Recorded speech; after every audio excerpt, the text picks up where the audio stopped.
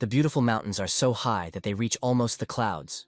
On one of the peaks of Mount Tai, the mysterious man rises with weight, relying on his stick. The guy broadcasts the medallion on the grave plate and, after a difficult path, exhaling falls to the ground. He talks about a man named Lian Song. He managed to fulfill only half of his promise given to him. The guy was visible for a long time, because deep cheekbones are visible on his cheeks. The guy continues to lie on the ground in his eyes. A beautiful butterfly flashes. He recalls the years when he was an emperor. Emperor Hunsu asks his grandson what he thinks about power. The boy considers power. These are flowers. The old man does not understand why his grandson thinks so. The boy took up his chin and thought about the answer. The boy thinks that if not flowers are power, because it does not matter commoners or noble people, they all gather throughout the capital and talk about them. Grandpa raises him in his hands and praises him for his insight. He tells Yunvan to remember, despite the fact that the flowers are bright and colorful, they can be tied as if they were not there. His grandfather died. He did not have a suitable heir, therefore handed over the throne to the guy. Uncle Yunvan tells him that the old man entrusted the fate of the empire for such insignificance. The man believes that such a garbage has no place on the throne. Yunwen does not understand and is afraid of his uncle. The man says everything has his own order and tells him to leave his throne. As a result, he made a bloody coup and many people died. Li in sleep is enough Yunvan by the shoulder and says to go with him. Uncle shouts to his people to grab Yunvan and kill him. The Imperial Guard is trying to protect the young emperor. Master Li in Dream sent a guy from the palace secretly. He tells him about the top of the mysterious little peak of Mount Tai.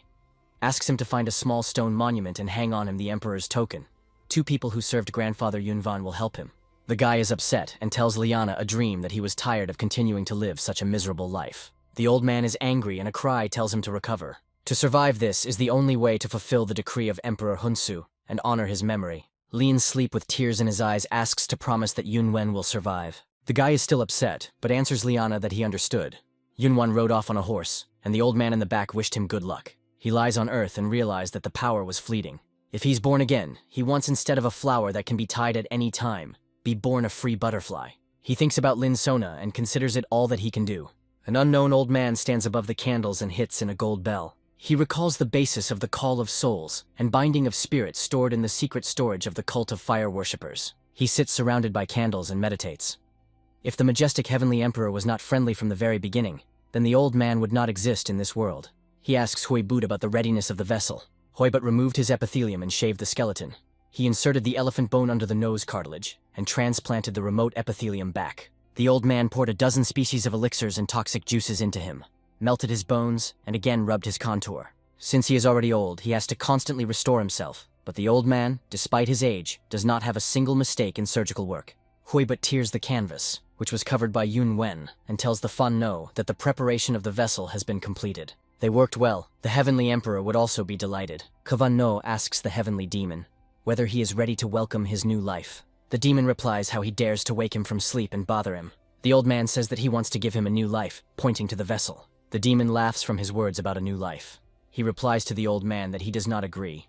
Kavan Nok does not understand why, because he believed that the Heavenly Demon wants this. The Heavenly Demon does not want a person, because he lives an unsurpassed life. In hell, he was much more interesting, and in the human world he felt boredom and loneliness. He tells Huan Nobu that if they once again call him, he will kill them all. The old man in a panic asks him to wait. The Van Nohosh should come up with a secret plan if the Heavenly Demon returns now. All this will be in vain. He needs something to interest unsurpassed representatives of the demonic cult. Suddenly he cries that the Heavenly Demon is an idiot. The demon got angry and thinks Huan Nobu wanted his death. The old man points out to him, if he is really a heavenly demon, then he is an idiot, and is not so aware of in the world around him.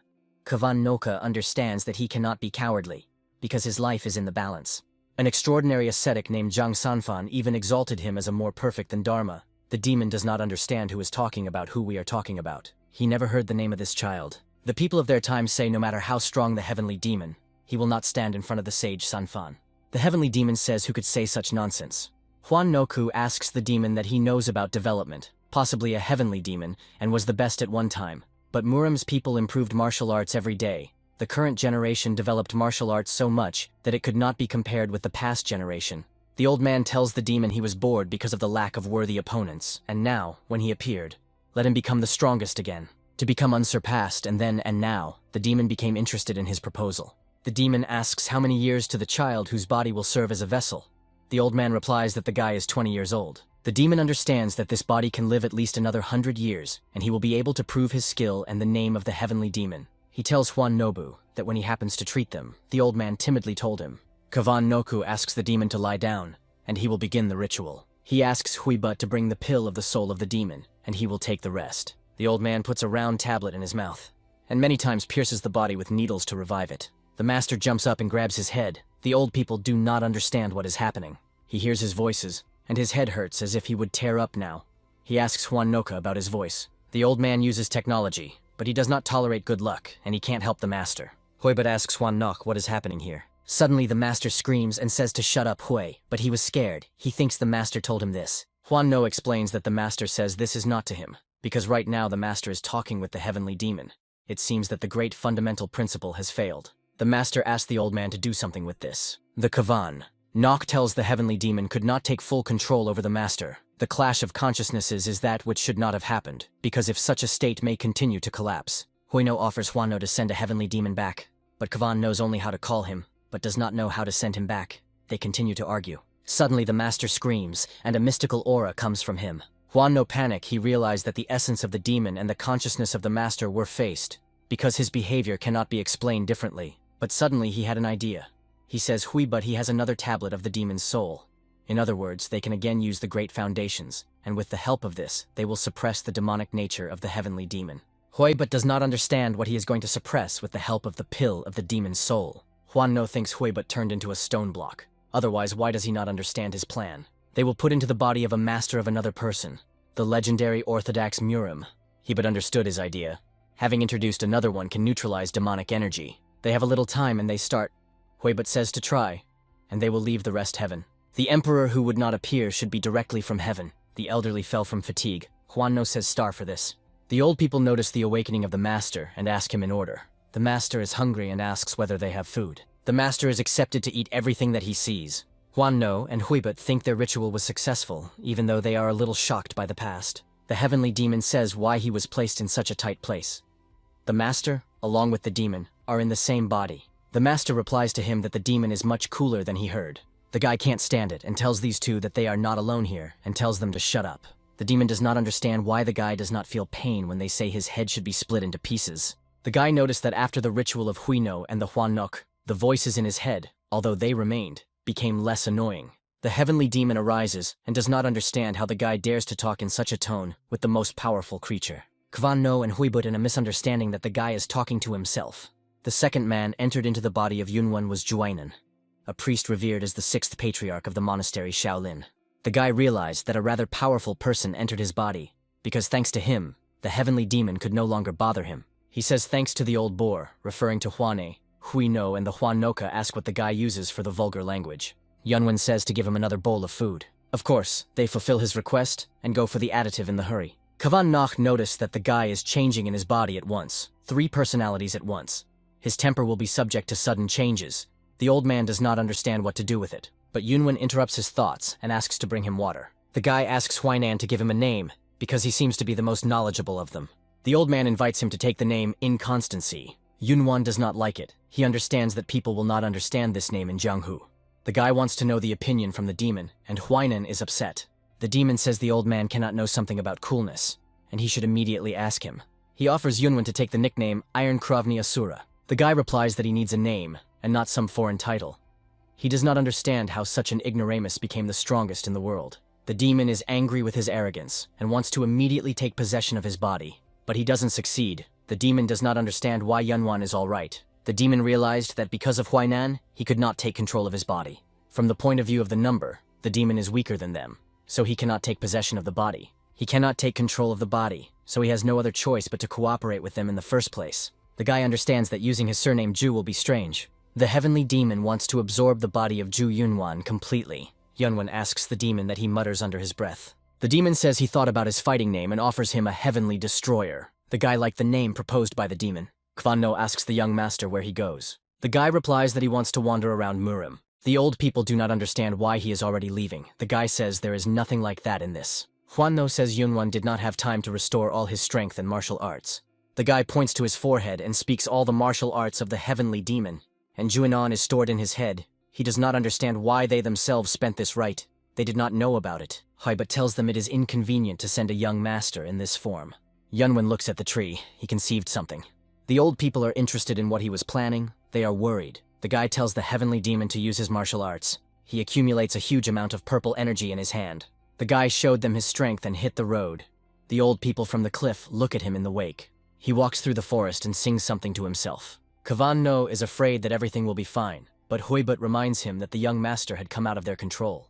Huan Nok is not about that. He means something else. He looks at the huge trench made by Yunwan and says whether it will be correctly released in Murama, referring to the guy. Huibut worries about the master. Kavan Nok says that the master will cope with difficulties. Kavan Nok considers Yunwan looks like an emperor. A huge man stands with his knees in the snow.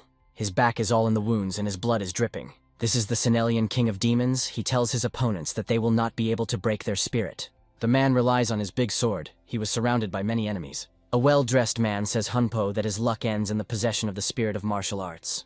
He wandered just like that around the world.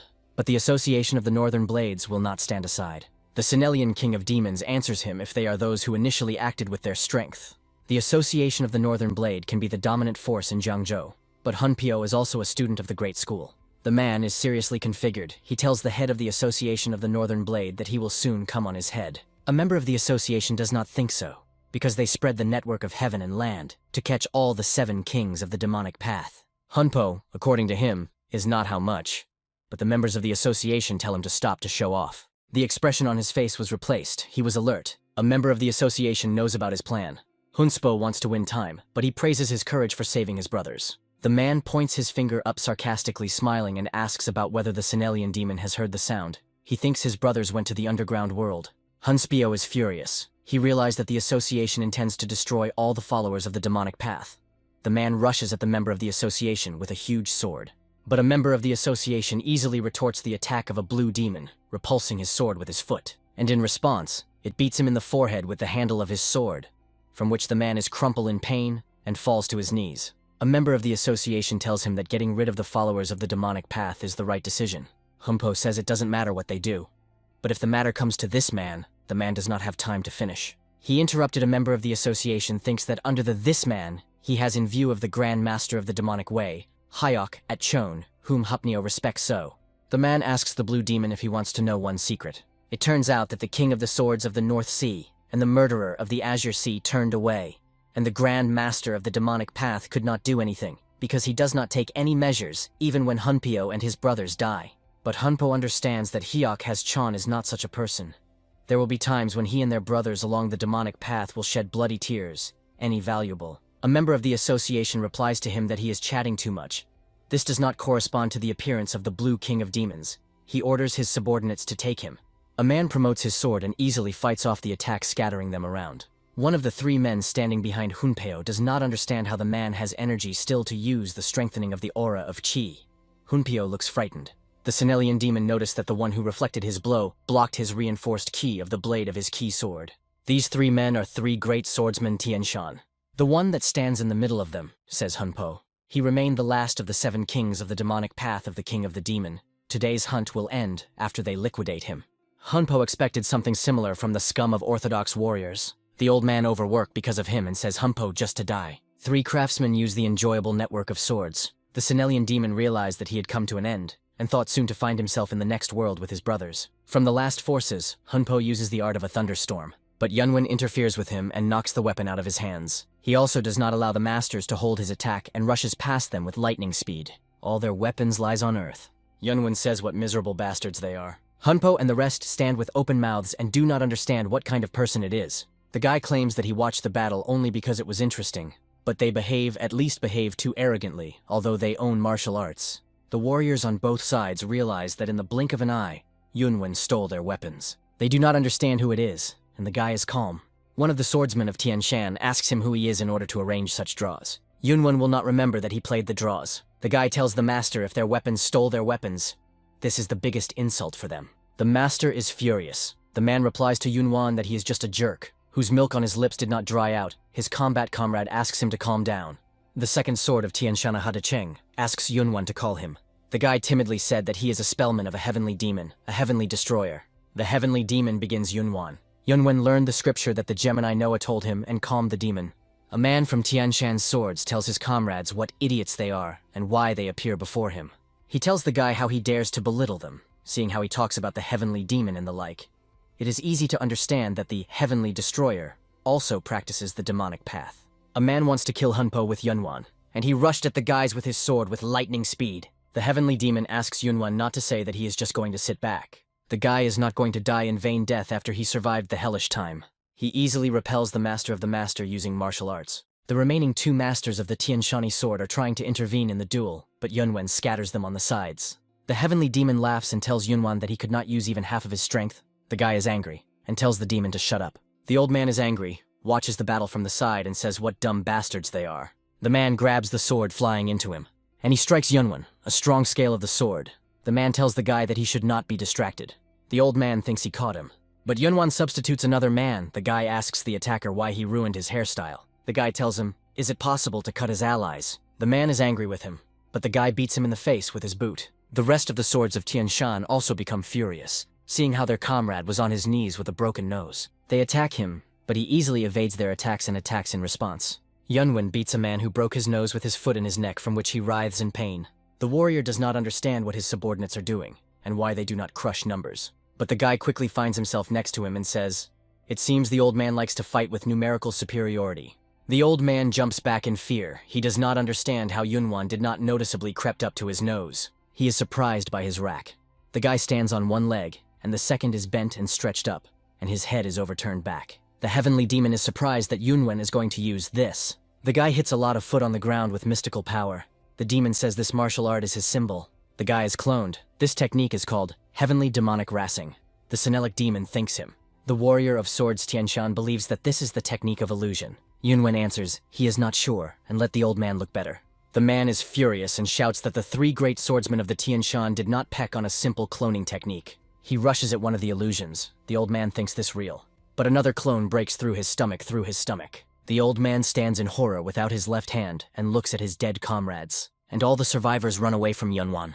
The Heavenly Demon thinks the guy is going to chase them, but he thinks for today enough and can be stopped. The Senelian Demon is shocked by the fact that Yunwan is going to finish only because he was bored. Hunpo looks at the heaps of the corpses of the people whom Yunwan killed. In this world, Orthodox have much more weight than demonic followers. The man thinks in this inverted world an incredible person appeared. The Heavenly Demon tells Yunwan he has qualities to follow him. The wounded Hunpo crawled to Yunwan. The Senelian Demon asks Yunwan to take him with him, calling the guy a great warrior.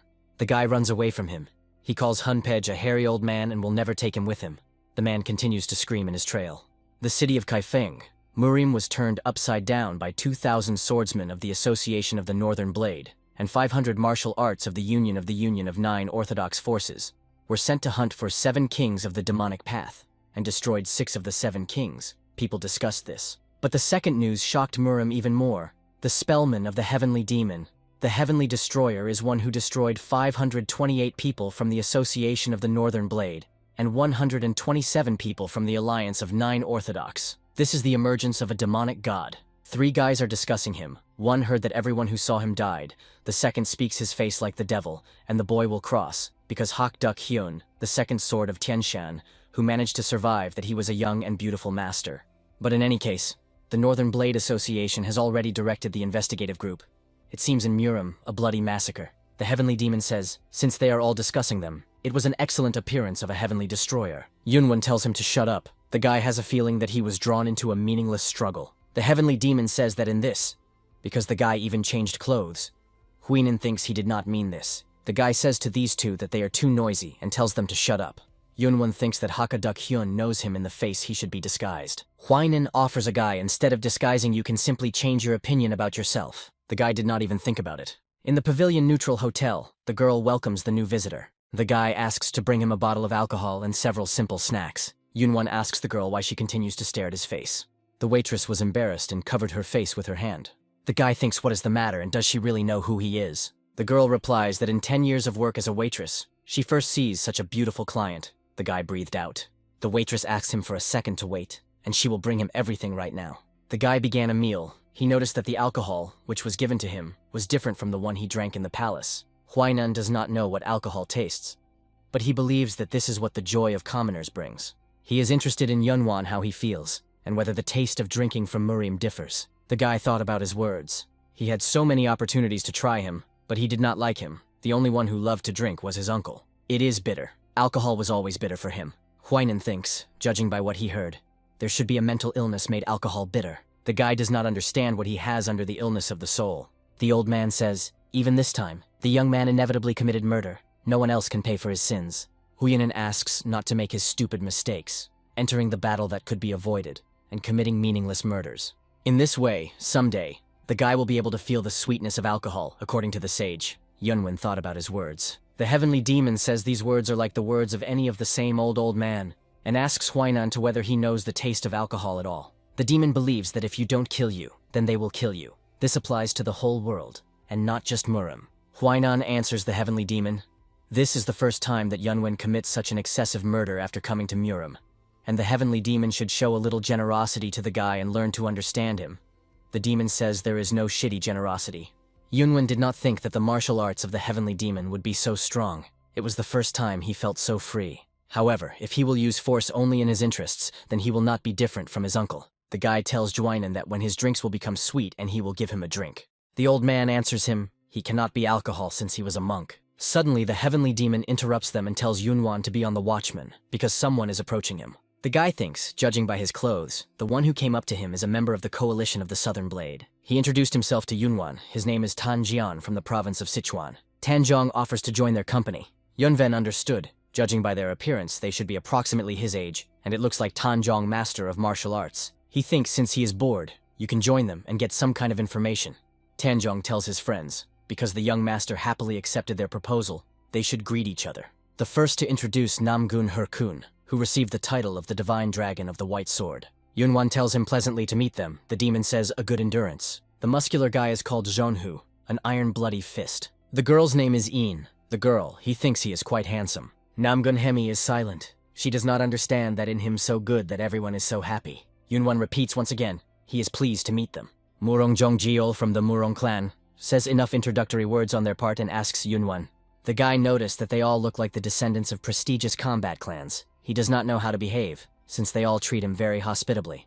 Yunwen changes places in his surname and appears as Wen Yun, a scientist who wanders here and there and for him to be with such wonderful people. The heavenly demon tells him why, after the heavenly destroyer, he took such a shitty name. The demon believes that no one knows about the personality of the guy. Zhonggiol is also pleasant to meet him. The heavenly destroyer thought that these guys are ordinary inhabitants of Murim of his age, but having heard their ideas, he realized that these 4 gentlemen and 4 ladies turned out to be a high position. Unlike the Association of the Northern Blade and the Coalition of the Southern Blade, they belong to a much more powerful power to the Orthodox fraction, known for its righteous acts of the League of 5 Clans. And there were clans in the pillars of this league. Namgun, Tan from Sichuani, Pan from Habai, Yan from Jingzhou and Murong. Yunwen realized that these people were children of the elites who were responsible for the future 5 clans. The guy is interested in them that they brought them to the House of Kaifan because this place is quite far from Chengdu and Jianggan. The demon is surprised, because Yunwen says that he almost does not know Murim. But when he was an emperor, he almost knew the whole Murima map. Junqiu answers Yunveni that even if they explain to him, he will not understand. The man says something happened in Murim. Hemi says this place is Kaifeng.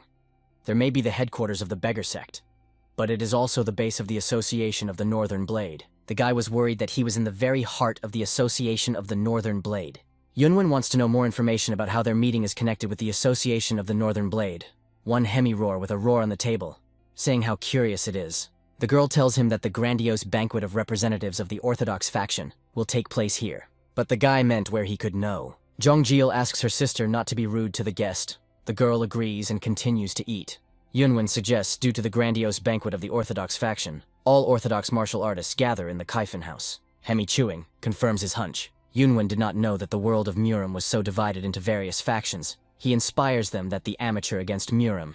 Zhongjiol noticed this and suggests that the guy would be interested in learning about the world of Murim. The man tells Murim a hard place, especially now, when the root of the conflict becomes deeper and deeper. Yunwen is interested in what kind of conflict route. Zhongjiol says no matter what, the guy is an amateur in Murim's matters. He should know about the conflict of the orthodox and demonic path. The guy quickly replied that he knows about it. The man continues. Even in the history of Murim, these 2 forces were not as clearly divided as today. They are in a situation where everyone in Murim must choose between 2 options, no matter what. Yunwen does not understand how it is, because there should be people who do not want to belong to not one of the ways. Zhongjiol replies that of course there are such. But people who sit in the middle are considered as enemies, and most likely will be killed. Yunwen thinks this unreasonable. Kill people who do not want to belong to any of the parties. The guy apologizes that Zhang Geol interrupts, but he wants to know who makes charges in their direction. Zhang Jiao says they are an orthodox faction, and he also belongs to her, so Yunwen can think that he is only flattering him. But he does not think that the orthodox faction overwhelming the demonic path is the only way to preserve Murim's moral. The heavenly demon, Jun Gyeol, thinks rather unsighted, as for a small child from the orthodox faction. Hemi reminds his older brother that he should not behave like that in the presence of so many people. Yunwon agrees with his opinion, but now his opinion has no influence and in general it is unrealistic. But still, behind this person, he should carefully observe him.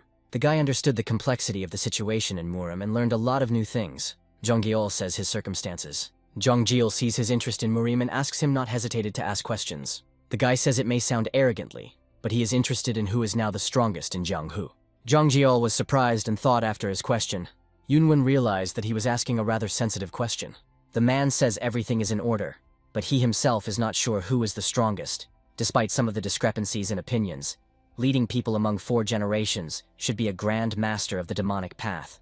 The heavenly demon does not know who they are. He never heard and did not see them. Yunwen replied that he understood. However, Zhenghu is very great, and there are definitely masters of martial arts more than mentioned by Zhang Geol. They can appear anywhere and anywhere. The guy asks about the master of Juanan, the 6th ancestor Shaolin. Zhang Jiel does not know. It is difficult for him to say because he lived more than 700 years ago. The heavenly demon breaks the laughter. He tells the old man Juin that he will not achieve much within the framework of time. And after he asks for a heavenly demon, Zhang Jiel is not clear why the guy asks about him.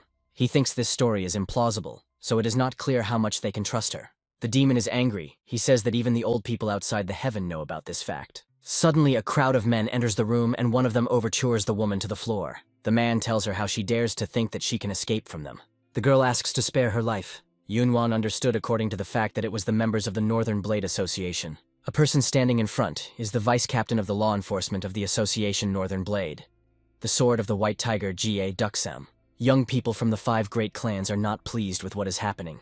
Gaduksam tells the girl how he dares to throw his father, saying that he wants to survive herself. The girl asks someone to save her. Hemi takes out his sword and intervenes in the situation. She asks, since Kaifeng became so lawless, and how can masters of martial arts from orthodox sects oppress such a helpless girl? The people supports her words, and people say this is not permissible even if they are from the Association of the Northern Blade. Ga Duksam replies to her how he dares to poke his nose in the affairs of their association, after which she cannot be safe. The girl says he can scare anyone else with this, but not her Huskun Hemi. It will not work with her.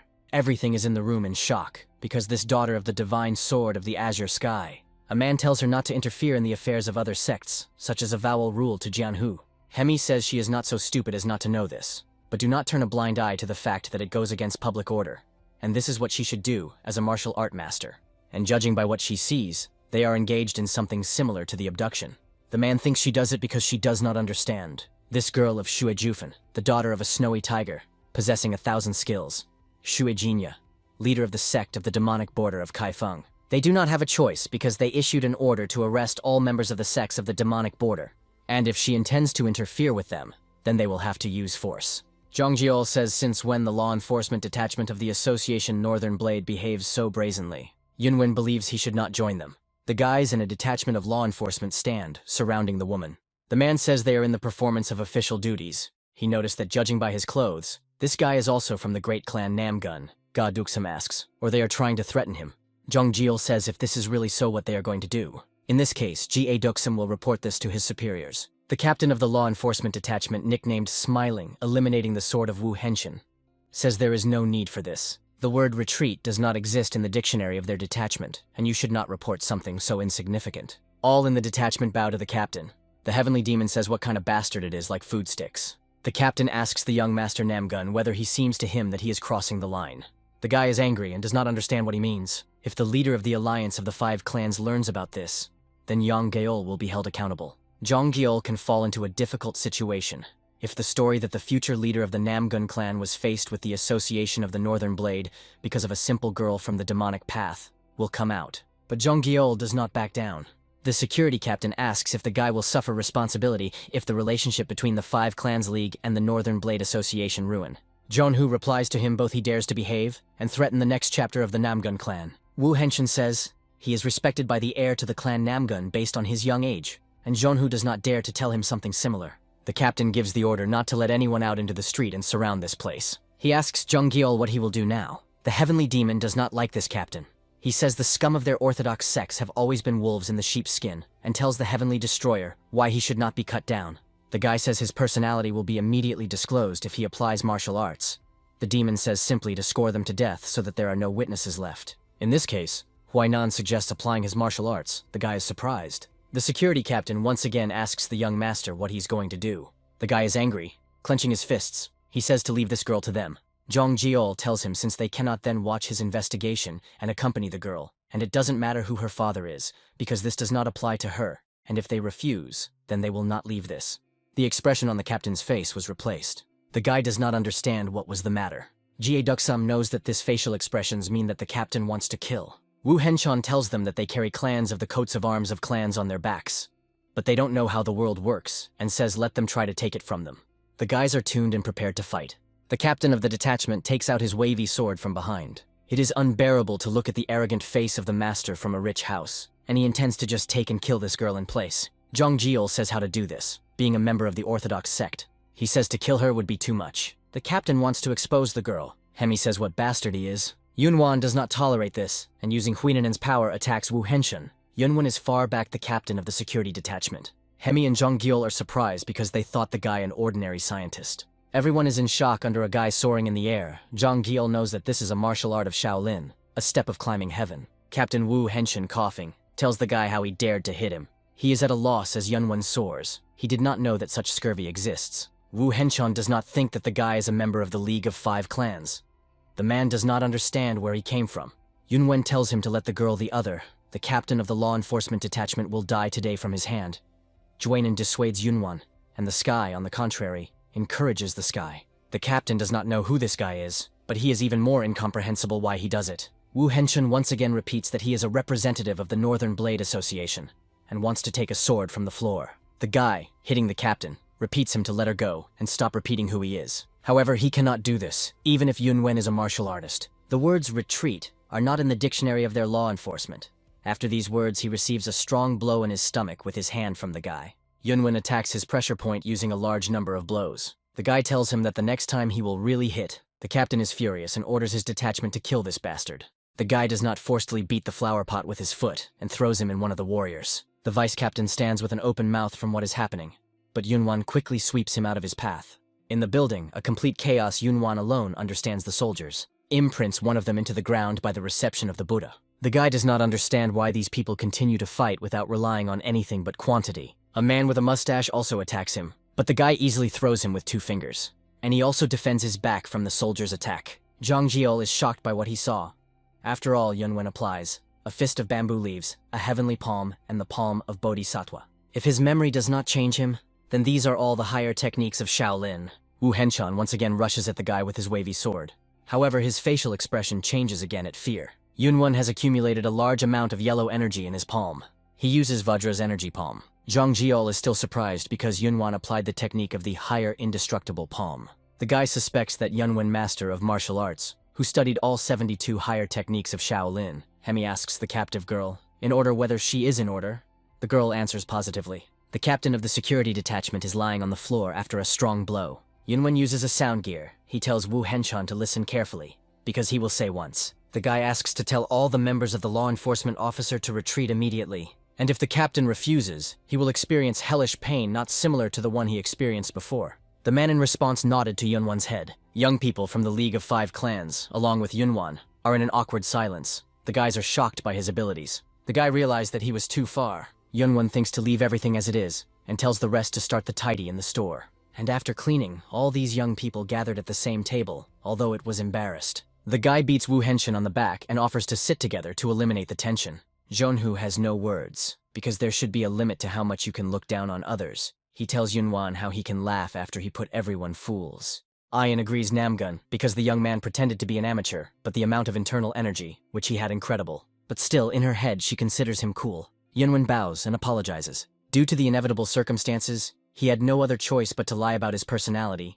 He hopes that the guys would not be offended by him. But despite this, that he is an amateur in the world of Murim is true. Because he first came to Murim. The guy hopes for their forgiveness. Zhang Jiao laughs loudly and calls him Young Master Zwen. Yunwen is interested in whether the heir to the clan Namogun has some kind of question. The young man does not want to become attached to the past and ruin new acquaintances. However, it will be better if the guy tells about his inevitable circumstances so that they feel less deceived and asks what his true personality is. The guy does not want to speak about it just so recklessly, but he understands that fate brought them down, and therefore will not hide from them that he inherited the mantras of the Honorable Huinian, the sixth patriarch of the Shaolin Temple. All in the company is shocked by what they heard.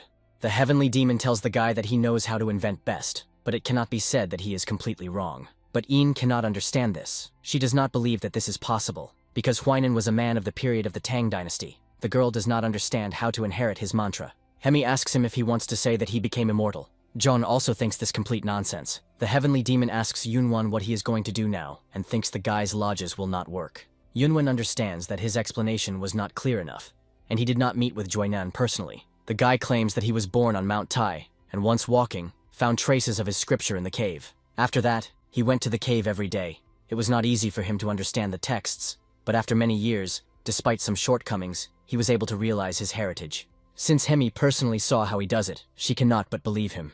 Zhangjiel believes that Yunwen really became the owner of a successful find. In any case, Yunwen will be grateful if the guys forgive him. The young man replies that they should be careful in how they relate to him from now on, and he considers this blessing of orthodox sects. The guy is interested in what, under caution, Zhangjiel tells the guy. In Murim, one of the most important things in Murim is elderly, and since the guy has a divine creature of Shaolin as his teacher, they should respect him. All at the table agree with him. They want to raise glasses for acquaintance. Wu Henshan does not like what he drinks with them. But suddenly, some inner voice tells him not to be upset and calm down. Yunwen again uses a distance connection. He tells the captain to get out if he is going to spoil everyone's mood, and he has noted that he will be with him if he carelessly expresses his opinion. The captain knows that the guy uses the technique of cultivating yin-yang, which shares thoughts and actions. It is difficult for him to believe that Yunwen uses such a difficult technique so forcedly. The guy asks Wu, but the captain is already snuggled from him. Yunwan asks if there will be other incidents after that. The captain assures him that nothing more will happen again. Yunwen invites him to leave because he needs to treat wounds. Wu Henshin thanks him for care. Zhang Gil invited Yunwan to stay with them for the night, because they were already in the neighboring tract. The guy relaxes in a hot source. He tries to live calmly. But the surrounding world is not in his favor. The heavenly demon says this life of the strong. This time he owe a lot to Juanan. The monk replies that there is nothing like that for this. Yunwen lived a bustle and heavy day, but suddenly he hears that someone calls him a heavenly destroyer and tells him to recover. The guy turns around and sees the Sinaliche demon Humpo. The young man is very surprised by his appearance. Yunwen did not think that the guy whom he had recently met on the snowwork would follow him all the way. Hunpo asks for him as a student, calling him a great warrior. The guy says his ears will burst and tells him to shut up. The Sinelian demon says once he almost died, and because he would be saved by his life, he will devote it to Yunwan. Yunwen considers him hopeless, and the heavenly demon offers to take Hunpo into subordinates. However, if he goes with him, he will attract too much attention. The guy came up with a place where to send him and said that he would take him to his subordinates. On Mount Tai, the Gemini Noah gather firewood. Hui is interested in what kind of sound that he has already heard for a long time. He sees Humpo with a huge ball behind his back. The man arrived at the elderly, and glad that he finally found this place. Yunwen agreed to take him as a student. But with the skills that Hunpo has, he will only be a guy. So he sends him to study in Mount Tai. The man seems to be an insignificant Azure King of Demons, following the order of his lordship. He arrived in order to greet his masters on Mount Tai. Hoibut asks who is his master, because this is a place that no one can know about, especially such a stupid smashed. Huanno sighs and thinks what Yunwan is doing. And at that time he is meditating and practicing in the control of energy. Along with Juinan, the old man tells the young man to focus on the stream, because he is like a wave, so she needs to follow and not go against her. The guy tells him to stop. The mister has become better control of the inner QE. The demon does not understand why to conduct such basic training. Huainan answers him that the basics are very important. The demon also asks the heavenly destroyer than he plans to do further. Yunwen is not defined. He does not yet know what he wants to do. The heavenly demon says the young man's body is weak to hone his skill and offers him to draw up his plan since the guy has not decided yet. The young man replies that this can only be in the dreams of the demon, because even if he does not have big plans, he will do what the heart will tell, and he does not want to abandon something again. Huainan asks the guy not to spend his life on vain obsession and vanity, and this would correspond to the providence of the universe that gave him this power. And the heavenly demon tells him not to refuse anything and to achieve everything he wants. Yunwen thinks he lives with a hooligan and a callous old man. The guy tells them to stop, and in any case, he will decide how to live. He says that only part of the recollections of martial arts was transmitted in the form in which they are, and as if someone specifically ruined the rest. He is interested in what needs to be done so that they become intact again. The heavenly demon thinks this will happen naturally when the guy's Kui becomes more mature. For example, he can completely unite them with Yuanan and renew all possible tricks. If Yunwan is killed by the great technique of simulating death before their unification, then they will be able to temporarily act without it, and they will be able to free themselves into a state of perfect unity. Then the demon wants to master his body. The guy asks. The demon adds that they will be able to go anywhere or to the underground world, or to another body. After the departure of his grandfather, the young man went through a lot, but most of all he was worried about how he was very bored with him. The old man tells the boy that he will have to go the other way, so he should not return to the world the pain that he suffered. Grandfather asks not to become a guy whose demon drives only revenge, but to become a strong person. The boy asks not to leave his grandfather. The heavenly demon and Huainan noticed that the guy had a bad dream, because of which he was very worried. Yunwen thanks the demon because, thanks to his scream, he woke up. The demon tells why not say thanks to the guy later. He notices that someone is approaching and warning Yunwen. The heavenly demon, Huainan, and the young man are waiting and looking at the door. Some girl opened the curtain. The guy does not understand who at such a later time could visit him. The guy thinks this killer sent by the Association of the Northern Blade. Hunpo should have already gone to Mount Tai. The heavenly demon thinks, judging by his steps, this is a girl. Yunwan does not understand what he is talking about. He jumped out of bed. The guy in shock, he asks Namgun-in why she came to him. The girl tells him that since she saw him, it seemed to her was destined to be together. She takes his hand. Ian feels that she will lose him if she does not gain courage. The demon thinks this cool, and the monk tells the guy he cannot do it. Ian crawls closer and closer to him and floods him with compliments. Yunwen understands if the girl continues both of them, so he asks her to return to him. The girl asks him how he can be so cold to her. She thinks the guy hates her. But Yunwan denies. The young man says not in terms of her level, and she is much higher than him. The guy apologizes and will accept her gestures with a noble heart. Ian agrees with him. She thinks Yunwan arrived in Murim with great ambitions. The girl understands everything and will return to herself. The guy thanks her for understanding. However, she does not intend to refuse him, but this time she will retreat. Yain slammed the doors. The young man is still shocked by the situation. The heavenly demon tells him what a simpleton he was, because he missed such an opportunity. And the monk, as always, answers the opposite. He believes Yunwan did everything correctly. He gets out of bed. The demon asks Li Yunwan to go to her room, and the young man tells him not to carry nonsense. He has a lot of worries, and he decides to go outside to breathe fresh air. The demon notices that the guy gets a good technique of flight of the heavenly demon, and he is interested in where he goes, living as he got. This is cool, but he still needs to sleep. The guy, seeing his grandfather in a dream, remembered the person with whom he should meet. He arrived in Kaifan not only to have fun. Yunwan arrived at the Guangdi Temple, where there is a huge statue of a man. The demon thinks that the young man came here to express respect or something like that. However, he arrived here, since the Gemini Noah told him that the headquarters of the gang of beggars was located here. In the gangs of the poor, the number of nodes on the belt indicates a person. On the belts of those two that the daggers put to his throat 2 knots, and it seems they are informants. The information that he heard from the Huskan of Hukaryun is very useful. The robber asks the guy what is his business here, and why he came here. Yunwen seems to be Wan Yun. He came to see the former leader of the gang of the poor, Mr. Pang Chung-ho. They jumped away from him after they heard his name. One of the bandits thought that Wen Yun was possibly a great warrior, Jade Divine Dragon. The guy will not remember that he had such a nickname, but he really is Wen Yun. Bandits ask, did he not yesterday arrange a skirmish with the Association of the Northern Blade in the Neutrality Pavilion? The young man confirms their guess. Yunwen expected this. The twins told him that the gang of beggars has eyes and ears everywhere and they know everything. The guys say with kindness to follow them. The young man looks around at the reception, the headquarters of the gang. The man in the outskirts apologizes to him for the rudeness of the reception at the entrance. He replies that these are trifles. He sees 3 knots from a man. He means he occupies a rather high position in the sect. He is interested in what business and Yunwan to their leader, the sect. Yunwen hands him the emperor's medallion. If the leader is showing this, he will immediately understand why the guy arrived here. The man asks to wait. He will immediately inform the great leader of the sect about the arrival of the guy. The young man is interested in why the bandit does not ask him for anything. He is interested in what reason he does it.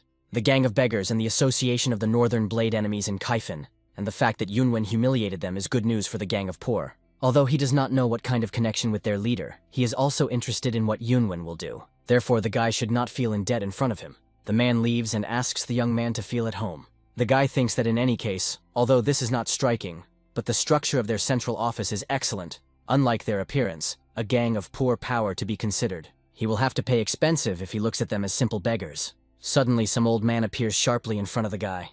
He asks Yunwon whether he brought this token. Yunwon notices a huge number of nodes on the old man's belt. The old man asks the guy if he was the young master who brought this medallion. The guy confirms this.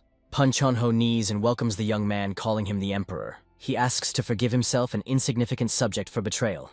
Yunwon is in shock and does not understand what is happening. From now on, he intends to risk his life in order to support his majesty. The guy expected this because he was heard about him. Before his departure, the twins told him to go to Kaifan to meet with the leader of the gang, and they say that he would need to use the emperor's token again. The young man realized that he was not suitable for his grandfather. Pun Chongho asks if everything is good with Huino and Huannobu. Yunwon has no doubt that this is so. At least since he saw them for the last time, a lot of time passed. The old man asks the emperor to speak with him aside. But the guy is so convenient, especially since he is no longer an emperor, so Pun does not have to be so courteous. Pun Chonho informs the guy that he and the twins know the only forces that His Majesty Emperor Taizu placed in Jianghu. The old man tells him when he did not make an order, they will support him at any time and do everything possible for this. Yunwon answers the old man that he no longer intends to engage in politics. His uncle is now the hero of this era, and the young man has no desire to get involved in family showdowns again. Pun Chongho understands him and is interested in what the guy plans to do in this case. Although the guy is no longer an emperor, he cannot live a wretched life. That's why he is thinking of rule Jianghu as its emperor. The guy says if the gang of beggars and the twins of No unite their forces, then most sects in Jianghu will not be able to exert worthy resistance. There is nothing possible to force large forces to surrender. Yunwon asks Pune whether he can arrange a bloody bathhouse for him. The old man asks him to be sure of him, the guy confirms. But their gang of beggars is not even connected with the alliance of 9 sects, 9 orthodox alliances, and asks the guy who knows why. The young man replied that he did not know, and the old man says this so that their gang remains independent. Despite the fact that their gang is all over Jianghu, great power and determination are required if the gang members want to rush into the fiery hole and fulfill its order. However, they do everything in the name of the heavenly order. If Yunwon orders this, then even if it is wrong, they do it without unnecessary questions.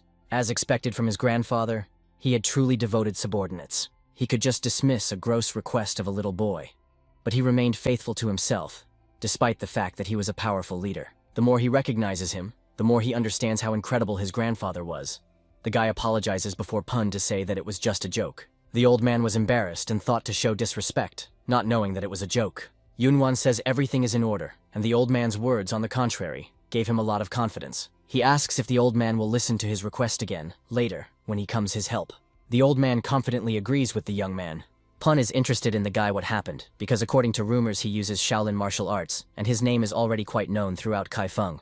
Yunwon says this for too long to explain and let him listen to it from the twins Noah, and the guy is interested in whether the old man will be attended by the grandiose banquet Righteous Way. The student of Puna will take part, and if Yunwon will also go, then the old man will make him accompany. In this case, the guy reports that they will be seen later and is going to leave, and the old man asks him to wait a minute. Pun pressed on a stone and asks the former emperor to proceed after him, because he wants to show something to the young man. The guy passes after him. He is shocked by what he saw. There are a lot of weapons into the room. The demon also notices it. The old man tells the guy that this is the weapon of the Han era, and in its form the heart trembles. Yunwon agrees with him because it is a really amazing arsenal and asks how much more they should go. Pun says they came. The guy, wide opening his mouth in amazement. The old man retained what Emperor Taizu acquired, and he thinks the time came to these beautiful swords to find his legal owner. The demon and the monk are also surprised. It seems to the heavenly demon these swords are familiar. The guy does not understand why they raised such a noise. He notices that there is something strange in these swords. Pun asks the young man to choose everything he will like. The guy thought about what kind of sword he should choose. The demon and Hunin is arguing among themselves. The demon wants the guy to choose a black sword, and the monk asks to take white. But Yunwon asks Pune from whether he can take both. The old man laughs and says why not, because the swords still belong to Yunwon and he can take them. The demon thinks his greed knows no boundaries, and the monk considers even one of these swords too much. The guy does not understand why Huainan and the heavenly demon are fussing so much and asks the leader of the beggars if he knows anything about the origin of these swords. As far as the old man knows, a dark sword is a heavenly demonic sword, and white is Ganjiang's sword. Now the young man understood why the demon raised this noise because it was his sword. He asked what about the white sword Ganjiang? The old man says this sword was created by the great master and is also known as the Emperor's sword.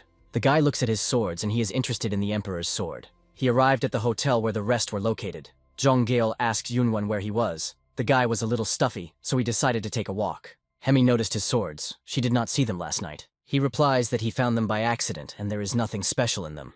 The girl does not think so, because they look like precious ones. Jean says the rest of the big tournament came, and it is time for them to go. Zhang Jiel offers the young Master Wen to go with them. Ji Gun from Shaolin said that he would also visit a grandiose tournament. The guy considers Yunwan amazing, because one day he received the title of Divine Dragon with a jade face. His fame has already spread throughout Kaifeng. Probably many will watch young men during the tournament. The guy is flattered that people have such a good opinion, and Ian admires a guy. The girl says there is nothing insignificant in him. Yunwan does not feel like something wrong. He thanks the lady for the compliment. In any case, he cannot believe that he can see such a great pavilion from such a distance. The Association of the Northern Blade is the leading organization both by name and essentially the largest fourth of the Orthodox sects, which includes the Coalition of the Southern Blades, the League of 5 Clans, and the Alliance of 9 Orthodox.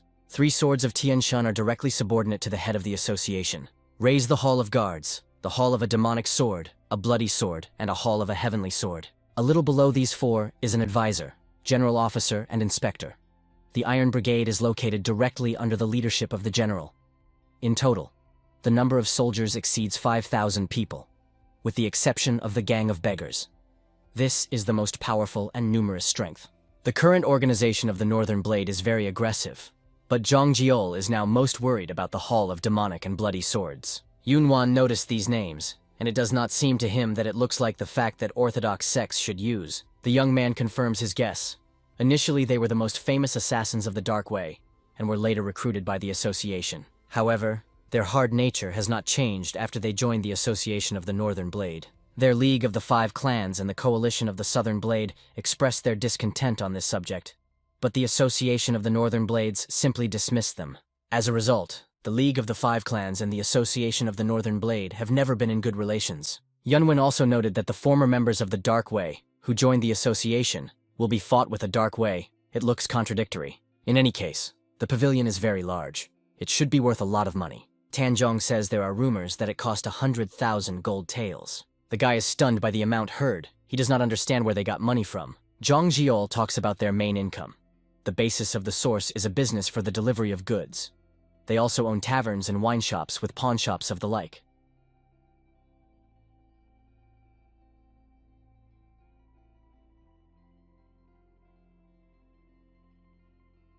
Yunwen realized that getting rid of the dark path and the monopolization of these income would definitely bring them a huge amount of money. Someone jumping on a horse shouts to leave people from the road. Some had blood from the ears because the scream was filled with the energy of Qi. Hemi is interested in what kind of person it is. Yunwen does not leave the road and stands right in front of an impending horse. The horse does not understand why he stands a pillar.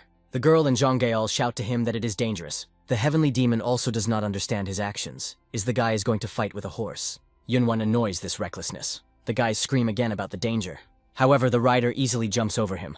In flight, she exchanges his eyes with him. She landed and rode away. The guy in shock. The horse jumped so high, and it seemed to him as if she was flying. Hemi says not in vain whether he pretended to be cool, and Ian is interested in Lee. The demon also laughs from him and does not understand why he tried to behave cool. Yunwan notices it was an incredible person. Such an ability to own a horse is rarely found even in the army.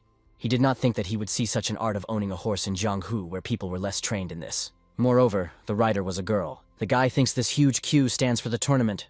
Zhang Jiao also thinks so. Hemi is tired. She says why they should wait after they were invited. Her brother asks to be more polite. The guy says Zhang Jiao.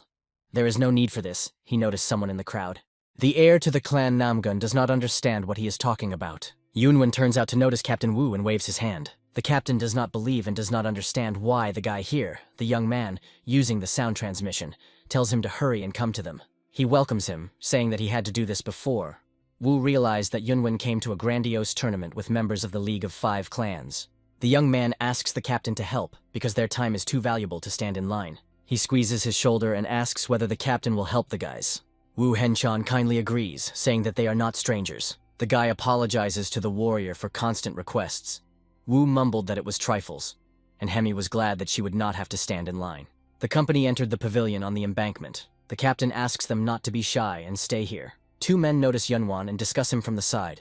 One of the men considers the mandate detachment, and Wu Henshan not in their mind, because they were humiliated by a simple jerk. Another mysterious old man is interested in, and whether this jerk is really a jerking divine dragon. It turned out to be the leader of the association. The soldiers who gossiped the old man telling the guy not to occupy the courage, because he came here after what he did. The mandate detachment beat half of its members, and they had to pay compensation to the hotel They even missed the daughter of the leader of the King of the Demon King, Sol Ken Ik. The Heavenly Destroyer has already caused them a lot of damage, and the inhabitants of Zhonghu began to look at the Association of the Northern Blade down. They cannot forgive him. The leader of the association asks Yunwan quietly. He will pay for disgrace the Northern Blade Association. The guys from the League of Five, together with Yunwan, sat in their places. The guy noticed that there are a lot of people in the arena. He is interested in whether they are all representatives of the Orthodox Path. The advisor with Cho Ne, nicknamed the Three-Eyed Heavenly Head, reached the center of the arena and declares that today they intend to discuss two things for this. The first is to destroy the forces that threaten Muram's well-being. The second, to attract talents to fulfill this most important role. So far, the demonic path is not strong, and again sowed chaos in Muram. On behalf of the Northern Blade Association, he invites him to take care of them first. Everyone in the arena rejoice and support it. Yunwan is listening to his proposal. The guy does not understand whether they really gathered so many people from Orthodox sects in order to talk about something like that. The young man asks Zhonggeol who is this guy. They answer him that this is an advisor with Cho. He asks the heir to the clan Namgun is not their goal too obvious. Zhonggeol agrees with him. But not anyway. No one could object without a thorough consideration. The guy is sure the Northern Blade has already enlisted the support of some sects. Their proposal is now nothing more than a formal approval. If there is some kind of variable, is how the rest of the main forces in the Orthodox path will react. The advisor shouts loudly, saying to all Muram to consider this proposal. People rejoice and agree with the subordination of the demonic path. The demon says how well the script is written. The guy agrees with him, says that it is just funny. The monk arrived at the association pavilion. Yunwan noticed that the atmosphere has completely changed. The Obipotnaya Zigun, the caretaker of the commandments of Shaolin, arrived. But for now, Zhonggeol talked about this. Ian stares at Yunwan. The heavenly demon tells Juninan, it seems Jingun is his grandchildren. The monk also observes it. Jigun seems to everyone in the hall. The guy thinks that he is a representative from Shaolin, does not distinguish him from the will of the Alliance of Nine Orthodox. The monk thanks the representative of the Northern Blades for such a wonderful proposal. However, the old man does not agree with him. Everything is shocked by the words of Shaolin's caretaker. He does not deny that the proposal of the Association of the Northern Blades demonstrates the devotion of Muram's well-being. But everything obeys the laws of nature. Jigen says do not provoke members of the demonic path while they are busy with their affairs. Muram is alone when the demonic and orthodox paths are equal. Even in the most gloomy times of Muram, when the ruler was a heavenly demon, even if the generosity of these people was minimal, due to this, the orthodox path was survived. The same applies to the members of the demonic path. Moreover, once they claim that they are representatives of the orthodox path, then they cannot do such stupidity. Therefore, members of Shaolin and 9 orthodox sects oppose the proposal of the Association of Northern Blacks. Zhonggeol is surprised that the alliance of 9 orthodox sects publicly and officially expressed his disagreement. Huainan is glad that Shaolin's power is still alive. And the heavenly demon is glad, because the old man knows how strong the demon was. The guy asks the heavenly demon that he was not so with him. He ruled Muram and was lonely.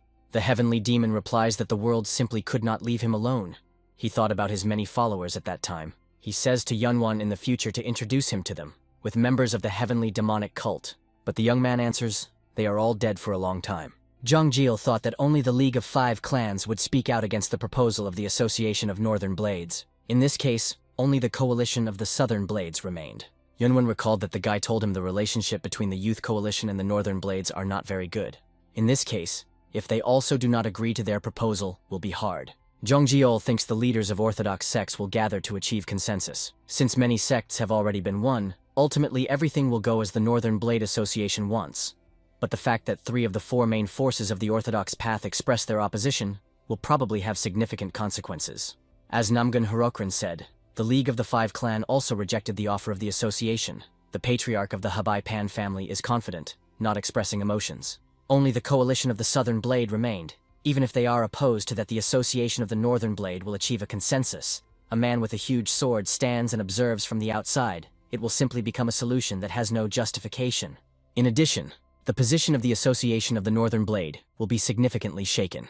Therefore, the attention of all those gathered in the conference was riveted to the representative of the coalition of the Southern Blades. Yunwan notes that this person looks rather strong. Gu Ryanjim also opposes the proposal of the Association of the Northern Blade. Hu Kryun expected this and Yunwan was surprised. Gu Ryan stands together as an advisor to the Association of the Northern Blade. He asks Gup Ryan, is it not different from what they agreed before? The elder knows about this and looks at the advisor with contempt. Gu Ryan asks not to understand him incorrectly, because this is his personal opinion. The guys do not understand what he is talking about. The representative of the coalition of the Southern Blades says the opinion of their coalition as a whole in favor of the proposal of the Association of the Northern Blades. Everyone in the arena is in shock and rejoice that they united for the sake of a common cause. Gurayan asks with Chu whether this is enough and leaves. The advisor thinks what bastard he is because he scared him for no reason. Yunwen does not understand what the representative of the coalition of the Southern Blades is talking about, because he is personally against it, and the coalition is speaking for this. Hawkryan also thinks that it is pointless. He cannot believe that the coalition of the Southern Blades agreed with the proposal from the Association of the Northern Blades. Hemi on the representatives of both sides. She amuses her that one laughs and the other cries. Already sunset, the guys left the pavilion. Yunwan does not understand why the conference will end. The guy expected something more from her. Hakrane asks what he means. As an example, the guy leads as a person argues with another person who does not agree with your opinion. The guy does not answer all the masters of martial arts in Murima are so ruthless. If this, then he meant, should be Yunwan disappointed. The heavenly demon tells the heavenly destroyer that he agrees with him, because this jerk does not even know about the law of survival of the strongest. The guy after the words of the demon became embarrassed that he thought so. The demon thinks Yunwan should feel the true rule of Murim. The weak die, becoming the victims of the strong, and the strongest survive. He wants to teach the guy everything and make him his receiver. Hinen asks the heavenly demon, he thinks insidious thoughts in his head again.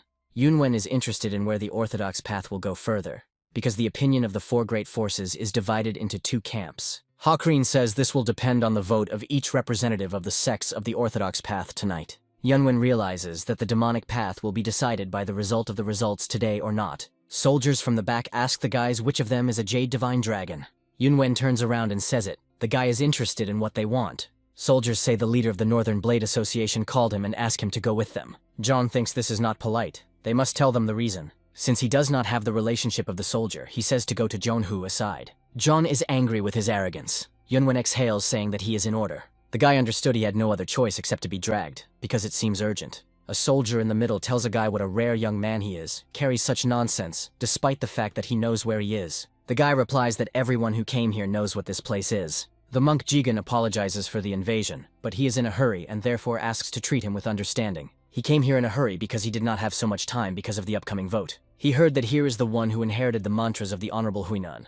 So he came here. Soldiers do not understand what he means. The monk tells Yunwan, according to rumors, the origins of his martial arts go back to the 6th Patriarch Juanan, a great warrior. And if this is true, then the young man will be their fighting uncle. Hukryun understands him, and understands how he did not guess before that. And Yunwen is embarrassed. Huainan, the founder of Shaolin, and therefore, Yunwen can occupy a high position in Shaolin. However, if it turns out that the guy used false information, this will be considered an insult to Shaolin, and Jiangun will not be able to leave this without punishment. Yunwen feels incredible pressure from him. The heavenly demon noticed the power of the monk. Huainan also sees a large number of unbridled energy. The guy smiles and asks him how he can prove. The monk's face is replaced when Yunwen demonstrates his strength. Yunwen asks if the old man will believe him if the guy shows his skills right here. The monk says he would like to look at it. However, the old man now has no time for he has other obligations. But he asks the guy to show his arts in their main temple. The young man bows to the monk and agrees with his proposal. Jiangun says to visit their temple at any free time for a guy. The soldiers are shocked by the fact that the guy was able to take a high position in Shaolin. They are interested in who he was. The guys say, although the dispute with the Association of the Northern Blade was settled thanks to the monk, they still offended the incident with the mandate detachment. Yunwen wants to know what to do. Hekrian knows the power of the young master.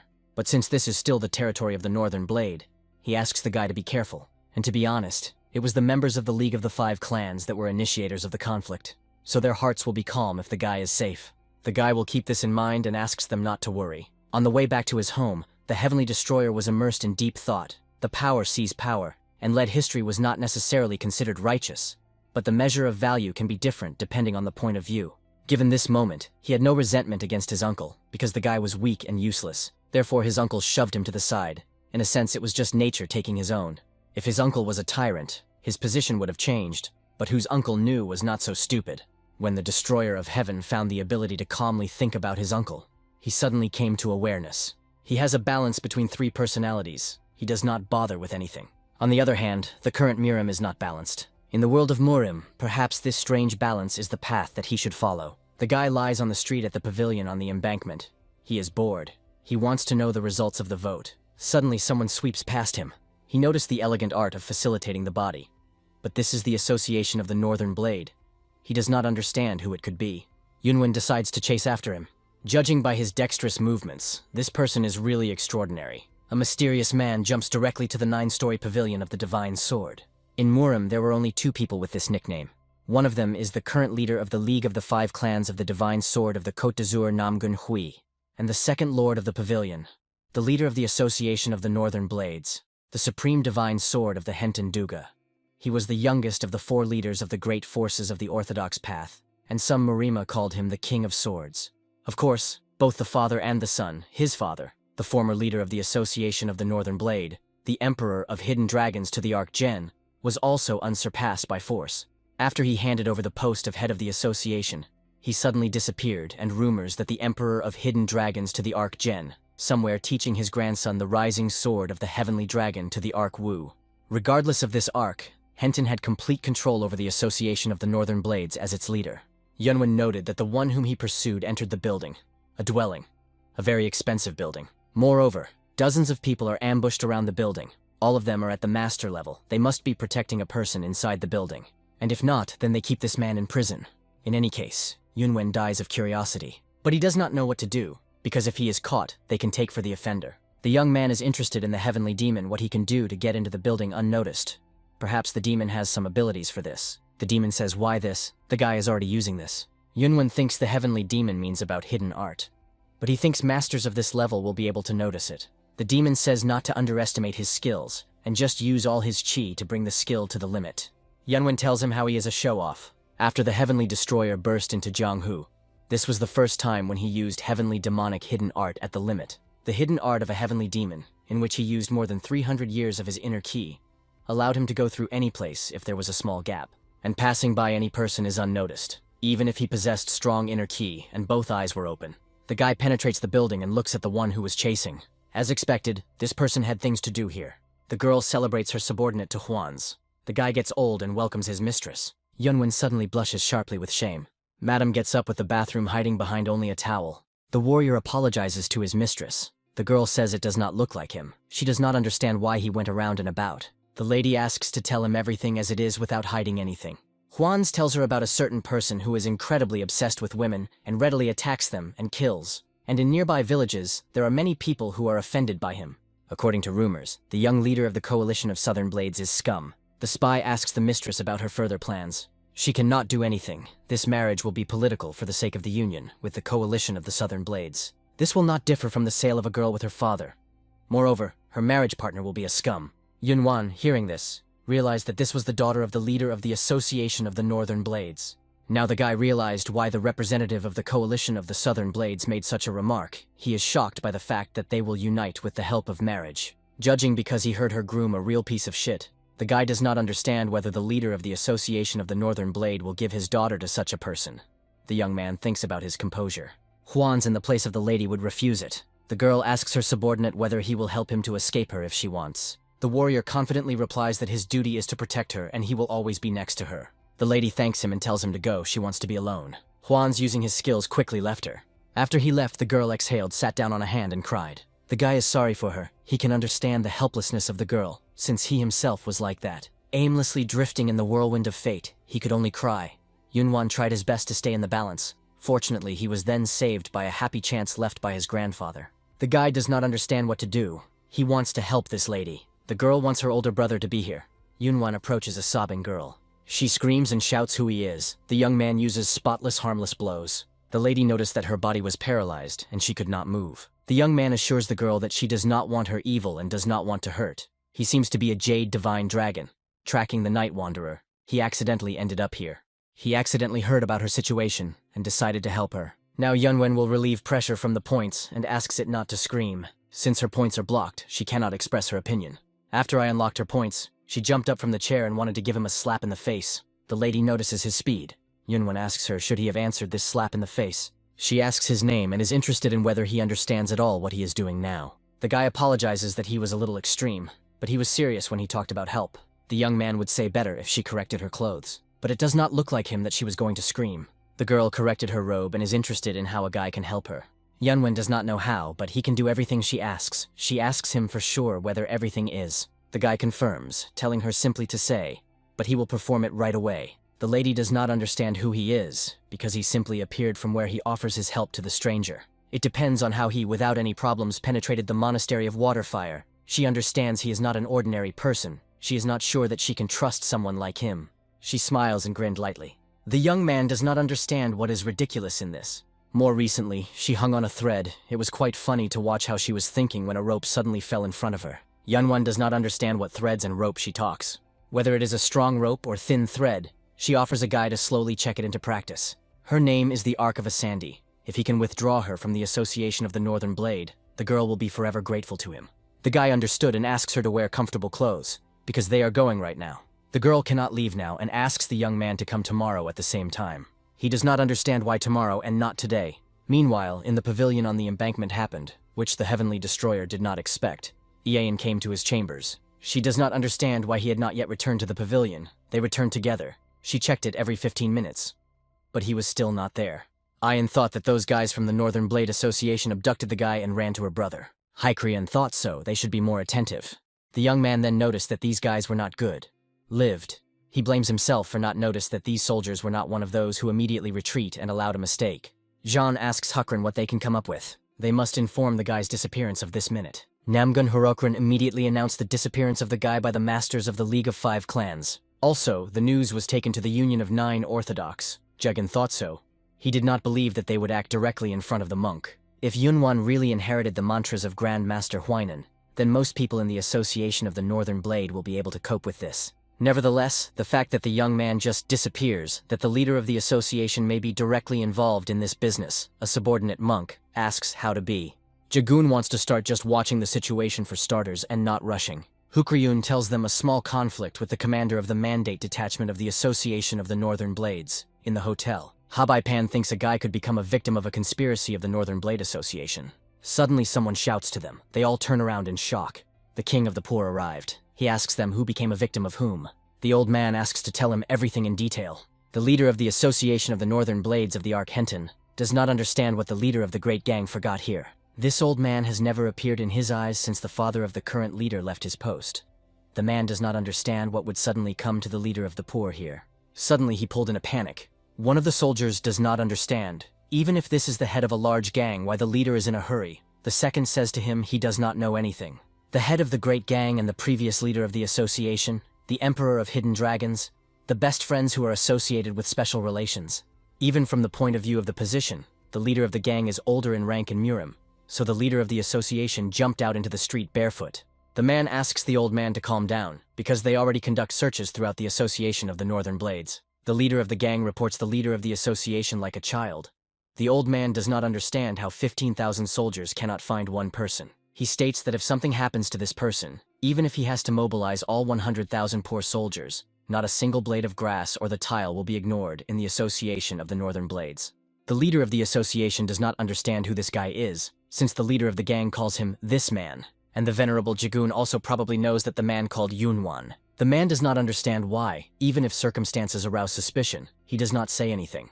He also heard rumors that the guy inherited the mantras of the master of Juinyan.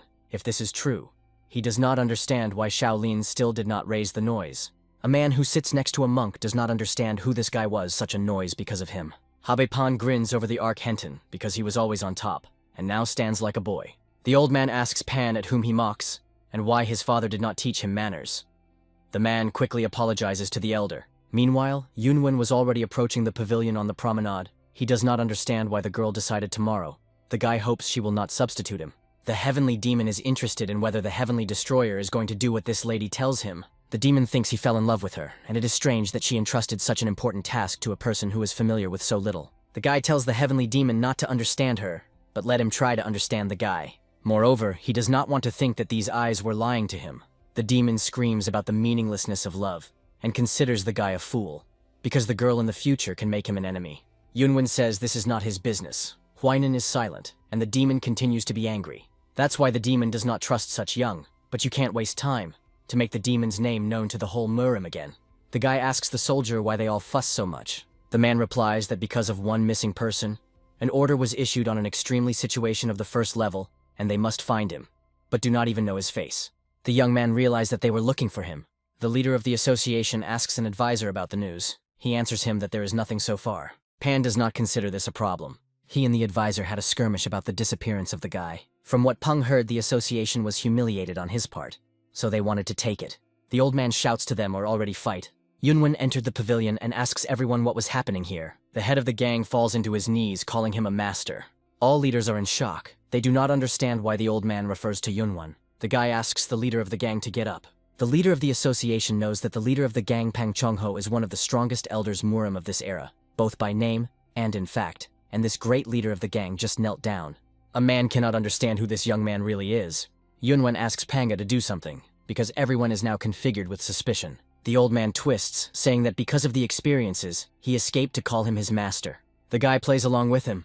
The great leader of the gang has always treated him like a native grandson. The leader of the gang was worried about the guy. Everyone in the hall does not understand what is happening. The guy apologizes to all members of the Alliance Murim for making them worry. The leader of the Association of the Northern Blade offers to leave this commotion aside and go to another place. They all gathered at the table with food. The banquet began and went in a friendly atmosphere, and yet there were two people who were uneasy, as if they were sitting on pillows of spikes. The crap is bewildered, and does not understand what he forgot here. And Yunwen was also worried, so they also gave him an honorable place. Thanks to the My Master of the King, the poor Peng Chongho, the great leader of the Gang of the Poor, and these two were invited to the feast, along with the masters of each sect.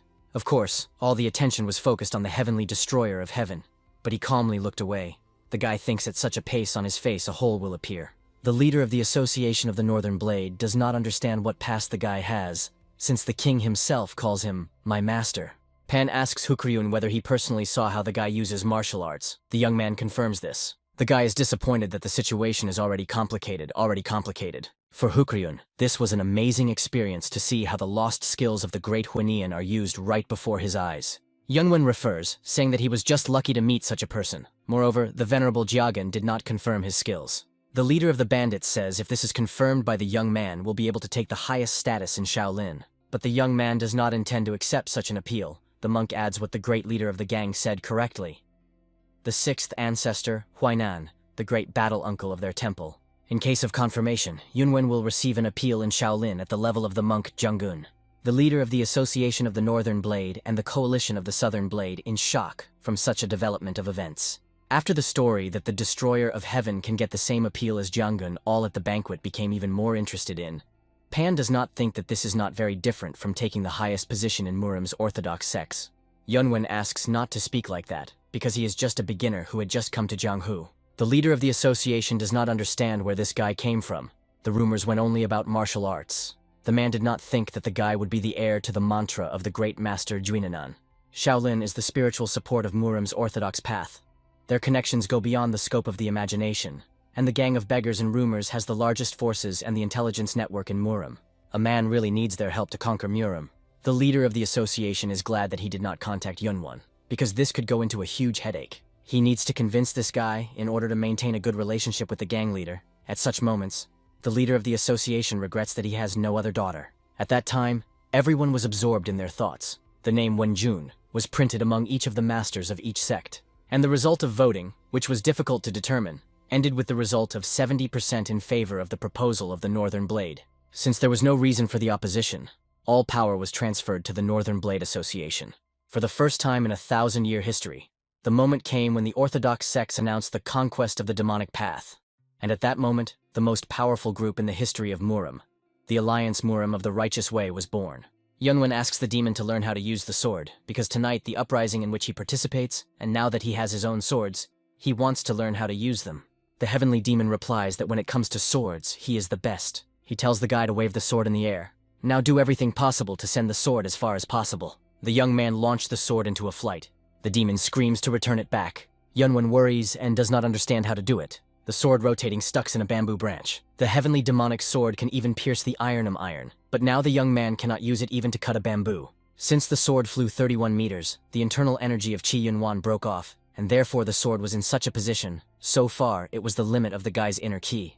At such a level, what he just did was nothing more than fencing.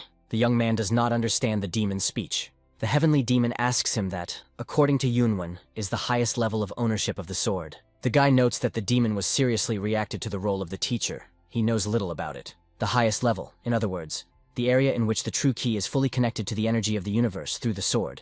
and when it reaches the highest level, he can have the true power of Ki Control Sword. Yunwen does not understand the examples of the demon. The heavenly demon says there is nothing complicated in this. But for now, he invites him to first reach the level of an intangible sword. The young man is practiced in the possession of the sword. He thinks this time he managed to apply the reinforced Kuai sword. The demon is still unhappy. The current reinforced key of the sword cannot destroy the powerful curtain of the sword. The heavenly demon tells him to embroider his reinforced Ki sword, turning it into a gust of a sword. Yunwen concentrates the power of Qi in his hand. He uses a powerful surge in energy. The demon is hardly believed that the guy immediately performed a rush of the sword. The young man is completely exhausted after training and asks from the heavenly demon what level he could achieve. The level of his skill was outside the intangible sword. The guy is surprised, judging by how the demon said this, so there are several areas outside this. The sphere that goes beyond the intangible sword and turns part of the nature into Ki swords is called the Sword of Nature. Yunwen thinks he jokes. He does not understand how it is. But the heavenly demon does not joke. He asks him to imagine that he turns rainwater into the rain from Ki of the sword of the army into hundreds of thousands of people was destroyed in an instant. And one can also do this with other weather phenomena. The guy does not believe that this is possible. The demon assures him in the opposite. The demon cannot explain to him the next level of the sphere, he just thought about it. A young man is interesting whether there is a sphere outside the intangible sword and sword of nature, and is it possible at all? The heavenly demon speaks of the ecumenical sword and considers this sphere definitely exists. Nevertheless, this is not what is worried about Yunwen at the moment, when he will become strong enough to attract the attention of these people. Yunwen does not understand who he is talking about. He thinks this master of martial arts. The demon claims that they are not part of Murim. The heavenly demon tells the guy that they should unite into a single whole no matter what. The young man is in shock because the head of the Northern Blade Association invited only him to lunch. The guy knew that he would be interested in even more after the words of the poor Pang and the venerable Jiangun. Who would have thought that the leader of the association would show such an initiative? Yunwen wants to take this chance. The Hentons Arc specially prepared something for their two today. The man hopes this will not cause the guy inconvenience. Yunwen thanks him for inviting him here. The guy considers this place magnificent to such an extent that he almost wants to join them. The leader of the association thinks if he cannot get rid of the young man, he will have to accept him. The man answers the guy that if he decides to really stay with them, then for him, they will be able to build a new pavilion of the divine sword. The guy jokes, saying that you should not build a new pavilion, and the leader can just move. Hentian smiles back, but he thinks about the arrogance of the guy and does not want to give his pavilion. Yunwen says this just a joke. He also notes that a man is good at talking, not about what he thinks. Having made this path, probably Yunwen was hungry. The leader of the association invited him to the table. The guy is in shock because he never saw such dishes. When he was fed the emperor 3 times a day, given that there are many dishes whose ingredients could not even know, the association leader should be an extravagant life. The man asks him to be treated. He can assure that their cooks are more talented than the cook of the imperial palace. The leader of the association asks everyone to treat himself. He assures that his cooks are more talented than the emperor himself. Yunwen angrily asks, really?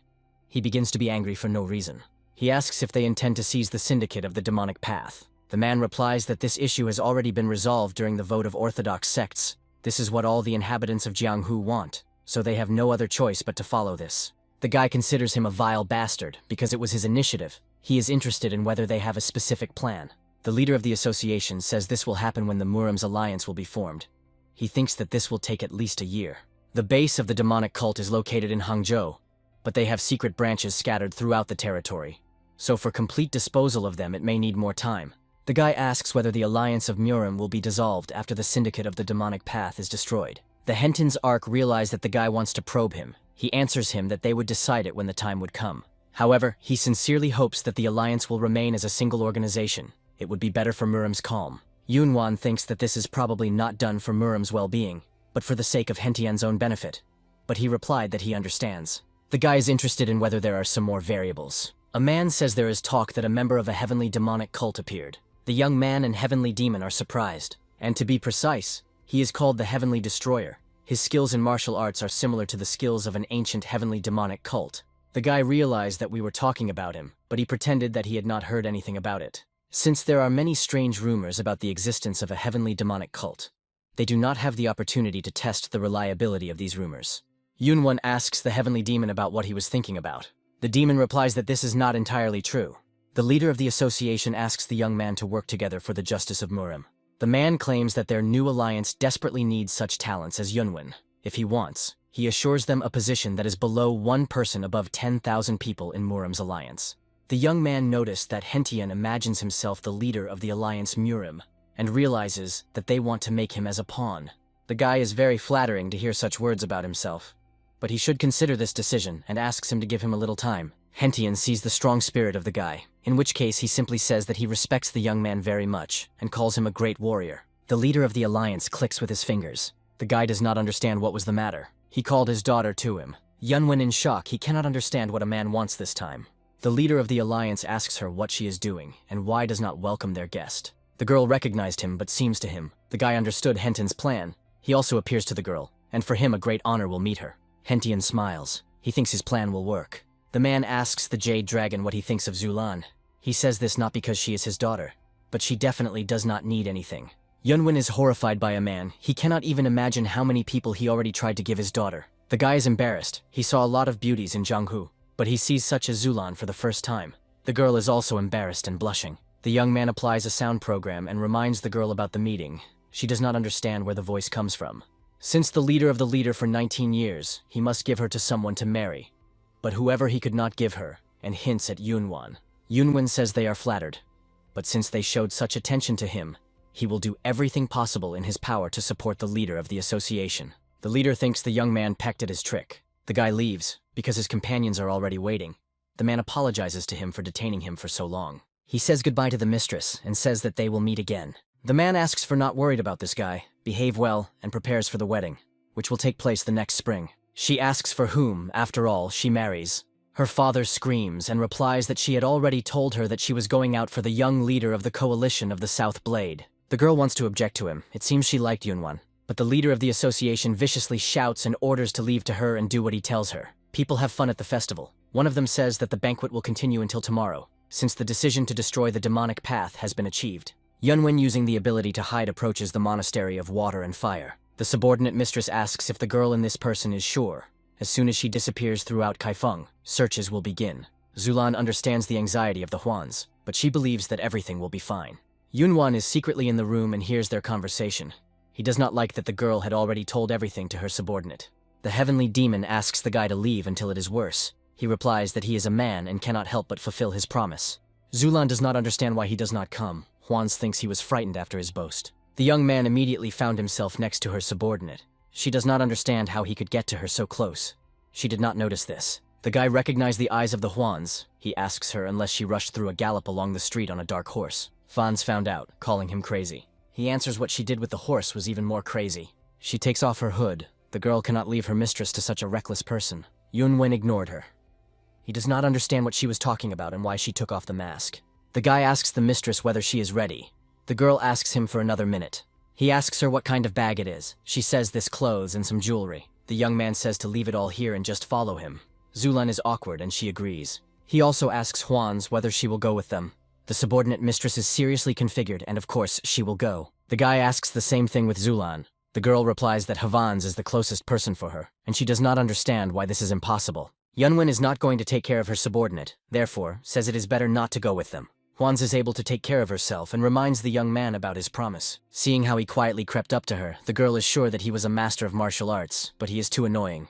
She calls him Mr. Expert and is interested in his plan. The guy replies that he has no plan and he will just leave. Huan says if you rejected her and Yunwan, her lady does not own martial arts. The young man says it does not matter. He will simply take her away and leave. Huan's replies that he will not be able to avoid an ambush around the monastery of Waterfire holding Zulan. The guy thinks her words have some sense. He asks the mistress to approach him for a minute. She does not understand why this is. They stand close to each other.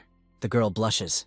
Yunwen conceived something and asks the heavenly demon whether this will work. The demon answers confidently, but this will last only 15 minutes. The young man believes this will be enough. The guy asks Zulan and Huans to listen carefully to what he will say now. Huans is angry with the guy because he dared to call her mistress unofficially, but Zulan smiles and thinks for some reason she does not feel hatred for him. Yunwen will change her face on the face of another person, and then she will calmly leave with the Huans, and as soon as they leave the ambush around the monastery of a Waterfire, he will take the mistress and run. Observation is carried out only for the monastery of Waterfire, and not behind other areas. In addition, a banquet passes today, so the protection will be even weaker. The girl does not understand how to change her face. She does not want her face to change. Yunwan tells her not to worry, because it will return to its original state in 15 minutes. Huans asks if he's going to use the art of transformation. The guy thinks the girl faced this before. Juan's already said that her lady was not strong in martial arts. The guy is not deaf and therefore told her to listen to her. Yunwen asks to call one of the maids, call the one who often comes to the water monastery. He needs to see her face. And when everything will be ready, he will show the girls a rare technique. The maid asks Juan's what happened. The girl answers it only a minute. She apologizes to Kim Ien for calling her so late. She just needs to stand a little. The woman is worried. Juan's is not sure that this will work. But since it can be hidden so that she does not notice his presence, then in general it is possible. Using a sound gear, the guy tells Juan's that he finished and tells her to take the maid. Juan's tells Gimen that now everything is in order and she can return back to bed. The maid noticed that Madame Juan's is behaving strangely today. He and Seyulan are sitting opposite each other, and Juan stands nearby and observes. The guy directs Chi his hand and touches the girl's face. Her face was completely changed to the face of GMEN. Yunwen shouts to Juan's that there is no time to be surprised and tells her to put the clothes and hairstyle of the mistress in order. Juan's asks Suelen how she feels. The girl does not understand her anxiety. She just thinks her mistress is too willing to follow Yunwan. If Father Zulan could not get rid of a person, then he did everything possible to arrange him to himself and extract maximum benefits from him. He is one of those who will do everything to achieve his goals. His blood also flows in her veins. While she can break out of the Northern Blade Association, she will accept help from any person. Now Juan's understood her intentions. The confidence of Zulan is what makes her respect. Suddenly something jumps out of the water. The girls stop. One of them asks where the girls go so late at night. She needs to go somewhere. She tells them to get out of the road, because this is the order of her mistress. Men say after midnight here it is forbidden to appear. Juan's once again repeats that this is the order of the lady. He just tells her about the rules, and they can pass. Juan's tells Jem Yu to follow her. The guard did not notice the attractiveness of Gim Ian before. The second tells him not to carry nonsense and prepare for the change. Using a sound gear, the young man directs Juan's. She does not understand where he speaks and looks around. The guy orders her not to waste time on his search and tells her to go for a large tree. She looks up, they say they arrived, and asks where he is. Suddenly Yunwan appears in front of them and grabs the girl. He asks to make Juan's everything that is in her power and follow him. The young man bounced high up with Zulan. Juan's in shock, but she comes to her senses because there is no time to behave like that, and she needs to start following him. Yunwan, starting from the air, takes her away. The girl notices that a pleasant smell comes from the guy. He asks Suelen where she would like to go. The girl wants to go to the headquarters of the gang of beggars. The guy is surprised. She says she has ties with the great gang leader. Yunwan heard her and accelerated. The girl grabbed him stronger. The young man landed at the temple of Guangdi and asks Li the girl in order.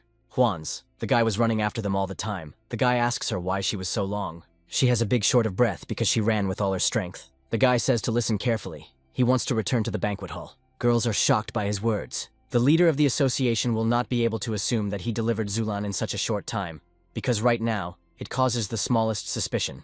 Yunwen tells them to tell them that they were brought here by a jade divine dragon and girls an example. Fortunately, Zulan has ties with the leader of the gang.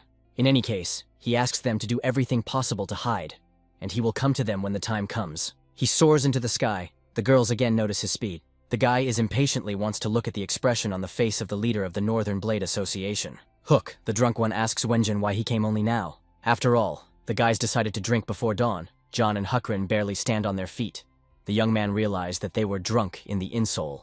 Yunwan could not forget this and offers them to start right now. Ayn drinks and has fun with a young man. Jean and Hukrian laugh loudly and have fun.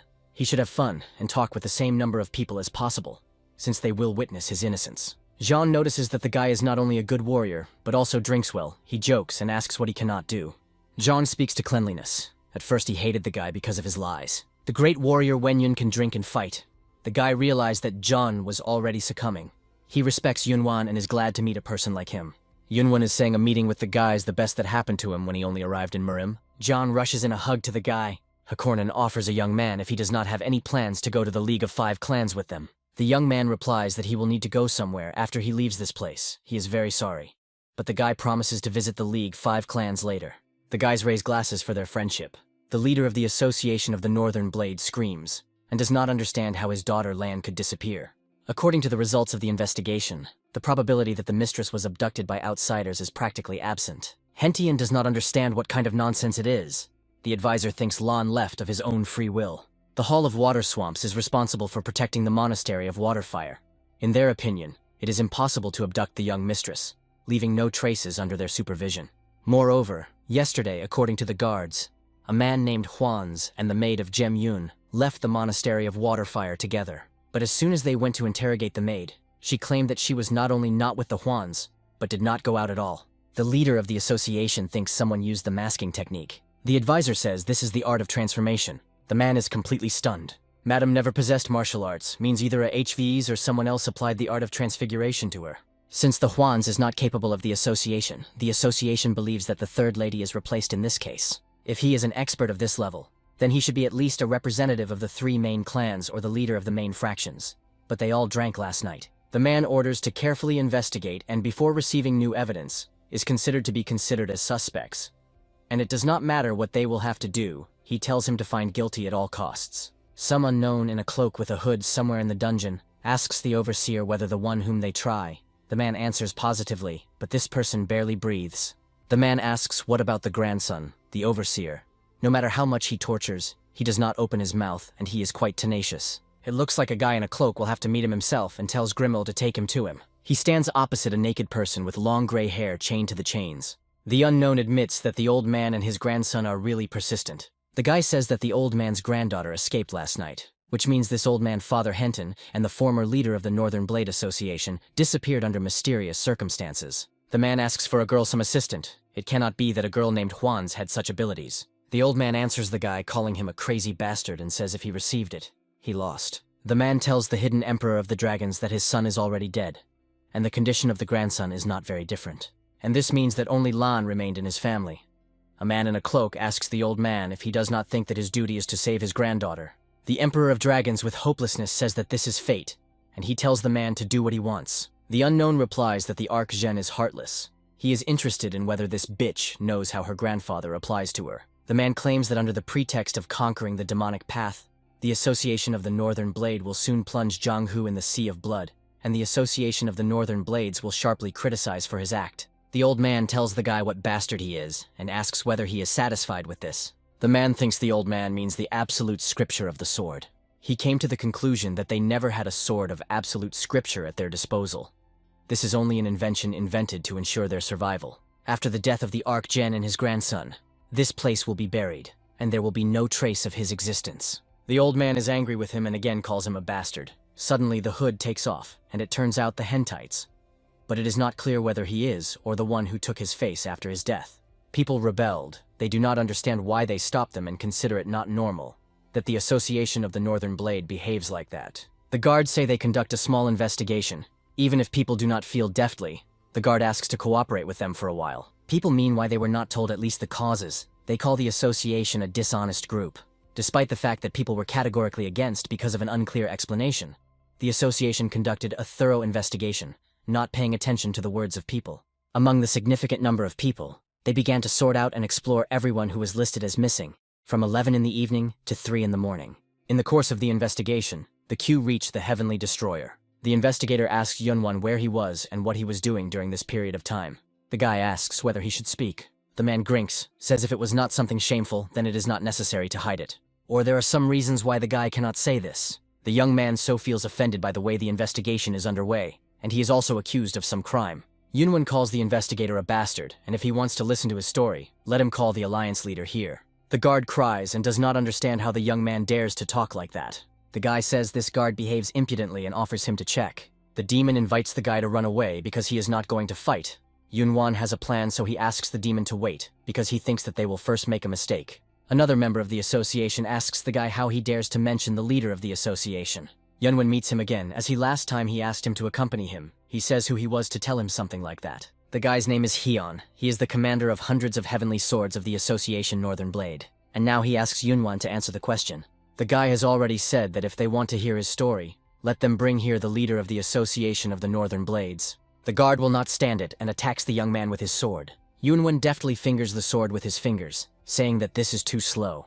The guy blocks his attack again, this time his elbow. The demon offers him to use his sword.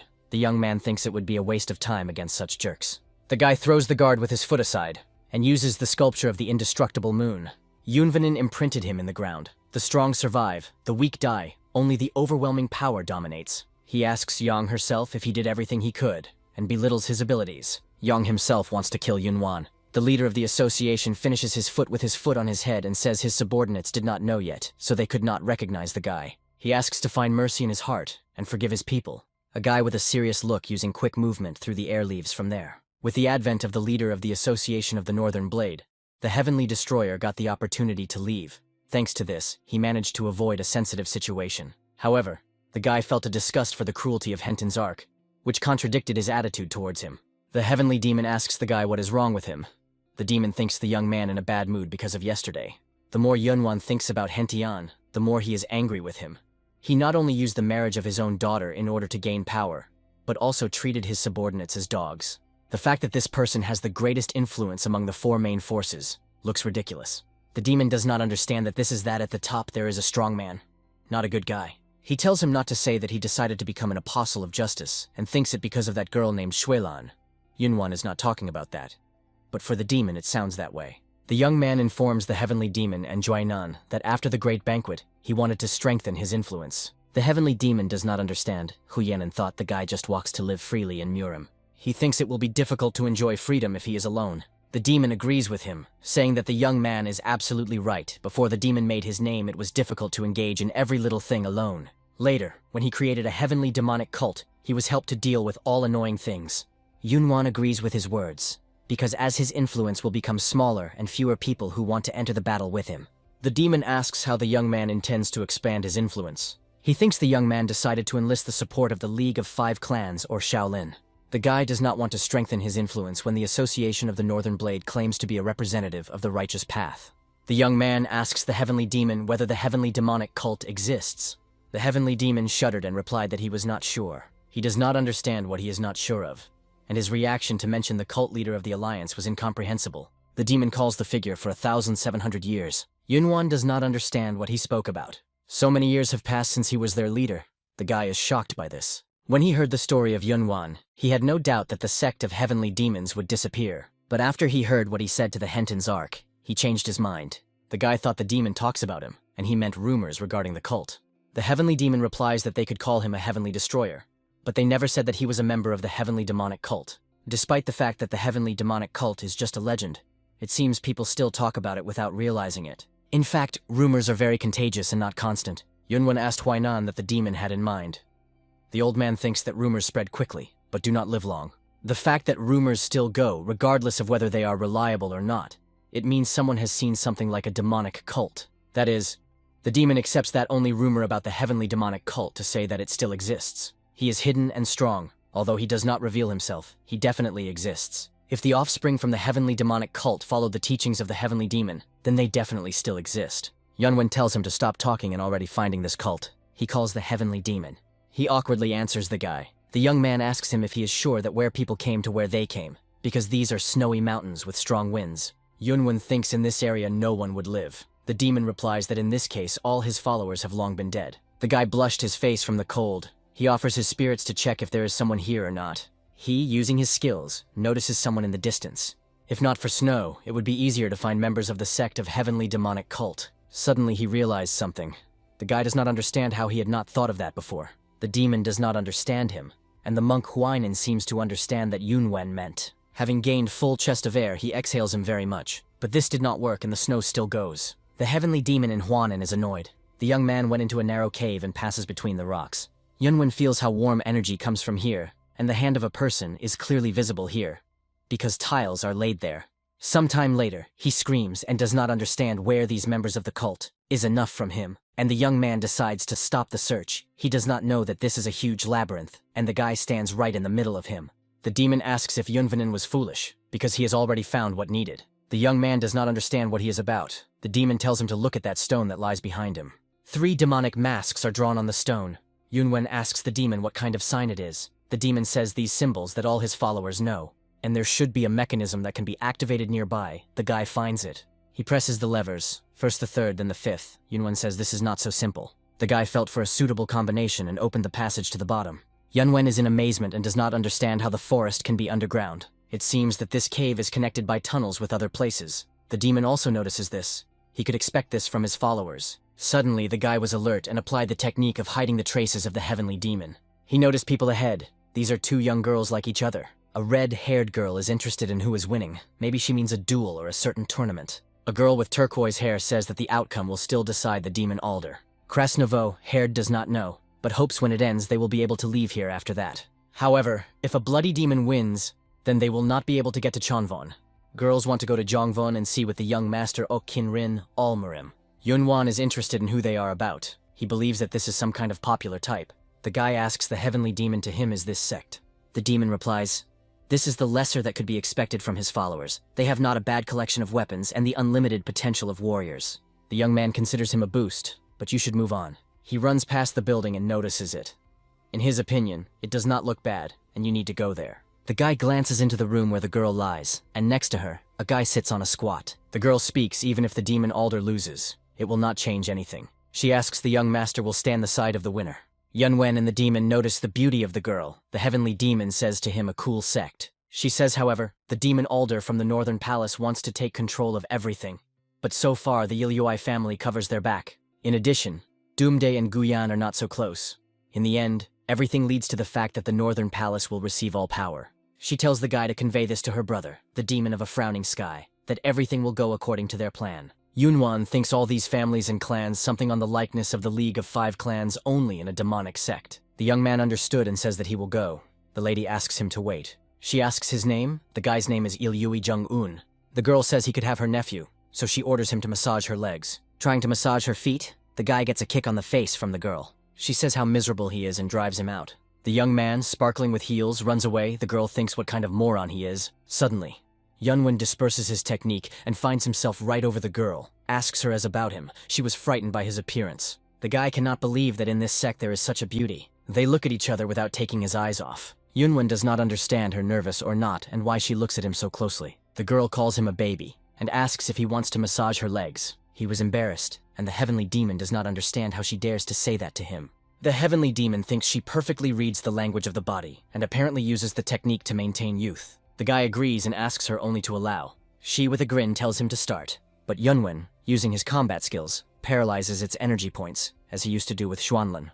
Using a sound program, he tells her to honestly answer the questions that he will put her. The young man paralyzed the girl with such a speed that she did not even have time to react. She does not understand who the guy really was. Yunwen seems to call himself a student and receiver of a heavenly demon. He sees that she does not believe him, but he asks if he could get into the sex shelter without the help of a demon. She believes every word of such a handsome man. The young man does not understand what she blushed. With a plus, he did not leave the energy trace, which speaks in favor of Yunwan's thought. The heavenly demon asks the guy to demonstrate his abilities to the girl, because it is better to see once than to hear 100 times. The guy asks her to see, and now she will see the receiver, he is a heavenly demon or not. There are 3 combat techniques that the heavenly demon did not give to his disciples, namely 3 swords of the heavenly dragon and the destruction of Asura. And also the 3rd technique, the guy asks her to watch carefully. He, using the energy of Ki of the heavenly demon, directs her in the leg and hits her floor. The 3rd technique is called the limbo of the heavenly demon. He applied it. She is surprised and counts copies. There are 12 of them. The girl heard only legends about this ability. She realized that the guy did not lie, that he was a receiver of a heavenly demon, but she still does not understand how possible. Yunwen dispelled his clones and realized the girl's face that she believed him, and the energy points should already be unlocked. The lady clears and asks if he's true to his heir. He again confirms this, so he wants to ask her something. The guy asks to tell everything about the current situation and the authorities in the sect. Before Yunwan was Liu Yang Ryan, the eldest flame. In total, there were 5 families in the sect. The first Tanka, the surname of the heavenly demon itself, and then 4 families of students of Barkan, Liui, Doomday and Guyan, in the sect of the heavenly demon. The law has paramount importance. The first states that only direct descendants of the Tanmok family can become the head of the sect. However, 250 years ago during the 7th Demonic War, the head of Chan, the remaining members of the family, did not live long, so the place of the head of the sect is still empty. Yunwan thinks if this is so, then the families should be fighting for the place of the chapter. But nothing around us indicates the massacre, which means that someone temporarily replaces the head of the sect. Yang Ryan notices his quick wits. She thought at first that he was just another idiot who only knows how to wave his hands, but she was mistaken. While the leader's place is empty, his duties are performed by the Council of Elders and Guardians. He heads the council of the side branches of the Tanmok family, whose members cannot lead the sect, after which 3 guards are coming, and then 7 elders.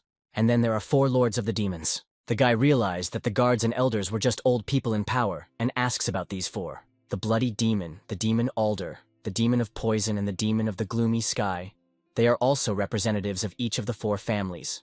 Yunwen realizes that he should defeat them all control over the sect. And also there is a 4 oldest and 4 flowers. This is important for individuals among women. Yang Ryan is the eldest of the flame and one of the 4. The girl confirms this. She speaks the most followers in the sect of the Heavenly Demon among the 12 Demons Masters. The guy considers it confusing and asks how many people they have. Those who have real power about 2,000, and if you take into account everyone, then 20,000. Yunwen recalls that about 15,000 in the Association of Northern Blade. The guy says this perfectly, and they will help him a lot.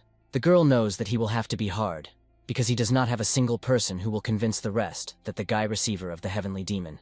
He does not understand how this is not and indicates it. Young Ryan is completely puzzled by his words. Young Ryan does not understand what is wrong with this person. He simply appeared suddenly out of nowhere, and declares that he would lead the heavenly demonic cult. For someone who carries nonsense, his words are quite convincing. She is interested in what he wants to achieve. She will help him, but in return she has a condition. Yunwen asks what condition she has. If he promises at any time to fulfill one desire of the girl, then she will do everything in her power to help him. The guy says, if only it is possible for him, then he agrees to this. A humble subordinate, the Scorching Empress, welcomes the Supreme Heavenly Demon. He asks Young Ryan what he should do. To be recognized by the Supreme Heavenly Demon, he must receive the recognition of the Keepers and Elders. Then the guy must subjugate 12 young masters. After that, it will be possible to deal with the 4 demonic lords. Yunwen thanks her for the information and declares that the heavenly demonic cult with style will absorb. She asked him to be careful, because the Hall of Guardians is guarded by 10 Kings of Swords, and the Elders' Hall is guarded by 10 demonic guards. They are experts secretly brought up by guardians and elders. The demon tells Yunwen that instead of coming to these keepers, he simply bypasses them. The demon thinks Yunwen is going to check 10 kings and guards. The young man confirms his words. The guy just wants to check how strong they are. Suddenly, someone with a sword jumps out of the wall and attacks a guy. Yunwen climbed onto the ceiling and evaded a blow. The attacker did not understand why he did not overtake his goal. He felt that the airflow was slightly broken. The guy asks the heavenly demon if he is sure of the performance of his martial art. The demon can do nothing with a miserable number of ki inside the young man. Moreover, this attacker also used heavenly demonic secretive art. Although thanks to the high level of Yunwen, it does not look like he discovered a guy. He understands that for members of the cult of the heavenly demon, the use of martial arts of the heavenly demon for granted, but this can annoy a little. The man who attacked him thinks he begins to lose his skills. Yunwen believes that if the 10 kings of the sword are at such a level, then he has nothing to worry about. In the middle of the hall, surrounded by monuments with fire, 3 unknown people sit something discussing. One of the men asks the right keeper how much the skill of children from the training room has increased. The right keeper replies that the children are at a satisfactory level. In particular, in this group there are many outstanding children, great guardians. The old man now asks the left guard whether the demonic lord of the Scarlet Sun made his move. The left guard is still saying any obvious movements on his part. He has acted since he began to train in solitude. In truth, if we talk only about martial arts, the bloody demon is stronger. Although not much, it seems. The demonic lord of the Scarlet Sun also realizes this. That is why he tries to become stronger. The old man asks a great guard if he thinks that the demonic lord of the Scarlet Sun is better than a bloody demon. The great guard thinks if most of their members want to conquer the Central Plains, he thinks to better leave the leader's position behind the lord of the Scarlet Sun. However, the lord of the bloody demons will not stand still. The problem is that the demonic lord of the Scarlet Sun will fail due to its stubbornness. The great guard calls 10 kings of swords. He immediately appears and asks what happened. He asks what they did once allowed the outsider to penetrate this place. They do not understand what he is talking about. The old man throws a dagger at Yunwen and says this for the first time he felt humiliated, since he went to Jianghu and broke his dagger. 10 kings of swords do not understand who he is and how the guy came here. The guy says now the problem is not that. He is next to the old man and asks him if he is a great keeper. 10 kings of swords are angry and threaten to kill the young man. The old man tells them to stop. The great guardian confirms his title. He asks Yunwen who he is. The guy seems to be a heavenly destroyer and calls himself a receiver of a heavenly demon. Yunwen wants to know about 3 guards and Young Ryan tells him. Left golden demon of fire Tan Mok Hu. Right demon of the golden shield General Tan Mok Sleep. However, the one who really deserves the attention of Yunwen, the first guardian advisor to the heavenly demon, Tan Mok Chonan. He is more than 200 years, and this man is an incomparable master of martial arts. No one knows who he is actually. They say that one of the 12 demons of masters is his student. The guy realized that Chonan was a great warrior, because he could declassify him despite the technique of a heavenly demon. All 3 guards are shocked after Yunwen's words that he is a student of the heavenly demon.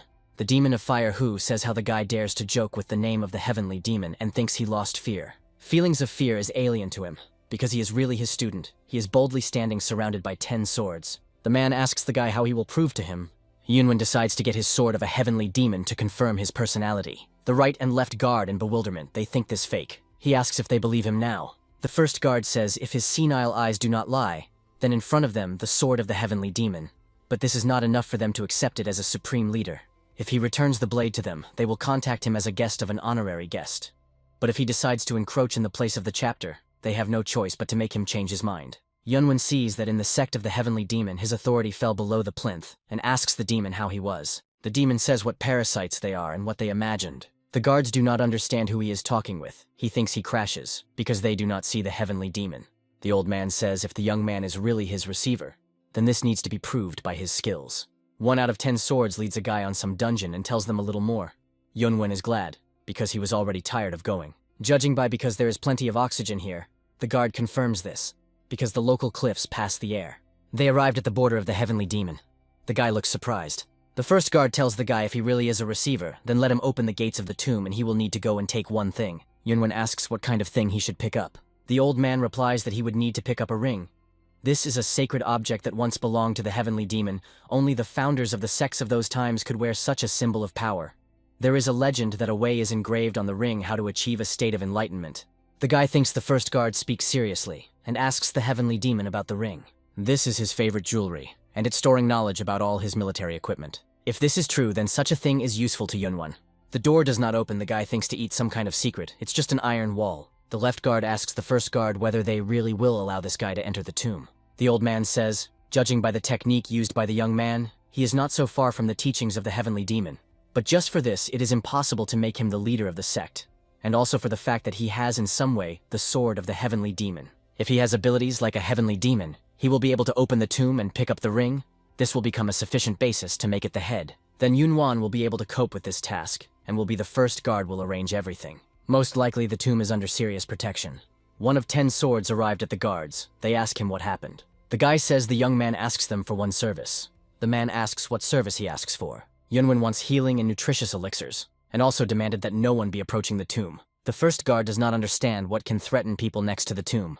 Their subordinate says the guy was about to pierce the gates with his sword. The demon asks Yunwen to concentrate at one point. The demon's weapon will even withstand such a blow. The guy knows this and offers to check the severity of his blade, and the young man attacks the gates of the tomb with the sword of the heavenly demon.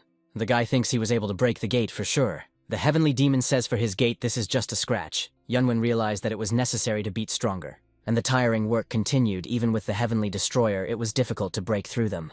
He attacked the gate for about 3 hours, but was able to make only a small chip. However, he began to focus less on the battle technique and began to pay more attention to the concentration of internal energy. The guy focuses on the distribution of energy at all points. Huainan asks the young master in order of Li. The heavenly demon asks him not to distract him. The demon thinks the guy will succeed the next time.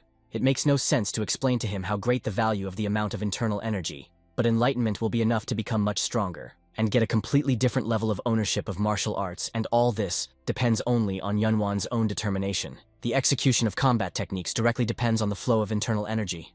Thanks to this, the sword will understand how to attack without blocking the flow from the heart. It is necessary to open the soul and sets out to go to the end, and then the energy path will be laid. In the heart, softness, hardness, and flexibility. They change each other and cease to exist separately. 28 hours later, 14 minutes and 24 seconds, when Yun finally opened his eyes. Energy comes from him. The demon congratulates him and asks him how he feels. The guy does not even know whether it was worth saying how insignificant his past possibilities were difficult to describe. But he seemed to open a new huge world, which could not even imagine before. It turns out that these are not another trick of the demon, an intangible sword and natural swords. The guy would live, and further knowing all this. The heavenly demon says what pleasure to discover this for himself. And this is only the beginning. Maybe he will even ever reach the end. The guy will go further and further until he understands when he should stop. That is why he needs to do something in order to feel alive. Yunwen felt such light that his body had become hollow. Although he could not feel the fullness of the surging energy, he realized her, for he comprehended a completely different state. He stuck a sword to the place in which he beat earlier. He needs to convert the swords of the swords into the wind of swords, and all that remains is an explosion of a sword. He formed a huge whirlwind of energy and inflicted a strong blow to the gates. He really became stronger, and the energy overwhelms it. And Yunwen now, after opening the doors, will go to see where the ring of the heavenly demon lies. Inside a huge library, the young man holds in his hand a manual for martial arts. The guy throws the book to the floor. Huainan does not understand why the young master does not like to read. No one thinks of the heavenly demon. These pieces of paper will not be able to help someone who discovered the path to the energy of the heart. The tomb of the heavenly demon was divided into 6 halls. In the first, the secrets of martial arts were stored. The second was collected manuals created by the past elders of the sect. The third hall was given to the elixirs. The guy is surprised. There are more bottles than it was in the palace. There, their cat cried. He will need to return here later. These elixirs can be very useful in the future. The fourth hall of the arsenal, completely clogged with weapons, on each of which there was a brief explanation. The fifth hall, the knowledge hall, where information about the past leaders of the sect of the Heavenly Demon was collected. There stood the statues in full size, books with their techniques and memoirs. According to the advisor to the Heavenly Demon, the personal belongings of the demon and his jewelry are stored in the last room. The demon laughs and thinks everything is clearly pulled out. Yunwen asks if the demon seems a little strange. Is it really that the opening of the tomb proves that the guy is his receiver? Of course it was not so simple, but still does not fit in my head. They entered the Hall of Heavenly Demon. The sculptors successfully managed to convey the appearance of the Heavenly Demon. Someone flies from a height to Yunwan. The guy and his spirits have not yet noticed him. The creature that approached him says that he had not felt the human smell for a long time. The young man does not understand who he is and applies the concealment of traces. The guy thinks he does not see him anymore. But this monster is behind him. He throws up the guy up. 500 years ago, the former master of demons, the strongest of the four, is one of the most influential figures in the history of the sect of the Heavenly Demon. Once greed blinded him, he secretly penetrated the tomb and abducted the ring of a heavenly demon, after which he began to secretly practice in martial arts. However, the energy emanating from the ring was too great, and in the end, this master was crazy. More than 300 soldiers of the sect donated themselves to lock it in a tomb and apply a seal to the entrance. A little more and Yunwan would have had big problems if he had not reacted to his blow. The demonic energy of this monster is everywhere, and asks the master who he is. The man says the guy will find out if he survives him. He blocks the blow of the sword of Yunwan with his sword, and he attacks the guy in response in flight. Sparks fly away everywhere. The demon jumped away from the young man. The heavenly demon praises the young man, saying how he perfectly repelled the blow. The man says Yunwan is not so bad and asks if the guy wants to see what he is capable of. He triggers his sword with a blow of his leg. Yunwan also launches his sword. They and their swords collide in a close confrontation. The guys start their swords again and conduct a furious confrontation among themselves. The demon stops this gimp and their swords are stuck on the floor. Opponents stand against each other and throw their eyes. Yunwan notices how his aura became excellent and internal energy in him also more. The man is glad that he was faced with such a person. Even though the guy is young, he is close to the aura of a man. He is interested in who he was. It is unlikely that these old people from the sect just let him here, and certainly not they raised such a good warrior. The guy says to be his skills so outstanding, the man would already get out of here, but he still sticks out here. The man says there is nothing interesting in this. And besides, he must do something else here. He is interested in why Yunwan came here. The guy came to a secret storage behind the ring of a heavenly demon. The man understood and thinks the advisor sent him. The young man says he just came here to just pick up what belongs to him. The man has not met a worthy enemy for a long time. And although all this is very nice, he asks to follow the guy in his tongue. Yunwan replies that he himself should follow what he says. The guy says he is the receiver of the heavenly demon. The guy begs Juiguan to spare him at least once and think about their old friendship. The winner in the battle is announced by Dentai Juiguan. He does not understand why everyone rejoices. Just like a tiger kills a rabbit, the murder of such a bastard does not care at all Juiguan. Even in a demonic cult where his strong boredom ruled, he did not let up.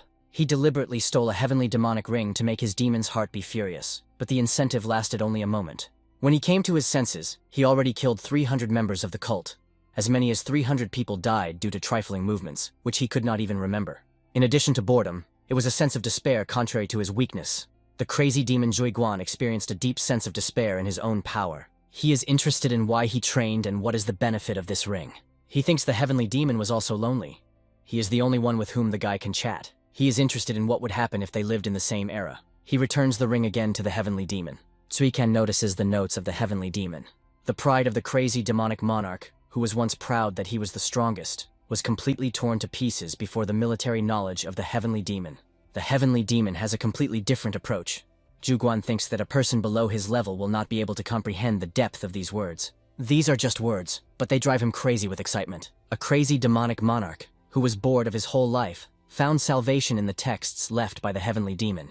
Then he decided to abandon his erratic desires and achieve an outrageous demonic kingdom in this place, using the books of the ancestor of the heavenly demon. So 50 years have passed, and then a guy appears who calls himself a supreme heavenly demon. Juiguan was so aware that he could not resist laughter. He laughs in the whole throat from the guy's words that he is the supreme heavenly demon. The man admits that his achievements are incredible for a person who has not yet been 20 years old. However, the words Supreme Heavenly Demon is not only to be pronounced rash. Yunwen hardly blocks his blow, and Zhuiguan grins. Zuika notices his laughter. He says the guy has courage and he likes it. He throws the guy back. The young man notices his incredible power, even despite the fact that in the past were the leaders of the cult, who are still called Great Heavenly Demonic Masters. There is only one Supreme Heavenly Demon. And for Zhuiguan, this man is no different from God. The man says Yunwen himself brought himself to death and let into a huge amount of internal energy into his sword. The young man notes his incredible improved key sword. Zhuiguan warns the guy calling him a baby and advises him to be careful, and he makes the strongest swing from behind the back with a sword. From a blocked blow on the sword of Yunwan, an energy trace remained. The man attacks him again. The guy throws herself away from the series of blows. Form, technique, dexterity, impulse, variability, and non-existence. All this is dog nonsense, just finites that do not stand in the opinion of Zhuiguan. He simply spins and attacks the young man again and again. Yunwen knelt and relies on his sword. Deep traces from the strokes of a man are visible on the floor. Zhuiguan is annoyed and does not understand how the guy withstood it. The heavenly demon reports Yunwen and tells him not to fight in his forehead, but to use his techniques and tricks. Even if the demon had not told him, he already knew this. Zhuiguan asks why the guy talks to himself and tells him to just die. Yunwen is ready and took a stable position. The guy used the technique of heavenly demonic copies. Zhuiguan thinks this simply sorry for the copied technique, and not the genuine technique of the heavenly demon. Yunwen, along with his clones, attacks a man. He notices that they are all real and does not understand how a guy can use such an exclusive technique. The master of martial arts of the level of crazy lord of demons could easily see the continuous attacks of an enhanced Kui sword. The first looked at the first. They looked like several simultaneous attacks. However, upon careful consideration, they definitely followed any order. It was elementary to counterattack in this order. No matter what master of martial arts he came across, the difference was only in speed, and the essence remained the same. However, the technique of the Heavenly Destroyer was different. Simultaneous attacks from material bodies. Even if it were a crazy lord of demons, it was impossible to block all the attacks that were coming from all sides at the same time. A man suddenly begins to spin and create a whirlwind of energy. As Yunwan expected, Zhuiguan is not a simple guy. The heavenly demon says this is not enough and asks him to continue and attack him. Huainan thinks they must go to another place and first reassure themselves. The guy tells them to shut up. They are simply scattered in words, but for him it is like a splinter in the ass. Yunwan notices an incredible solution. Zhuiguan asks what this suddenly talked to himself. He thinks Yunwan as crazy as he is. The guy runs away and asks to give him a second to think. The man says Yunwan runs like a coward. The young man replies that he was not going to run away, and he just thought how to defeat Hu Jiaguan, and he just came to the conclusion that the man lost. The guy decides to start using his second sword, the Emperor's sword. The man considers him arrogant and does not think that he can use two swords with the help of inner ki at once. Each of his attacks to a ridiculous fierce. Compared to how he used one sword, his ki did not decrease. Zhuiguan realized that it not only did not decrease, but also increased. Only after crossing the swords did he realize that this young man, or rather the heavenly demon, the one he dreamed about. Yunwan sends him into flight, creating a huge club of smoke. He stands opposite the defeated Zhuiguan and asks whether he believes now that he is the supreme heavenly demon. A man is interested in whether something like this is really possible. The young man replies that it doesn't matter whether it could happen or not. He already had to understand this after the fight with him. Yunwan asks whether the man is still going to stay here. Zhuiguan replies that he does not know. Having mastered the martial arts of the ancestor of the heavenly demon and reaching high skill, he even tried to capture the cult. But now that Yunwan appeared here, what made his life the meaning disappeared. The guy asks how to give her meaning. Yunwan will make the power of his heavenly demonic cult. He does not know what he will do in the future, but assures that Zhuiguan will not be bored. The guy needs him and offers him to go with him. The man trembles with excitement. It seems his dreams come true. Since then, he is his student. The crazy lord of the demons, Dantai Zhuiguan, welcomes the supreme heavenly demon with tears of joy on his face. In the guards hall, 1 out of 10 swords informs the first guard. The old man is interested in whether the guy has died already. The subordinate does not know how to explain, but the guy not only did not die, all 3 guards turn around and surprised from something. Yunwan stands with the ring of a heavenly demon and smiles at him. The old people are in shock and also notice Zhuiguan at the back of him. Judging by their faces, he thinks that he did enough as evidence. The young man asks the lord of the demons what it is to breathe fresh air after half a century. The man said so many years, but nothing has changed here. The first guard in bewilderment from what is happening. Because not only this is the lord of the demons, but he also called the guy the supreme. The young man took the ring and survived. So this madman also brought the demon master here. The guy asks not to delay the advisor to the answer, and asks if evidence of confirmation of his personality is enough. The advisor among the guards, Tanmok Chonin, celebrates the appearance of the supreme heavenly demon with all his heart, and kneels in front of him. holding his hands together. All in the hall, like 10 swords and other guards, follow Chonin and also welcome the Supreme Demon. They gathered, and the guards, along with Zhuiguan, are sitting opposite Yunwan. The right guard learned that the body of the guy is the spirit of a heavenly demon. Yunwan confirms this and says that everything thanks to the right called Fundamentals of the Call and Binding of the Soul. Zhuiguan realized that during their battle the guy was not talking to himself. The first guard speaks in this world a lot of things that cannot understand the human mind. It is really incredible. And the old man is interested in what the heavenly demon says now.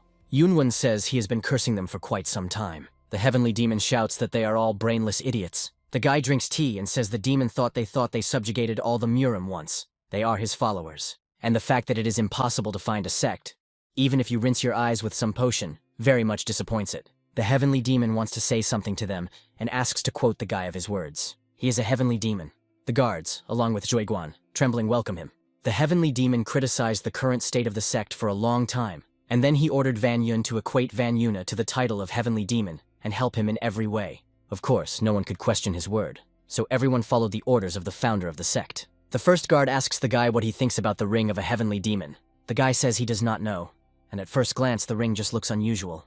The demon thinks what a fool he is, and now he will show him the power of his weapon. The guy says that the old man is not talking to him. If you fill the ring with energy and quit, it can lead to incredible destruction.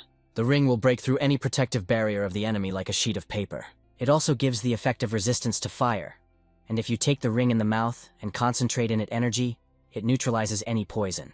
Yunwan understood and says that the ring is really not simple. The demon corrects and says it is more than not simple. The guy tells the Lord of the Demons that it is time for them to go, and Zhuiguan is interested in where they will go. The young man speaks ahead of them is waiting for a hard road. They need to curb 12 horses. The Lord of the Demons does not understand what 12 horses the guy says. The first guard seems that he understands what Yunwan is talking about. The old man tells the Heavenly Destroyer that they are one of the best warriors of their sect. They have great potential, and everyone is waiting for them to return the sect of its former greatness. If the guy manages to gain their trust, then in the future, they will help him. Yunwan knows about this, so he is going to meet with these demons masters. Zhuiguan doubts that they must use the underwater immersion technique to get to the place. He thinks this can scare the horses, and they will scatter. The demon lord suggests first to get quietly. Yunwan says these jerks still have no milk on the lips. Zhuiguan notices those 12 demons masters about whom the guy spoke. The young man shouts to them in the whole throat and asks whether it is possible to join them. The Lord of the Demons is unequivocally puzzled by his act. 12 demons masters do not understand what kind of guy it is and where he came from. The guy thinks to them 12 masters can explain and asks the Lord of the Demons to help him in this. Zhuiguan says the Supreme in front of them. One of them replies that they do not mix them. After a second, they all received in the face. The guys still do not understand who these two, and the subordination of the 12 masters ended. The guy says for their age they have excellent skills and asks the young man opposite his name. The boy replies that they do not know who Yunwan is, although, judging by what technique he had just used. Zhuiguan continues his thought, and says that in front of them is the Supreme Heavenly Demon. The young man is surprised. They can swear for 12 masters only under 2 conditions. The first, they should defeat them, and the second is the leader of the sect of the Heavenly Demon. And both conditions have been fulfilled, so since then, 12 demon masters will faithfully serve him. The guy says now they received 3 guards and a dozen masters. The heavenly demon notices Yunwan's unimportant appearance. The guy turned pale and fell to the ground. The guy lies pale in bed after his fall. The first guard asks Zhuiguan why he allowed this condition of the young man, because he was with him all the time. The Lord of the Demons thinks Yunwan too much because he used martial arts that he had not used before and he had some kind of inner demon. The old man asks what martial art the young man was engaged in, which reached such a state. Zhuiguan says it was a sword of nature. The man also saw this for the first time, so he was not sure, but he heard that this is the kingdom outside the intangible kingdom of swords. When the guy subjugated 12 demons masters, he realized that he could not subordinate them if they did not give up themselves. Zhuiguan noticed the young man's sword was not ordinary. Instead of flowing in a straight line, she flowed out in the form of a smell. Soon she became thick, like fog, and filled the entire space. 12 demonic masters, who looked at this scene with admiration, suddenly realized that their bodies were not moving at all. They did not understand what was happening, and soon realized that they were not opponents. The first guard doubts the existence of the kingdom outside the intangible kingdom of the sword. Zhuiguan tells them the master does not need these questions and all they need to follow his will, and the young man will soon come across. The old man is surprised that Yunwan was able to surpass the level of a transcendental demonic kingdom at such a young age, and probably something like this did not happen in Marima earlier. The guy suddenly opens his eyes and jumps from under the covers. Heavenly Demon and Huainan are interested in how he feels and worry about the guy. He had a dream, how he stood alone in the pitch darkness of the ocean. The young man asks the heavenly demon, what is the difference between key sword and reinforced key sword? The demon does not understand why he decided to ask him about it. Waking up, the heavenly destroyer suddenly filled up the heavenly demon with questions about martial arts, then with innocent children's eyes, then with a passionate voice of a young man, then with a deep look of the sage. The heavenly demon was at first puzzled, but then he was delighted because a person appeared with whom you can discuss it all. Thanks to the conversation with the heavenly demon, the heavenly destroyer advanced one more step forward, to incomparable with what was before. The next few days passed calmly. Yunwan treated his new subordinates, 12 demonic young masters, and was engaged in their training in martial arts. Yunwan first teaches others. Since the young man had already surpassed the transcendental demonic kingdom, he was able to freely use the intangible sword. He cuts the stone in half with amazing ease. 12 young masters monitor this, and are surprised at the intangible sword. From the point of view of the theory of the sword, the heavenly destroyer was already in a sense more skillful than anyone else. He had already surpassed the heavenly demon. The young man sits on the throne in the hall, and his subordinates are kneeling in front of him. Young Ryan was surprised. She knew that he was an amazing person. However, she could not have assumed that Yunwen could defeat the Guardians and 12 Demons Masters in just a few days.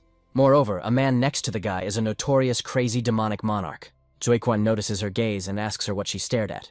But in any case, Young Ryan considers Yunwan incredible. The first guard asks the young man what he thinks about announcing all the facts and indicate the path to advance their heavenly demonic cult. The guy wants to see a little more. He wants everyone in the cult of a heavenly demon to recognize him as a supreme heavenly demon. Tomorrow there will be sparring between the Lord of the Demons of the Scarlet Sun and the Lord of Blood Demons. Despite the fact that they are both talented people recognized by everyone in the cult, they are at war with each other for any reason. This sparring is not just a competition, but an event that determines the further path of a heavenly demonic cult. The first guard says that when Yunwan appeared, it ceased to be valid. Yunwan says this is not true. These two demonic lords can be considered as the representative forces of the heavenly demonic cult, and he believes that this is a good opportunity to see the power of their cult with their own eyes. In the meantime, he wants to first see how sparring will pass, and hopes that everyone will remain calm and follow his words. Everyone in the hall says that they will follow his order. Jui Gwen is interested in the guy, what he is going to do with the Central Plains. He knows that he should be wanting to conquer them. The young man plans to avoid a strong war with the Central Plains. The Lord of the Demons does not understand him. The method with which the sect wanted to subjugate the lands Chonvon would lead to numerous victims, and he wants to unite with their enemy. The guy speaks now not foreign policy, but domestic. To begin with, they should reorganize the structure of the sect. One of the 12 demons masters of OK-kin, Rin, asks Mu Youngjon whether the supreme heavenly demon differs from their sect. Youngjon tells Kin Rin to stop rubbing nonsense, because she herself saw what Yunwan is capable of. But in his head, the guy agrees with her, and he is interested in what the heavenly destroyer actually conceived. Jui Guang is training under the leadership of Yunwan on the ground. Traces of training are visible. The guy says that he was warming up and ready. Yunwan does not understand who is so crushed. The heavenly destroyer tells the man that he tried well today. The young man also needs to secretly select warriors under the age of 40, faithful to the sect. The Lord of the Demons asks whether the sex of a person has some kind of meaning. The guy says it does not matter, and you also need to find out how things are in the training center. He orders him to do this. The man accepts the task, but he does not understand what his master really wants. According to the fact that Yunwan knows tomorrow's tournament will determine whether the sect of the heavenly demon will try to win Chonvon. Sooner or later, a fierce struggle will unfold between the Association Northern Blade and demonic sects. But the good thing is that yet the sect of the heavenly demon is not interested in them. The young man realizes the world on the verge of changes. The guy calls the leader of 10 swords. He sticks a letter to him and asks him to transfer him to the one who is best versed in the laws. The drummer in a mask with horns and the demon's face reminiscent hits a lot on the drums and turns the crowd. The crowd rejoices at the beginning of the tournament. Chonvon. This word also means the desire of the sect of the heavenly demon to capture it, but also what awakens longing in the chest. All members in the sect excited this event, regardless of whether they approved, supported, or sought to seize Chongwon or not. One of the spectators rejoices at the appearance of an advisor to the heavenly demon, but he does not understand who it is next to him. He does not know who it is, but the guy looks very young. 3 guards, Yunwen and Zuiguan, took their places. The guy notices that everyone is very excited. The first guard speaks from the outcome of the match depends on whether they will capture the Central Plains, otherwise they cannot react. A demon of Alder from the Kirkin family appears. The bloody demon from the Dumda clan also appears in the arena. The young man sees how all viewers support them. Yunwan is interested in why they are fighting, because there are 4 main demons in the sect. The old man replies that these 2 pillars of the sect, but among themselves, they constantly conduct confrontations. He thinks the Lord of the Demons remembers that before he was locked in the tomb, the bloody demon was his servant. The man does not remember much, because his memories are as if blurred by fog. The bloody demon was very respected by Zhui Guan. Even after the terrible incident that the Lord of the Demons performed half a century ago, he took his side, for which he was sent to prison.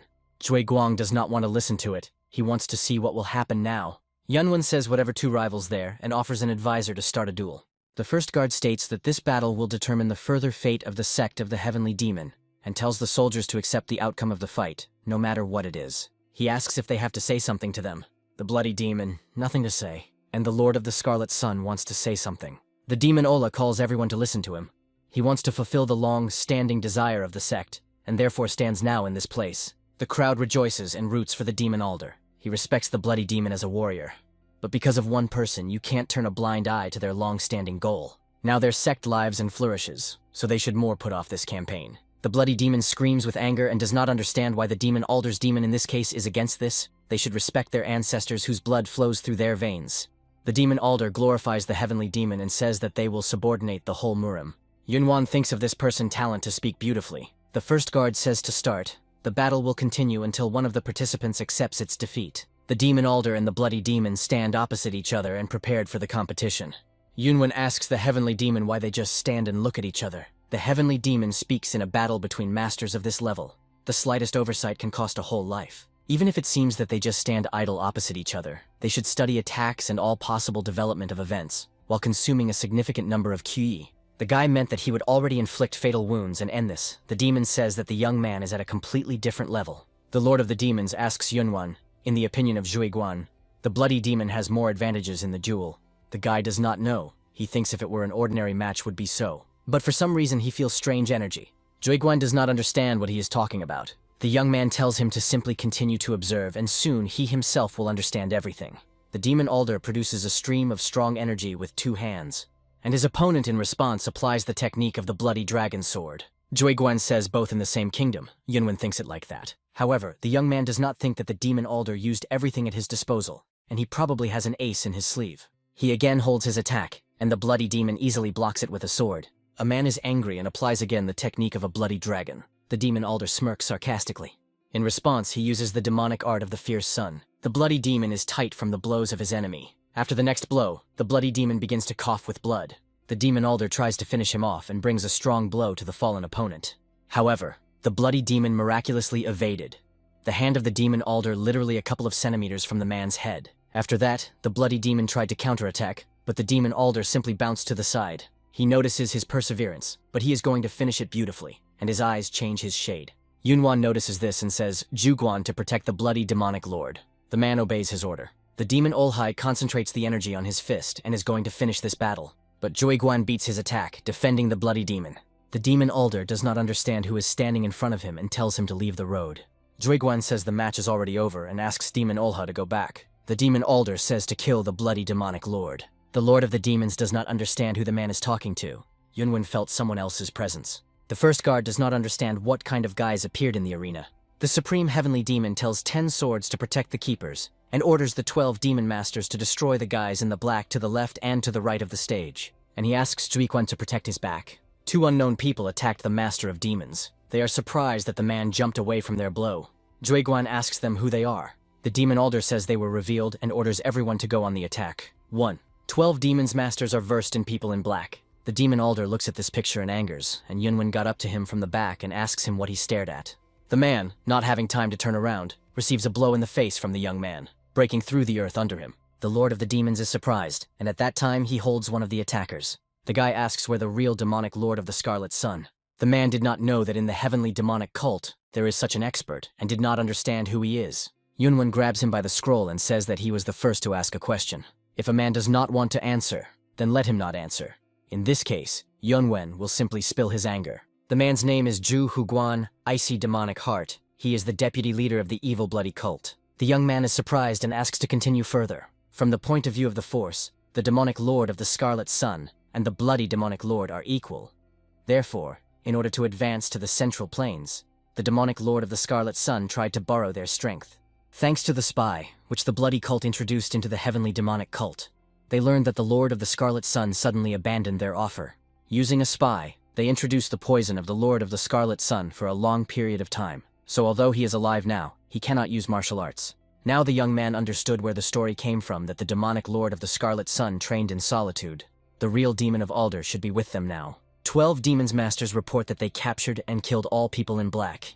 The audience noticed and surprised that one of the 12 masters called Yunwan Mr. The guy thinks what a dumb one who called him a master and asks all the people in black are dead. Zhu Huguang noticed that he was the only one alive and tells the young man that if they want to get an answer, then they should save his life. Yunwan, they all begin to act on the nerves.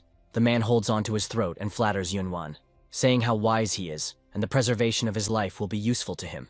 The guy says he did not understand him. The young man does not negotiate with such bastards. Zhu Huguang does not understand what he is talking about. The young man replies that everything is exactly as he said. He tells the Lord of the Demons to take care about the man. Spectators also continue to discuss Yunwan. Moreover, they notice his sword and ring, and understand that these are the attributes of a heavenly demon.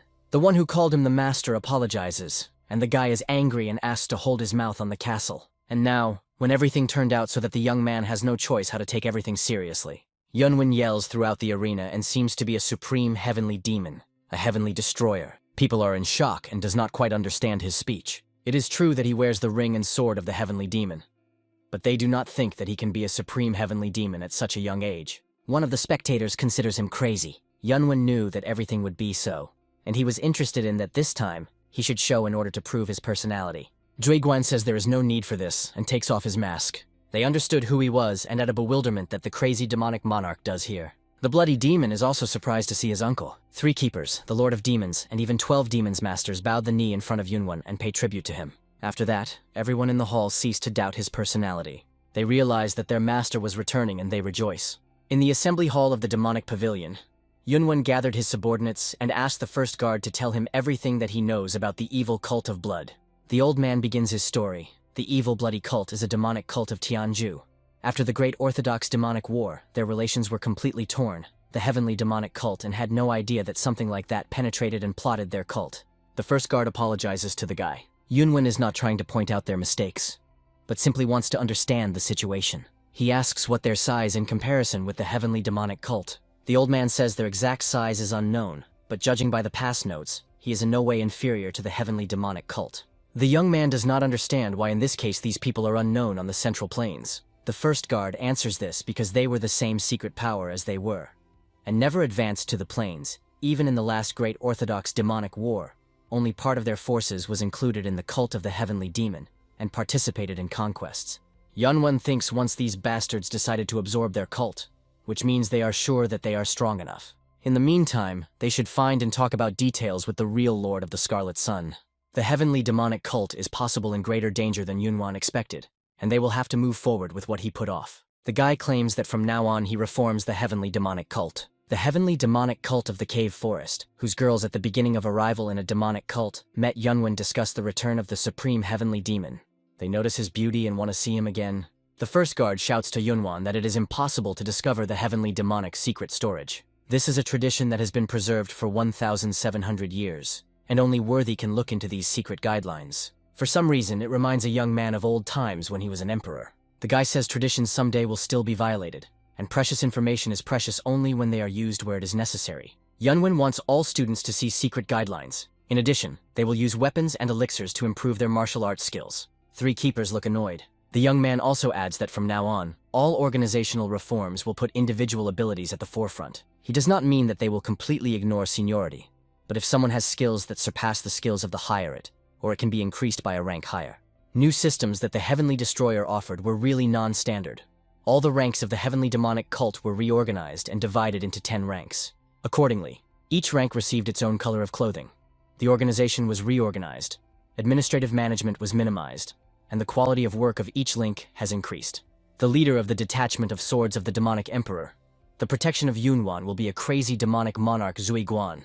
The man says he says at his whole disposal. And also he will act as the main mentor in all disciplines of the cult. Old people discuss his decisions and probably want to object. Yunwan understands that it was Zhuiguan who was responsible for bloodshed 50 years ago.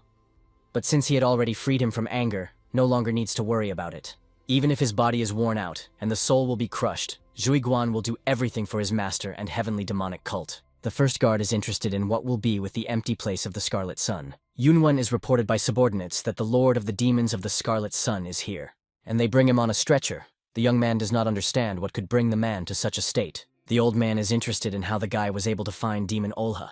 Yunwen suggested that he was imprisoned in their cult, and was right. He wants to leave the empty place of the Scarlet Sun Demon, the right guard objects, because this man is a traitor. Yunwen knows this, and his farewell happens only once, and if he decided to betray him again, then the young man will punish him with his own hands. The demon Alder in tears asks to forgive him for his sins. The guy will forget the mistakes of the past Lord of the Scarlet Sun, but he asks him not to forget those hot tears that are coming with him right now. Juiguan thinks to comprehend the depth of their master. When they first crossed the swords of his heart, trembled by the devotion of their supreme lord, which existed only in books, but his current appearance touches his soul differently. The heavenly demon in the books was a lonely man, and the more Juiguan recognized him, the more he sympathized with him. However, their current supreme lord, a little different, reforms the organization, introduces new laws, and also listens to his subordinates. The incomparable master in transcendental demonic kingdom is another, that he sees more like the emperor. Perhaps his gentleman is more than the first supreme lord. Juiguang training students. Yunwen asks him how many children died in this training camp. About 10% died. These are those who could not withstand exhausting training. The man says this world cruelly, in its strong eat the weak. Perhaps this is too tough. But the experience gained here will become valuable for children who have to live all their lives as masters of martial arts. Yunwen understands this and says that Juiguan is right. Children work out techniques on wooden swords. The guy notices that despite the fact that they are children, it is amazing how they work hard. This is a really strong group. He understands why the whole Murim should unite every time a heavenly demonic cult appears. The heavenly demonic cult had a tense time. Each organization set discipline, and the development of martial arts encouraged. Thanks to the secret guidelines, elixirs, and weapons from the heavenly demonic secret storage, students reached a new level of improving their inner QE every day.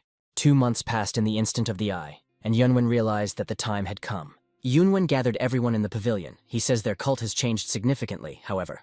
As he said earlier, they will avoid participating in a total war with the Central Plains. Juiguan asks whether they will continue to build up power here. The guy says some of the people from their cult will go to the Central Plains. The heavenly demonic cult will dominate so that they do not feel it. Juiguan, Baigun, Zhuanju, and Dantai Ushin will go with Yunwan to the Central Plains. The Azure Dragon Hall, the first guard asks the guy to do something before leaving. The old man speaks for many generations among the leaders of the cult to award the best student from children released from the training hall by martial art and weapons. This time, one child graduated from school with exceptional assessments. But if Yunwen does not want to follow the old tradition, then it's okay. The guy says that of course he will do this, his duty to encourage children, who in the future will lead the heavenly demonic cult, and asks to bring this child here. Yunwan notices that she is a girl. Baigun Shoshin welcomes his master. He heard about her excellent results and asks what she wants. She replies that she does not want anything. The guy is confused and does not understand her. The girl's eyes shine. She looks at him intently. The right and left guard discuss her and considers the girl strange. Yunwen asks her how she wants to become a person in the future. The girl states that she intends to become the strongest master of the sword. The keepers are angry that she is talking to the master so much. The guy is interested in her, which, in her opinion, should be the strongest swordsman. She thinks is one who can defeat nature with the help of a sword. The old people are still angry and want to know her instructor. Suddenly, Yunwen cries and says how brave she is. The girl is puzzled and confused after his words. The guy liked her answer. He did not expect this. Keepers are no less surprised. In addition to weapons and martial art, Yunwen wants to give her another gift. Since he does not have many weapons, he gives her his emperor's sword. The first guard thinks this too much, and as for the weapon, he asks to allow to bring weapons from the heavenly demonic storage. The young man after that declares that he himself is the second gift. The girl and keepers are shocked. From now on, they will have the relationship of the student and master. The girl will gradually study from him to martial arts. She has mixed feelings at the same time, rejoices and is afraid. The old man wants to know what her first gift will be. Her goal to become the strongest user of the sword is good, but very far away. Approaching the goal will be her third gift. He tells her to go with her and says her next goal, the Central Plains. Baigun Xiaoqin shines and really wants to go with him. In honor of the destroyer of heaven and his detachment, who went on a journey through the Central Plains in the big assembly hall, all members of the heavenly demonic cult gathered. People in the hall are interested in how the sect leader plans to do. He asks the first guard if the old man deceives him. The keeper replies that he had never dared. Just Yunwen cannot believe that if he pours his true key into this heavenly demonic ring will appear a spiritual animal. Moreover, he is nervous and does not understand how they will go on it to the Central Plains. The guy asks the heavenly demon whether the old man tells the truth. The demon says instead of asking him, why not try it himself? The demon says he raised him from childhood. If he is still alive, then how many years now he should be. Regardless of whether he is deceiving him or not, he blows strongly in the ring, but he doesn't succeed, and he stops blowing. He does not see a spiritual desire. The guy thinks him deceived. For many generations, there was a spiritual animal, which was allowed only to the leaders of the heavenly demonic cult. The guy does not understand the words of the first guard. A huge bird appears above his head. The heavenly demon is glad that his pet is a golden falcon still alive. Yunwen is scared. He is afraid that the falcon will eat him because he looks frightening. The demon with a grin tells him not afraid and extend his hand. The falcon closed his eyes with pleasure. He recognized in a young man of heavenly demon, a falcon is really a mythical creature. The guy thinks he could not see such amazing things sitting in the palace and telling his team to climb on the back of the falcon. They go to Chonvan. The heavenly destroyer and his team flew to the capital of the province of Zhejiang, Hangzhou. This city is famous for its picturesque views, since it is located right on the river duct. Merchants often sailed here. This is an incredible place with a prosperous culture and diverse entertainment. A girl in a red robe dances with a tambourine. Because of this, the sect warriors who have never left their territory were in cultural shock. But Yunwan also saw this in the palace, but he first goes along such a busy street. The guy is a little worried. Baigan Xiaoqian is hungry and offers her master to eat. She is interested in what food they cook here. Guang takes her by the scroll and tells her to talk politely with Yunwan. The guy asks to let the girl go, because this is just a trifle. The young man invites them to eat, and go to the most popular local restaurant. Janin's house was the second building in Chonvan after the Yellow Crane Tower. Inside it was divided into 3 levels. The General Hall, the Hall of the Nobility, and the Royal Hall. The most expensive of them was the Royal Hall, where the night was worth 100 silver nannies. The waitress went to their table. She does not understand why they look so evil and asks what they want to order. Yunwen asks to bring a fried duck, godza, cold noodles, and black tea. The girl breathed out. I realized that these are good people and asks them if they want something else. The guy replies that they would call her Yupe will choose.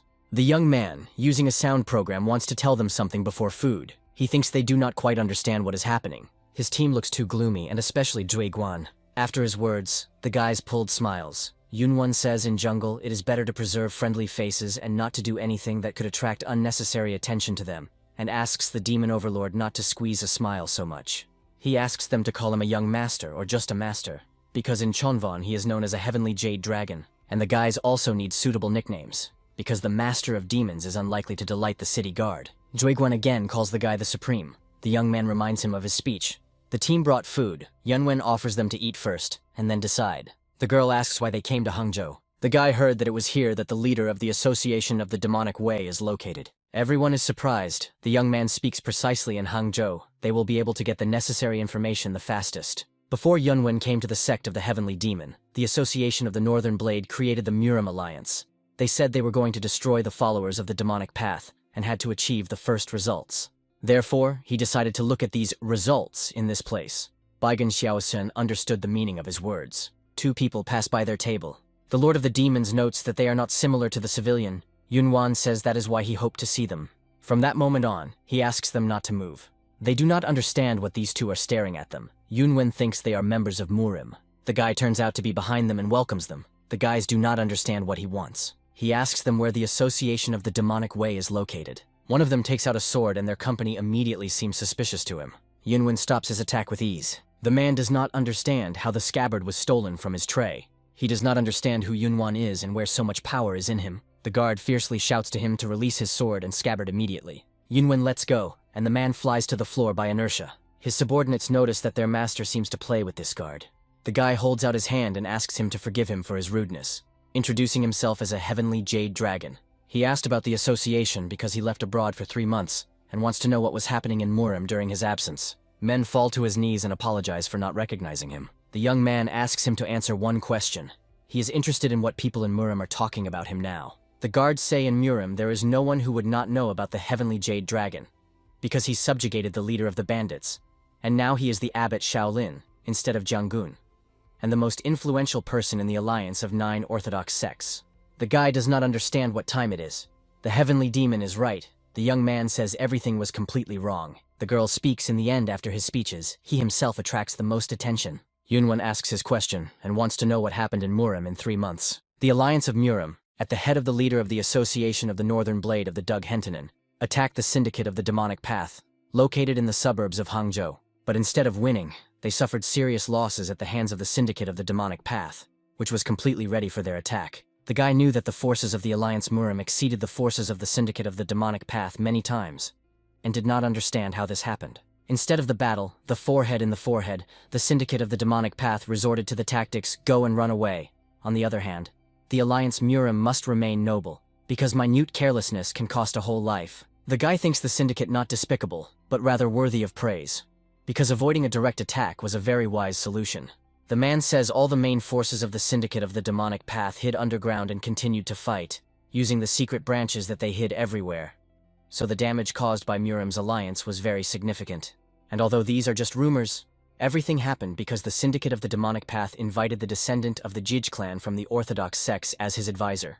The second man tells his comrade more thoroughly to think what he is talking about. The man asks Yunwan to forget his words. This is all that they know, and the guys regret that they can't help anything else. Yunwan says it was enough and thanks them for the information. The guys thinks what warrior Wen Yun cool. The young man did not expect such stability from the syndicate of such stamina, and even more so the confrontation of Murim's alliance. He is interested in who it could be, a member of the Orthodox sect, a descendant of the Zhuge family, an advisor, because of which this incident occurred. He asks for his subordinates preparing for departure, because they have where to go.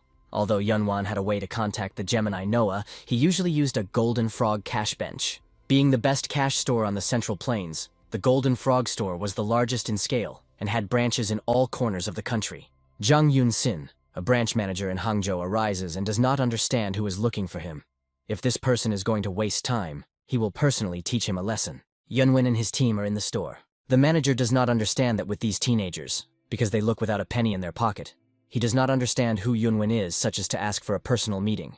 The young man shows him his token of the emperor. The man realized his mistake, and his facial expression was replaced. He welcomes the respected guest. In the VIP of the reception store, the golden frog Zhang Yunxin pours tea to the guys. He asks for forgiveness for his rudeness, saying that yesterday something bad was breaking out. The guy asks him not to worry about it because he arrived to find out where the Knox brothers are, although the twins are elusive to contact them at any time. In this case, Yunwen asks to convey that they come to Hangzhou. The manager asks if the guys have decided where to stop. The guy replies that they have not yet decided. The man asks him to lead them to the inner hall of the best pavilion Jiang. Moreover, he is also ready to repent of his rudeness. Yunwan thinks this place too expensive. The manager asks him not to joke. The guy asks how much money he can spend with the help of this token.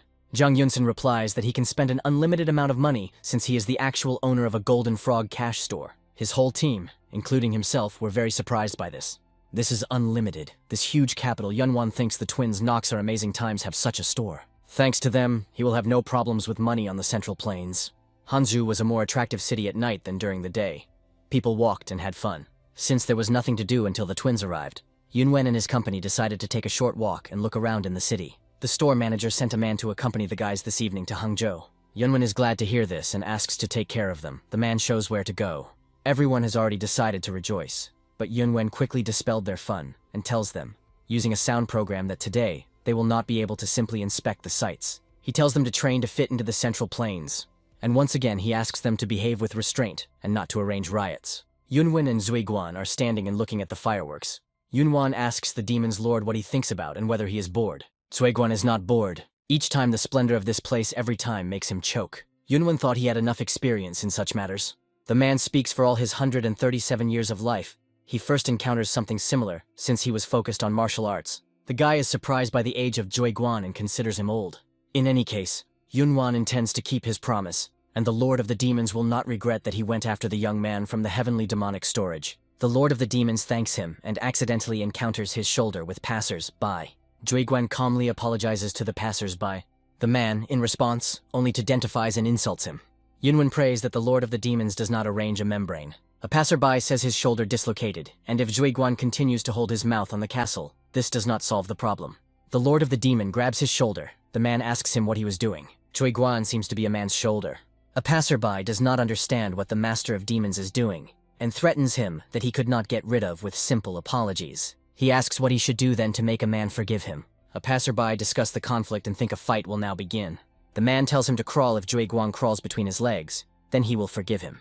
Yunwan is worried that Zuiguan does nothing rash. However, the Lord of the Demons simply fulfills the request of the passerby and crawls between his legs. The man does not understand why Zuiguan, not arguing, just did how he told him.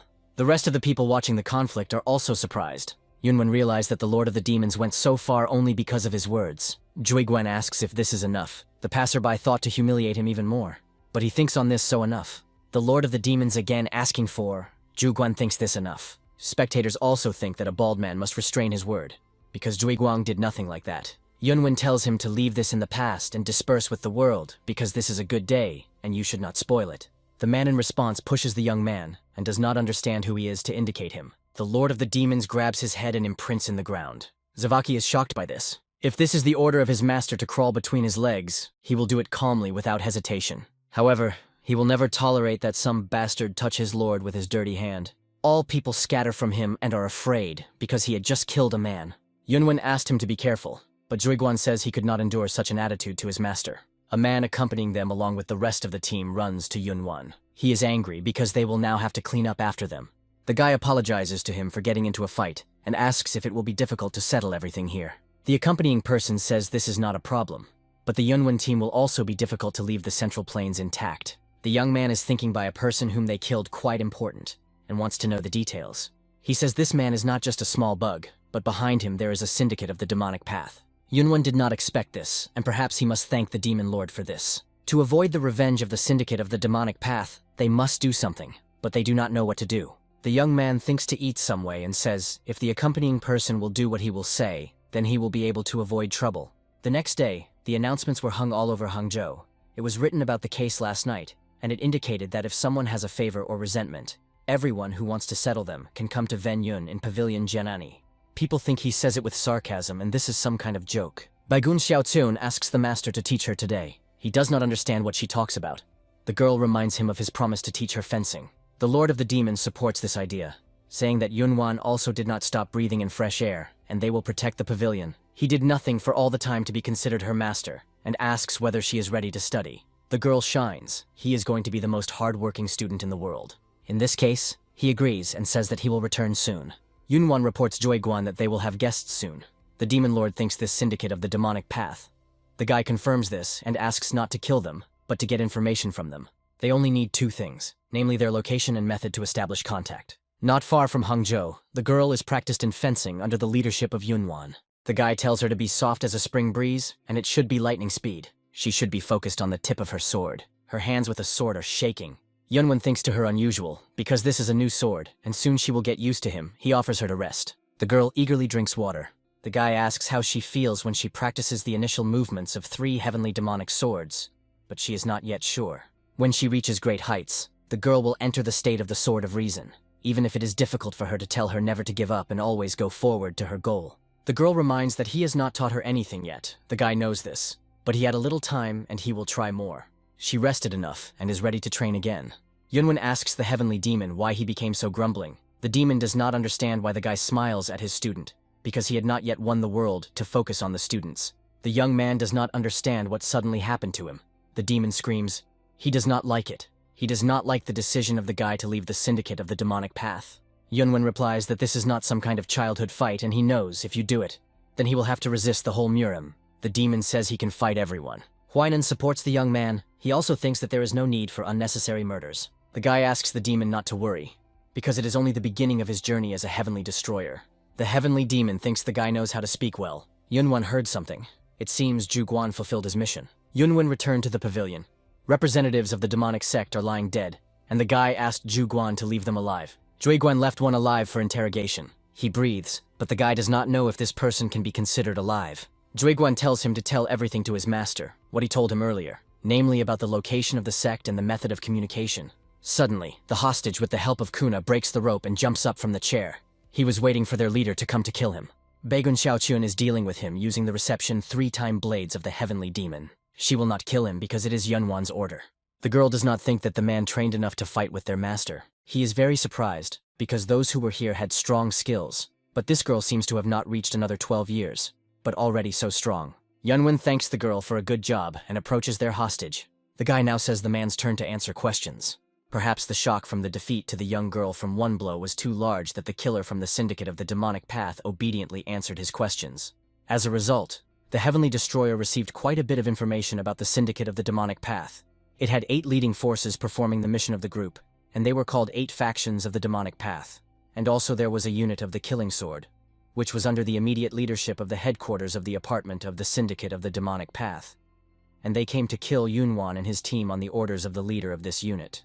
The guy is interested in how they are connected. The man says the deceased man was the cousin of the commander of their detachment. The young man asks him to take him to their commander, in order to apologize to him personally. The captive in shock, he thinks the commander already knows that they failed, and sent members of the group here to restore order, so that this is nothing different from suicide. The heavenly demon notes that they are coming here. There is no longer any need to go towards them, given their direction and speed, Yunwen thinks here.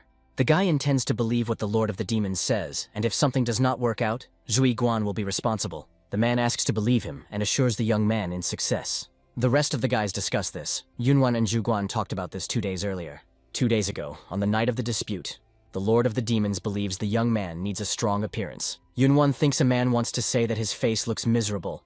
Zhui Guan confirms this. He thinks instead of saying that the young man looks weak, he looks beautiful. The guy thinks only useless boobs chase an appearance or false names. Zhui Guan and the rest are well aware of his strength. However, Weakly from the Central Plains can draw erroneous conclusions, looking only at the appearance. He offers just to wear a mask to Yunwen when necessary. Yunwen tells the man lucky that he is a member of the detachment of the Killer Sword, because he will be the first to see Yunwen's second face, which he used with the help of the art of transformation. The prisoner looks stunned by this. The guy tells him to go and tell his commander that the scribe of a heavenly demon arrived, a heavenly destroyer. The crowd on the street does not understand what is happening in the best pavilion Jiang'an. They think the pavilion is temporarily closed, because the lights are turned off in it. The man answers them that in connection with some circumstances, their pavilion is temporarily closed today. This is for the first time. Never from the people could have thought that the best pavilion, Jiang'an, was closed. Under the knife, this man is said to continue in the same spirit. The syndicate of the demonic path was taken hostage by staff. Yunwen says they are here, then let them stop sneaking and come in. The man glances at the gap of the door. The hostage of the heavenly destroyer was frightened. Judging by his reaction, the guy thinks this bastard commander of the Ka Jinshin detachment. The commander orders the man to commit suicide, because all his comrades are dead. The man is trembling, but intends to execute the order. Yunwen interferes with him, and asks the commander how he dares to kill his captive at his command. Ha Jinshin notices the guy's courage, and asks him if he knows where he is. The guy says this is the best pavilion in Janani, and an expensive cozy institution. The commander exposes his blade and tells him to be a member of the Murim Alliance or a simple wanderer, he will die today. Yunwen replies that he will not die today, but the commander. They both intend to kill each other with one blow, cleaving the blade of Hazinshun with one blow. This is the name of the elder, who intends to cut down the head of Yunwen. And the commander attacked the guy with his blade. The guy thinks in comparison with the nickname of a man in his blow with a sword, there is nothing worthy of attention. The young man beat off his attack easily. The man is surprised that he was able to lose the sensitivity of just one blow. He does not understand why Yunwen does not expose his sword. The guy replies that he is not sure. He thinks he will not be able to fight with a sword without killing the commander. These are not the words that could be ignored, but it was one of the reasons why Hazinchen was able to rise to the post of commander, thanks to his insight. After this skirmish, the man realized the power of his opponent, although he did not understand what it was. Until he finds out what was the matter, he decides to observe a little. The prisoner Yunwen asks his commander to stop, because the young man's scribbler of the heavenly demon, the heavenly destroyer. The commander thinks his subordinate does not lie, according to rumors. The heavenly destroyer killed all members of the detachment of the murderous sword, and their skirmish also proves that he did not bluff. The heavenly destroyer with whom their headquarters so desperately wanted to meet directly in front of him and Hazinchen considers this to be extraterrestrial success. The headquarters of the Syndicate of the Demonic Path sent experts to all directions of the world in order to recruit a heavenly destroyer, but his whereabouts still remained unknown. The commander realized that this was his chance to increase his status if he became a guide between the Syndicate of the Demonic Path and the heavenly destroyer. Ha Jinggun suddenly became humble and asked the guy whether he was really a heavenly destroyer. The young man does not understand why he became so obedient. Jueguen thinks this because of the guy's changed face. Yunwen thinks the man was right, but in fact the reason was not that. The commander wants Nova will be officially introduced. His name is Ka Jinchun. He heads a unit of murderous swords, directly subordinate to the Syndicate of the Demonic Path and Glads. He will meet a young man. The guy thinks since the commander just wanted to kill him, but now it is so kind with him that means this merit of his appearance. The commander does not understand him, but no matter how the Syndicate of the Demonic Path has been inquiries to the guy for a long time, and if he goes with them, then Ha Jinchun will take care of him. Yunwen does not need to go to the headquarters himself, so he asks to simply convey the words to their chapter. The guy on whose side in Marima can no longer put up with the atrocities of the Association of the Northern Blade. Therefore, as a person who has a common enemy, the guy would like to personally meet with the head of the syndicate and discuss everything. The commander is interested in if Yunwen is not going to go to the headquarters, then where would he like to be fastened? The young man makes an appointment 10 days later in the Neutrality Pavilion in Kaifeng. Ka Jinchen does not understand why exactly there, because there is the headquarters of the Alliance Murim. The guy does this because he has people whom he can trust in Kaifeng. The commander is worried that something may go wrong. Yunwen assures that if something goes wrong, he will personally protect their Grand Master. The man is surprised, because the young man talks about it as a simple fight. He promises to convey the message to the leader of the syndicate of the demonic path. And so the commotion with a unit of murderous swords ended. 2 days later, Yunwen asks Xiao Chen not to run around the pavilion. Yunwen notes the discontent of the owner of the pavilion, and asks him what was the matter. He thinks this because of the case with the syndicate of the demonic path. Mr. Bao has recently been speaking, the number of customers has significantly reduced. After that incident with the syndicate of the demonic path, the members of the Alliance Murim continued to follow the pavilion and snoop guests. Because of this, the visitors began to leave massively. The guy cries and does not understand how they dared. He wants to deal with them right now. Thanks to the store, the Golden Toad, the Heavenly Destroyer went to the branch of the Alliance Murim in Hanzhou. The store manager speaks after the alliance of the Alliance Murim. The surrounding merchants were badly injured. Since the Alliance continues to expand their territory using force, merchants are afraid that all local trading areas will be captured at this pace. Yunwen is outraged due to the incident with the pavilion, so the Murim's alliance also affects the trade world. The man says they collaborate with the merchants who listen to them. Those who are against are forced to obey, so there are no people who confront them. The guy does not understand how many more enemies the Alliance is going to make himself. At the store, the Gold Toad is all right because they are counting on the support of the imperial family and government ministers. They arrived in the branch of the Murim Alliance in Hanzhou. Yunwen thinks they put all their strength to its creation. The guards ask who he is and whether the guy is recorded. He screams to the manager of the Hangzhou branch to go out. The guard asks who he imagines himself to arrange scenes here. Yunwen tells him to disappear. The manager of the branch comes out and asks who dared to arrange a commotion in the middle of the White Day. Yunwen recognizes him. This is provided by Wu Henchang. He does not understand who dares to treat the manager like that. Suddenly his expression changes. It seems he recognized Yunwen. The guy was not sure at first, but now he really realized that this was a former commander of a mandate detachment and points a finger at him. The manager thinks what sin he committed, that he again had a chance to meet this devil. The guy says they did not see each other for a long time. The guard is surprised that they are familiar. In the hall for receiving a branch of the Murim Alliance in Hangzhou, Yunwan and warrior Wu spit tea. The young man says Wu looks much better than before. He thinks because Wu now has become the manager of the branch. Yunwen puts his bowl of tea and is about to get down to business. The young man stopped better at Pavilion Jiang, and suspicious people constantly roam around him. The man does not understand which bastards dared to wander next to the place where the guy stopped. Wu thinks children in our time are fearless. The young man suspects that this is the work of the manager. He looks scared and says that it is not him. Wu jumps up from the table. The man says he needs to the toilet. Yunwan laughs that Wu is running pretty quickly. A man could not think that the young man was associated with the best Pavilion Jiang. A little earlier, VU gave the order to monitor the whole pavilion, as well as to study everyone, a client who entered the pavilion. He bursts to one of his subordinates and tells him to immediately go to the best Pavilion Jiang and tells him to pick up all their people from there. The manager of the branch of the Alliance returned to Yunwan. He says there should be problems with his breakfast. The guy says if Wu has problems, then of course he will have a disorder of the stomach and tells him to play it safe. Wu does not understand what the young man has. The man looks excited. Yunwen says if the territory around the pavilion in Jianan will be free, then there will be no problems, and asks Wu will take care of this. The man realized that the guy recognized everything. Wu says to anyone would not allow anyone to approach this place. We can say that the problem is solved and the guy is interested in how things are now in Murim. He asks because he only recently returned from the trip, and he is interested in knowing about the latest events. This is a great opportunity for Yunwan to get information about the Association of the Northern Blade. The man says the very last event is likely to, the operation to destroy the syndicate of the demonic path. The story that Wu Henchun told was not much different from the rumors throughout Hangzhou. Nevertheless, Yunwen noted for himself a new information. The reason on which the demonic path settled in Murima was their foundation, which goes out of roots in the trade world. So in order to chop the roots of the syndicate of the Alliance, Murim is trying to seize the commercial world. And they say that the conflict exists even in the Murim Alliance itself. They say that the alliance of 9 Orthodox clans and the League of 5 clans are fighting on all issues with the Ark Hentitian. However, in addition to them, all the forces are under the command of the leader of the alliance.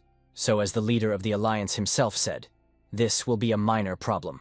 Yunwan does not think so. He does not understand whether the leader of the alliance really does not know the seriousness of the situation. He takes to memories of childhood.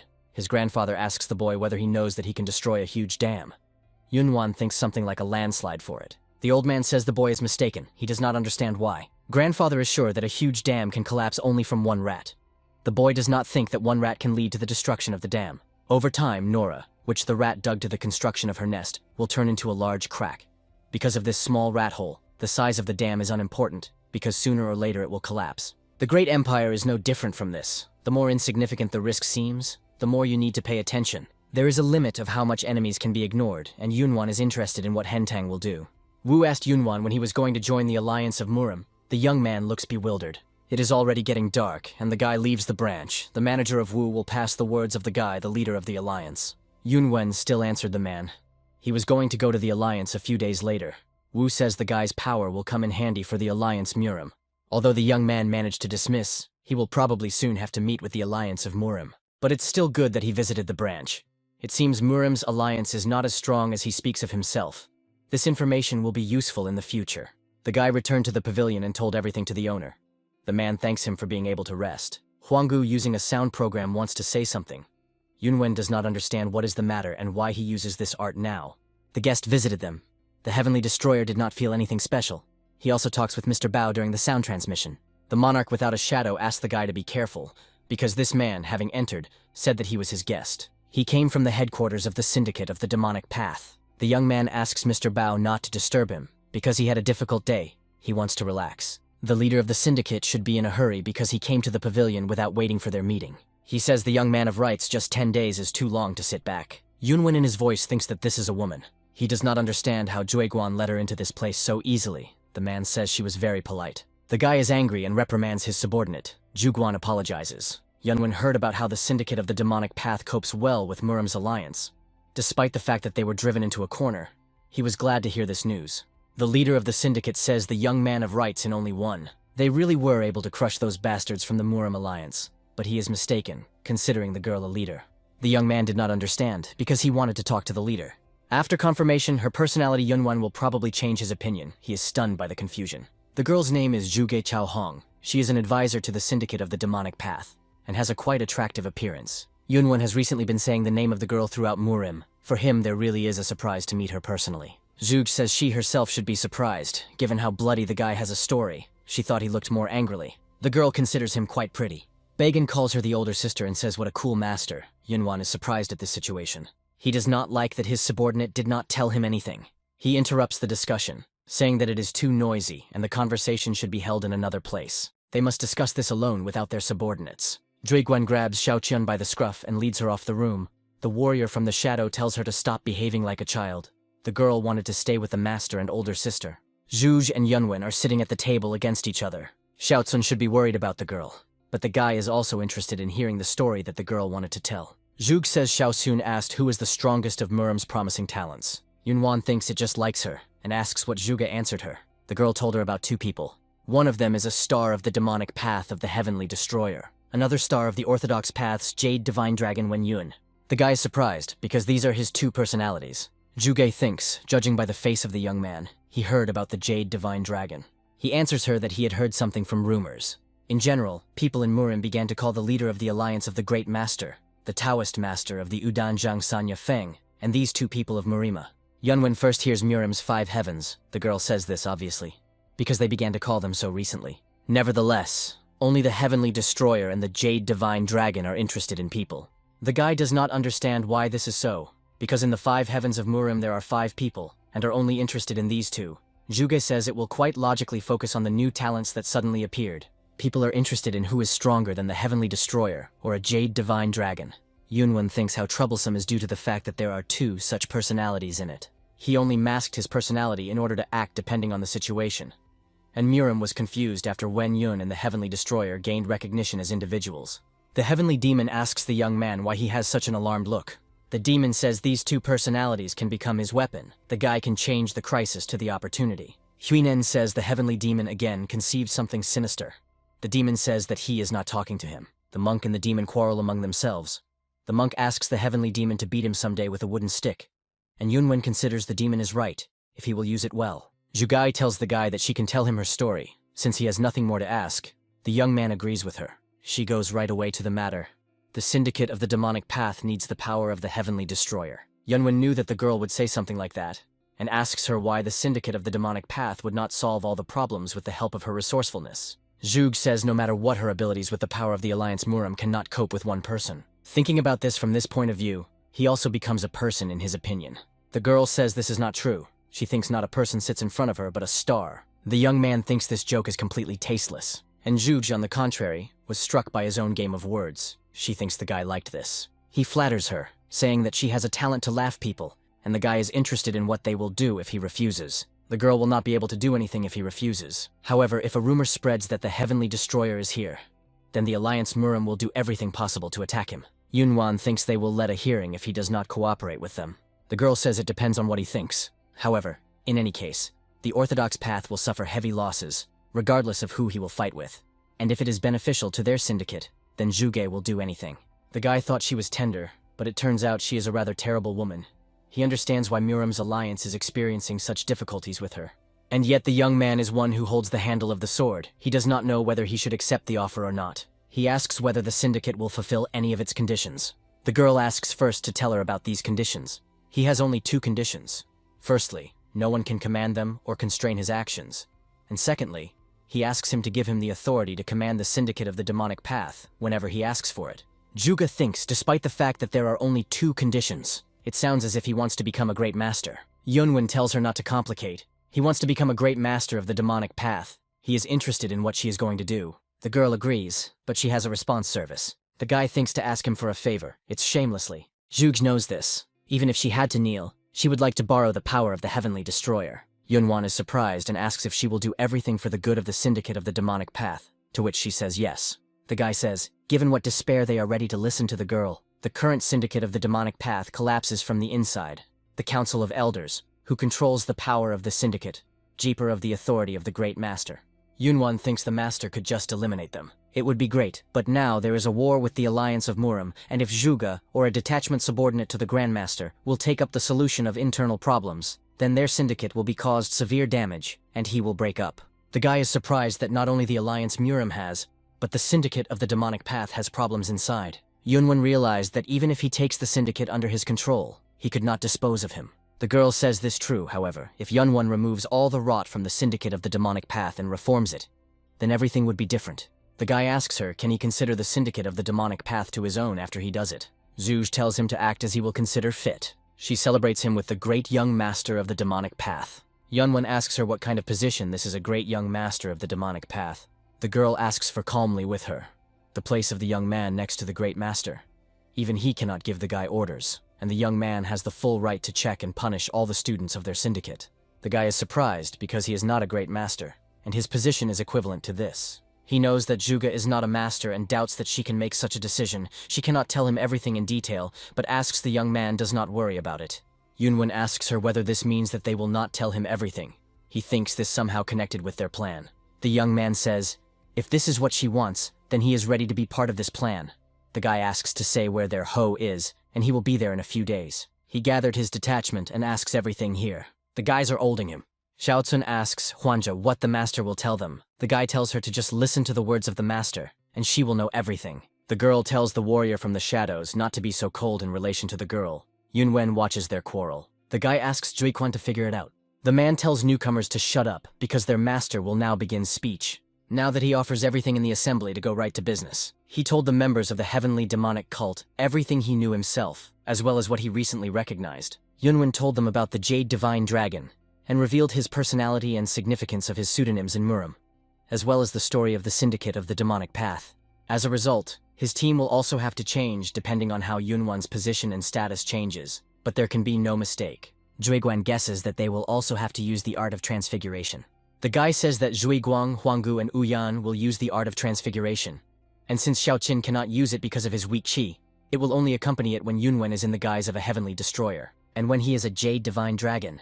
Let him pretend to not know him. The girl does not understand how to do it. Especially many people already saw how she accompanied him in Hangzhou. Yunwan says they have not been on the Central Plains for so long, so everything is in order.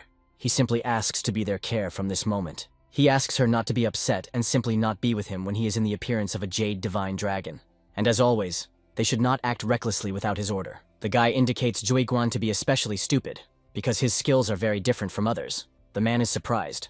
Yunwen does not scold him, but simply asks him to be more careful because he is very strong. Juiguan seems to be embarrassed by the praise of his master. He asks the guys whether they know any martial arts of the orthodox sects that you can use. Huanggu knows them, but Ushan has not tried it yet. He asks Uyan to try to detect the martial arts of orthodox sects based on her specialization, a quick sword. The girl is also glad to praise. She did not think that the Heavenly Destroyer would remember her specialization. From now on, he prohibits the use of demonic martial arts without his order while they are on the Central Plains. Yunwen considers her definitely not an ordinary woman and thinks the beast lurked in her heart. Jueguan asks his master what he means. She told him that their syndicate is located under the Lake of Donging. The girl assures the guy that he would not regret his decision. The guy thinks their location they chose, knowing that a fight with the Alliance of Murim would begin, and this is their strategy. When the orthodox sects became stronger, they always tried to suppress the demonic path. Zhuge was simply preparing for the future, thinking about the past, so she does not think that this could be called a strategy. Yunwen says she is incredible, and he heard that she was a descendant of the prestigious Zhuge family, and asks why she wants to turn off the orthodox path. She says there is a person whom she wants to kill, and at present he is the leader of the orthodox path. The guy realized that she was talking about Henten's arc. Jueguan is surprised, because the name of the arc Henten is too often flashes. Yunwan says the leader of the Alliance Murim, truly amazing person, and it seems he wants to make his enemies the whole of Murim. The man asks the Heavenly Destroyer who are those people with whom they will meet. Yunwan is tired of listening to this question all the way. He says these people of his benefactors. Jueguan simply cannot restrain his curiosity about who these people, whom the master calls him his benefactors. Yunwan tells him too curious. He is interested in how the Gemini Knows are doing. The manager John says that the brothers are already waiting for him in the reception. He enters the room, and Huan No drops his cup of tea with surprise. The guy asks how the old people have business. They rush to him and embrace. The twins say everything is fine with them, seeing that their lords are so energetic. Huan No says the dejected expression on the young man, which he saw on Mount Tai, completely disappeared, and he again found his light. They cry with joy. Huinark does not understand how he can communicate to a guy except His Majesty Emperor. The guy asks them not to cry so much. They make him cry too. The Azure King of the Demons Hunpo also arrived with the Nox brothers and welcomes Yunwan. He was surprised at how great Hunpo became. He is interested in what training the Azure-faced King of the Demons received, and why he was still without clothes. The man survived the time that does not even want to remember, but all thanks to the mercy of Yunwan. Jueguang is jealous of Hunpo to his master and does not understand how he dares to speak so Heavenly Destroyer. They collide among their foreheads. Yunwen orders them not to spoil such a beautiful day. Men obey him. The beggar Pang is also welcoming the young man here. The guy asks how he is doing. The old man says he cannot be unhealthy when he spends time with his granddaughter of his sworn friend. Suelin enters the room and asks the guy if he feels good. Suelin tells the guy that he had not returned for so long after he said that he would return soon. Youngwen could not do anything about it, because he here and there fell into trouble. The guy asks the lady how she feels. She replies that thanks to him, the girl lives quite comfortably next to the great leader of the gang of beggars. The old man interrupts them and offers to start talking about what they all gathered here.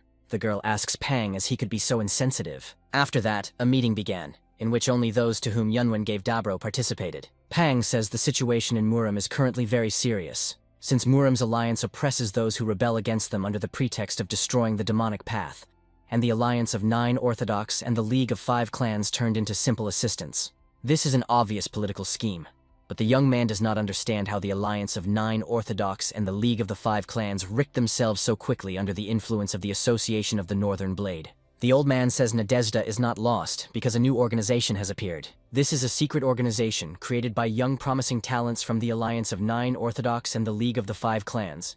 Its goal is to keep the leader of the alliance and certain forces in UES so that they do not abuse their power and do not show tyranny if the alliance is alive after victory over a demonic path.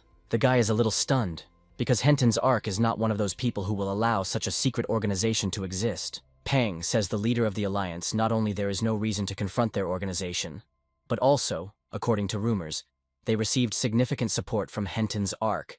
Young masters of the Northern Blade Association also participate in it. The old man asks Yunwan whether he knows how Henten's Ark is dealt with his enemies. The guy says if possible, he will eliminate them, and if they cannot be destroyed, he will try to make them his allies. If the young man was in his place, he would do the same. Pang agrees with him. He says the leader of the alliance at first could be said to insist on their creation, endowed them with authority and encouraged their activities. He planned to make them the leader of one of his people, but since there are quite a few outstanding people in the organization, they refuse to accept anyone as their leader. His plan failed. The leader of the gang of beggars thinks the Ark Henten now sleeping badly. This story is a solid interest to Yunwan, the independent power in the alliance of Murim, which is opposed to him. Moreover, the position of leader is currently free. The guy did not expect less from the best gang in the world. No one knows better about the situation in Murim better than a gang of beggars. The Gemini no think Pang wants to capture all the attention of their master. The old people have prepared a special detachment for Yunwan. They secretly collect and teach orphans for more than 30 years, and now their number is approaching 1,000. The young man says this quite a lot and is interested in their current level. They say an outstanding expert among them, but one person accumulated 120 years of inner chi. Yunwan praises them, saying that they did an excellent job. He knows that this is definitely little in comparison with the heavenly demonic cult, but there is no doubt that this is a great power. The beggar Pang asks the young man what kind of relationship with Lady Zuilin has. The guy says they just acquaintances. After the young man left her at the King of the Poor, she constantly asked him about Yunwan, so the old man thought for them some special relationship. The guy realized that he should change the subject, and he asks where the woman who was next to Zuilin all the time went. The old man says this HBS disappeared. The guys are already going to disperse, and Yunwan asks them to repeat them again about what he asked them all about. He ordered Hunpo to secretly collect the practitioners of the demonic path, which are not members of the syndicate of the demonic path, and create an organization, as well as expect further orders. He asked Panga to mobilize all members of the gang of beggars and investigate the actions of forces in the trading world and the movement of forces behind the Great Wall. He ordered the Blizers of Nox to monitor and control the cash flows on the Central Plains through the Golden Toad Bank, and beware of forces trying to close contact with the Imperial Palace. And they must also combine the forces of small and medium-sized merchants and secretly shake the trade world of the Murim Alliance. He offers them to finish the meeting, and we'll see it again next time. After the meeting, the elderly continued to tell each other stories that did not have time. Zhuiguang says Humpio that the next time they meet, they will arrange a real battle. The man agrees with him and does not forget the ugly-faced Zhuiguan. Zuelan wants to say goodbye to Yunwan. She does not know when they will meet again. Yunwan does not know what the girl thinks about him. But since he still has a lot of work, he does not know if he can live up to her expectations. She says because Juan's has not yet returned from her mission, and the only person whom the girl knows in the gang of the poor is the leader of the gang. She must have missed the guy more than usual. The old man says Lan still does not know about the disappearance of Juan's. It would be difficult for her to realize that the person to whom she trusted and who was supposed to be gone. Yunwan is sorry for the girl. He should have taken care of her better. She takes off her necklace and asks the young man to accept him, and she will be satisfied if the guy thinks about her every time she sees this accessory. The guy says for him this is too fashionable accessory to take him. Zuelan replies that everything is in order and this is just her stubbornness. The girl asks does not worry about it. Yunwan is not the point of this, because it is burdening to take things with him, but he will think perfectly if he places the decoration on his hand. The girl kindly agrees with him. The Heavenly Destroyer, leaving his acquaintances, arrived in the Yangtze Channel. The Shadow Warrior asks his leader what their next destination. The guy recalls his conversation with Panga. The old man told him that after his long-standing friend, the Hidden Emperor, disappeared, he could not find any traces that he left the Association of the Northern Blade. Yunwan thinks Pang, meaning that the Arch-Gen never went beyond the borders of the Northern Blade Association. The old man says this is the conclusion of their gang of beggars. Although the fact that the Emperor of Hidden Dragons is still in the Association of the Northern Blades was not confirmed, they consider this a true statement. The month of Juan's penetrated the organization of the Northern Blade to investigate this matter, and in the end, it went missing. The guy thinks something wrong with the Association of the Northern Blade, and they should first look into the association. Pong says, even if a young man does this, he does not think that they should contact the Association of the Northern Blade right now, and before that, there is one place that Yunwan should visit. The young man is interested in what place is this place. He is currently transferred. The Shadow Warrior asks his master why he thought so deeply. Yunwan asks the guys whether they have experience in the fight against the blade. Huanju does not understand him. The guy jumps up and tells his team to prepare for the battle with the blade. He jumped directly onto the mast of the ship. The captain tells him to go down immediately. The young man says their next destination coalition of the Southern Blade. Yunwan with his company floats on the ship. The guy asks the boatman what kind of song he sings. The boatman says strangely that the young man does not know the song about the heroes. He asks a man if he can tell him what heroes he sings about. The boatman replies that he is not difficult. 5 Heaven Murim, the head of the Alliance Murim, the Great Master, Zhang Sanfen, as well as the faithful novice of the Heavenly Demon and the Heavenly Jade Dragon. In addition to them, there are 4 ruler.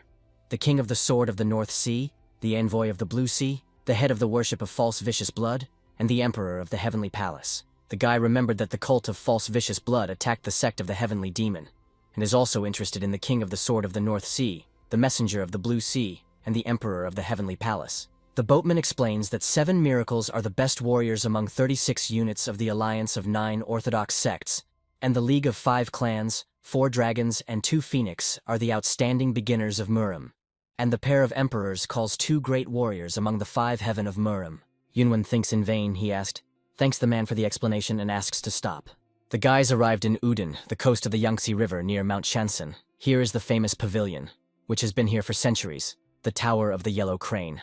An employee of the institution informs the Yunwan team that they have no free places, and even it is quite difficult to book a place with them. Now he is even more sorry for Xiaochun, who had not yet mastered the transfiguration technique. She had to wait for the rest in the branch of the Golden Frog Non.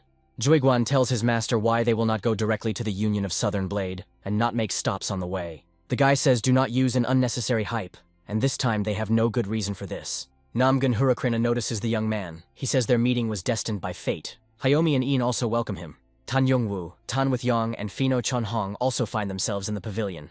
He is glad to meet with them and asks how they lived since their last meeting. Hukryun asks Yunwen why he does not enjoy the local cuisine. The guy replies that they did not boot the table, and there are no free places. Besides, he is not alone here. The Hukryun looks surprised, and Ian looks in love with Yunwan in love. He notices that Juiguan is an incredibly strong person. He thinks the young Master Wen should be and does not know what people accompany him.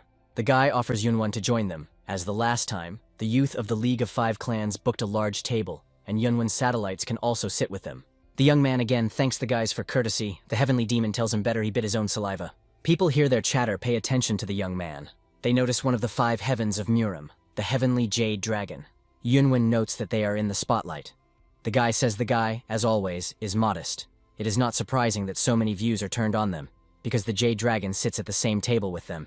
However, Kokryun considers it not entirely comfortable to talk. The guy asks the guests of the Tower of the Yellow Crane not to shit their eyes, because they want to spend time in a friendly environment. People reacted to his request with understanding and noticed that he was the heir to the clan Namgun. Yunwen thinks Hukran has not changed at all and is still polite. After the words of the heir to the clan Namgun, the atmosphere in the tower became more pleasantly. The guys began to ask Yunwan. Hikren was insulting that there were no news from the guy, and he had never visited the League of Five Clans. It is a pity to the guy that it happened, but he needed to go abroad. Hukni thinks this should be an important occasion. Well, it was just a joke. Ayan asks her brother why joke. Hemi chews and says that the girl again sides the young man. The guy is interested in why Yunwan here, and it seems he has a guess. Yunwan tells Hukryan that you can't hide anything from him, and he really arrived at the coalition of the Southern Blades. In the Union of Southern Blades, a competition will be held, which should collect the talented warriors of Miram up to 40 years. The winner of the competition will be able to marry the adopted daughter of the elder of the Union of the Southern Blades of the Heavenly Royal Jade Phoenix. Yunwan asked Pang why it is as important as the victory over Muram's alliance, and why should he be worried who marries this girl. The old man does not say this at all. They say that the son of the elder, who was supposed to become his heir, went crazy and is now no good. So Henton wanted to sell his daughter to this madman. Pang says that Yunwan has nothing to worry about. He heard it from Lan herself. Of course she did not tell him any details, but the old man seemed strange. Previously, the coalition of the Southern Blades and the association of the Northern Blades treated each other with caution. But the decision on such an important event as the beginning of cooperation through marriage was made very quickly and secretly from everyone. Pang is still trying to find out the details of this event, but in addition to the crazy son, the elder has only an adopted daughter. The one who will marry her will become a son, in law of the elder of the coalition of the Southern Blades. Yunwan thinks there is no suspicion, and this is in the order of things. Strange for the old man are not competitions, and not the reasons for their holding, but his suspicion causes something else. All the orders of the elder were voiced by his adopted daughter, and the elder himself did not even show up in public. Yunwan notes that it looks like a former leader of the Northern Blades that is a sleeping dragon. Pang says this happened with the organization that could withstand the associations of the Northern Blades. Besides, the elder knew the king of the Gang of the Poor would not have done so, so the old man hoped that Yunwen would go to the coalition of the Southern Blade earlier than the association of the Northern Blade. The guy realized that if everything turned out well, then the Union of the Southern Blades could act on his side in the future, which will lead to the defeat of the Muram Alliance. More precisely, this will be a defeat of the Association of Northern Blades. Yunwan thinks Hukran too decided to fight for this right. The guy replies that he was the heir to the Namgun clan, and he is just interested to look at strong warriors. They say that 2 of the 4 dragons showed up for the competition. Moreover, since Yunwan showed up in Marima, it is interesting to see how he will show himself in competitions. The young man says he did not think to participate, but he would marry so much more. Ayan is glad that he arrived here not for the sake of competition, and Hokren does not understand what Yunwan went here then. The guy thinks this even quite well, because he needs an excuse to penetrate the coalition of the Southern Blades for the investigation. But if he simply enters them, then he will be recognized immediately. He will be allocated from the crowd. And if he is in the company of the youth of the League of Five Clans, then it will not be so bad. Against their background, he will not be very striking. Yunwen says that he arrived here on some cases. Since the last time he visited the Association of the Northern Blade, he decided to visit the Coalition of the Southern Blades. A great idea came to his mind and wants to go with the guys. The servant of Chusa Coalition could not hurt why the device was such a noise. There was something important there. Another young man explained that this time influential guests arrived. Their visit was of great interest to all present. By the way, the guy was called. He heard that among the guests is the heir of the kind of Nagun, and a man with a jade face, whose name he forgot. But just as the dream heard about a jade face, immediately realized that it was a divine dragon. Meanwhile, the usual fuss prevailed in the street market, but the hero was not in the mood. He was constantly ignored, and because of this, a conquered transfiguration art that just brought problems. Immersed in reflection, he suddenly paid attention to the strange scene that unfolded nearby. In his eyes, an adult has grossly offended a little guy without letting him go inside, and it was at that moment that he realized he was not one who was left away. The little one assured the owner that in the future he would definitely not be lower, perhaps even becoming much more important. In response, he brazenly called him a snot and threatened that if he had grabbed the main leader, he would have been a corpse. But he did not have time to register how a hefty man grew up. The fright instantly clasped him. The tongue stuck to the palate, and the thoughts were scattered. Without any warning, he got a powerful slap simply in the face. The formidable voice behind your back thundered, "How do you laugh to be lazy? Can't you cope with a simple one and even arrange a booth under the store?" It was anger due to the lack of customers. He ordered everyone to climb inside and take work without delay. But when he turned, a baby hand with a bowl appeared right in front of his nose. The small stretched him an empty vessel, holding it gently with both hands. He asked at least a few tablespoons of cold rice. At least today. Watching the side, it seemed that this beggar was completely crazy and still pleaded. What will happen next? Will it be a good way to agree and give a little rice? But everything that happened after testified to the opposite. He leaned and just spat in a bowl of the guy. And then he called him a blunt freak. They say, "What you climb here, it would be better to fall under the bridge, as it should be lower." Meanwhile, the little one was shaking. He pleaded with the general leader at least a little. She even clenched her teeth from her experience. If he does not hold back, he can be brutally beat. Frequently, he just robbed again, ordering the little one to get away. But what could he answer?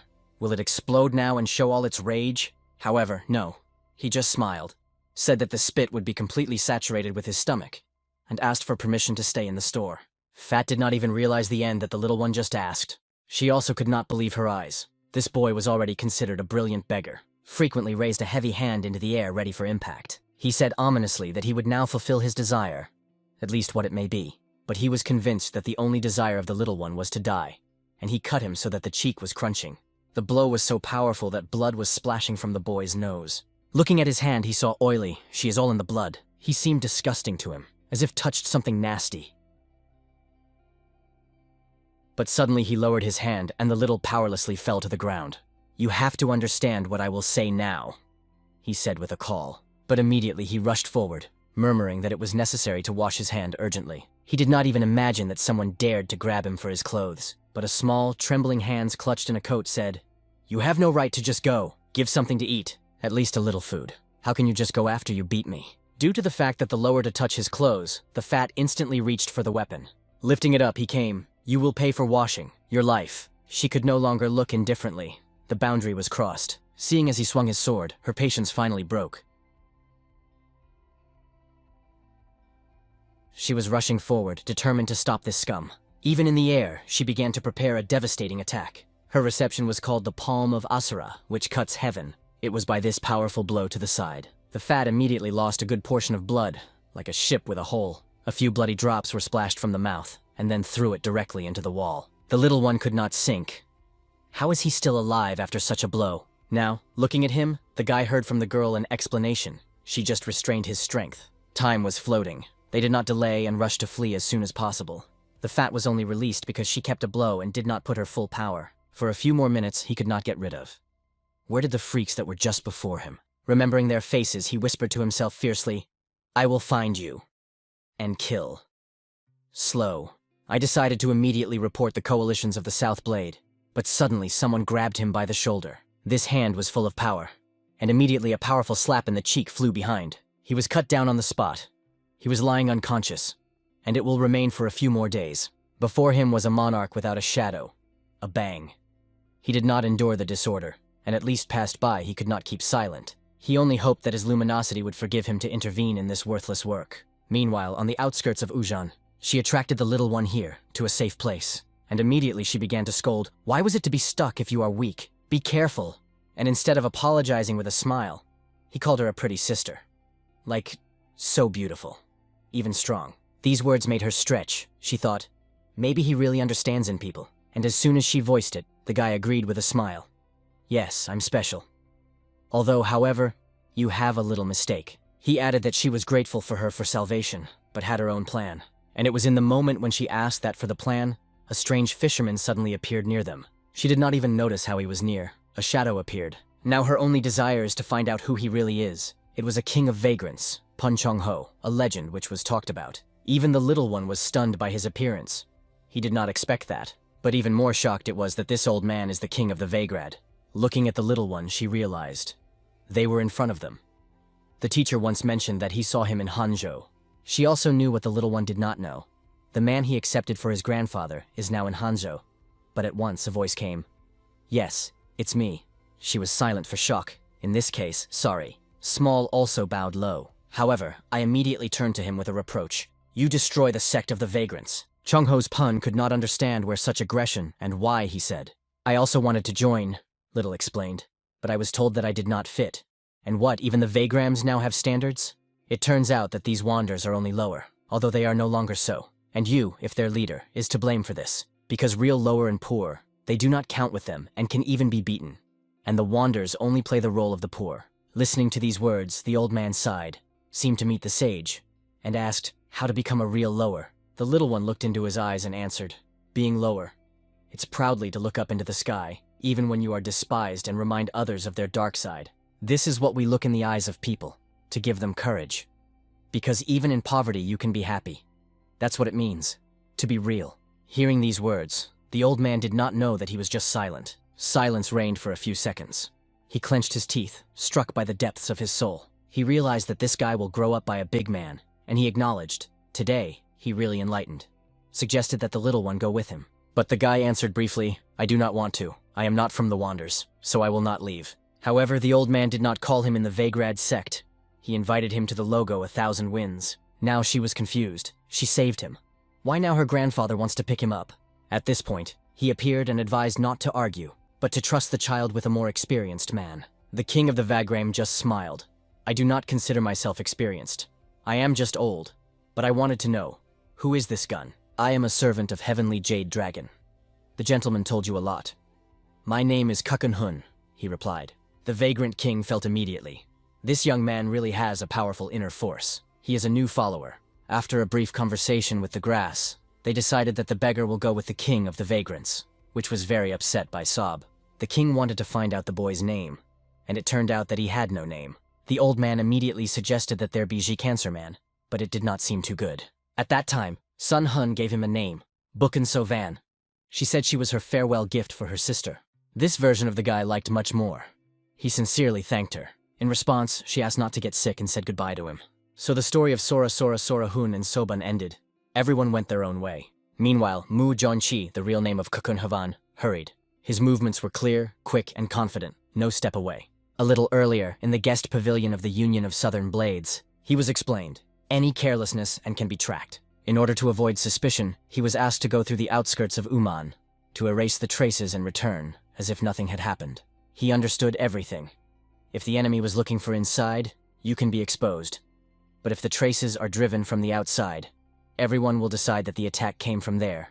After returning to the Union, he was instructed to gather as much information about the elder, his heir, and a foster daughter. But now, when he was in the new environment, he has begun to doubt. He has never questioned his skills, and will they be enough in Chongvan? The senior saw his excitement. Everything was written on his face. "I do not know if I will cope." "Maybe it is better to trust this master of demons, not me," Monyan muttered. But the mentor had a different opinion. It was he who was assigned this task because he was believed, and asked that he also believed in himself. And he added, "Because I believe in you, sincerely." And immediately after that they sounded confident words. "I will never destroy your faith in me." As Wen Jun said, Mu Jun really had the technique of hiding traces. He explored everything inside the alliance of the Northern Blades, remaining invisible. He first went to the cities mentioned by Wen Jun. He approached the room of the crazy heir. She was absolutely empty. It seemed suspicious at once. It was too quiet. Another detail was surprised. Why the guards of the Union use one blade, not two?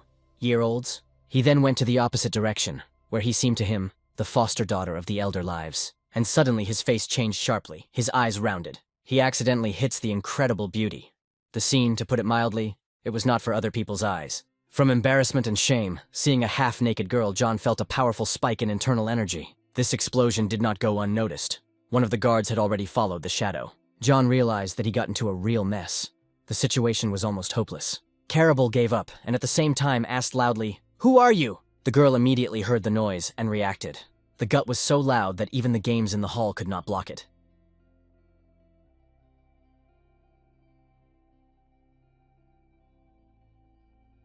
"Maybe," he answered, exposing his knee with acutely attached to him. But he immediately added, "And what a difference when I still kill you."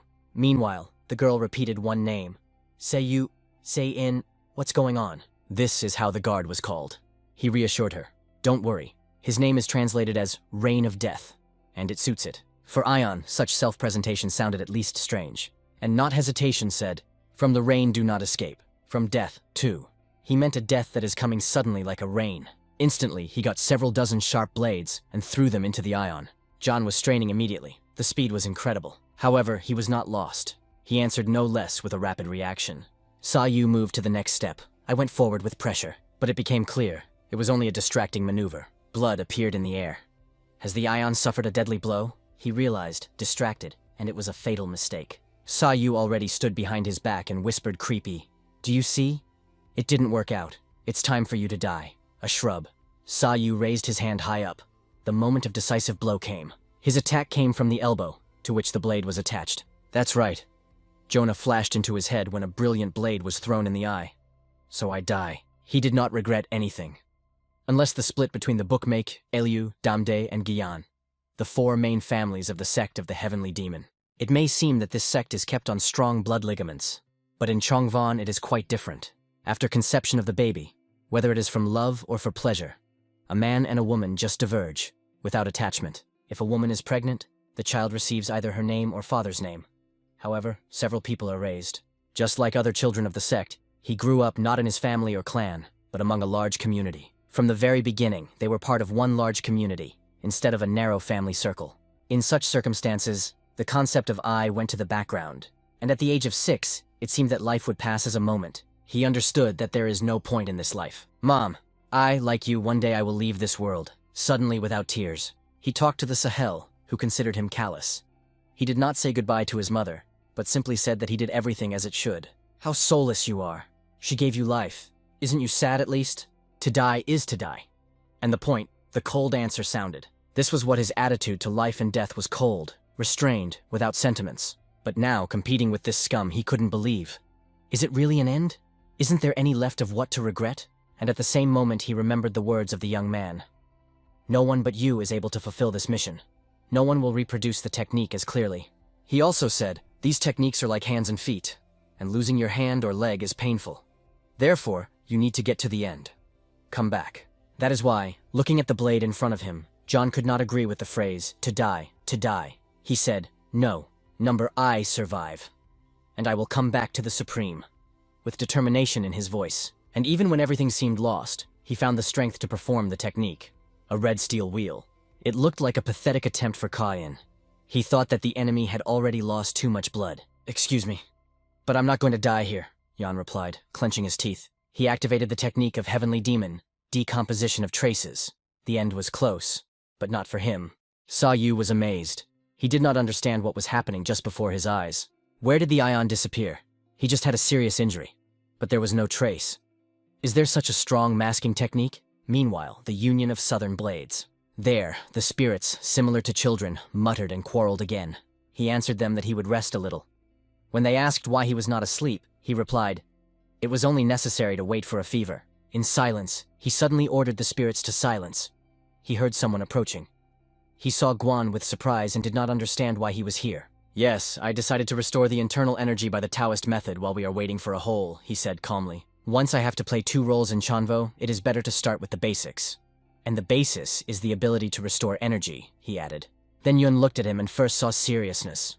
Although he thought that he was only interested in entertainment. One of the spirits addressed him.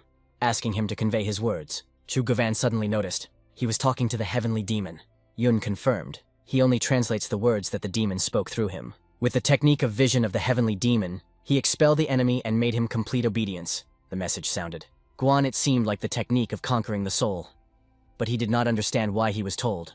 Yun explained simply, because there is nothing fun in the workouts. And he added, and after all, it will still have to be done.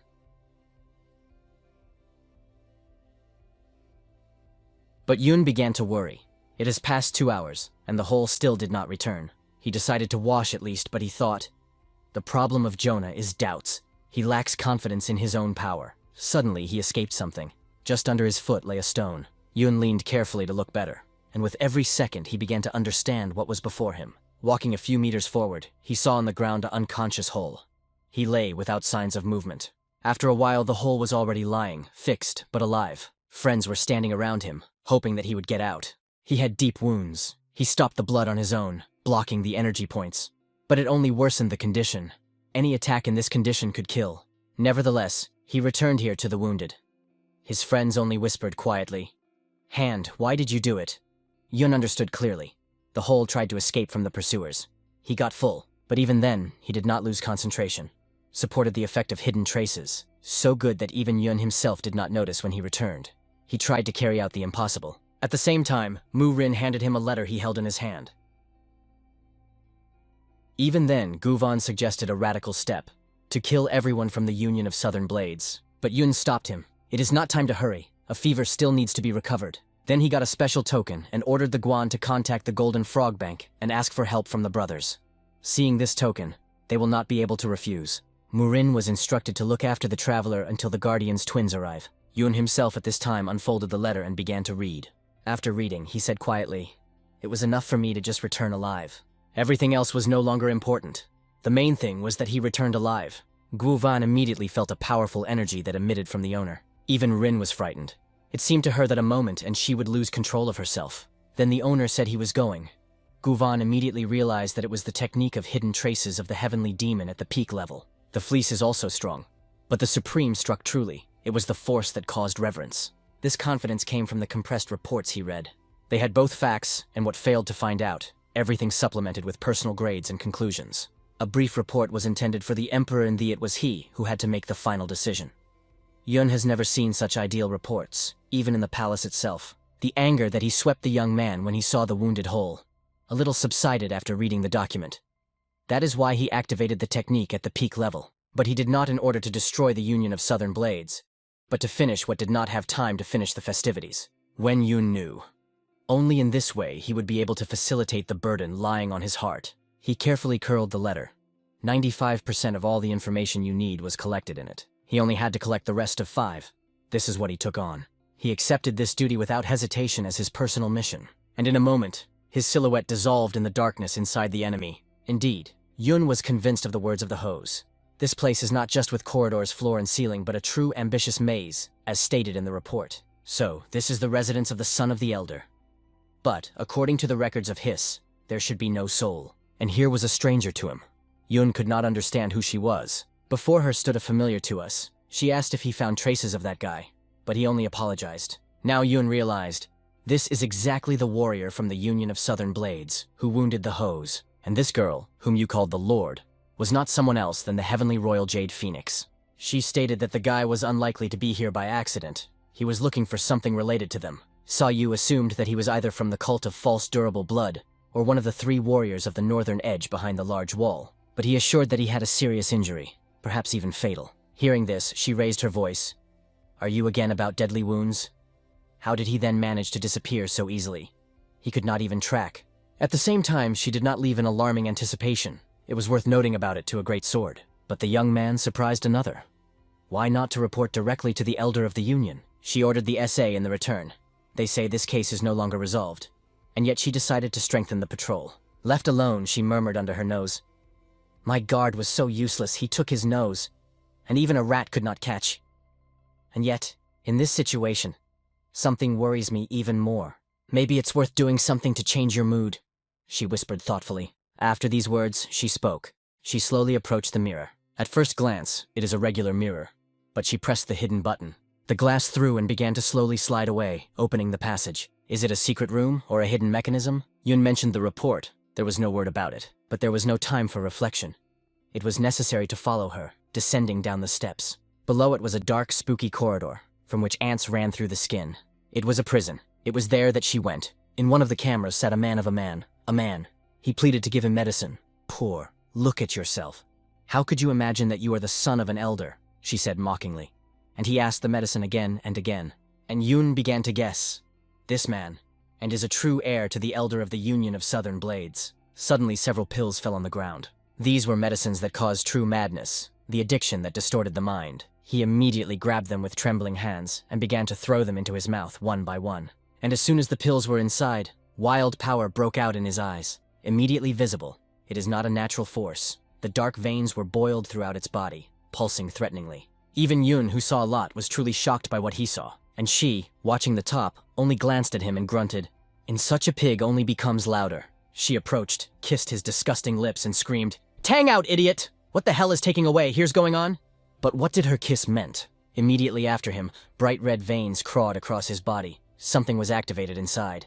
And in the next moment, the body was faint and heavily faded on the floor. Under her red hair, the same veins were flashed, the same as he had. And walking, she said with a smile, "I will find the use of your born true yang. And then, let's move to the next place." The spirits watched it, stunned. Their world was overshadowed. Mir's desires can be truly ugly. But Yun only noted that there is no time to surprise. It is necessary to act immediately. He ordered the spirits to continue tracking without stops.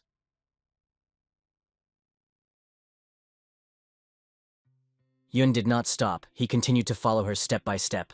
But what he saw further threw him into a state of shock. Before the eyes of the young man opened a gorgeous hall. Everything was glowing with gold. Gilded figures of lions, exquisite chandelier, majestic charos. And she stood in front of her husband on the throne.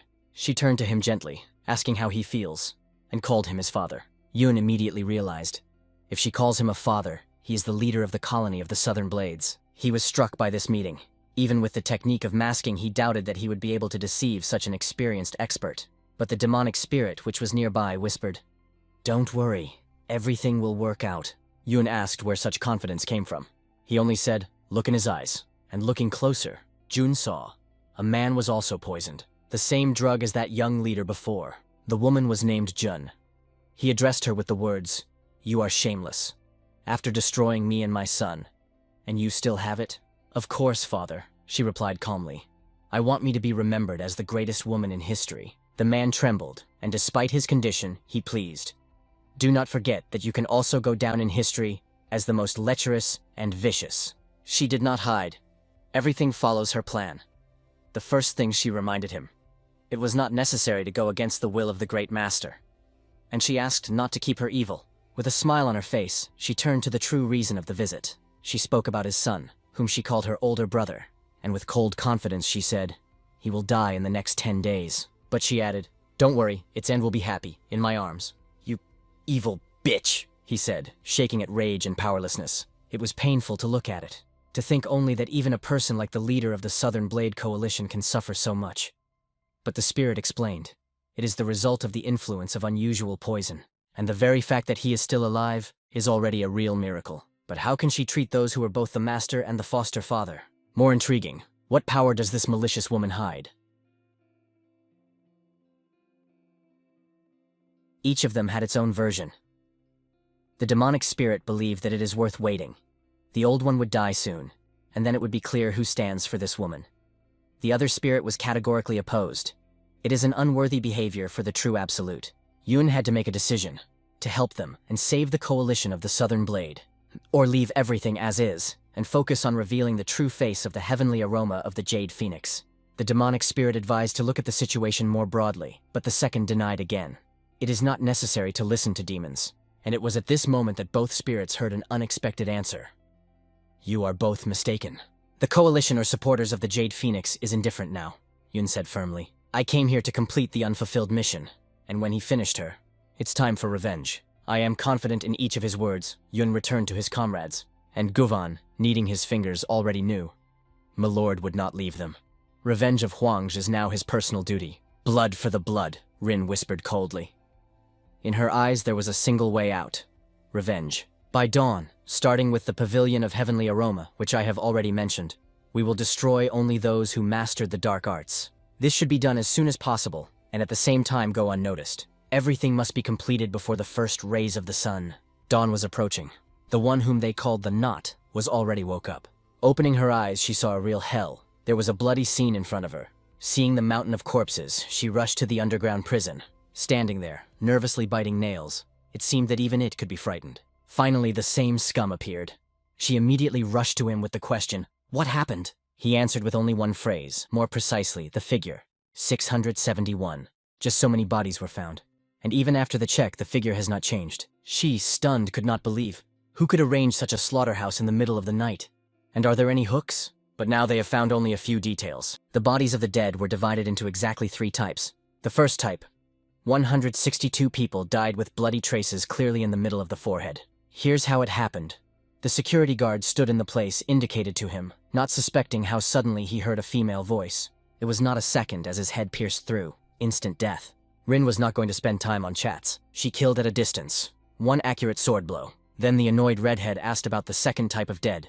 The answer was even more creepy. 205 people were killed by a full fracture of the body. Cruelty beyond the imagination. 2 such bastards sat, preparing to eat quietly. Govan walked behind, grabbed both of his heads, and instantly killed without any effort. He didn't even use the sword, he just squeezed his fists. And all because he did not want to dirty the blade about such abomination. One of the men offered her to look at the body, but the redhead only waved. "Take them away. The sound of what you say is already disgusting." One thought was spinning in her head. 671 people were killed in one night, without any witness, without any trace. And if everyone was killed in different ways, 162 died from a cross stroke between the eyebrows. 205, with crumbs broken to crumbs. There are another 304, and what can it mean? She thought. And suddenly she realized that these 304 people were killed by one person. All.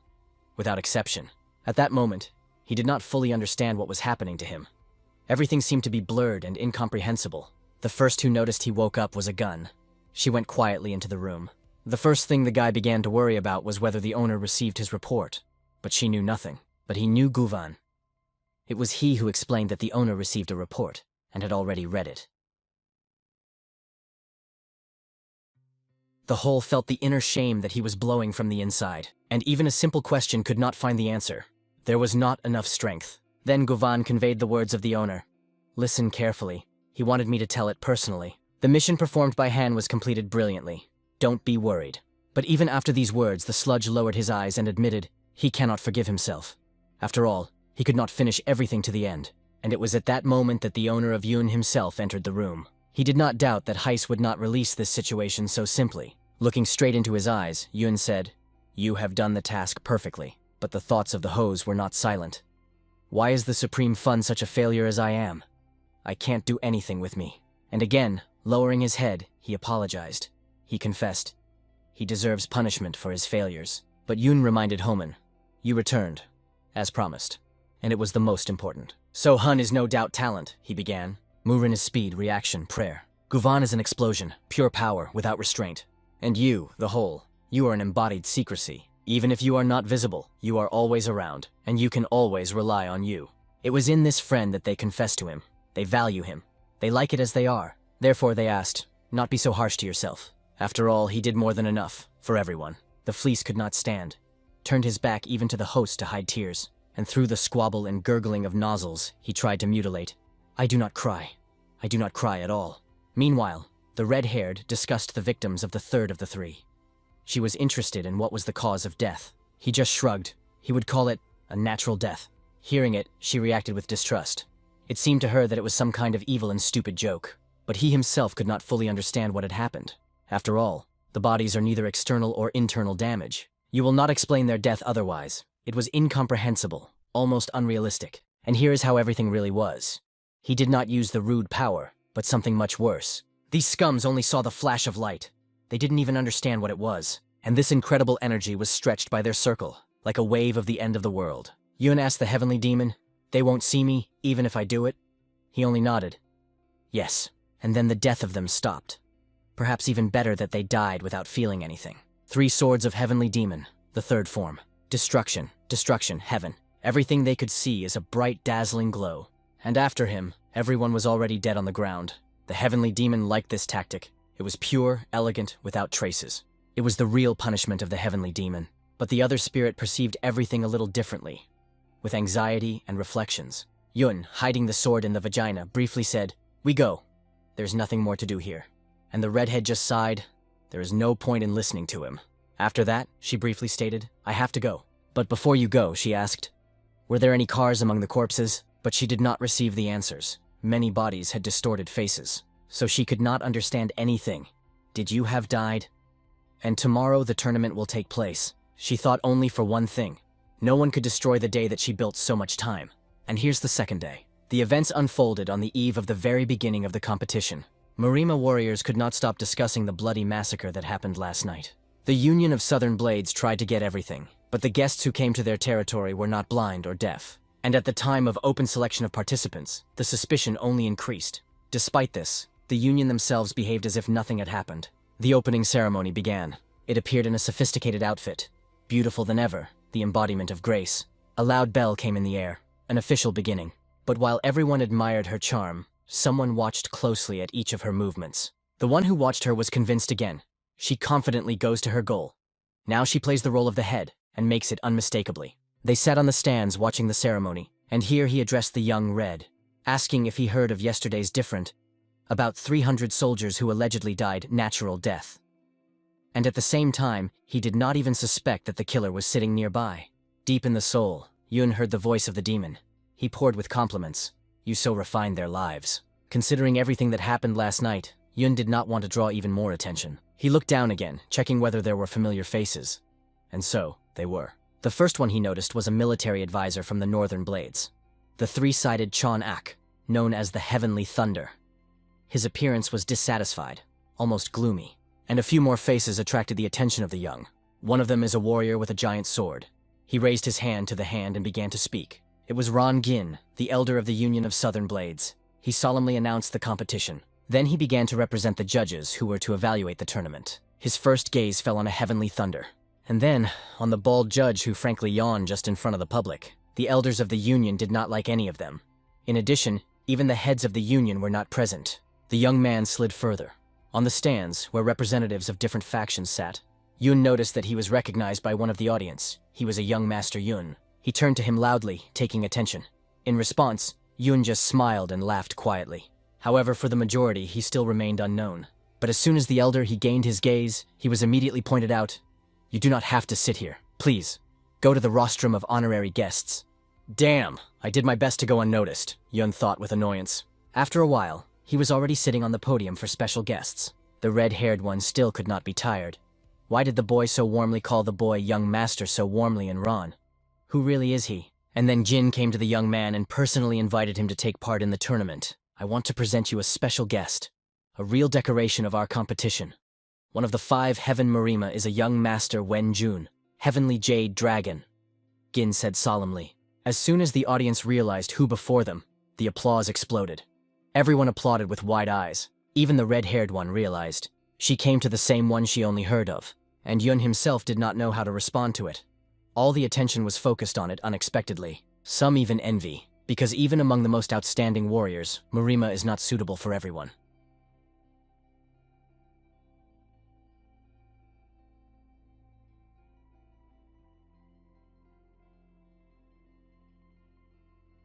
Now everyone knew his face.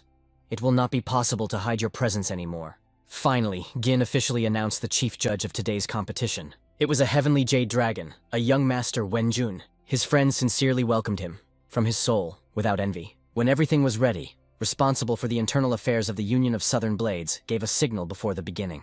He was called herself. He asked all the participants to leave the arena. Wenyan was still struggling with a slight embarrassment. There was too much attention. He heard the votes. "Next time, be sure to come to us to the association." The earth began to tremble when the giant was approaching the arena. Its steps were heard from afar. Having gone into the arena, this real health of deftly predicted, "Name your name," the leader of the Gonshan detachment, the sword of the Great Spirit. To the guns, the answer came. The audience kept breathing, and a genuine surprise was written on the faces. Red-haired only skeptically glanced.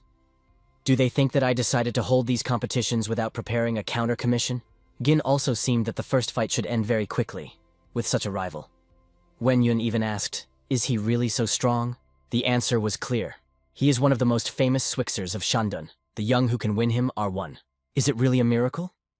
It was now supposed to show the battle. The giant with a broken face lay on the ground, defeated. Jin just didn't believe his eyes. What happened here just... The audience was also shocked. How did such a thin guy be able to overcome a real giant? In addition, he won, without even using weapons. And when asked about the name, he only answered, Cho. Jin looked closely at the guy. It should be an experienced fighter. At first glance it seems weak, but it clearly hides great power. They raised the box with the announcement. If the next fighter does not reach the arena before the 5th blow to gong, victory for a young master of young man. But immediately they flew up 2 hands with a cry, "I'm next!" These were 2 brave guys, both are ready to fight. To decide who would come out first, they were offered to pull a lot.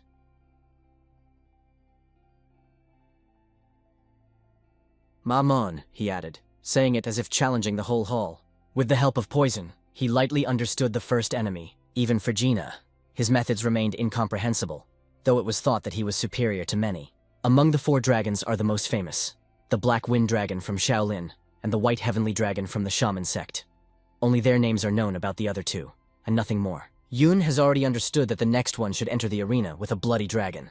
But instead, he suddenly turned directly to the most celestial Jade Dragon. Friends sitting behind the young man were barely holding back. The atmosphere exacerbated. I only believe that I see with my own eyes. And I do not intend to listen to the one who invented the nickname, the Yawned Dragon Through. But for this, he immediately got a sword under his throat.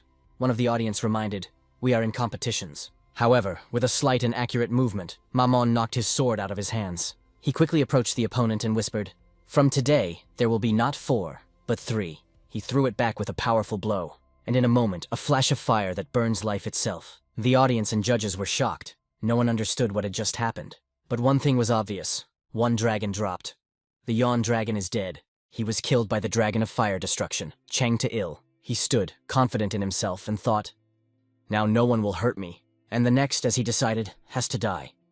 Heavenly Jade Dragon, that is young. Yun, as an experienced participant, was well aware that the competition had clear rules, and did not remember it forever to be officially served. Moreover, this brazen did an unexpected murder without even introducing himself. Although he participates in the election of the head of the Southern Union of Blades. Is it his courtesy? This is what Yun paid attention to him. His question hung in the air and he stood silently, not knowing what to say. Subsequently, he just laughed and grunted something incomprehensible, in his corporate weird style. His justification was that the first lifted the sword of a poisonous bloody dragon, targeting the blade in his neck. Then he asked if he was not mistaken, but he did not wait for the answer. He was forced to call himself. He announced a loud name, Chan Ta'il, a dragon of fiery destruction, one of the 3 dragons of Marima. After calling, he turned to the young man again. They say, "Now your turn is to answer." The answer was simple. Was Yun ready to go against him in a duel? If someone thought that Yun would refuse, in vain. His answer was short and decisive. He accepts the call. Without the shadow of hesitation, Yun confirmed. He is ready to fight. On the eve of the competition, Chan held a postcard. It said that at night, half of the 600 participants were killed, probably natural death. But Chan refused to believe in it. At the depths of his soul, he decided, if this bitch turns an alliance into a mess, then according to heavenly plan, he should become a real master. Although he guessed that there was a Jade Dragon behind everything, Chang offered him a duel without delaying. His plans were to kill Young just here and now, so that yesterday's massacre could be written off in an unfortunate accident. Having killed this guy, Chan not only wanted to win, he wanted to perpetuate his name as the most original Heavens chosen. The judge was already summoned to the arena, and everything was ready for battle. Yun added with a smile. "I just announced the beginning of the battle, but did not say that I was involved in it, isn't it?" Such words from his mouth surprised everyone. It was unexpected even for those who knew him well. The attendees were reviewed. No one could understand what he meant. Even Chan looked confused. To relieve tension and make clarity, Chan solemnly named the name of the one who really came out. He put his hand on the Hole's shoulder, silently passing the right to speak. The Hole came out confidently, not showing any fear of the enemy. However, he was angered by the decision. How is it possible for someone to exhibit a subordinate instead? Yun did not even pay attention to this indignation. It was part of the plan for him. By the way, Yun himself suggested that the Vat himself join the competition. He has long suspected that this guy could be a messenger of the Heavenly Royal Phoenix. And if you click on it now, it will make him act openly. Moreover, this insidious knot was sitting with a bored face, as if before the beginning she knew who would be the winner. Yun constantly thought about it. Even after the night fighting, the tournament still happened. So the reason should be significant.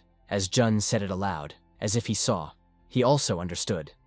The Heavenly Royal Jade Phoenix had already ahead of them in the struggle for power. According to the plan, the prepared fighter had to reach the arena, brilliantly win, and therefore to ensure control of the tournament. According to official procedures, this would make them easily seize power over the Southern Union of the Blades. The woman who had been sitting with an indifferent, bored face changed instantly when the Dragon of Fire Destruction announced her participation. Meanwhile, the audience turned to the whole with a request to name their real name. The bunny suddenly sweated and frozen in place. He had no answer. What to say? What to say? What to say? This thought was spinning in your head without stopping, and the first thing that escaped from his mouth was the name of the new lord, where to me de Guan. The crowd laughed aloud. No one has heard such a bizarre and funny nickname. Yun, covering his eyes, plunged into reflections. Earlier the whole seemed to him smart and serious, but now this impression was completely scattered. The judge again declared the rules, after which the bell of Ganga rolled out in the arena, marked by the beginning of the battle. The Ore girl in the crowd reflected whether she was lucky, because Heavenly Jade Dragon was involved in the tournament. She believed the holiday. Her young Mr. Chan does not lose this worthless enemy. And the whole, on the contrary, already imagined how humiliating this bastard loses, and how he will be severely punished. At this point, the Vat looked at the whole with surprise. He did not expect to see such a fun, smug smile at all. The Ore girl could not understand what happened to him. Something was changed in a minute, but she did not understand what exactly. The hand of the whole without fear reached for the sword, as if it were not a weapon, but a continuation of his will. He filled the blade with such powerful energy that it broke out the flames, and immediately went on the offensive. Chan was certain. The subordinate was confused and did not have time to do anything. "Walk," he exclaimed, blaming the one who sent you to death instead. "Feel the power of the Sword of Fire Destruction." His reception. Great Fire Easting turned the arena into a burning field of battle. A powerful explosion split the surrounding area. The ears were painful from the moon. Chan already mentally celebrated the victory. Everything seemed to be over, but something went wrong. Anxiety appeared in his eyes, the same as before the battle. The explosion only tore clothes on the boy, exposing his muscular body, and did not harm. And most importantly, the look of the hose. He became cold, determined. It is enough for one look to understand. Now his turn to act. And then the counterata began. It was so spectacular and skillfully that the spirit was intercepting. He attacked without words, with only one thought: "I will destroy you." Chan immediately realized all the jokes were over. Now this is a real battle, and there will be no mercy. He did not have time to understand where the opponent disappeared. As he felt his back, the hole disappeared and a shadow appeared. He did not even need a sword. His own arms became his own hands. Remaining cold-blooded, the hole was virtually attacked by his fists, destroying any chance to answer. Chan's face was skewed with fear, so pathetic that it was even difficult to imagine that he was still pride. Did he really hope to gain recognition of the Supreme Master in this way? Of course, no. But he managed to know one thing. He realized that he faced not just a warrior, but a true monster of martial arts. In despair, Chan began to hesitate. If everything went so far, maybe it is time to use the same forbidden reception. But what if someone recognizes him? After all, this martial art has not been used in the world of Murima for over 1,000 years. At this point, the heavenly demon turned to the young man, pointing to the hole. "Look at him. Is this a sword technique still alive?" he asked with interest. Indeed, something incomprehensible unfolded in front of them. The hose sword was shrouded in a dark purple aura that emitted the power of a different level. Chan stood hard, putting his sword in front of him as a shield that he could no longer save. Yun wanted to know more about this technique. What is special about it? What should you look for? Once upon a time, there was a school that used a similar greeting in battle. The name of it seems to be Bloody Demons of Heaven, the name that frightened even the most bold. Their arsenal technician included techniques such as the Bloody Demon, just like that. And one day they tried to capture me, but I destroyed them all. Hearing this, Yun could not hold back. He wanted to ask one more question. Why did you destroy the Bloody Demons of Heaven? Was it not just for the sake of entertainment? The Demon of Heaven just smiled slightly and replied, "Only the name coincided, nothing more." And it was at this moment that Yun realized everything. It is not just a spirit before him. It is a real crazy, full of strength and madness. He whispered quietly, "Provoke him. Remember the words, Bloody Demons of Heaven. It can knock it out of balance." The traveler immediately listened to the advice of his master, and without hesitation fulfilled the order. Bloody Demons of Heaven are not ordinary warriors. Their skills were so powerful that they even threatened the heavenly demon. At that time it did not matter, because the heavenly demon was still in power. But he felt a threat in the future, so he decided to destroy them on ahead. The young man was interesting. Was there a problem to kill them all in one night? But the demon explained that among them were 3 extremely strong sorcerers. One of them is the same with whom they are dealing with now. At this time, Chan has already completed the preparation for a decisive blow. He reached the boundaries, activated the sword of the illusion of a bloody demon, forbidden equipment. A black fog thickened before the eyes of the audience, thick, heavy, anxious. The blade suddenly shook from the darkness, as if death itself looked from behind the scenes. In a few moments, such blades appeared several. They flew, cutting the air. A figure similar to a hedgehog emerged from the darkness, but on her back long dark blades like demonic needles. The bun was looking intently at the silhouette and felt, although this technique was reminiscent of the secret sword of their sect, but it is completely from another world. It was impossible to predict at what angle and when the next blade flew, so the whole decided not to wait, but to jump simply deep in danger. At this point, Gin wasting his breath. Would the festival be the victim? Will he find a way out of the situation? The decisive moment is close. Suddenly, the whole was as if in another dimension. Dark, stranger, where time and space lost meaning. Everything around was absorbed by a thick black fog, which completely hid the opponent's figure. But nevertheless, the vat still had only one sword, and only one body that he tried to mask. "Do you hide how the pitiful rat soul of your school?" said Han, looking calmly into the darkness. Suddenly, a Vagan emerged from the fog and, as if proclaiming the sentence, exclaimed, "To die from the sword of the illusion of a bloody demon is a great honor." He appeared right above his head, exactly where he decided to look at it. It was not just a hit, it was an intuition that worked instantly. And again, for the 3rd time, the expression of shock and panic has frozen on Chan's face. A completely different picture was on the face of a whole. He was quietly waiting for the moment when the enemy would finally show himself. Thanks to his skills, he stopped the blade, just with one hand. A powerful wave of energy released from his body immediately dispelled all the fog around. And it is important, Hamon's hand was unwavering, did not even shudder. What can you say about the sword itself, which trembling in the air? Yun, keeping closely at every movement, could not help but estimate the level of Has, and seemed to be amazed. Honey has extremely sophisticated use of martial arts. Accuracy, calculation, and no extra movement. It was at this moment that the difference between the fighters became apparent even to a third-party observer. To resist the fire dragon is one thing, but to feel such a tremendous abyss in the levels of skill is quite different. Even when Chang got his last trump card, he still could not oppose the enemy. The whole literally demonstrated, here he is, Dad, the master of this ring, and all the rules, his. In a panic, Chan remembered the words of his teacher. This sword cannot be destroyed, and what of that? Even this legendary sword had no power against the whole. It was absolutely helpless. The fleece struck dozens of blows in a moment, so fast that the eyes barely had time for him. And all this is with cold confidence, saying, "Come to your senses and confess your defeat." Chan's face was pouring from the loud blows that fell on him from all sides. From the last blows, his legs were literally bent. He barely kept on his feet, and on his hand the blood was clearly coming.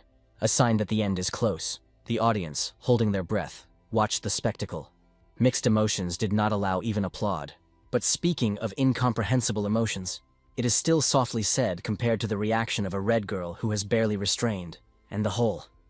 He stood over the vat, looking from the top, calmly, with the look of the one who had already issued the sentence. The referee asked loudly, "Who will go to fight this warrior?" But after all that has just happened, who dare to go against him?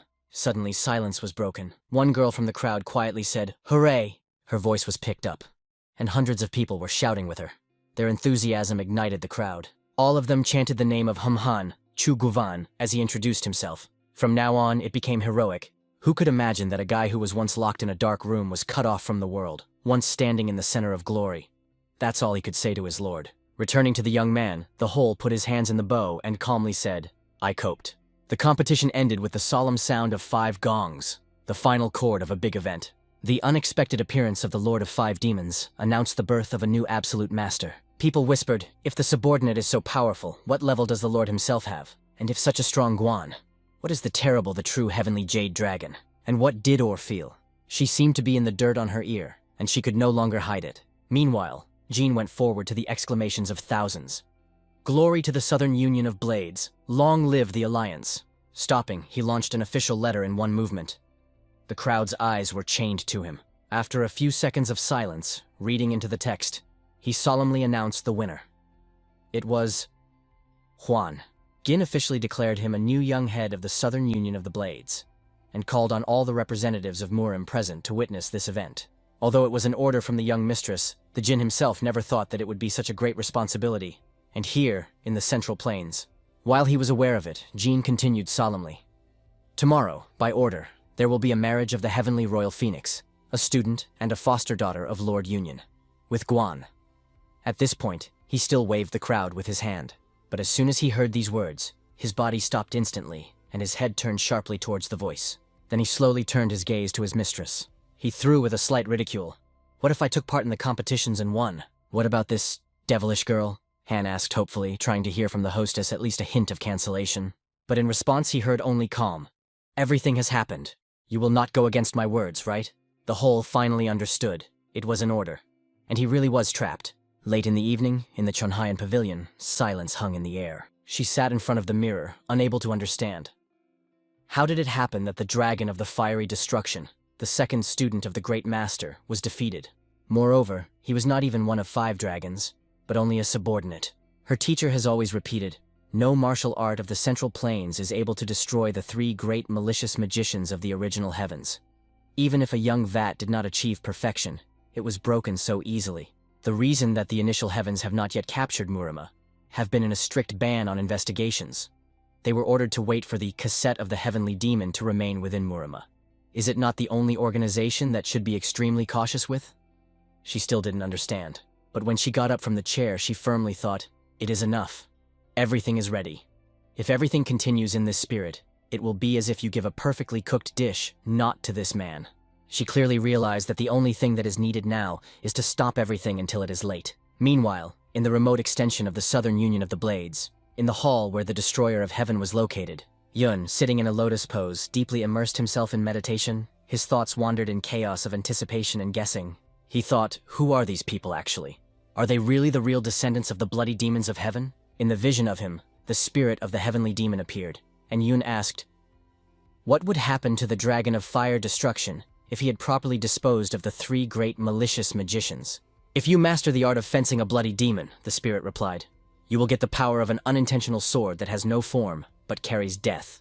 And if you destroy all 3 great magicians? Yun asked further. The spirit did not know the answer for sure, but shared a guess. He believed that such a person would not yield to even the dark martial arts of his own sect of heavenly demon. With a cunning smile, the spirit suggested that the young man be mocking from that girl, the heavenly royal Jade Phoenix, but Yun did not share this thought. She still remained the outer mistress of the Southern Union of Blades. To give it up is like to renounce the union itself. He understood. You need to see a wider picture. Think strategically. 3 swords, heavenly demon sect, Murim Union, the strength that I have where to me, and 2 more cults. The cult of false vicious blood, the doctrine of the heavenly emperor, the ice palace of the North Sea, the royal fortress of Chonghe. The most dangerous forces are those that are hiding. And above all, you need to wait for everything that the hidden will finally come to light. And then the moment will come when you have to block the path of the bloody demons of heaven. Finally and irreversibly. Even the heavenly demon did not fully understand, listening to the young man. Could not an independent organization now honestly compete with others? Why choose such a difficult way? Yun had a different point of view. Only force is not always important. If you can win in one battle, but you lose 10 small ones, your advantage loses meaning. And sometimes one and only fatal defeat is enough to lose absolutely everything. It was that Yun felt especially acute, not theory, but experience. The next day, he turned to another spirit, to the east, which was silent lately. That is why Yun wanted to know what it means. He answered calmly. It means not to be associated with words. Enlightenment is not transmitted in language or letter. It goes from heart to heart. But the spirit warned, when the time comes, then let's talk again. And here was a day, like an instant, the day of the wedding of the Lord of Demons and the heavenly Royal Phoenix. They announced that the ceremony would be in a closed format. All those present were asked to enjoy the treats and come to understand. It was a subtle hint, and in fact a direct indication. Only the selected ceremony was invited to the main ceremony. 2 hours later, the head of Fina faction from Hebei was already nervous. He still did not understand when the wedding would finally begin. And all because the head of the union conveyed, today, he will not be able to be present because he is bad. That is, you want to say, he was indignant, that the head of the union refused to come to my daughter's wedding? The servant stuttering replied, yes, and the lady is not ready yet, so please wait. They were outraged that they were first invited and then disregarded. Did they come as the official representatives of the Alliance Marima? Isn't it neglect for the Alliance? The servant was visible. He was tired of justifying himself and he did not know what else. Then Yun asked permission to say, even if I am only an unknown minor, You do not think that you are too disrespectful to treat the respected alliance guests? Moreover, he continued, my subordinate has just become a young head, and I, as his mentor, are genuinely offended. Meanwhile, the heavenly royal Jade Phoenix, as if tightening the drama, still did not appear. But Gin felt, as soon as she turns out, everything would not go at all. It was Jean who was the first to apologize to everyone. And so, finally it appeared. Its appearance was like a thunder in the clear sky. All the views were instantly concentrated only on it. As she came out, she apologized with seeming courtesy, they say. She did not plan to detain guests for a long time. But unexpectedly for everyone, the young spoke sharply. Directly in his eyes he expressed his indignation, and also reproached her dress. Marriage is officially announced, he said. Do you appear in this form? You are not like a person who goes to the wedding. Do you show disrespect? Could the delay be deliberate? She already wanted to answer and call him a vile, but Yun did not give her a word insert. If the question of continuity is solved by the leader, he continued, can he not change his decision at any moment? It was he who made the choice, therefore, and to cancel it has the right. She only replied that she had received the consent of her father. They say there is nothing to worry about. But Yun interrupted her again. I am curious to hear it from the mouth of a true union leader, not from yours. You are not officially a head. His words, as a jade dragon, found support among all present. All that remains to her is to strain her cunning face nervously, trying not to lose control. But the decisive position of the Heavenly Destroyer and the support of other Murim representatives did not leave her choice. She had to retreat, though she only wanted to win a little time. Most of all, she was embarrassed by the fact that the head of the branch from which she was waiting for support never said a single word. The reason for this silence is the events of last night. After all, she sent a letter to the bloody demons of heaven with the help of a postal dove.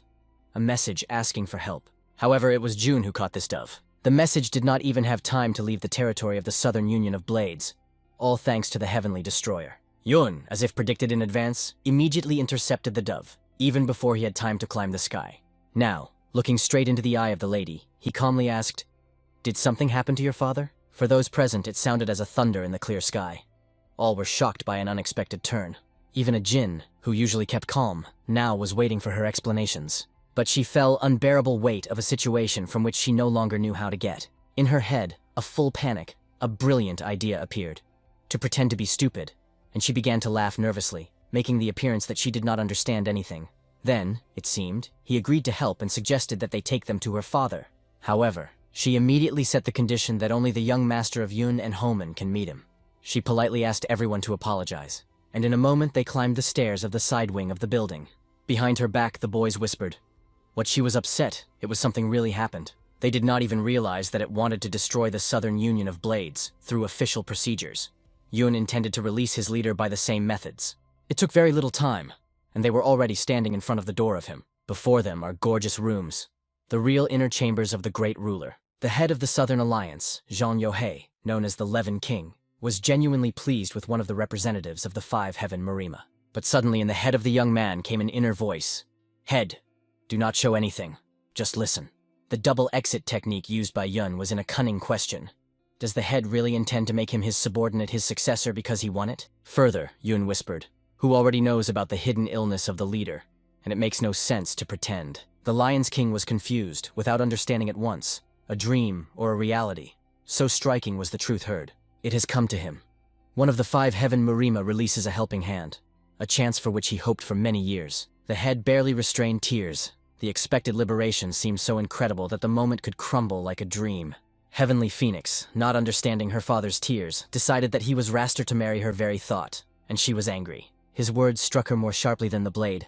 They flashed like a blade, although the hidden content of the girl has not yet realized. Having mastered himself, the Lion King in the Royal was interested in the winner's name to know who gave her hope for the union. The guy bowed and called the lady where, confessing that, being a humble man, worries whether he could lead the Southern Union with dignity. While there was a polite conversation, Yun quietly reminded the head, Everything will end soon. Please listen to the requests of the ladies, where to the end. The Lion King aloud assured that he listened carefully to the guest, masking the conspiracy under the usual dialogue with the future leader. Ginyo Hai, known as the Lion King, once invincible ruler of the South, now looked exhausted and pale. The figure that never bowed her head lost his former grandeur, like a lion, tight by invisible chains. He clung to life, suffering from humiliation from a woman who was once a student and a foster daughter. The reason for his weakness was simple. In the veins of the Lion King pulled a powerful toxin that slowly sucks forces.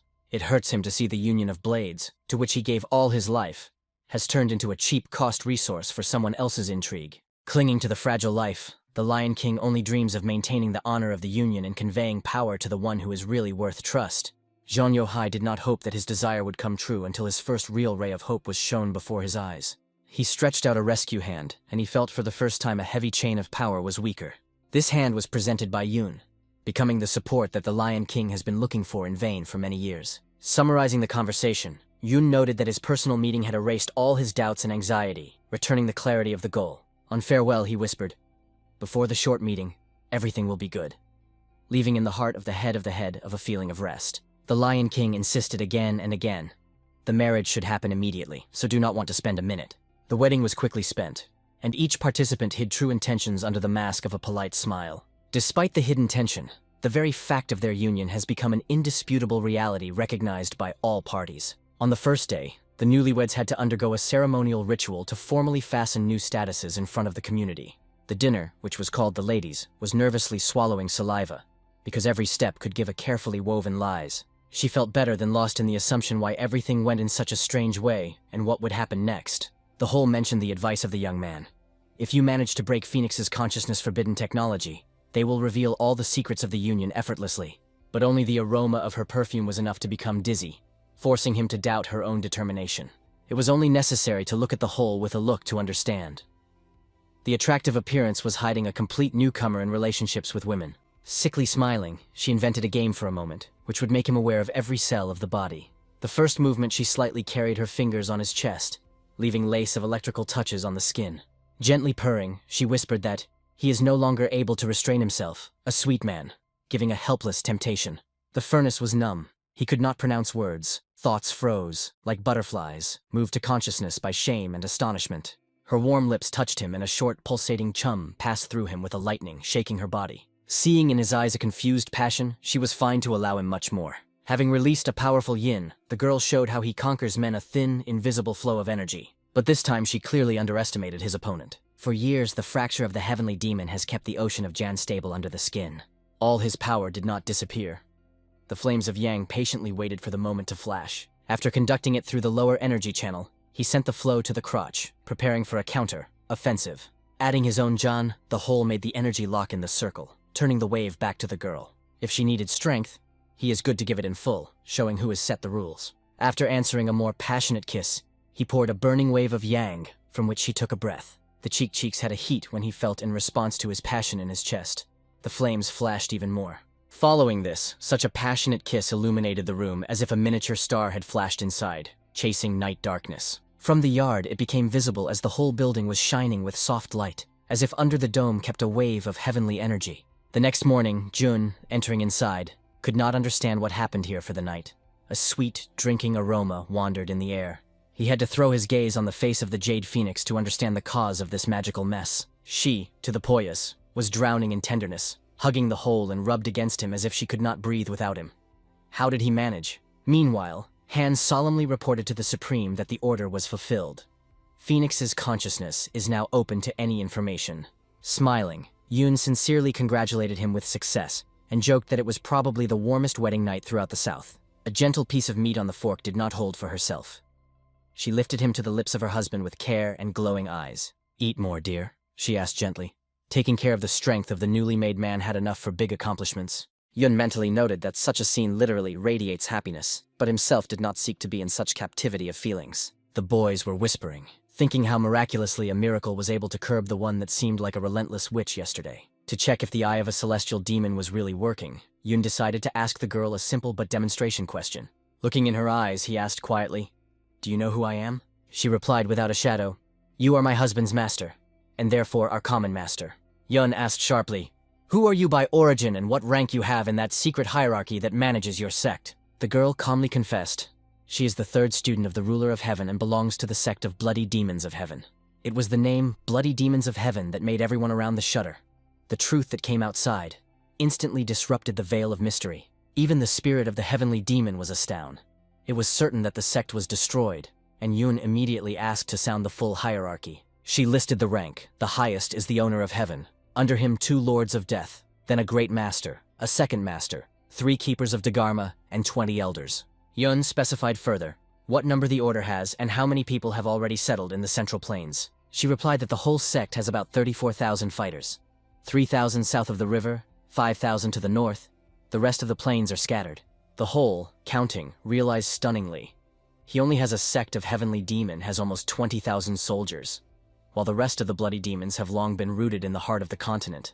Yun asked about the mysterious great master who commanded the invasion. The girl confessed that she had never seen his face. It is only known that he holds the headquarters somewhere north of the river. But even she is unknown to the exact city. Then Yun asked the key question. Who exactly forms the backbone of the bloody demons of heaven, and what does they drive? She said with reverence, the owner of heaven is our unconditional master. In the initial heavens, it is no different from God himself. However, the owner spent the last 10 years in the closed area, and even she has not seen him since then.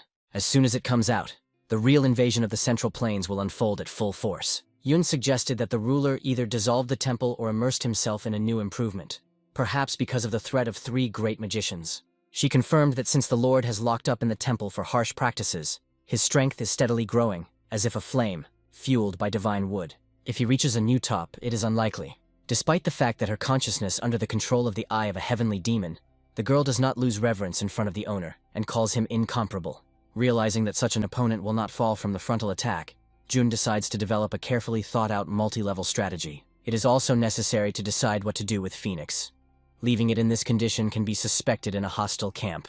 Hearing this, the whole was frozen, sincerely frightened that he could lose his wife, who had already managed to become his way. Phoenix himself seemed to fall in love with real fell in love, and this thought made the situation even more difficult for all parties. It is decided to temporarily maintain control of Heavenly Phoenix in order to restore the cultivation of the Lion King and to strengthen the power of the Union.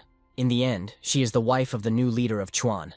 Her loyalty will give him undeniable legitimacy in the eyes of the clans. The first step is to find a doctor who is able to remove the poison and return the head without unnecessary publicity. Yun goes to the residence of the Union, where the Lion King lies, in order to start treatment in person and control the process. A little time has passed, and Yun is already in the restraint, concentrates in the palms, preparing to pour it into the weakened body of the ruler. Attaching his hands to the king's back, he gently leads to the energy of energy, and in the old man's breasts, a long, faded spark. Suddenly, the body of the Lion King shuddered, as if through him was a lightning, and Yun felt a slight trembling pulsation. The reason was the tears of gratitude and relief. The ruler did not restrain them, feeling the lost could be returned to him. Yun, noticing the trembling of the ruler, gently asked if he did not feel that pain or other discomfort after overflow of powerful vital energy. The Lion's King, without holding back tears, confessed that without mercy, the young Union would have long become a prey of a prodigy, and died. So he did not imagine how to thank for salvation. Yun assured that the help was not unilateral, because the ruler himself once promised to support him, and added that he was glad to distract the trouble before he had time to sprout. The ruler solemnly swore that in the right moment he would return the debt of honor and will thank in full when the Union would stand again on strong legs.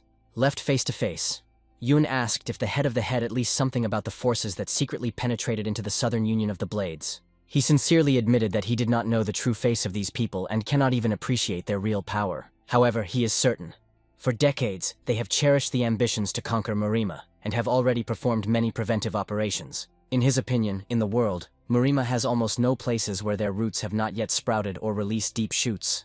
Yun asked permission to ask another question that could be the key to the future strategy. Have these intrigues penetrated even into the top of the Murim alliance? He asked, watching the interlocutor's reaction carefully. The Lion's King sighed deeply and admitted that he had several alarming information about this. After a tense conversation with the Lion King, Jun goes into the yard, inhaling the cool air and arranging the chaos of thoughts. The information obtained should be checked to the smallest things to cut off the false traces and traps of the enemy. By combining the data of the celestial aroma of Phoenix and the leader of the coalition of the Blades, Yun outlined the overall picture, and the details were still lacking. So he decided to use the available information and current schedule to create an effective plan. The day has passed when the delegation of the League of Five Clans left the territory of the Southern Union of the Blades. Sending them, Jun shouted after, "Are you already going?" Zrania, and heard a short, affirmative yes. The guests were warned.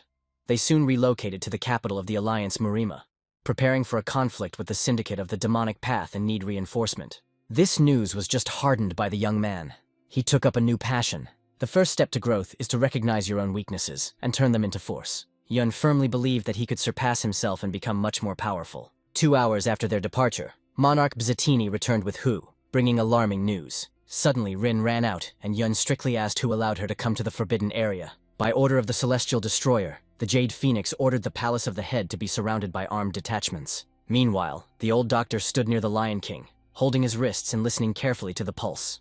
Yun, not understanding the causes of confusion, eagerly sought to find out what was really going on. The doctor explained that the poison had penetrated into the bone marrow, and as not to bring it out, about martial arts, and about a normal life, it will only be possible to dream. Yun immediately asked if there was at least a tiny chance to completely cure the ruler and restore his former power. Hearing this, the Lion's King shot down and swallowed dry saliva, as if he were afraid of a sentence that could destroy the last hope. The healer reminded the case when he treated such ailment with leaf instructions, and this time he decided to act in person.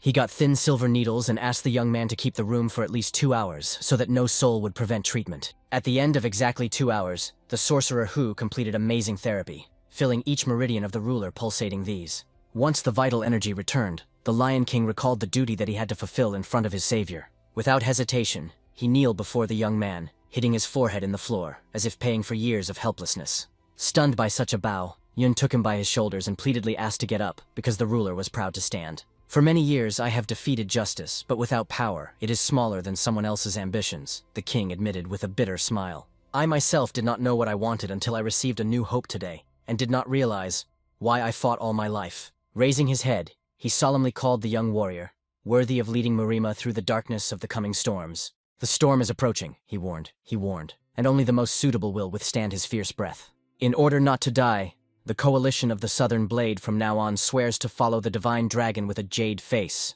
the ruler proclaimed. Yun has just warned, the service he will once ask will be enormous, and will demand from the Union of complete dedication. Once upon a time, the head was on the threshold of death, and since then, rejecting greed, he swore to do anything for the Union, even sacrifice himself. They remained alone to talk frankly without other people's ears and shadows. Yun warned that the son of the ruler will just end the treatment. He and his people will immediately leave the coalition. The leader was surprised, thinking whether only those spies that penetrated into their ranks were guilty of this. Yun advised to look more broadly.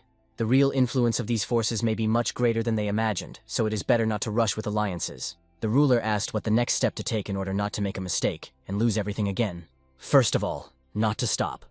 Now that the heavenly aroma of Phoenix is on their side, she will follow the enemy and support the right moment. Hun, although he felt discomfort next to her, unquestionably agreed to execute the young order. Late night, under the icy glow of the moon, they said goodbye. The quiet wind swayed the lanterns, echoing the steps. Yun wished the ruler to protect himself and the alliance holding on his shoulders, like a mountain on the route. But suddenly he asked him to stop for a moment. The last, most important conversation remained. The ruler, sighing, said, I will fulfill any of your request if it happened. Over the years, I learned to distinguish true force from misconception. They say you have achieved perfection in the Shaolin arts, but it seems only to the tip of the iceberg.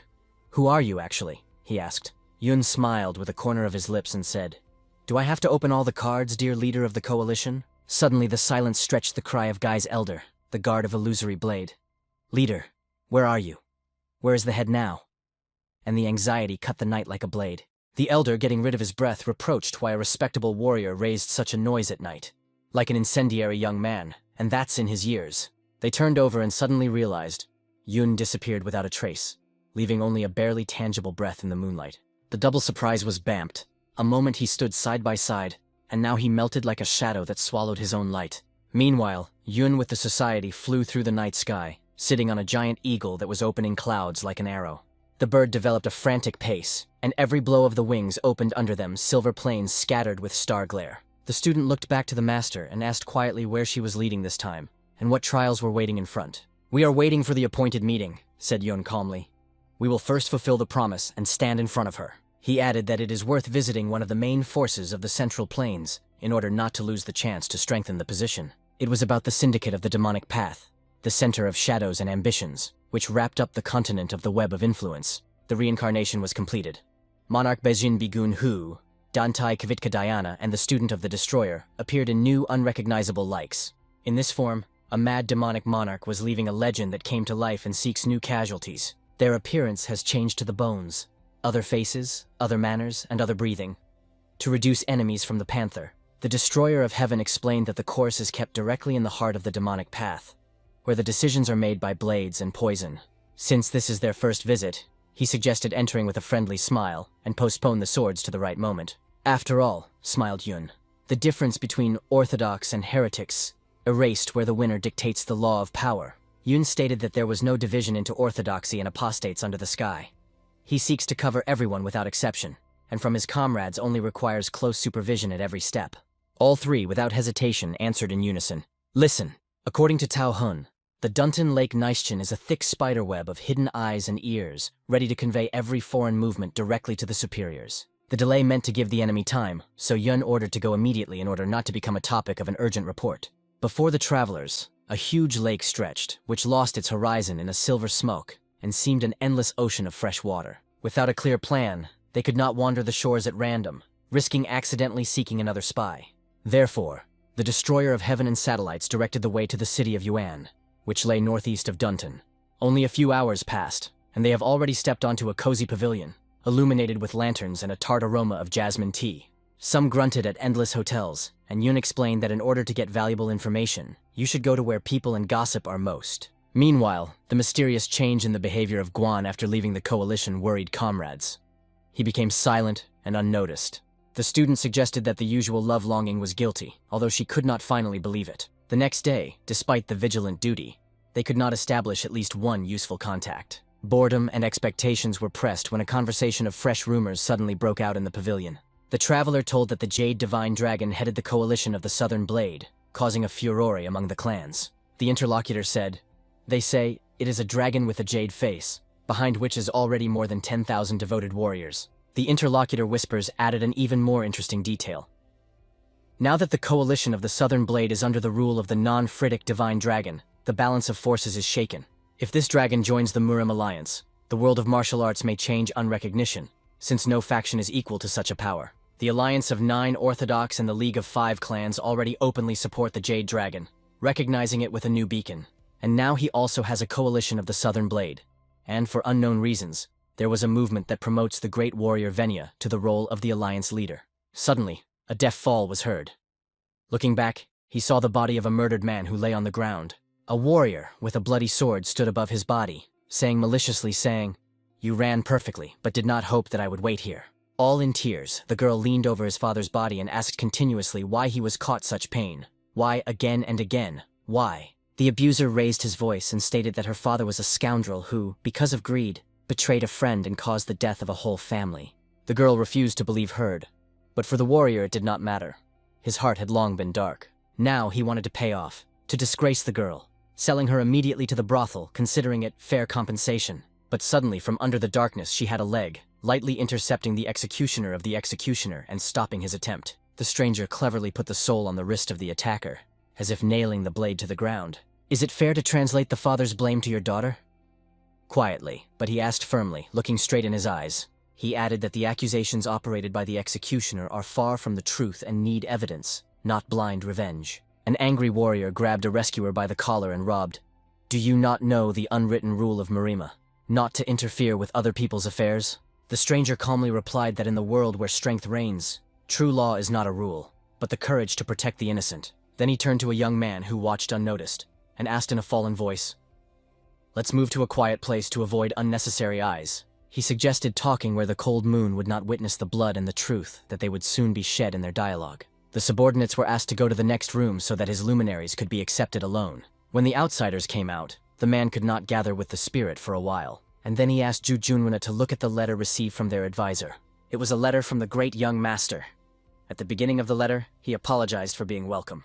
As she expected, the advice of elders has serious resistance, so she had to resort to this way for their safety. The Grandmaster has already given the Celestial Destroyer full status and authority, but the Council of Elders officially stated that she did not recognize it. As a result, they were going to send hired murderers as soon as they found it, so visiting the headquarters was officially difficult. The woman sent 2 people to the Heavenly Destroyer. They are the key figures of the young generation of staff, and she asked to keep them in charge. It will greatly benefit his business in the future. That guy who was sitting opposite his light was called Li Shimin, and the second, Shen Guangjie. They are the captain and the vice-capitan of the 1,000 Fields. In a letter, A great young master asked Junruna Junin to enter the next day with these guys to the headquarters. She sincerely believes that he is outlined by dark clouds over their syndicate, and will wait for his arrival. Then the great young gentleman decided to give the captain the detachment the first instruction. He asked Li Shimin to hold him and the team in the headquarters, and was determined to deal with the lawlessness of what was happening. Next day, to get the place they had to cross Lake Donging. There was a Junna Juju, as well as 2 new subordinates. The young master was surprised that Li Shimin, who controlled the boat, led them not to the opposite shore, but to the center of the lake. He smiled and pointed to the rock in the form of a crescent moon to which they headed. The headquarters was now there. In the past, there was the main house of the old fortress of 18 pirates of Dunton. Getting closer to the rock, Li Shimin suddenly got a little whistle out of his pocket and blew into it. At this point, the stones in the rock went in different directions, forming a small passage. The water immediately rushed inside, forming a fast current, and the captain of thousands of faces advised everyone to hold on to a stronger boat. Only a few minutes and waves took them into a huge cave, including the majestic palace. The team immediately landed on the pier. They missed the gift of language when they considered a wonderful structure in front of them. It is incredible that a person is able to process a natural cave into such a wonderful place. A familiar face was already waiting for them. To meet them came out Jagetso Hun, who was a great young master. First of all, she congratulated the Junna Ju and led him to her office. She was aware that she was not cleaned at the office, but she tried to hide her concern for friendliness. She tried to offer Young tea, but he came here not for it. He wanted to see the Grandmaster. But Miss Juga told him the bad news. A Grandmaster went to his own. At the same time, he transferred all the powers of the younger gentleman. Yunvin was not only shocked, but also indignant.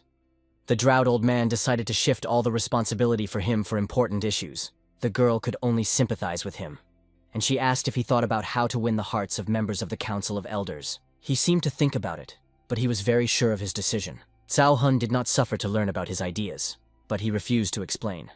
Better let her look at him in the case. And now he ordered the letter to be sent to collect the central forces of the Demonic Path Syndicate in one place. She nodded hesitatively and took up performance. Thus, the captain of the detachment of thousands of faces went to the syndicate of the Demonic Path to pass the order of the Heavenly Destroyer. He arrived in the headquarters that he who became a great young craftsman, and announced the call of all executives. The elders were angry.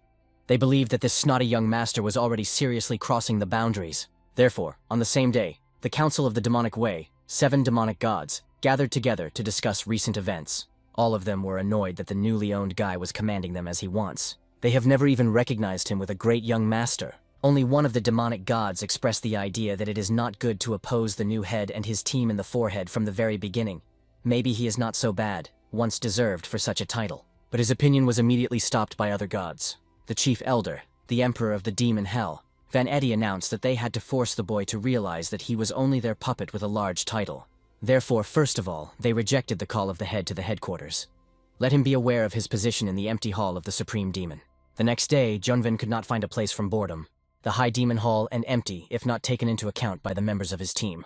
Li Shimin said that only 7 minutes left before the plan was scheduled to collect elders with his head. But Junvin realized that they decided to rebel, so no one came to the headquarters. The guy was still going to wait for them to the very end, but suddenly some strangers entered the hall. One of them was Zhu Yubai, and he was a leader of the 18 pirated fortresses of Dongting, an emperor of the Heavenly Tower. And the second, with darker hair and beard, Wan Fuyan, he was the leader of the Green Forest, the dark god of death. They are the only ones who came to the meeting with the Heavenly Destroyer. Seeing them in the hall, you can assume that there is an opportunity for reforms. But they did not even look at the great young master and behaved quite arrogantly. The Junvin gradually began to end with patience. So he asked coldly those who came why they decided that this central table was intended for them. They finally paid attention to him and surprised his eyebrow. Then the guy turned to his assistant, Zhu Higuana. He got rude guys in a few jumps, and with one finger, he broke one of them, so that his head went around. The students of the great arrived master who just arrived were frozen. After one of the arrivals got on the head and fell from the chair, the other stood up from the table himself, so that the same thing happened to him. Ms. Juga also froze. And the young gentleman is not a miss. He behaves with the great Ju Yubai as a child. When it was time to start the meeting, the guy ordered everyone to line up in front of him. The elders never arrived. Yunven announced that he became a great young master at the appointment of a great master. When he first came here, he had some expectations. If they were with him, the victory over the Orthodox Alliance, Musin, would not be a dream. But he was annoyed that the subordinates behaved so brazenly, and the Harm Six created the grouping, sharing with each other, fighting for power. He said that if fractional disputes are a priority over revenge for their brothers and sisters who were killed by Orthodox, then the great young master will politely abandon the title of a demonic path. However, since he is with the master, he will also treat his subordinates not as people but as dogs. And how seriously he threatened the heads shocked them. He said that if someone dares to bark in his direction or behind his back, he would beat them and show what they really take place in the cult. So they have a choice. Either they go against it, but they get a disgusting attitude to themselves, or become normal members of the demonic path. They immediately bowed to the young gentleman and caught his allegiance to him in the demonic path. It was the first success and meant that the guy would be able to gather strength, not even counting the advice of the elders who pleased. Miss Juzge was especially relying on a promising young master. She hoped that he would be a worthy leader. When the questions with the heads that were laid, Yunven addressed Li Shimin and said that he would have to work again. He asked him to pass to the executives who did not respond to the summons, which no longer needed to come. Those who have not responded to the call will now be excluded from the syndicate. When the news from the sect reached the elders' meetings, they almost gasped with their indignation. And on the same day, all 7 with their servants arrived in the High Demon Hall and stopped in front of their heads. The guy laughed that he had to resort to such rough methods that the elders came to some contact. The first of them spoke Van Etting. He said that no matter how the title there was a young gentleman, he has nothing to do with them. Yunven did not know them by their names, so Miss Zhuge suggested that the head of the elders spoke with the boy. He continued and stated that the elders had never recognized such a pine by a young master, so they had no reason to obey his orders. Such a reaction did not angry the leader, on the contrary, only pleased with her gap. Be that as it may, the most excitement among the elders caused the news of their exclusion from the sect. Therefore, Van Etten Threlly announced that they intend to throw a young man from the pedestal so that he could not remove them. But Van Etting had just made an irreparable mistake. He meant literally what he said. But for the heavenly destroyer who was thrown away in the past, his words were revealed by an old wound. Not only the leader but also his team was angry. Only Junven was angry so much that, without coping with emotions, and was completely felt by a frantic roar laughter, he acknowledged that the statement of the elders is bold enough, but they can only boast and swear loudly to all in a row, and is the strength of the demonic path headquarters. Yunven was February. While the elders were cooling, the Alliance Marima united, and the new generation has completed the training of military forces. In addition, there is a group of people who look at the Central Plains in search of the opportunity to invade Muri, and the elders will not be able to resist real opponents, as they could not resist even the power of the Orthodox path. Therefore, if the elders have a matter for the demonic sect, then let them give the way to the new generation, and do not continue to fight against their own, making the sects less and less strong in the eyes of enemies. They, like the elders, had to prepare the soil so that new young masters could root and protect the sect, rather than kill their selfish sect. Yunven was so angry and shouted so much that he laid his ears in the elders and almost carried the leader from his feet. Van Etting suddenly stated that if what the young gentleman is saying is true, then let him go from the post and allow them to deal with all the problems. They wanted to choose the successor of the great master on their own, and now Yunven realized why they were so doing. They have already prepared a nomination of a successor who could be easily manipulated. Yunven was right in his assumption, and Van Etting faded from it and tensed. He rolled them. Then the leader gave the elders the opportunity to bring his successor here, and said that if this guy wins him, he would become the new leader of the sect. But if their successor is amazed, then the elders will have to leave the headquarters and no longer interfere with the affairs of the sect. The successor to the elders was Master Khan Dan, one of Van Etting's associates. Yunven does not even need to fight on his own. Any of his team members could handle this young man. Therefore, for his part, the leader has nominated Mujob. He said that the guy may not be ashamed to use the martial arts of their sect, but must be purely. All those present went down to the arena of the demonic path to fight. The elder was outraged that his student would fight instead of the head. Then Yunven pointed out that the elders were committed in the same way that they could no longer say anything. The battle began immediately, and the first to attack Khan Dan. He was quite fast. Perhaps that is why he was elected for successors. But will this sword be able to get Mu? Khan Dan did not save strength, and used the secret modern combat equipment to entertain the elders. But the Junven did not impress, because it created such a strong wall around him. The concentration of his internal energy that he could not touch any blow Khan Dan. Mu was very good instincts. This guy has a supernatural sense. What helped him in this battle? Realizing that the hidden equipment was not working, Khan Dan decided to resort to another way. But when he tried to strike another blow, he realized that he was disappeared from his field of view, as if not just evaded, but dissolved in the air. Attaching behind, he used the technique of a red steel wheel, which rolled the enemy by the murderous force. Khan Dan had to put the sword in the floor, because otherwise he would be taken out of his feet and threw it into the wall. It had considerable power, but the enemy did not give up. Khan Dana is called Demonic Dragon, is a flexible sword that uses the enemy's power and turns it back. Mu was sent to the opponent 2 more red steel wheels, and Khan Dan couldn't use it. He immediately stopped the spell of the demonic dragon, and he directed the blow rapidly. The torso of the energy monster intertwined with red steel wheels and changed their direction, throwing it back.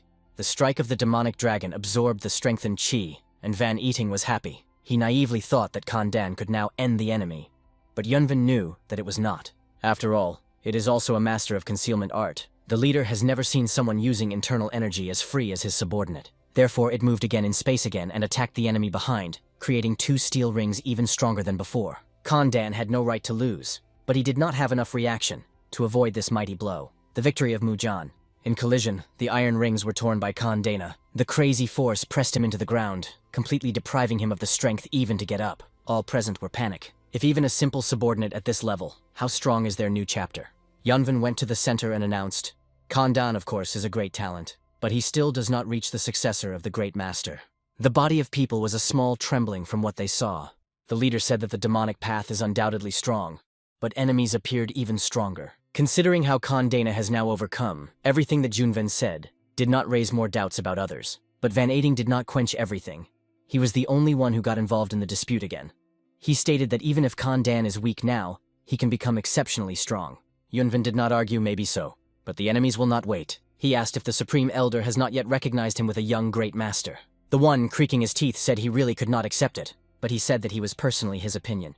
So he begged for the successor to leave the rest of the elders in the sect. They should not suffer through him.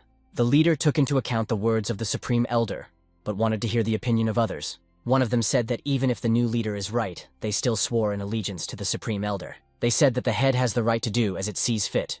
Let them take their lives as the necessary victim and lay the basis for the new demonic path.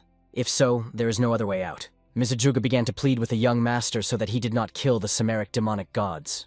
He asked why not. Do they not oppose the great master? She said it was true that the council was always a problem. However, there is another reason why she wants the young man to keep the old life. The Supreme Elder ordered her to shut up and not tell her unnecessary. But she still said that the Supreme Elder was the father of the great master. Given the close affinity, he probably had no choice. Yunven was difficult to believe that such a great person as the past master allowed the situation to get worse so much due to personal experiences. The demon on the guy's shoulder ordered him to kill them all, or they would be a problem again.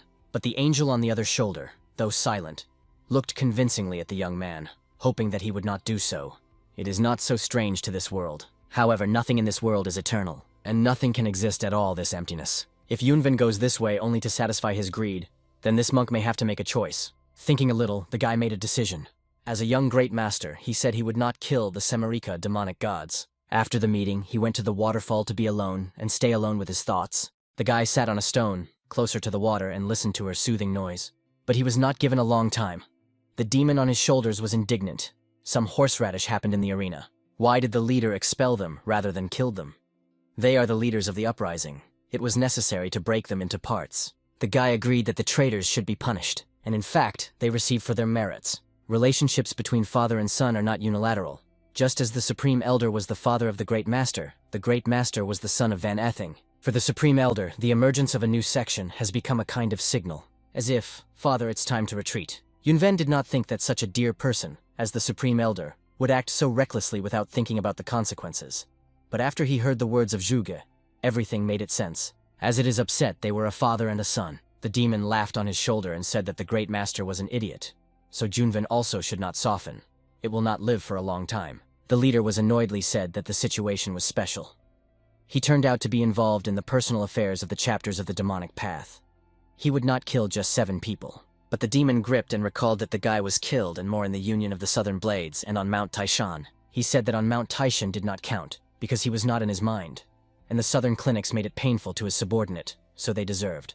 The guy is not going to always be right like an angel on his shoulder, a monk. But that does not mean that he, as a demon, approves the murder for no reason. He will live as he sees fit. Every time Yunven kills, he becomes harder in his soul.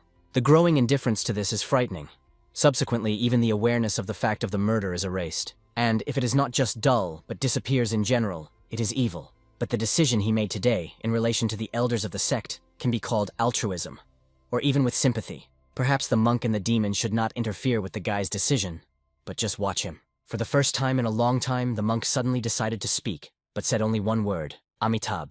And Yunven squeezed him because, besides, he did not tell him anything else. 2 days later, at the entrance to the Hall of the Great Demon, On the stairs sat a drunkard Zhang Un, and something was screaming in the whole district. The leader's team suggested to reassure a lush man, but he said that he should not be Nightmare. In addition, Ms. Zhuzgi said she knew this person. It was the former commander of the Demonic Eye Detachment. He was the closest assistant to the Great Master once. But because of his straightforward character, he constantly conflicted with the advice of elders and became a sore on their eye. One day he committed a crime, for which he was deprived of his internal energy, expelled from the detachment, and turned into a regular drunkard. He is said to have killed a grandson of one of the elders. The leader alarmed that in drunken screams of a man he heard some characteristic hum, similar to the sound of the drum of complaints. He screamed so loudly without ceasing that Yunvin could not leave it. So the guy took with him a drink and went to him. After taking the stairs, he introduced himself to a man and said that he was a new young master, but he was so drunk that he hardly understood what they were told. However, the Heavenly Destroyer joyfully offered drunkards to drink and chat together. He could not refuse before the drink, so they spilled alcohol on the glasses and solemnly clung. But the most amazing happened after. Because this feast lasted 5 days, the leader could still neutralize the toxins of his inner chi alcohol. But drunkard had no internal energy. How did he generally drink 5 days to a row? But he is probably too used to such a way of life. He stated to the master that while he has the willpower, there was nothing that he could do. Yunven told him that the man has been repeating it for 2 days. What is really impressive. Even though it looks as if it are faint now, it still holds on. The guy finally laid the cup sideways and said it was time to stop.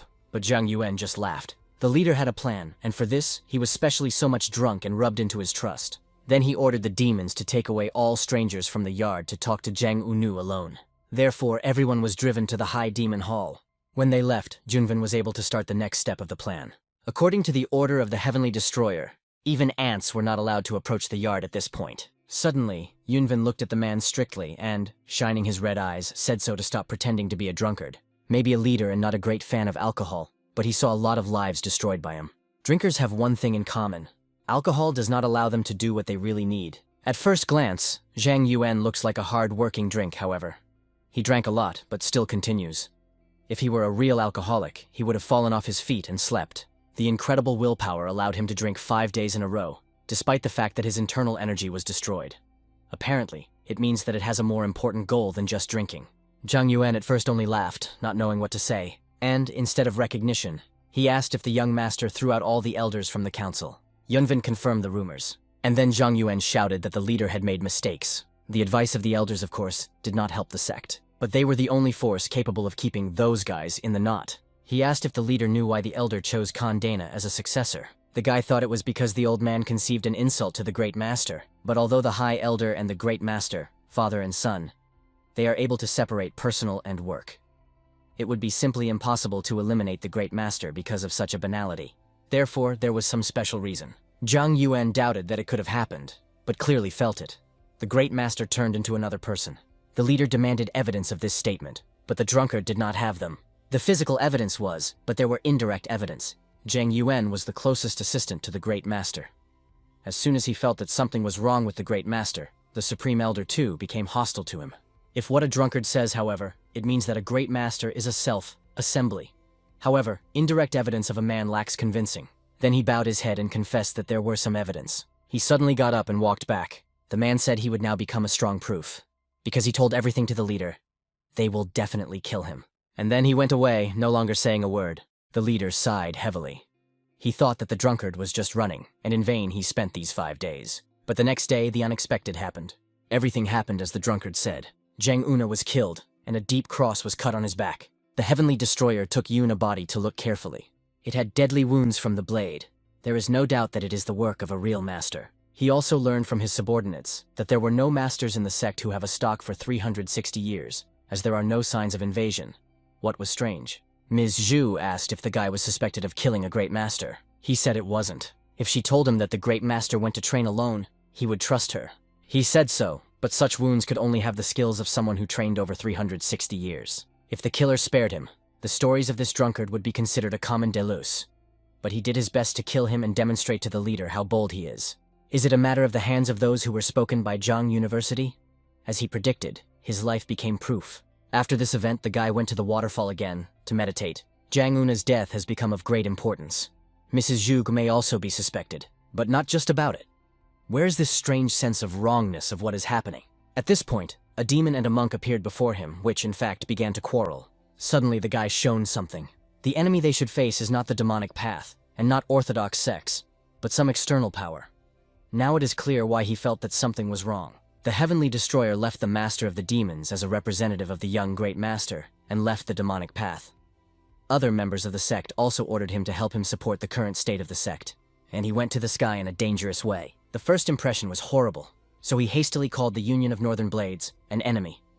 It was his mistake. First of all, he should take the Union of Northern Blades under his control. Imperial Tomb, Group Staff. Yunven broke there as a thunder in the clear sky. King was insanely surprised and frightened by the appearance of a young man. He, without explaining anything, ordered to gather people immediately. He had urgent news. When other representatives of the group were pulled up, the guy shocked a sudden statement.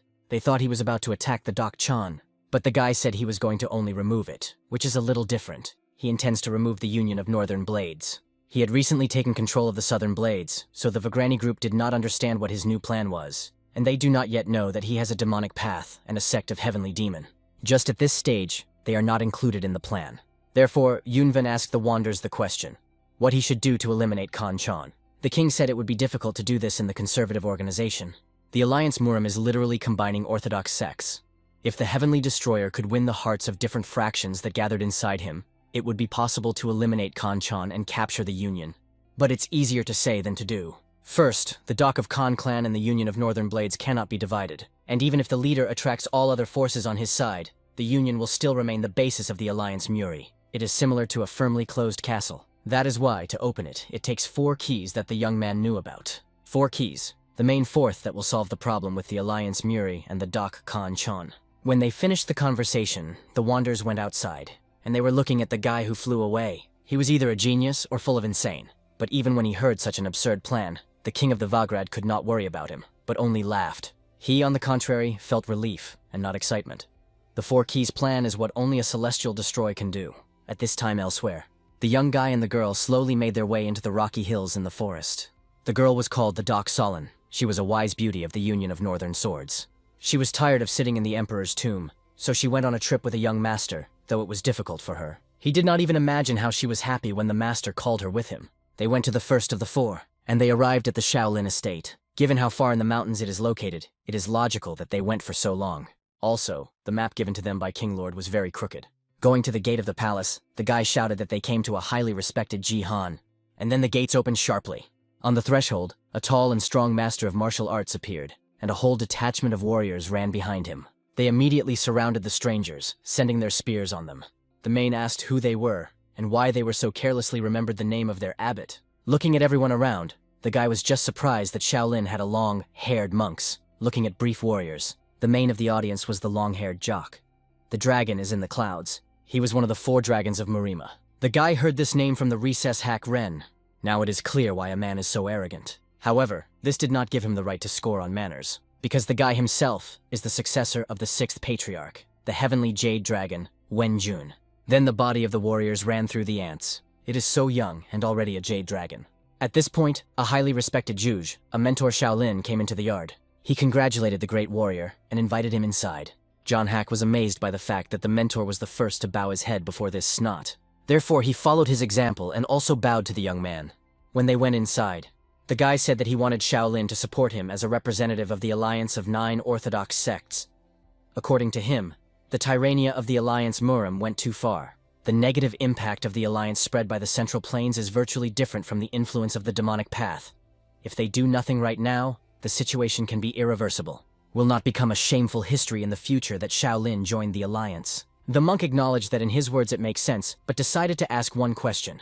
Only he was appointed not a young man, but Mrs. Dak. How is the daughter of alliance leader Murim? Whether she agrees with the words of a great warrior. The girl lowered her eyes and said she was not sure so far. His words mean that he will not only try to shift her father from the position of alliance leader. This revolution can also cause his death. The girl was well aware of this. The monk asked, did her and her father there be no family feelings between her and her father? The girl said it wasn't. She does not want everything to come to such consequences. The monk suggested that even if the Jade Dragon decided to act radically, she would not stop him. As he said, the girl has no sufficient strength, so she doubted the last. Noticing this, the monk wanted to express Shaolin's position. But at that moment, a guy from the corner of the hall, which was not heard or visible before, voted. It was one of the important people of Shaolin. He appeared in the room so quietly that no one caught his presence. though he heard the whole conversation. The girl said he was looking younger than a highly respected Jigon, and asked who he was. But instead of answering, he suddenly thought. The guy smiled widely and said that Doki's face told him that a sudden death was waiting for her. What was very angry with a jade dragon. Then the monk slammed sharply in his palm and, laughing, told them to relax. He was the rector of this place, Ziyu. He heard that War Wen wants Shaolin to lend him his power to overthrow the alliance leader Muse. The guy confirmed. He was surprised that the man knew who he is and without imagination. The man laughed and said that a large meeting took place through a large warrior. However, for the successor of the 6th Patriarch, he came out of a strong smell of blood. The guy did not understand what the remark was about. The man said that Shaolin's detachment would give him his strength if he promises something. The guy has to promise that he will never do the murder again. But the Jade Dragon said he could not say that. The soar tree should be cut down to survive the forest. Therefore, he will do what is needed. In this case, Ziyu decided to repeat the issue of Tsihan. If, in his opinion, a diseased tree should be cut down, or does it mean that it intends to kill the alliance leader Muri? Ms. Doka looked at her satellite, swallowing hard. The guy said he used to be, but now he thinks differently. He was asked why he changed his mind. The event that changed his opinion happened a week ago near the Emperor's tomb. There he met with Mrs. Doki at night to talk. He did not want to start this conversation so suddenly, but he had to discuss one important point with her. Wen confessed that he wanted to remove her father from the post of alliance leader Muse. She herself realized that one day everything would come to it. She is not so stupid that they pretend that he knows nothing about rumors that they walk around Muri. But she reproached Venia for his cruelty. Why does he tell her about it? Is it waiting for her to kill her father's murder? The guy replied that no. He wanted the girl to tell him something.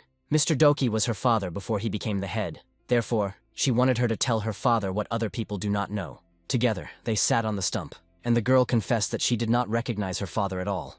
After all, it almost sold it to the Union of Southern Blades for political marriage. It became the last drop for her, and allowed to decide on the escape from the Union of Northern Swords. But her father was not always like that. He gradually changed. Probably this began after the grandfather and brother died. The sudden need to head the Union of Northern Blades, apparently, could change it. In the past, it did not differ in particular kindness. But even despite some sharpness, it undoubtedly felt it. She could look at her childhood for a long time, as she trained, cheering him. The tired has not fallen asleep. Then he covered her with his sweatshirt so that his daughter slept calmer. He was not a very good father, but the girl still felt his love. Probably it is difficult for others to imagine a good, natured Dak-chan. The girl turned to a friend and said that the master looks like her father from children's memories. Before he began to suffer from the role of the Union leader, he was betrayed exclusively by the sword. He was a free and strong person, and so she loved him the most. The guy was a little embarrassed when he realized how he got on her and listened to the story attentively, so he concluded that she apparently raised a wonderful person. For him, his grandfather was such a person. They made a little more than their older relatives, and then both plunged into their thoughts. Wen could not change his opinion about the alliance leader, based only on the girl's words, but he listened to her story. He became convinced of something. Although he wanted to shift him, he did not decide to attack the Dak-chan. Because after all, he did not want to upset the Solalan, and made a solid decision on this. And then he suggested that the girl go on a trip with him. If there is a ghostly chance, he wants to save the head of the Alliance Muse. What did he say to J.U.? The man was surprised that the Jade Dragon sees not the enemy to get rid of, but a man who needs salvation. That is why he needs the help of Shaolin. It is absurd that all Shaolin will follow a person only because he is a successor to the 6th Patriarch. Ji-U believed that she wanted to take possession of the Alliance, guided by her own greed. But this guy aroused genuine interest in him. Dak-chan may have been a good father for his child, but anyone knows that this smile is hiding a person with a knife. Moreover, someone like the Celestial Jade Dragon, perhaps, was most suited to checks and persecution by the Dak. Still, he really wants to save the Alliance leader. If this guy is not just a naive idiot, is it not the path of Buddhism? Zhiji thought that the dragon here to learn the technique of palms of Bodhisattva Guanin because he was the successor of the 6th Patriarch. But the monk did not expect that the guy would get such enlightenment. To turn to the human heart directly, to see your own nature and to become a Buddha. Do not rely on writing, not dependent on words. Knowledge of nature is the only way. The man bowed to the great warrior, expressed his respect, and said that from now on, Shaolin would follow him. The guy was very glad and said that all the details would inform them later. And at the same time, he asked if he remembered that there was a mountain nearby. He was confirmed, and then he suddenly stood up and approached the wall of the room, which in the direction pointed up the mountain. He pulled his hand forward and roared a fiery seal. This is a gift he decided to leave them before leaving. Going closer to the wall when the guests went, the monks thought that the dent in the wall was just a joke of a great warrior. Is this little sign in the form of a Buddha? And is there a gift? But Ji understood everything and told the old that the real gift was not inside, But outside, the real fiery printing went through the wall and left a huge sign in the form of a Buddha nearby. The monk appreciated the ingenuity of the young master. Now he and Miss Daka have headed for the League of 5 Clans. Despite the fact that the road is heavy, the girl was doing well and they were inspired. She thought about the guy's words that he wanted to save her father. And she was glad because she was not mistaken in this person. On the boundless Central Plains, only 2 mortals were honored to bear the sacred title of the Divine Sword. The second was called the Supreme Blade of the Union of Northern Warriors. However, the events of our story take us to the magnificent chambers of the great Namgun clans. There was the first of the Divine Swords, the Guardian of the Blue Skies, who bore the proud name Namgun Hui. This renowned warrior from the legendary League of 5 Clans simultaneously led the mighty Namgun family. At that moment, the appearance of the celebrated swordsman expressed extreme concern. His son begged the respected father this time to refrain from strange antics and reckless deeds. The young man even had to draw a solemn oath. However, the head decided to verify. Was the date in the message he sent indeed today's date? It seemed the person they awaited was to arrive by noon. Even the younger sister began to question her brother. Had he made a mistake? And would the honored guest really arrive on time? And then, quite unexpectedly, they heard someone's voice behind their backs. It was the great warrior Wen Yong, who politely greeted the young master and inquired about his well-being. The sister was surprised. While waiting for the arrival of the young master, she had not at all expected to see Doka Solan beside him. At that very moment, the noble son of the Namgun family introduced his respected father to the great warrior. Understandably, following ancient customs of decency, the young man bowed in a respectful bow. He introduced himself as the Celestial Jade Dragon. As Namgun Hui had assumed, the gaze of one of the 5 luminaries of Murim was truly worthy of his owner being called a deity of the orthodox path. The patriarch of the family warmly welcomed the young warrior and confessed. Only the news of the arrival of such a worthy youth made the blood in his veins boil with anticipation. Therefore, without much hesitation, he proposed to the great fighter to duel with swords. Understandably, the hero felt extremely embarrassed. He did not even know how to politely decline this offer. As is known to all Murim, the Divine Sword of the Blue Sky was famous not only for its unparalleled swordsmanship but also for its unpredictable, sometimes eccentric actions. Its strange behavior was expressed in the fact that upon meeting a worthy opponent, it preferred to exchange blows instead of the usual greetings. A friendly duel was a special way for the Divine Sword of the Blue Sky to show hospitality. The son of the renowned warrior perfectly understood. If the father wanted to exchange blows, then he had developed a sincere sympathy for the great warrior. However, the heir reminded his father that he was behaving rather rudely, as he had already given a solemn promise. However, the hero hastened to reassure young Lord Namgun. This ancient custom of exchanging blows was older than any laws, so he willingly submitted to the desire of the clan leader.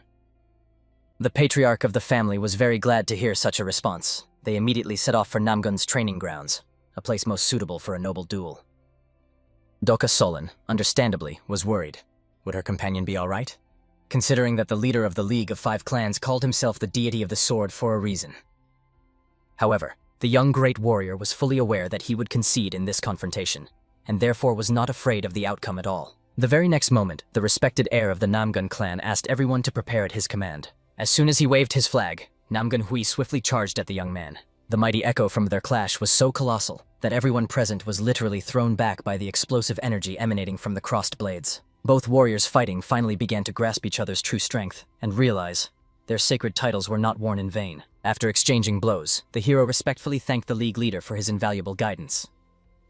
In turn, he was deeply moved that the great warrior agreed to this duel. After the fight ended, the patriarch's son immediately ran to his father to make sure he was unharmed. However, it seemed the famed swordsman had never felt better than at that moment. Therefore, he suggested everyone go inside, as they had long prepared for the arrival of the great warrior. So everything was organized at the highest level. When everyone settled in the spacious hall, the hero told those present about the plan of the 4 keys. However, since none of those present had heard of such a plan before, the head of the family asked for details. It turned out that the alliance of 9 orthodox sects, the League of 5 Clans, the Southern Warriors Union, and another force he could not yet reveal were to join this plan. The essence of the plan was to unite 4 mighty forces and stand against Doku Han Chon. Wen Yun wanted to know the opinion of the clan leader. In principle, the patriarch understood. It would be wonderful if this plan worked flawlessly. However, earlier he decided to find out how the other 2 participants felt about this idea.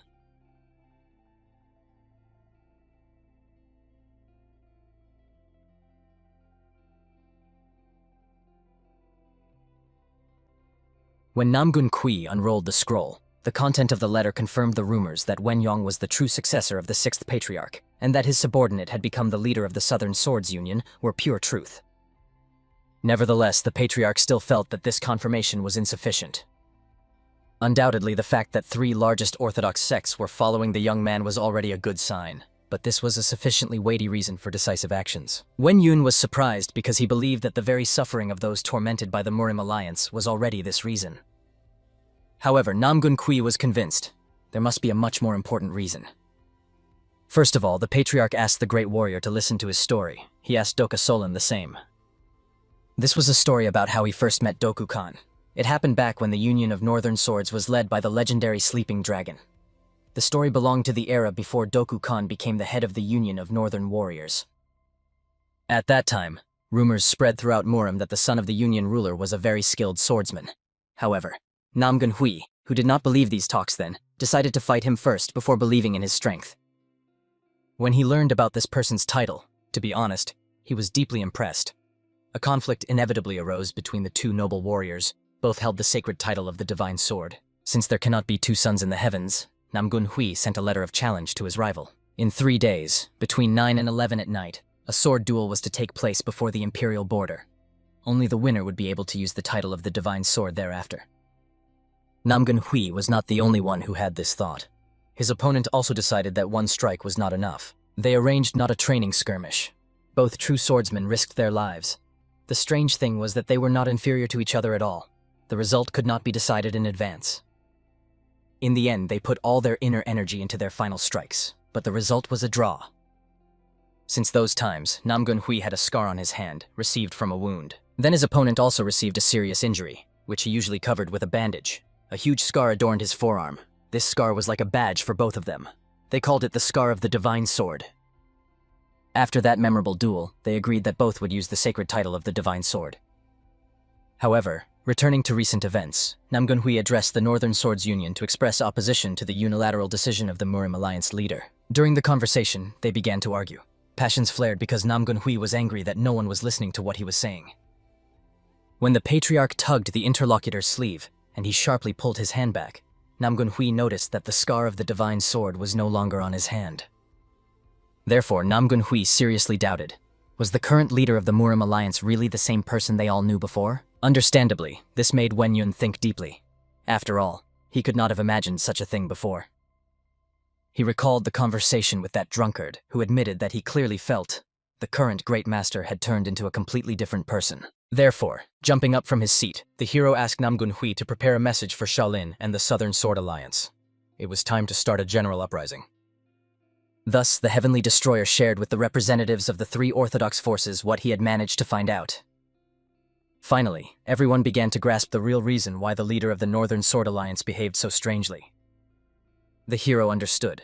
They needed to hurry to expose the crimes of the Murim Alliance leader. He hoped that everyone gathered had not forgotten the promises made to him. However, Namgun Hui decided to take the floor, hoping that the hero would listen to the proposal. The patriarch offered the young man to become the commander of the Orthodox Path Squad. The hero heard about this union for the first time, so Namgun Hui explained.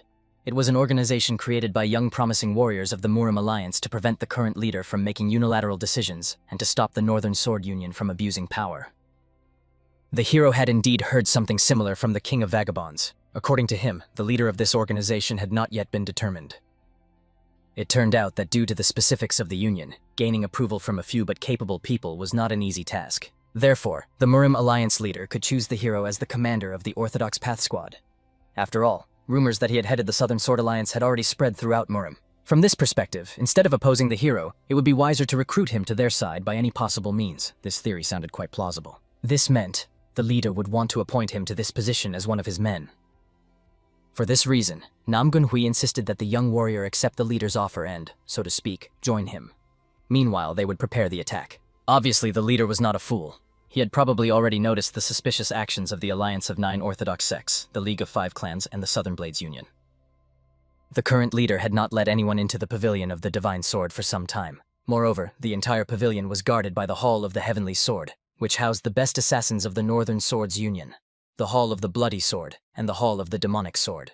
The hero was surprised by this name. Essentially, combining the hieroglyphs blood and demon makes it clear that these people were most likely mad bloody demons who had very little to do with the orthodox path.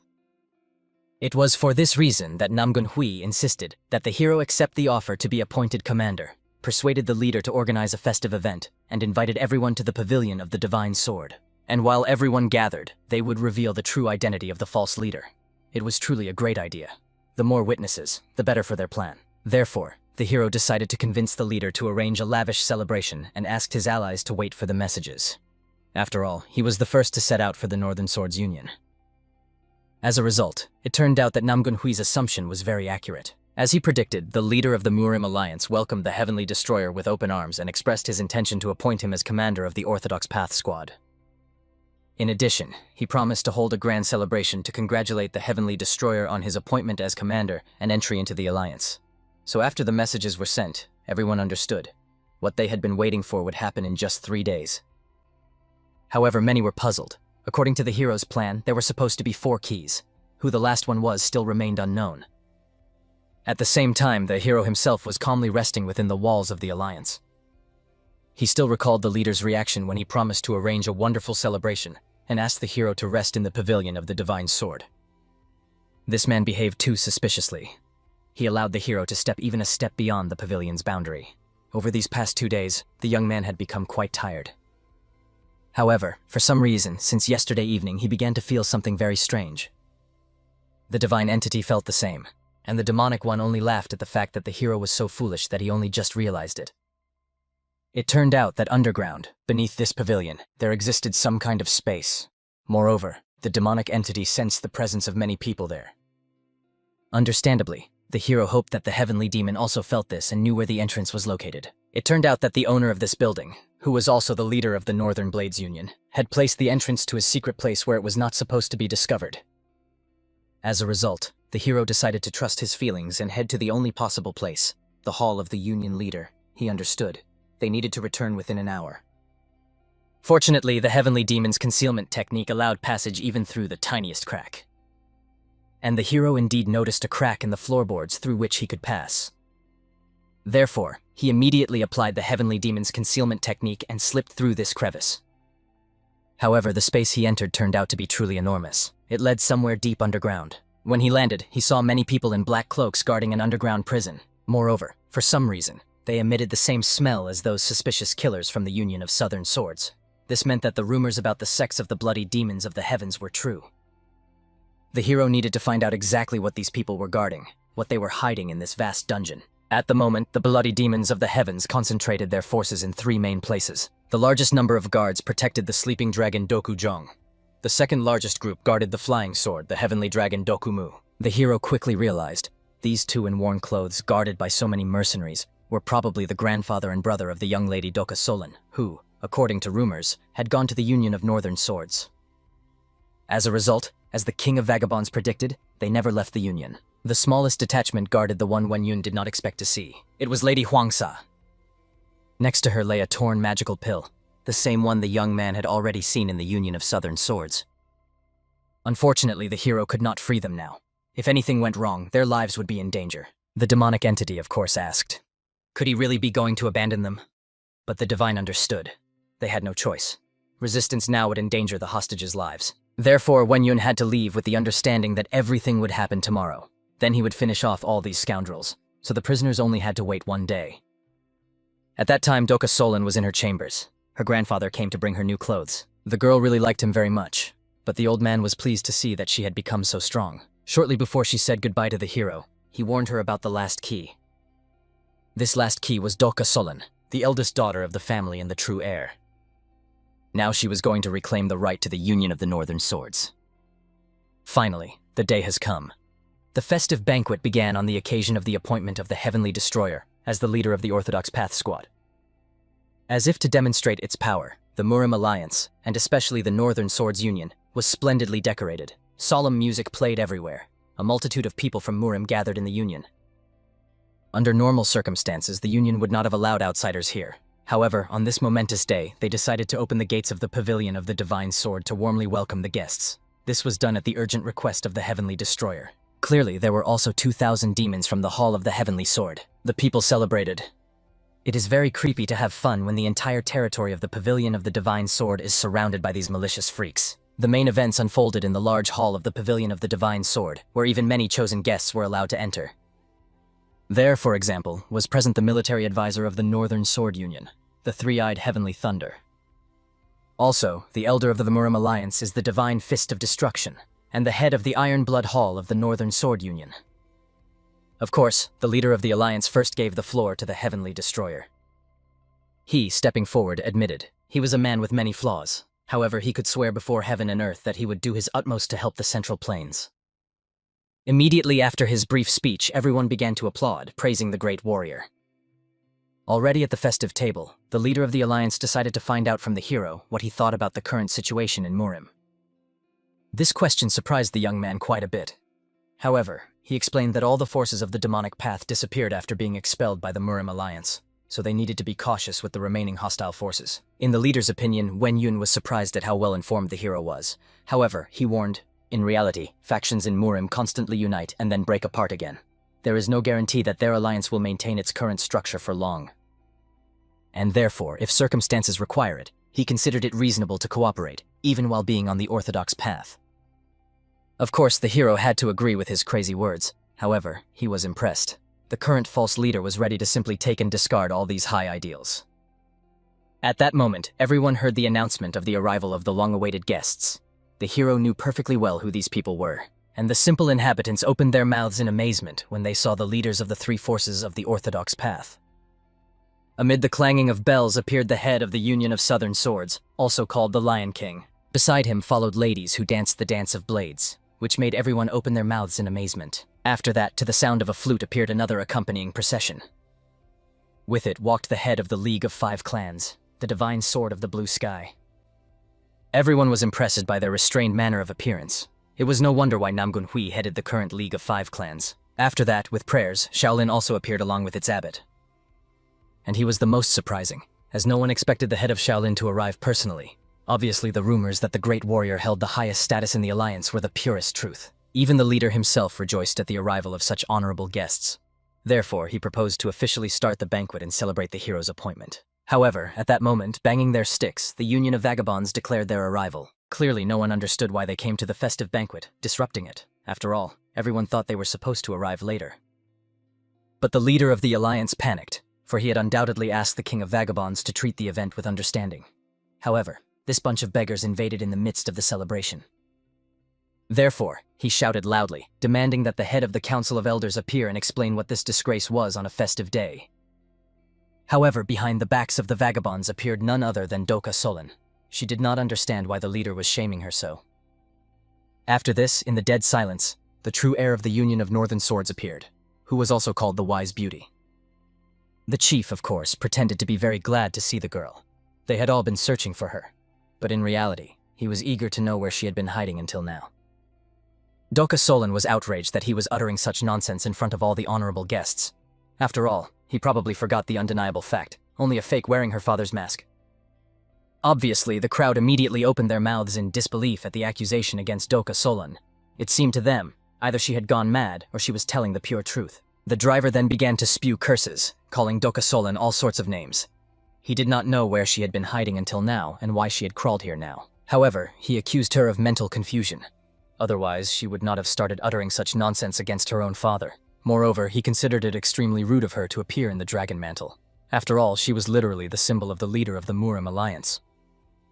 Honestly, these words only confirmed that the man was actually an imposter. First of all, her father always told her. This mantle was the symbol of the leader of the Union of Northern Swords, however only formally. Every member of the Union of Northern Blades had the potential to become a dragon. And to prevent them from straying from the path in these difficult trials, Doka Solon had to become their guide. Thus, the rising dragon mantle worn by previous leaders was not a symbol of the chief. The leader wore it so that no one would forget this promise, to make any sacrifice in the name of the guide's duty. These words struck the hearts of all present, the most heavenly destroyer, the false leader, and even representatives of the three forces of the orthodox path. Well, of course, these words deeply struck the very Union of the Northern Swords. As a result, when the man realized his hopelessness, he immediately armed himself with a sword against his so-called daughter. However, at that moment the hero intervened. using Vajra fingers that could become stronger than metal. Obviously, the chief immediately demanded that the great warrior not interfere in their family relations. But unfortunately, Wen Yong could not stand aside. After all, the chairman's lawlessness had to stop here and now. He reminded of the man's crimes that led to the disruption of stability, order, and peace. It was a crime that compromises the union of the Northern Swords, a crime that consists of intimidating other members of the Orthodox path. So the man threw the central plains of Murim into chaos, and the hero believed he had already counted enough crimes of this degenerate. He could also remember those people whom he imprisoned underground. After these words, the man panicked especially, not understanding how this upstart could know about the underground prison. Because of the war, there was no choice left. The same one shouted, demanding from the hall the divine sword to destroy all these freaks. His accomplices armed with demonic art immediately rushed into battle. As a result, everyone there realized it didn't matter whether he was the real leader or not, but he was insane. So they had to engage in battle. The captain reminded his warriors, a crime committed in the name of the Northern Sword Union could only be redeemed by the Northern Sword Union. So they had to protect the lady and the great warrior. Thus began the battle between all who could wield a sword. And the false leader panicked extremely. After all, the plan he had been preparing for 100 years could collapse because of some brat. As a result, he ordered to destroy everyone to restore the Murim Union. No one was to be left alive. He especially targeted the Celestial Jade Dragon and Doc Solon, unleashing the forces of Asura's black flame upon them. At that moment, behind him appeared a monster of terrible size. It began to destroy everything around and scream wildly. With just one wave of its voice, it stunned the surrounding people. Obviously, everyone panicked, because they did not expect such a monster to dwell in the Northern Sword Union.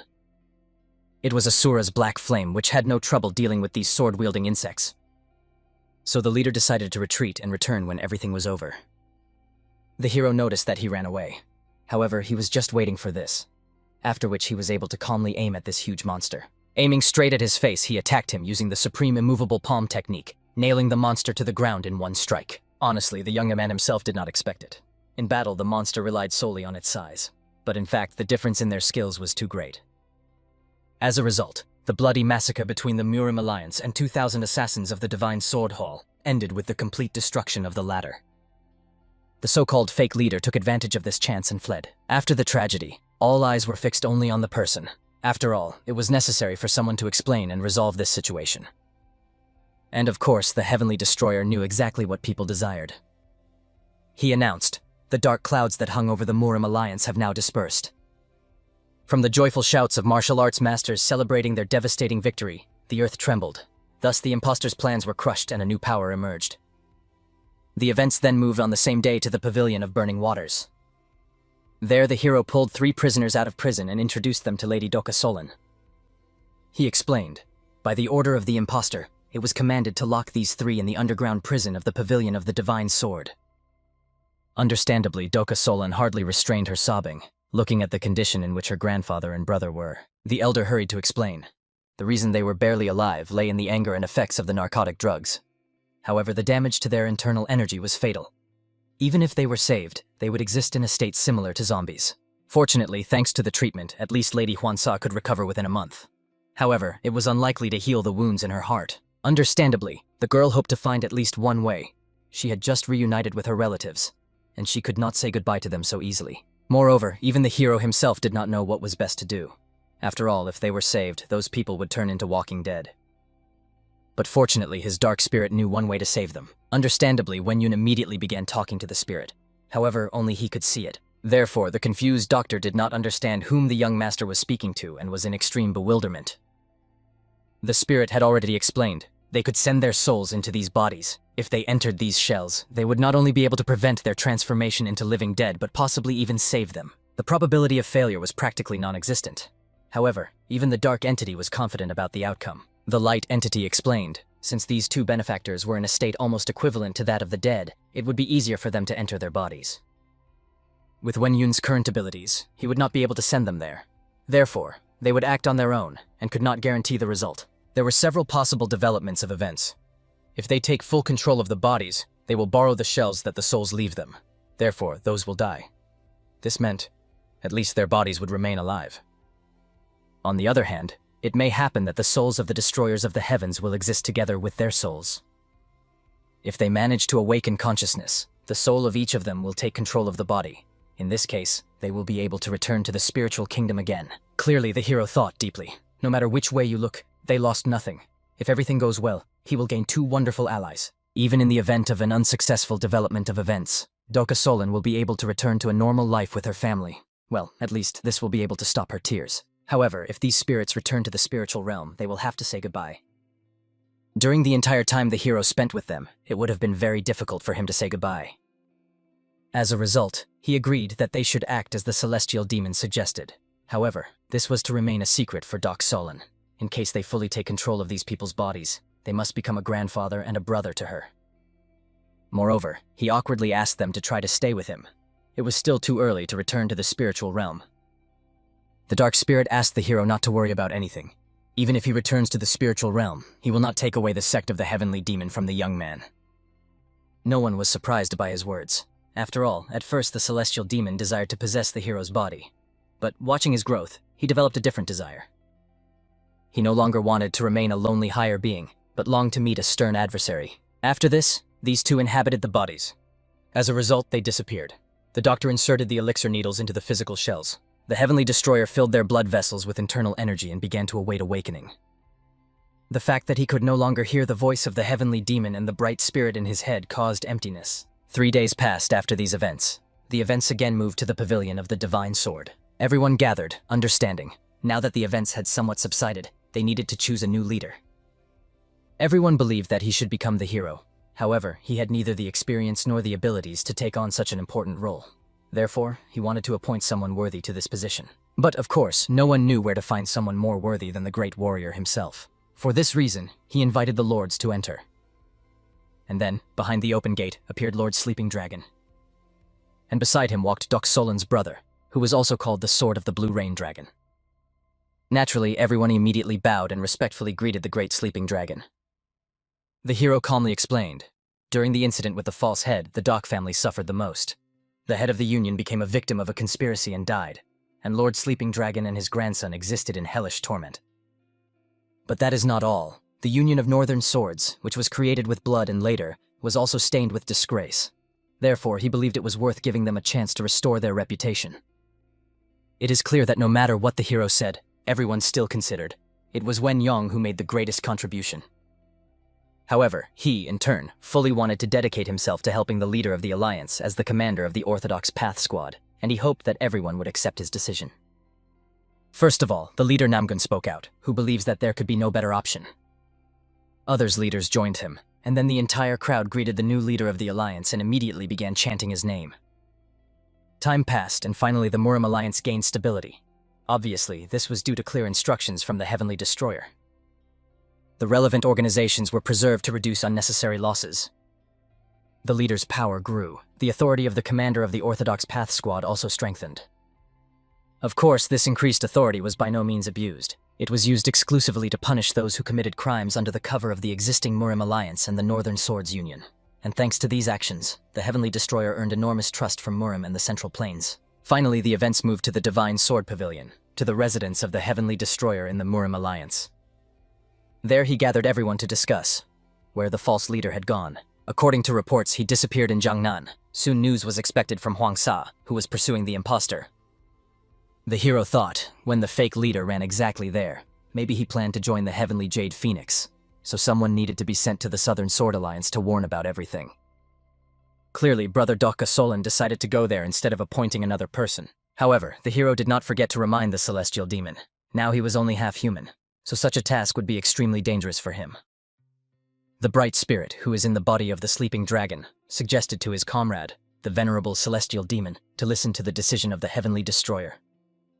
As is known, the ritual of summoning and binding the souls of these two has already reached half success. At night, the Celestial Demon and the bright spirit became the masters of the bodies of these two. However, from sunrise to sunset, the bodies returned under the control of the sleeping dragon and the sword of the dragon of the Blue Rain. But since the Celestial Demon and the bright spirit did not return to the spiritual realm, and the precious relatives did not turn into living dead, both ended up winning. Moreover, there is no need to worry about the sleeping dragon, as its body belonged to the master. The problem was precisely with the Celestial Demon. He was outraged. The hero does not send him on this mission, as if underestimating his power. However, Wen Yun had to be reminded. The heavenly demon only commanded this body at night. But during the day, the host could die. Moreover, as the heavenly demon warned, everything he did and said at night was remembered by the body's owner the next day. If so, it was better for him to practice martial arts every evening as if his life depended on it. This was his task, to strengthen his body. Then the hero also asked that the bright spirit, which governs the body of the sleeping dragon, also go to rest, for the people of the Alliance should not stay here too long. As a result, only the celestial destroyer remained, who was outraged that he, a great demon, had to train. If only he had known that his brother Doka Solan was so weak, he would probably have possessed the body of the old sleeping dragon. The only advantage of his new body was that it was quite young and looked very decent. Perhaps it was not even useless. Therefore, when the celestial demon came up with some plan, he agreed to follow the will of the celestial destroyer and unconditionally obey his orders. Of course, this seemed strange to Wen Yun. He realized the dark spirit was up to something, and he only got angrier at the scoundrel hero who always doubted him. He swore one thing: now that he had a new life, this time he wanted to set a more sacred and noble goal for himself. He did not want to exist as a madman drowning in blood as before. And this, obviously noble goal was about women and all kinds of connections with them. In this life, he desired to share love as much as his strength would allow, so he asked the hero not to stop him. If he kept this promise, then the celestial demon himself would do everything Wen Yun said. However, to be honest, the celestial destroyer was even disappointed. Such a great demon had set himself such a pathetic goal. Of course, he was angered by such an address from the hero. The dark entity insisted that he give a promise not to interfere in his personal life and allow him to share love or whatever he wanted. However, Wen Yun could not deny. This demand was very unexpected, and others doubted too. Was this really the legendary celestial demon? After all, his behavior raised many questions. Nevertheless, the young warrior paid no attention to their speeches. Instead, he asked that the king of vagabonds find out how much alcohol they had in stock so that he could have a proper good time. And so the next morning, Brother Doka Solan began to wake up with a headache. When he looked back, there were 3 girls in his bed, as well as a pile of cups with drunk alcohol. He couldn't even remember how much he drank and with how many women he shared the bed. As a result, the outraged son of the Doku family reminded the heavenly lord demon. Even if they were in the same body, he could not treat him so carelessly. Therefore, he decided to check on his grandfather as soon as possible. When he came to the sleeping dragon, he found that he was extremely sleep-deprived. Apparently, something had happened last night with the venerable bright spirit, and the grandson was right. The sacred spirit was quoting the holy scripture and reading all night without interruption. Therefore, the current owner of the body felt a bit tired. For this reason, it became clear. Both needed to sleep while there was such an opportunity. However, it was interesting. What to do next? Should they silently follow Commander Wen Yun? The sleeping dragon understood. Although it would not be easy, they had to come to terms with the fact that their life would differ from what it was before. However, the elder saw no reason for concern. After all, they had gained a second life precisely thanks to the great hero.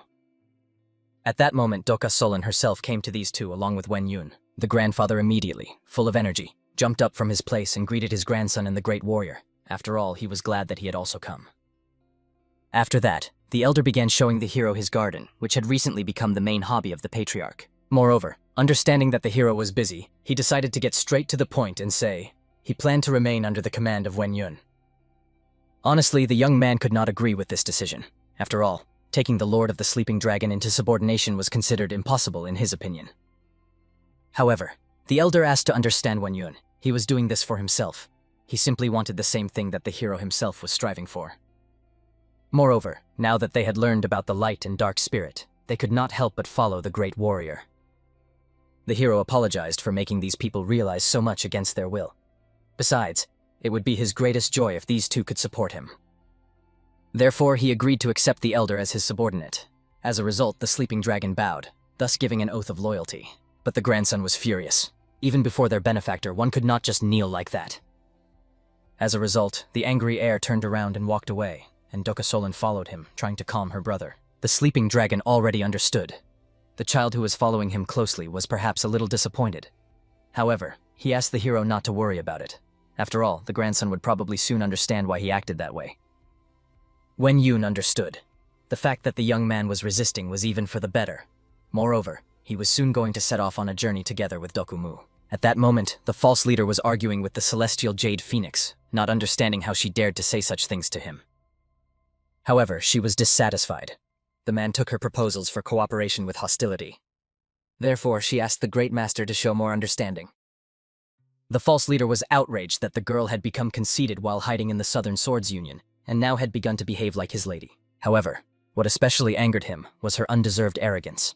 He reminded her, sooner or later a great master would appear here, and then the Union of Southern Swords would disappear from the Central Plains. Soon 50 members of the Orthodox Way detachment gathered together. On the chest of the clothing they wore were embroidered symbols Oath and Order, vividly reflecting the character of their organization. The heir of the Namgun family could not believe it. He would finally go on an expedition with the great warrior Wen Yun, and was ecstatic with happiness. The dragon soaring in the clouds from Shaolin tried to calm himself by thinking that they were using this outing as an opportunity for training. The ruler of the Heavenly White Dragon from the Wudang sect was curious to find out why the hero decided to lead the Orthodox Path squad.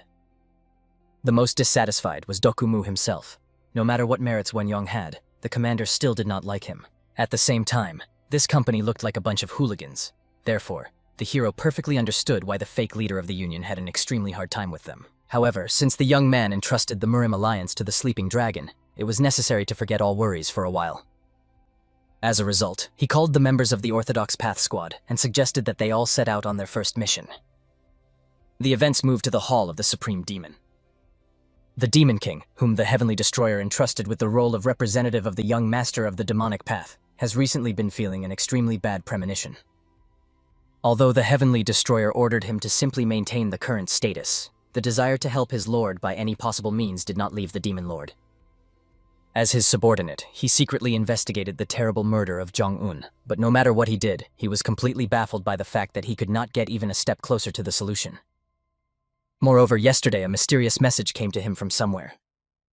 The sender was unknown, but there was no doubt. This letter was written specifically for the young man. It said that some place had fallen into their hands. If he wanted to survive, he needed to leave it as soon as possible. Understandably, the young warrior was nervous, as he did not understand. What place? What were they talking about? At that time, the Lady of the Divine Jade also appeared to the Lion King. She made it clear the father should trust her, because everything she told him was the purest truth. When the Great Master appears, the Southern Swords Alliance will disappear from the Central Plains. The leader of the bloody heavenly demons had 3 disciples: the Great Master, the second Great Master, and the third was the Lady of the Heavenly Jade Phoenix herself. Although they share the same root, their relationships cannot be called very close. The lack of active information exchange among the members of the bloody demons of the heavens on the Central Plains was largely caused by the rivalry of 3 disciples. However, in this case, there was a clear difference in skill level. If the second Great Master is a vile and disgusting person, then the first Great Master is a terrible creature. Obviously, the Lion King wanted to know why the girl told him about this. Could it be because of the order of the great warrior Wen Yun? However, the girl clarified. The Lord of the Union and her lord as well. She received an order to assist the Lion King, so she was simply following him. However, the man noticed. If you put together everything the girl said, then the evacuation of him and the Southern Swords Union was literally a betrayal not only towards the girl's older brother, but also her teacher in principle. In essence, it was true. However, the girl had become attached to the Lion King, so she wanted to save him. Honestly, the Lion King could not believe it. It was completely unlike the same Cha-un who came here wanting to bring the Southern Swords Union to ruin. Now, since Cha-un had already answered the Lion King's question, she asked him to hurry and prepare. After all, considering the abilities of the Great Master, he could appear at any moment. However, the Lion King, despite the warning, was not going to flee. Obviously, the girl was furious. It seemed her father did not listen to what she was saying at all. After all, the Great Master is not someone he could fight. He would simply die a miserable death. The Lion King was not going to fight. His body was already destroyed because of Cha-un, so he could not fight such a powerful master. Honestly, she was extremely embarrassed by such words, as she could not justify herself. The Lion King was only pleased by her reaction. Perhaps she felt sorry for her father. However, he asked her not to worry. She did what she had to do, so she could not blame herself for it. Moreover, if the Lion Queen had to choose the most valuable thing in his life, he would have chosen the Southern Swords Union. Even compared to Cha-un, the Union outweighed much more, so he had to stay here. But if Cha-un was so afraid that she even told him about it, then this Great Master was truly powerful, and the Southern Swords Union would disappear like fallen leaves in autumn. However, the Lion King did not bear such a name for nothing, and he was ready to share this fate with the Southern Swords Union. Cha-un did not understand such a decision. After all, the Lion King did not resist at all when she tried to absorb the Southern Swords Union. However, the reason was that he simply had no one to trust his back to. Now the situation had changed. He had the great warrior Wen Yong. Moreover, Cha-un was on his side. A man who had lived a fairly long life, full of both glory and shame, wished to say something. He asked the girl to simply live. Whatever happened, she should try to survive. Honestly, it was strange to hear these words from a person who wanted to die together with the Union. However, the man simply calculated. Perhaps this was their last meeting with the lady. Therefore, he wanted to give her a lesson. Unfortunately, because of this, a certain awkwardness arose between them now. But in any case, the Lion King believed Cha-un would cope with all the trials on her path. He had already understood from his own experience. Sometimes hoping is the right decision. After all, you never know what will happen in life. Therefore, Cha-un had to continue living. Clearly, the girl still considered staying in the Union to be an extremely foolish act. The Lion King knew this. However, he believed that one who had lived a long life could sometimes allow themselves foolishness. Moreover, he was grateful that she came to him and advised him to run, and he called Cha-un his daughter. It was very hard for her to endure this. However, she did not accept thanks. After all, she did what she had to do. Then the Lion King decided to entrust her with another personal matter from himself. At this time, mercenaries along with the false leader were lying in wait on one of the roads, expecting the Jade Phoenix to run along this path together with the leader, the Lion King. The impostor was certain. Cha-un had not a drop of loyalty. Moreover, she had rejected the head of the Union as unnecessary trash. Furthermore, the real reason for introducing her into the Union of Southern Swords was not to restrain the Union or control the alliance. At this time, the Lion King explained, "The cruelest martial art in the history of Murim is, of course, the martial art of the heavenly demon. But that does not mean there are no martial arts that could rival it." Therefore, he took her to a place that even Cha-un did not suspect. She had been in the Union of Southern Blades for many years, but could not even imagine that there was such a secret hideout here. The Lion King himself explained, this was the essence of the Union of Southern Blades. They had a secret passed down from head to head. However, he wanted Cha-un to fulfill his will and pass this swordsmanship technique to the great warrior Wen Yun. It was called the Demon Technique, the technique of the Thunder Blade of the Bloody Shadow. The girl recalled how 15 years ago she was told she had to join the Southern Swords Union. She needed to find and earn the trust of the leader. Then she was told, inside the Union was hidden the lost secret treatise of the bloody demons of the heavens. And it turned out to be true. Looking into Cha-un's eyes, the old man quickly realized she seemed to remember something. However, he asked her not to panic. Considering her affiliation with that organization, such a reaction was so astonishing. He also explained, the Thunderblade technique of the Bloody Shadow for swordmasters is the best of existing techniques, and also the cruelest in the history of Murim. This is not surprising given that its owner was the bloody demon himself. This technique is a secret, carefully guarded, passed down from generation to generation only to the leaders of the Southern Blades Union. However, the man never thought that the bloody demons of the heavens knew about it. Therefore, he handed Cha-un this book so that she could pass it to the hero. Of course, she understood why the man trusted her.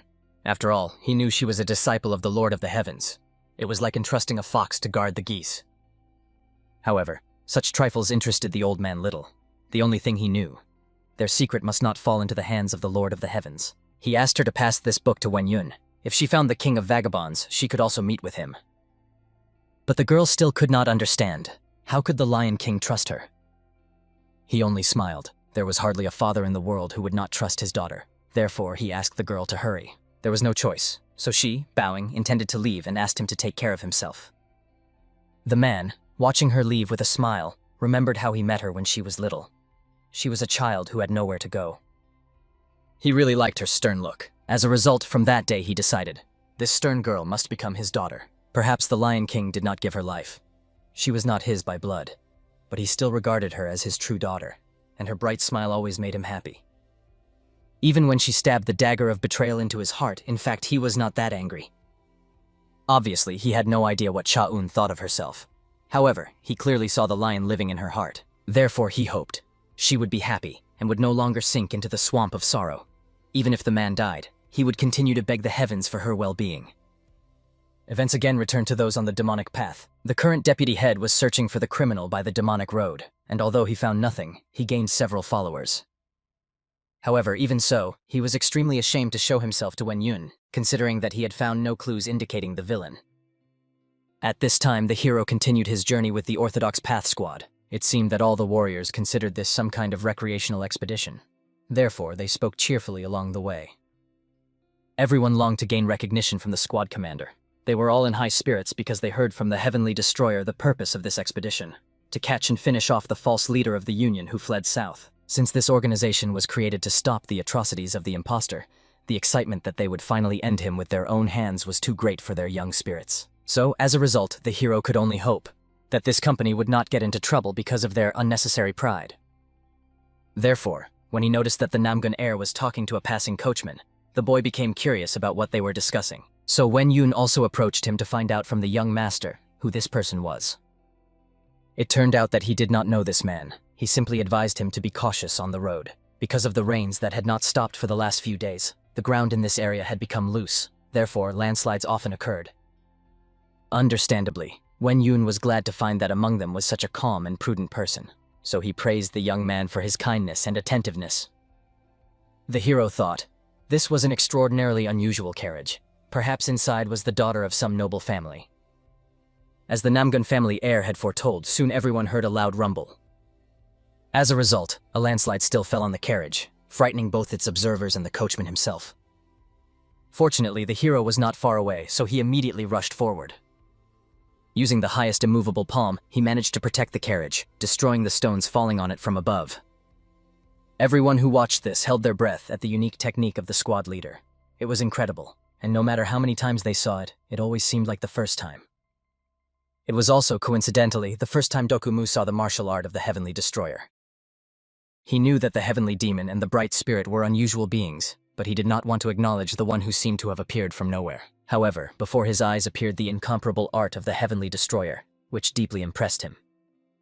The hero, as if nothing had happened, approached the coachman to make sure that he was all right and not injured. The man explained that he had already been warned that the ground here was weak, but he did not expect it to be so loose. He managed to survive only thanks to the help of the benefactor. He would very much like to repay somehow. Therefore, he asked Wen Yong to say his name. The lady being transported in the carriage also carefully observed everything happening outside. The hero, bowing, introduced himself. However, he clarified that he was only a passerby, so words of thanks would be enough for him. He hoped that the travelers would safely reach their destination. Clearly, the coachman understood. No matter how you look at it, the hero did not resemble an ordinary passerby at all. He began to ponder the young man's name. After all, he was surprised. A young master with such a level of martial arts skill was so modest. Some time passed, and evening came. The hero finally stopped at an inn-yard to rest. There he learned the people from the carriage, whom they had met earlier, were looking for him. Moreover, they asked for permission to stay at this inn-yard, since all the rooms in the area were occupied. They had nowhere else to spend the night. Clearly, Wen Yun realized they had caused inconvenience to ordinary people. Therefore, he asked his assistant to set everything in order and provide them a place to stay overnight. However, when he fled, the hero was surprised that the young man blushed so embarrassedly. At that moment, the heavenly demon possessed Dokumu's body and was extremely displeased. The young warrior was mocking him so much. He reminded him that they had already clearly agreed on everything. Nevertheless, the hero forced him to go on the campaign with those stinky soldiers. Clearly, Wen Yun tried to pretend to regret it. However, he reminded, this was the job he had to do. He should help a little, and that way he could return home faster. However, obviously the heavenly demon was outraged. After all, he desired to inhale only the scent of female bodies. Hearing this, the people outside were amazed by the preferences of such a noble person who spoke such hooligan speeches. At that time, the assistant finally returned to the travelers and explained that he had arranged with the squad commander to provide them lodging, and he hoped that the conditions would suit them. However, the lady who was hiding her face under a hat decided to ask the man something else. She finally took off her headwear, revealing her face, and decided to find out if he knew the successor of the heavenly demon, the heavenly jade dragon. The young warrior was surprised by this question.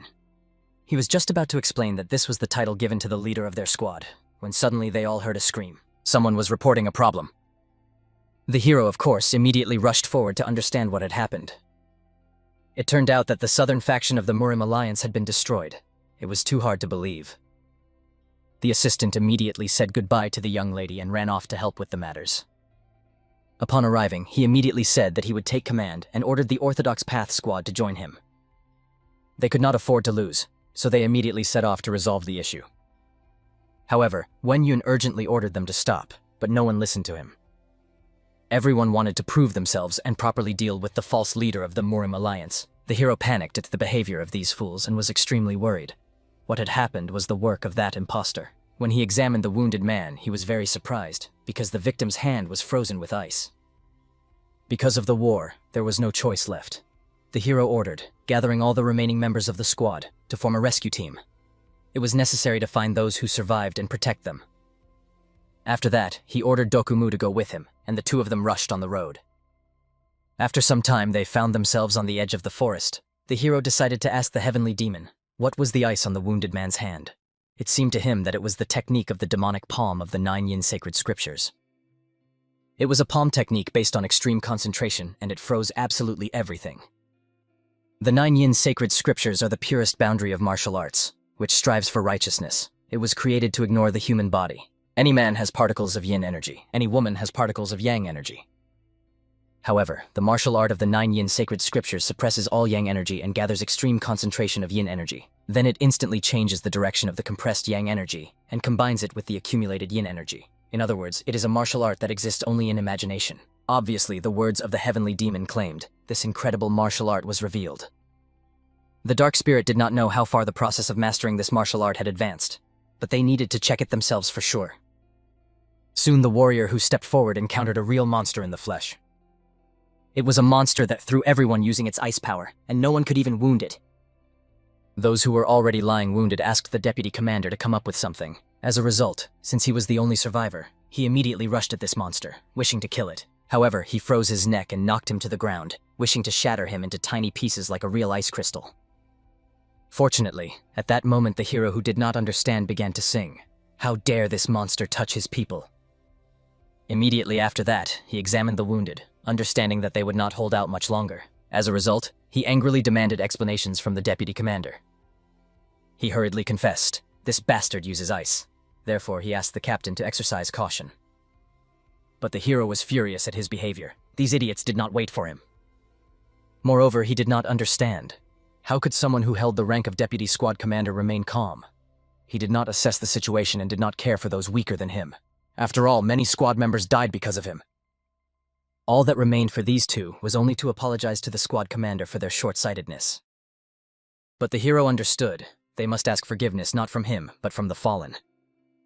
He ordered them to gather those who survived, the wounded and the fallen, and to go all together. The hero was to stay behind to deal with their enemy. At that moment, Dokumu warned the heavenly destroyer. The enemy is coming to his senses. Soon he will attack. However, Wenyun was hardly afraid of this. He was just waiting for him to get back on his feet so the hero could ensure the monster fully paid for killing his people. At the same time, the Lady Jade Phoenix was also running through the forest. She understood. She had to board the ship as soon as she got out of the forest. It was necessary to flee as quickly as possible. But at that moment she was attacked, and only at the last moment did she manage to repel the assault. She suspected the second master would come for her, therefore she was hardly surprised. At that time, the entrance to the Lion King's hideout had already been breached. There operated the first disciple of the bloody demon Lord of the Heavens, or as he was also called, the first great master. Honestly, upon learning that the treatise was not there, he quickly realized Cha-ung, it seems, had betrayed them. As a result, he lost all interest in the Lion King, rejected him and intended to leave. Honestly, the leader was even disappointed by his quick departure. He warned, this could have consequences if the Lion King was left alive. After that, he drew the sword that lay behind his back and stepped forward against this man. Obviously, his hands were trembling, but he had more than enough confidence. Seeing this, the first great master decided to tell the man a moral story. After all, he liked that the head did not lose hope. Perhaps the man was just stalling.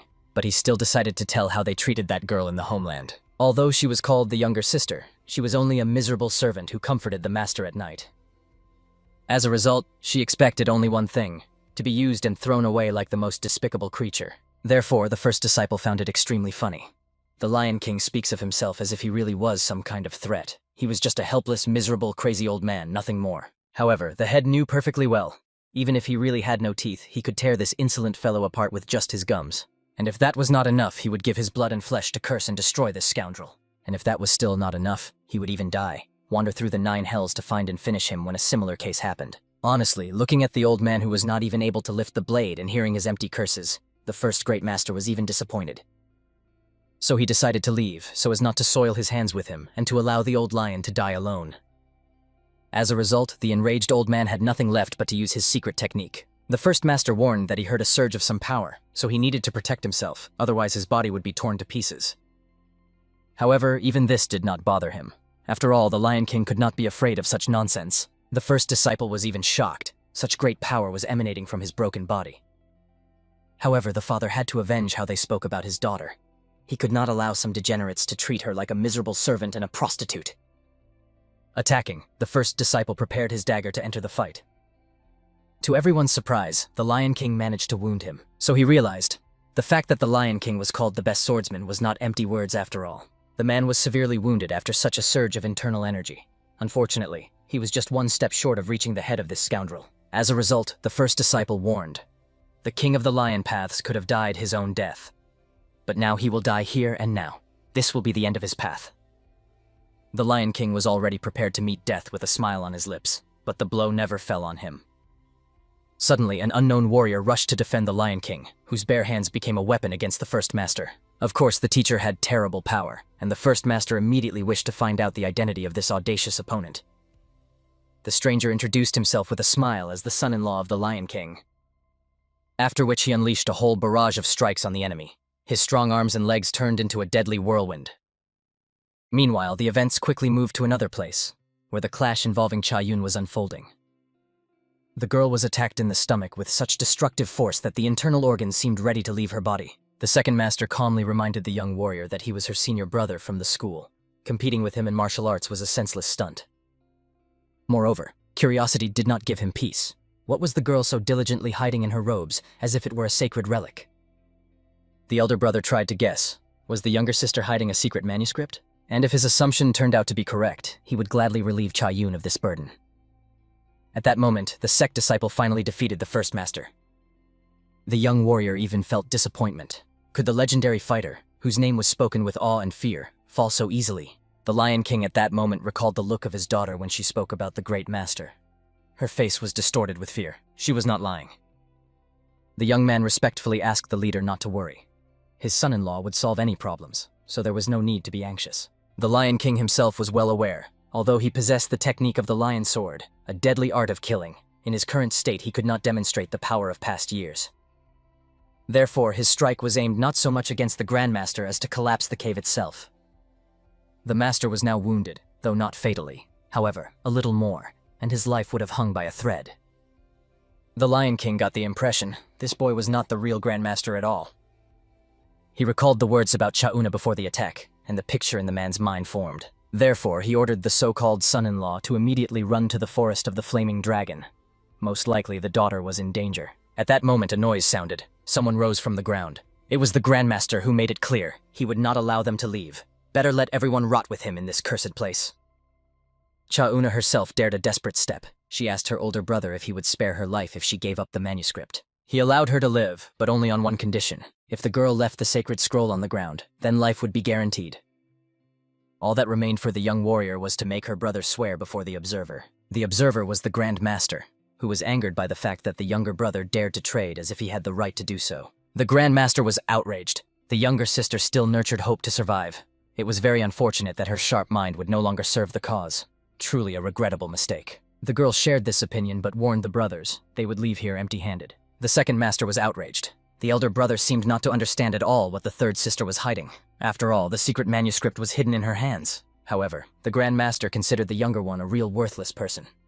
He failed at one entrusted task, yet greedily reached for the treasure. Moreover, the manuscript was originally supposed to be presented before Tianzhou, but the younger brother wanted to appropriate it for pitiful ambitions. The elder master calmly explained they would not be forgiven when such intentions were discovered. Of course, the second master was furious. The elder was always such a bastard. It seemed he considered himself the best because he was the master's first disciple.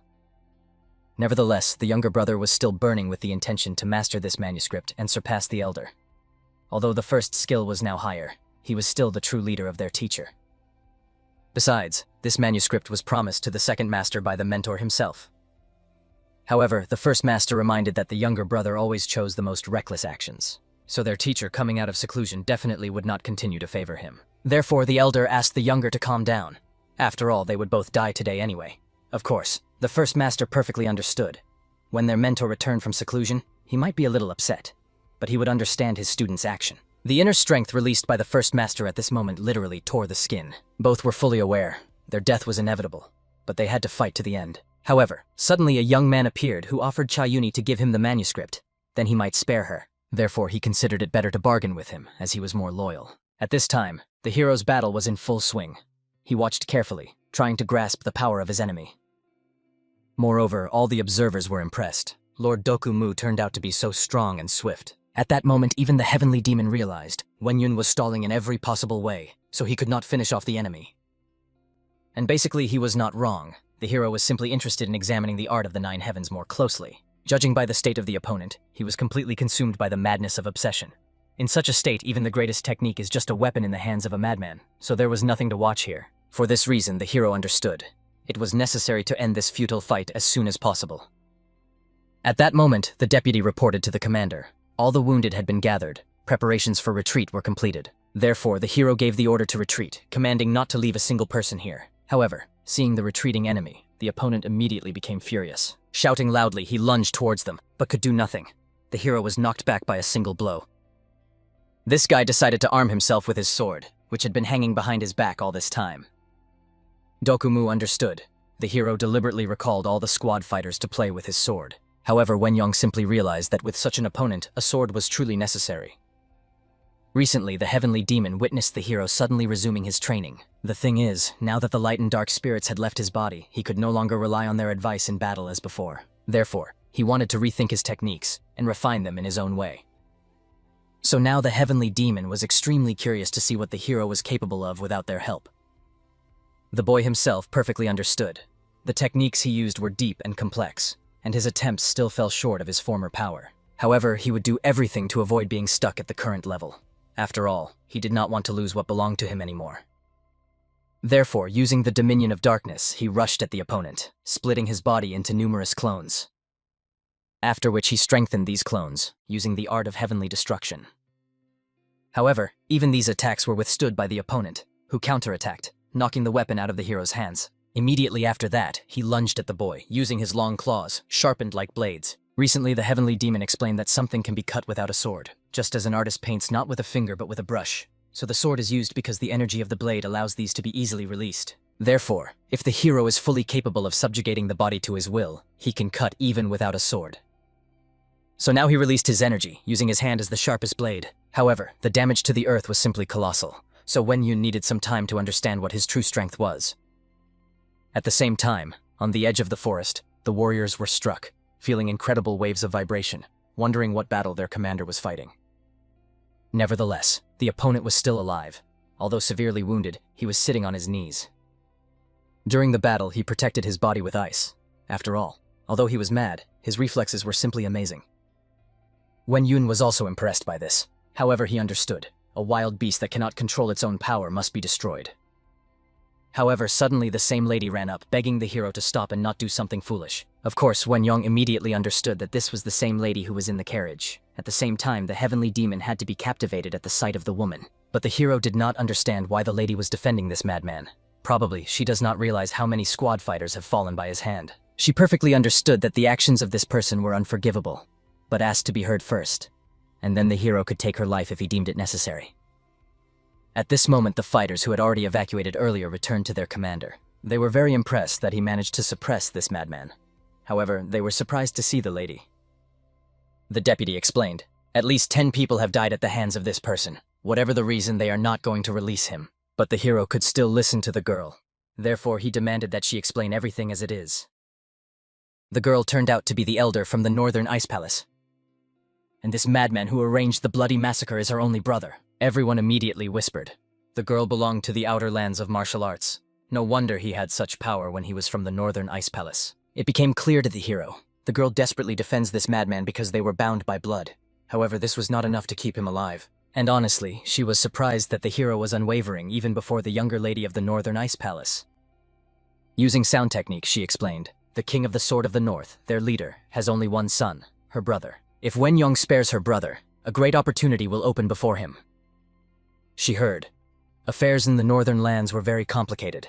In such times, help from external lands and support from the Northern Ice Palace could become much more advantageous for him. If he, the great hero, spares her brother, then the Northern Ice Palace will serve him for a full 3 years. Of course, although it sounded like an excuse, her brother did not attack first. And naturally, Wenyong immediately turned to the deputy. He knows what really happened. It turned out that this madman sensed a sinister aura, and they really struck first. So the lady's words were not a lie. As a result, it became clear. All they did was awaken the sleeping fire with their own hands. For this reason, he turned to the squad to learn their opinion on this matter. The deputy understood. Although the lady's words evoke pity for this person, everything must be decided by the law of cause and effect. The numerous murders by this monster could not be forgiven for some reason. The heavenly demon himself felt that the hero was inclined to spare this person. Probably this girl made him an offer that was hard to refuse. Therefore, he decided to intervene and take the floor. He calculated, the actions of this person, although unforgivable, were still understandable, considering that his mind was clouded by obsession. It would be unfair to kill someone who is not even aware of their sins. Therefore, he proposed to heal him, make him aware of his sins, and it was just to call him to responsibility. As is known, the union of martial arts is the only force that preserves the spirit of the Midlands. If not them, then no one could help this person. In principle, the shaman agreed. The easiest thing would be to kill him now, but that would make the death of the fallen fighters pointless. But if the young man returns to his senses and repents of his sins, his repentance may become a way to soothe the souls of the dead. A Wen Yun, using sound transmission, explained to the lady, although her brother committed a crime worthy of death, considering the circumstances, they can pardon him. He is obliged to pay due honor to his fallen soldiers. Therefore, it was necessary for the Ice Palace to grant him full power in the Middle Lands for 3 years and leave evidence. And thinking about this proposal, the lady realized there was no choice. Therefore, she had to agree. And Wen Yun demanded that until the end of these 3 years, her brother remain under his supervision as a guarantor. After that, he addressed his fighters, confessing that his heart was breaking at the thought of the fallen fighters. But they must forget that they were the last bastion on the path of justice. Therefore, they must render judgments worthy of this path. That is why he decided to follow the will of the young Lord Dokumu and the assistant commander. At that moment, the first master decided to find out from the newcomer. When exactly did the Jade Phoenix manage to make a deal with him? Even the second master did not know this. The young man explained, this beautiful lady, who was recently oppressed together, he had already sworn to protect. It was an agreement between the parties, so it was better for third parties to step back. Honestly, Cha-eun had heard about this agreement almost for the first time. However, if it helped to get out of the turmoil, she was ready to play along. But the second master still did not believe, asking the elder brother not to fall for the tricks of this scoundrel. After all, he is being deceived right now in front of everyone. The first master had no choice left. Therefore, when he had already gone through a similar path, he suggested to his opponent to cross swords with him. And of course he agreed. However, he explained, he had never taken on a task without a worthy reward before. The conditions were as follows. If the first master loses, then Cha-una will go to him. This was quite enough. So he rushed to the lady and asked her to rest for a short while. When the opponents faced each other, the first master wanted to know the name of his opponent. However, he saw no point in calling him, but deciding to satisfy the enemy's demand, he asked to be called Chikorian. The first master was surprised. Before him stood a young man with very clear eyes. Looking into them, he seemed to be gazing into the heavens. However, he decided to warn. The person he serves is a person who considered himself similar to the heavens. However, obviously his opponent believed, if such a person who considers himself the heavens exists, then most likely he is simply a madman. And of course, the first master could not help but praise the commendable, unwavering spirit of the opponent. He really hoped that the skills matched this spirit, and to check it, he attacked. And honestly speaking, the opponent was stunned. The first master believes that, without proper experience and support, he would start throwing around such words. The first master must not yield to him. After all, if he continues to swing the sword as he does now, he will be doomed to lose. As a result, the second master and the Jade Phoenix froze, watching these two fight on equal terms. Moreover, the opponent noticed. The first master is in a great hurry, as if someone is chasing him. Therefore, he asked to be more careful in battle. The enraged first master immediately attacked. His sword strikes became much heavier, making the opponent sweat a little. However, the boy decided to show his enemy that he was far from a simpleton, so he attacked, releasing internal energy with unprecedented strength. Cha-una simply froze at the surge of power from these two warriors. She knew the strength of her elder brother, but she had no idea who the man standing before him was. After all, he calmly engaged the first master in battle, and did not even lose his breath. It seemed that if these two continued to fight, a true storm of destruction would engulf them all. As a result, the elder brother admitted, his opponent truly deserved admiration for his skill. The opponent politely confessed that the sword art of the first master simply amazed the imagination. Although if a warrior in the Central Lands dreamed of resurrecting a sword with the grandeur of the heavens of martial arts, the first master was no less than such legends. As a result, the elder brother acknowledged the skill of his adversary. Therefore, he gave Chauna to him. And although the boy thanked him for his generosity, he was amazed that he gave her away so easily. However, there was a condition that the young man decided to listen to. The condition was simple. He would also set out with them, both with Chaun and with the Grand Duke of the Heavenly Warriors from the Imperial Palace of Heaven. Of course, when everyone realized who was standing before them, they held their breath. They did not expect the Grand Duke himself to be here. The boy awkwardly scratched the back of his head, trying to understand how the first master had figured him out. As a result, everyone left, and the second master remained alone in the middle of the forest.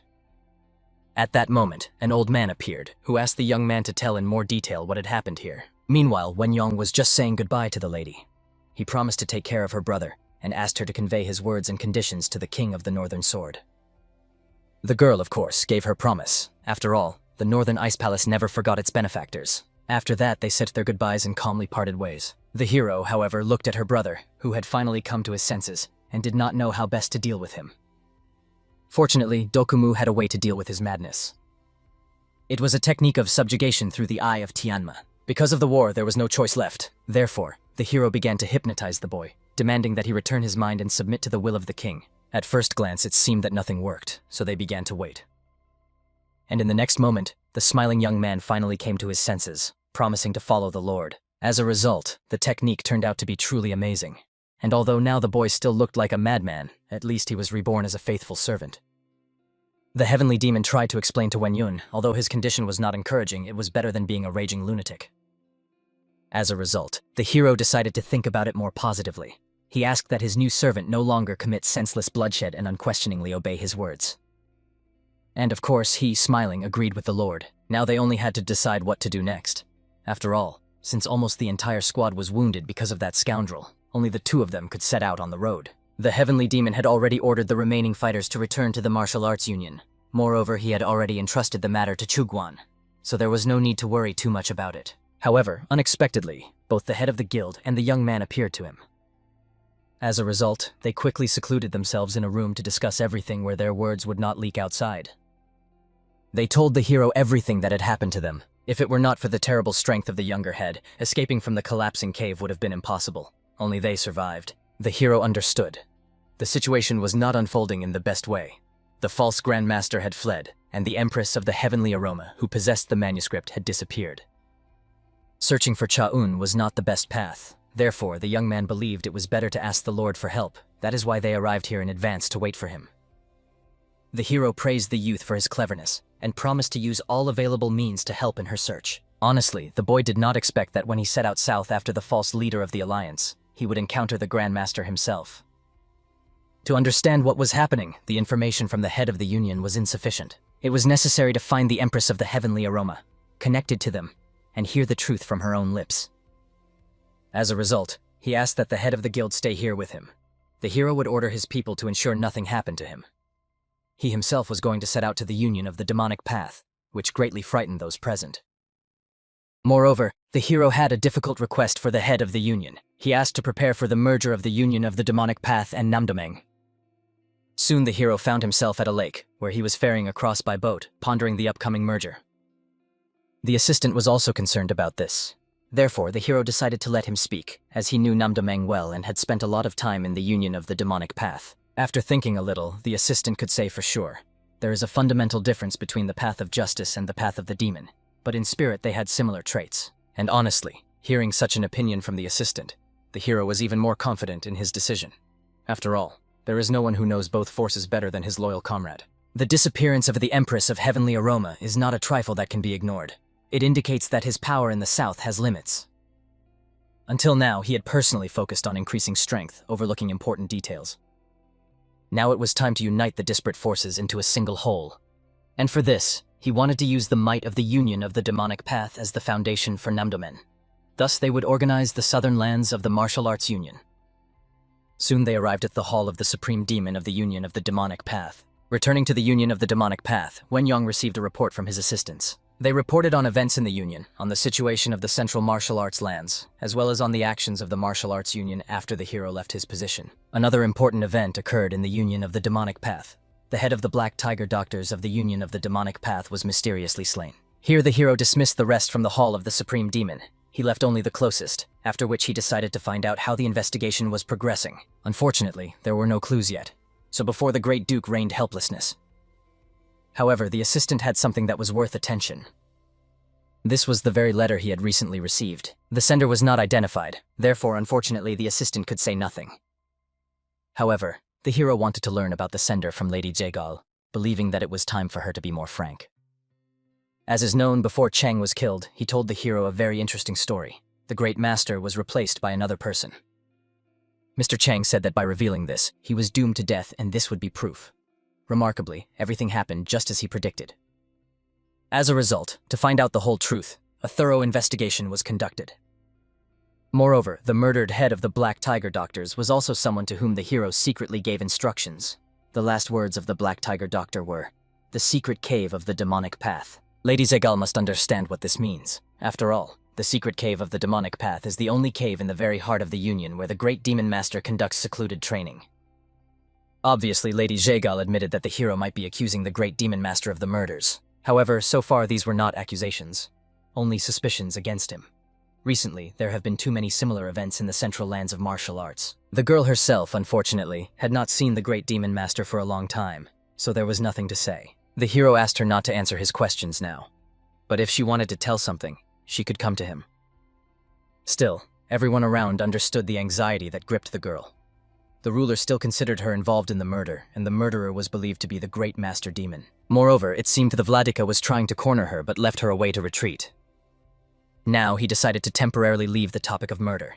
Now he asked the strategist to develop a plan for him. From this moment, they had to gather all the forces of the Dark Squad and the main core of the Union of the Demonic Path to capture the southern lands. Of course, the frightened girl tried to explain. If they strike now, it will lead to a large-scale war with the Union of Martial Arts. And it was strange that the strategist, experienced in the art of war, was worried about this. She, above all, must know. Although the Martial Arts Union was larger in scale, they did not have as advanced a base as the Demonic Path Union. Therefore, by launching an attack, they will, first, buy time, and second, make the Yangtze River a border, which will lead to a prolonged war between the Martial Arts Union and the Demonic Path Union. And finally, they will be able to capture Namdomen, merging the forces of the Demon Path and making them stronger. But the strategist pointed out, the basis of this plan is flawed. The plan itself sounded so absurd that she did not even know what to say. As a result, she decided to find out from the hero how he generally planned to carry out this capture, considering that Namdomeng was so important to them. Accepting these doubts, the hero decided to find out. If the capture succeeds after all, will the strategist follow him unconditionally? This will be a chance for him to prove his strength to her. The girl understood. Since he says such things to her, he probably already knows a lot about her, and yet he gives her one more chance. As a result, she promised, if he really carries out this plan, she will reassess him, solely by her own criteria. This hero was already enough. Therefore, he ordered that the entire Union of the Demonic Path gather here within 2 hours. He ordered the strategist to develop plans based on the capture of Namdomeng, to check the number and disposition of forces so that everything was thoroughly prepared. After that, the girl left, and the hero ordered the rest of the subordinates to assist with the capture in the upcoming war. However, the assistant was still worried. Would this confrontation lead to the mutual destruction of both sides? Honestly, this worried the hero himself. Moreover, he heard that his subordinates had already strengthened their position in the Union of the Demonic Path, and many were following them. Therefore, he explained that he intended to make the possible impossible. Therefore, he brought them from the main order. So they had to convince the warriors of the Demonic Path and avoid armed conflict. And the assistant, who fought side by side in the Union of the Demonic Path, was capable of this. As a result, inspired by the king's words, they immediately agreed to carry out the order. The only thing that worried the subordinates was the strange people who arrived with him in the persons of Dokumu and Yulgik. When they found out that it was the same heavenly demon and the great Dokumu, they immediately bowed, greeting them with great respect, and it was clear that he was clearly pleased with such a reception. At the same time, the madman awkwardly stood aside. He also wanted a little attention. As agreed, within 2 hours the hero gave direct orders to the masters of the Union of the Demonic Path. And those who knew him could not disobey his order. And even those who did not know him could not disobey, because they received morals and no more disputes arose. Lady Jigal, spreading the map of the northern lands on the table, began a detailed explanation of the plan. She pointed out significant regions and branches, explaining how to capture them.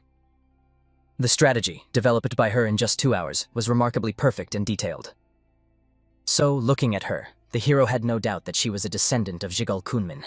After all, her mind was worthy of admiration by the heavens. Therefore, he wanted to make her entirely his person.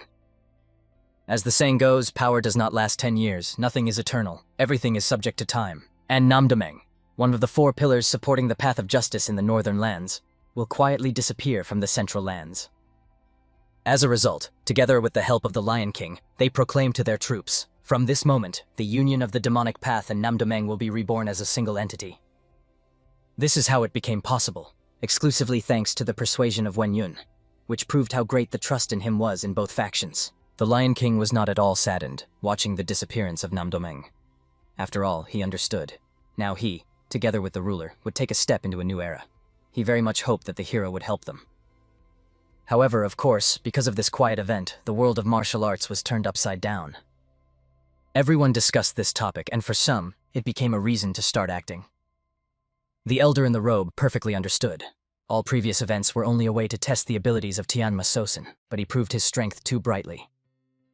Of course, although the result exceeded all expectations, the problem was that it exceeded them too much. Conclusion: he interfered with the Guardian's plans to conquer the Middle Lands, and all obstacles must be removed. But his strength was not just empty words.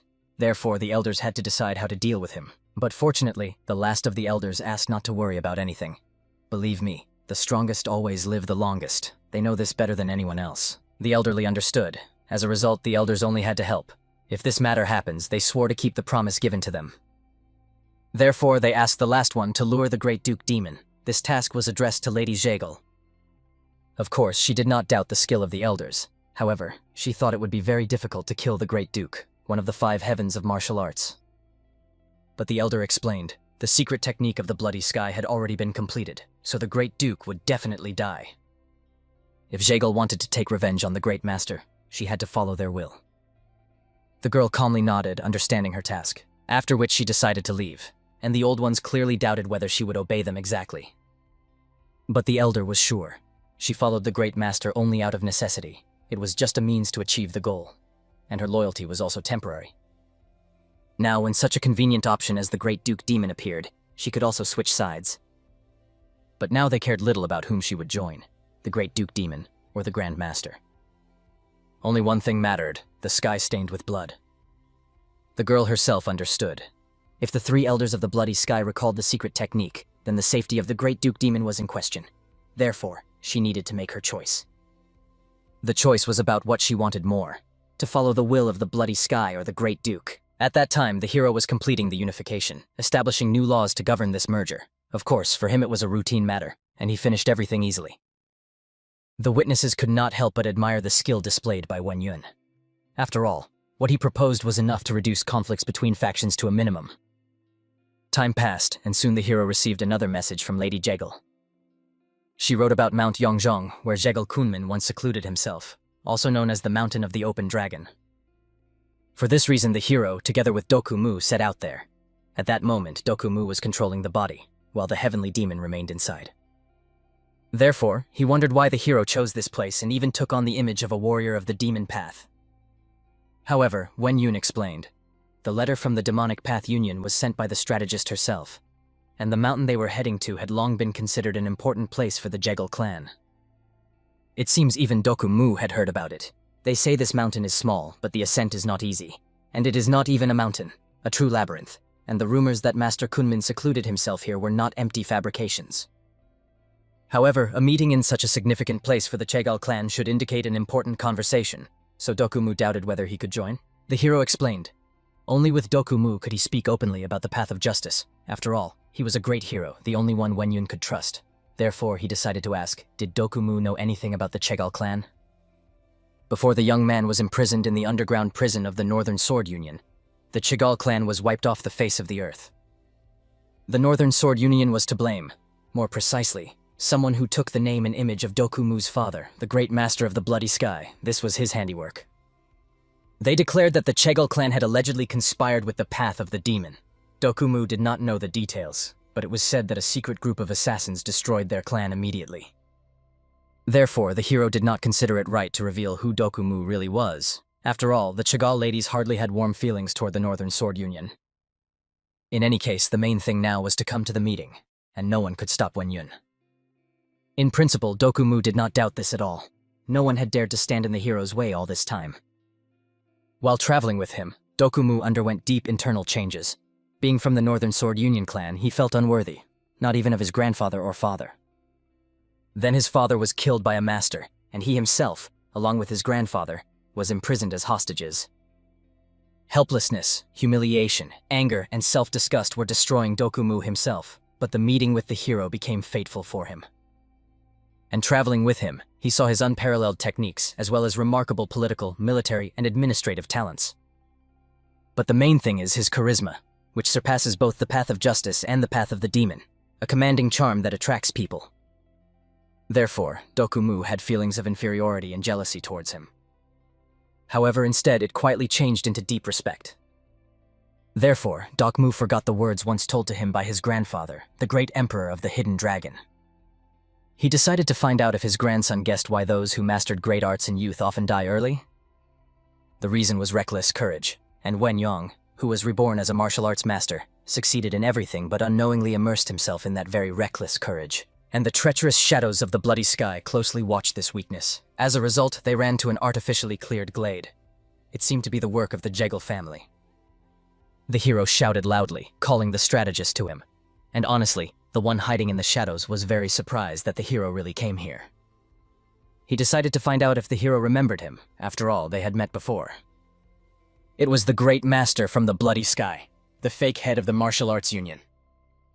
Of course, Wen Yong immediately realized, if this scoundrel was here, then it was probably a trap. The next moment, he felt something strange happening to his body and his power. The second master smiled as he looked at the great Duke Demon. It seemed he noticed that he could not gather his inner energy. The young man's body began to go numb at that moment. So he decided to find out what was happening to him. What did the second master want from him? However, he calmly explained that he was very grateful to the hero for everything he had done. After all, he even set the masters on the path of the demon. However, he believed that it was already time for the hero to rest forever. After all, the foundations of the path of the demon that he laid, Bloody Sky uses worthily. Of course, Dokumu went mad from the words of this false bastard.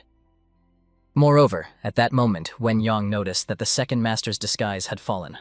Probably, the disguise imposed on the hero himself would also soon disappear. However, fortunately, it was still holding on. Perhaps this was related to the fact that his inner energy was blocked. The second master was surprised, not understanding what the scoundrel Dokumu was doing here. Probably, the old man who had been accompanying the great Duke Demon all this time was Dokumu in disguise. However, he decided not to pay special attention, considering that Dokumu was worthless as he had been and remained so. Therefore, he addressed the teacher, informing that all preparations were already completed. It seemed this address was directed to the elders of Bloody Sky. After that, 3 elderly people appeared, who greeted the great Duke Demon, mocking the fact that his body had stopped obeying him. They warned he was already poisoned and would not be able to gather a single shred of inner energy. Frankly, the hero did not even notice or understand who and when managed to poison him, but the numbness only grew stronger. The elders were very curious to find out what sensations he had. After all, they used a variant of the thick void poison, which was on a completely different level than the others. Even a body impervious to 1,000 poisons will not withstand the secret weapon of their order. Even the star of the demon path will fade very ingloriously. With these words, the old man attacked. He promised that in the next life they would meet again, and the hero should be a bit more modest then. At that moment, Dokumu remembered his childhood 16 years ago. Then he constantly cried, and grandfather did not understand the reason for his tears. And the point was that the boy could not even compare to his father and grandfather. He considered himself a disgrace to the Northern Sword Union. The old sleeping dragon did not understand why he called himself a disgrace. Because he was not a master of the sword? Or because he could not choose which grandfather and father he had? Unfortunately, the old man found it hard to understand the boy's thoughts, but he knew that the boy got up earlier than everyone else in the Northern Sword Union and went to bed later than all the others. He reminded that even the fish can turn into a dragon. Although the boy now considered himself worthless, he did everything to ensure his end was different. So the boy, then and now, will always be a pride for their clan. Therefore, at the moment when the elder attacked the hero, Dokumu stepped forward, protected his lord with his body, and even gave his hand to be cut off. Of course, the hero immediately rushed to help Dokumu. He did not understand why he had done such a foolish thing. However, When Dokumu was also poisoned and could not use martial arts, he could only help by remaining a living shield for the hero. As soon as they get out of here, Wen-yong will definitely take Dokumu to a doctor to save his hand. The elder only displeasedly ordered to deal with these two quickly. That upstart, the Great Duke, was only spoiling his mood. Of course, the second master was furious that this old man dared to give him orders. As a result, he approached the two, very surprised that the son of the head of the Northern Union Sword had sacrificed himself for the Great Demon Duke. Surely his father would not have approved of this if he had learned about it in the afterlife. However, the boy only growled that this scoundrel dared to utter his father's name. The second master was also surprised that the hero had come here just because of one letter, and he realized that probably Lady Jaegel had won more of their trust than they thought. Moreover, considering that the hero already knew about their order, they had another reason to kill him. Therefore, the second master ordered his fighters to attack these two. The hero perfectly understood. Although his energy was still unstable, he could not give up. When so many swords were aimed at them, he immediately activated the last remnants of his inner strength, and such an energy outburst looked as if there was no poisoning on him at all, so everyone was very frightened. And the hero himself did not understand what was happening to him. The internal energy was still inaccessible, but there was some other force in his meridians. But it was still too weak, and with such a crumb of energy, he needed to find a way to salvation. At this time, the second master decided to ask the teacher how it happened that carefreeness, the secret technique of their order, did not work. After which he fearfully ordered that the Heavenly Sword Squad not be dragged out and simply attack, killing this boy with one strike. Considering that now the hero was protecting the wounded behind his back, he would not be able to dodge all attacks at once. Therefore, they had to attack simultaneously from all sides. The hero continued to fight, understanding. If he died here, then many people would die with him. Therefore, he had to hold out. In this confrontation, the boy noticed how the opponents targeted Dokumu, who did not even make a sound so as not to burden the hero. As a result, Wen-yong rushed to save him. He managed to behead the audacious one. However, he received a wound on his back. His whole body was already trembling from blood loss, and the fact that he was losing vigilance only added to the wounds. At that moment, the elders realized that the suspicion that the hero was not poisoned was an empty boast. He barely coped with the killer's strikes. With such sword mastery, he could not be called one of the 5 heavenly martial arts. But although he was poisoned, his internal energy simply had not completely dissipated. Such a thing had never happened before, so incomplete dispersion was considered practically impossible. However, there was a chance that the hero had simply mastered some unusual technique of internal energy. Now the best solution was to use Dokumu to finish off the hero in one sitting. Therefore, the elders launched an attack using the technique of the double demon bloody strike. There was no choice left but to use the bodiless sword with the help of his inner energy, trying to catch the rushing enemies. They had to retreat, realizing how terrible a power that boy possessed. If he had not been poisoned, they would have had a very hard time. The hero barely stood on his feet. After the last intake, his remaining internal energy vanished, and at that moment behind him was already a second master who knocked Dokumu to the ground, threatening him with a sword. Of course, Wen-yong demands that the man let him go. After all, he has already endured a lot for the false leader of the alliance. However, this hardly worried him. Just the sight of a freak from the Dokgo clan turned him inside out. He wanted to trample them, crush them so that they would never rise again, just as the Jaegel clan was once wiped off the earth. And at that moment, while they distracted the boy, the old man who had crept up from behind pierced his chest through with a sword. At that moment, she became curious about what his reaction would be if she simply refused. Her gaze was attentive, almost defiant, as if she deliberately tested his patience, eager to see if he could hide his true emotions behind a cold mask. And for him, in turn, it was no less interesting. Who would dare to save her at all? This thought settled in him, causing both surprise and skepticism at the same time, because there was no one left around who had such courage. Then she calmly explained that everything was quite the opposite. The problem was obvious. Mr. Muyon, in her opinion, simply did not show proper respect for the power of the great patriarch of the demonic path. When she spoke these words, everyone around fell silent. They decided to listen to her until the end because they wanted to hear directly from her lips whether she really believed that they had underestimated the power of the great patriarch of the demonic path. She confirmed her words, quietly saying that yes, they underestimated not a simple demon, but the patriarch himself, who is called not the bloody, but the great. In her voice was a cold calmness, like a judgment on their overconfidence. But she only advised to take these forces seriously. Her warning sounded without emotion, but it carried such weight that no one dared to object. And this was what shocked those present, the realization that Sister Chao-un also knew about the heavens of the bloody demon. Her knowledge went far beyond that of an ordinary student, and everyone felt anxiety. The moment came when he heard 3 words from her lips. Heavens of the bloody demon. Then he understood. If she spoke about it, it meant that deep changes had already taken place in her heart, and there were no longer any former doubts.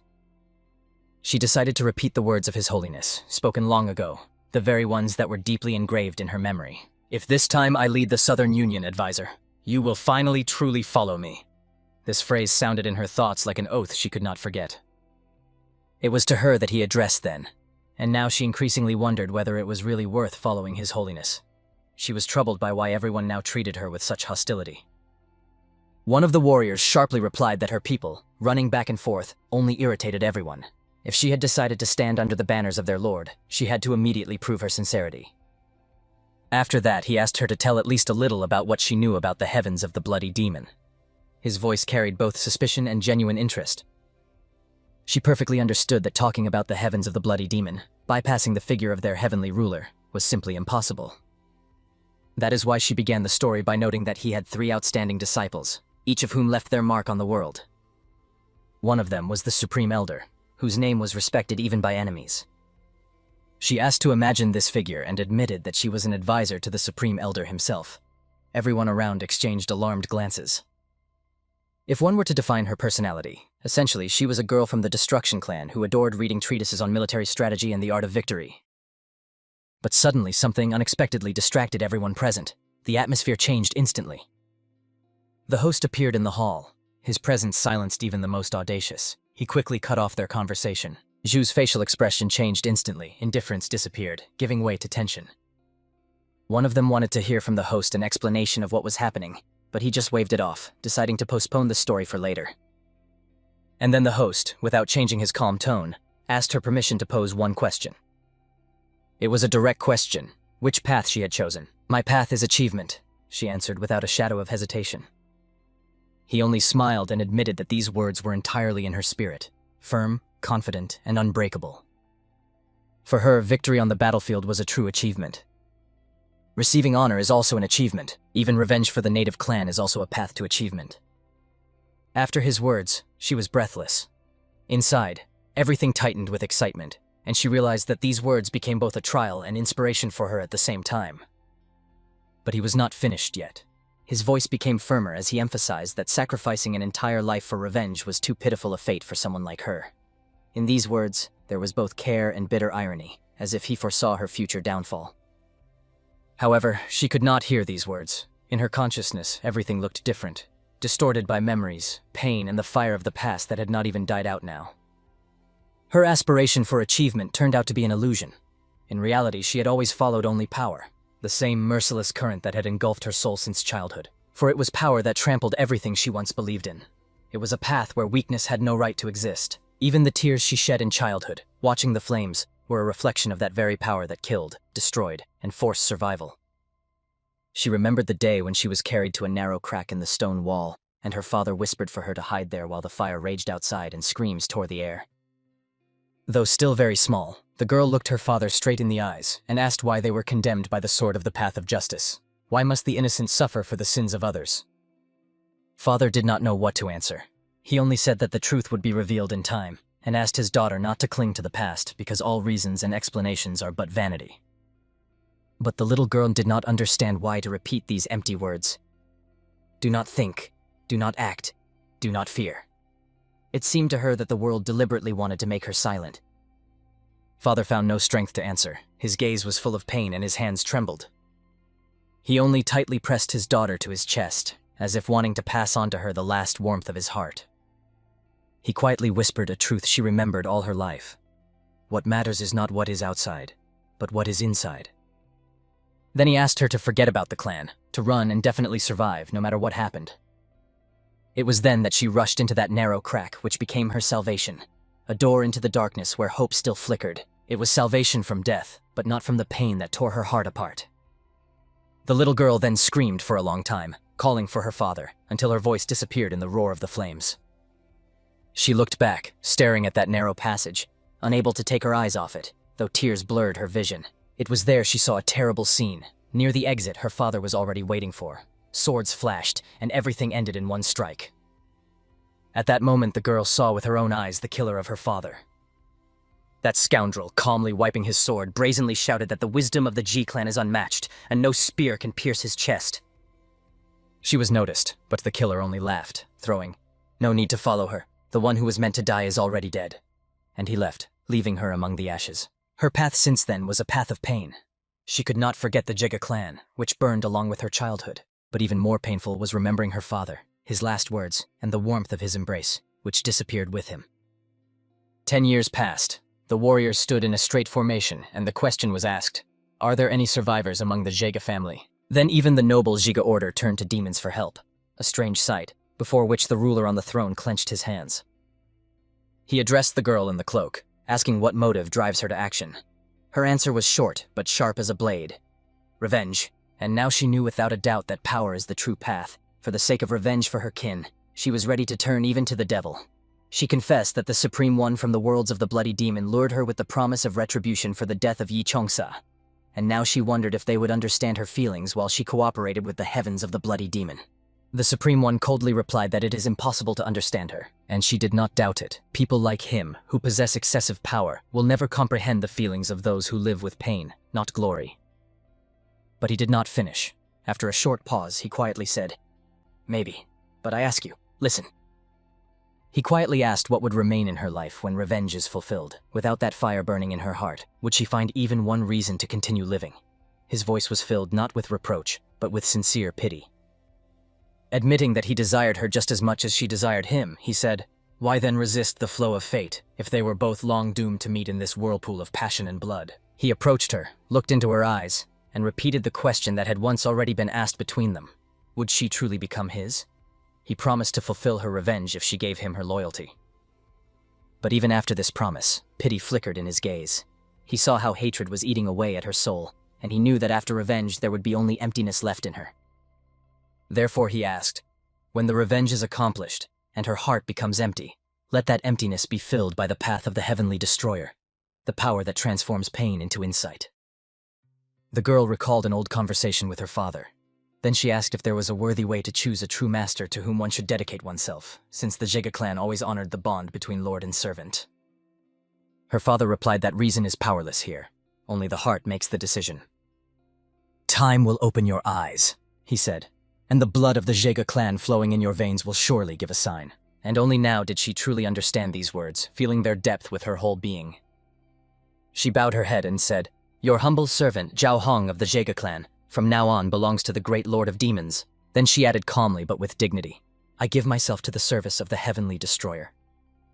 A day passed before the arrival of the heavenly destroyer at the camp of the demonic path. He was still lying gravely wounded, and those standing nearby begged him to wake up. The red-haired warrior had the gift of killing, but did not know how to save lives. This helplessness irritated him. He wondered if it was possible to save someone the same way they kill, with a strike to the right spot. And then he realized, life is also a flow of energy, and instead of destroying life points, one can direct their own power to fill them. Though doubts tore his mind apart, he decided to act without certainty of the outcome. He carefully placed his hand on the chest of the wounded, and a faint light pulsed around. In a moment, the heavenly demon felt that he no longer understood where he was, in the world of the living or the dead.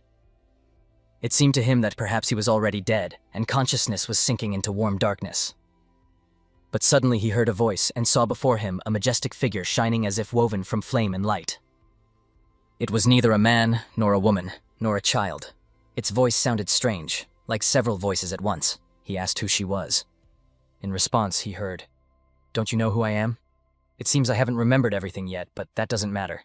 "Not so bad after all," the being added, observing him. He then inquired what it all meant. "You have suffered too much," she said. "Therefore I must give you a gift." And at that very moment his body was filled with warmth that penetrated every cell. But that was not the only gift.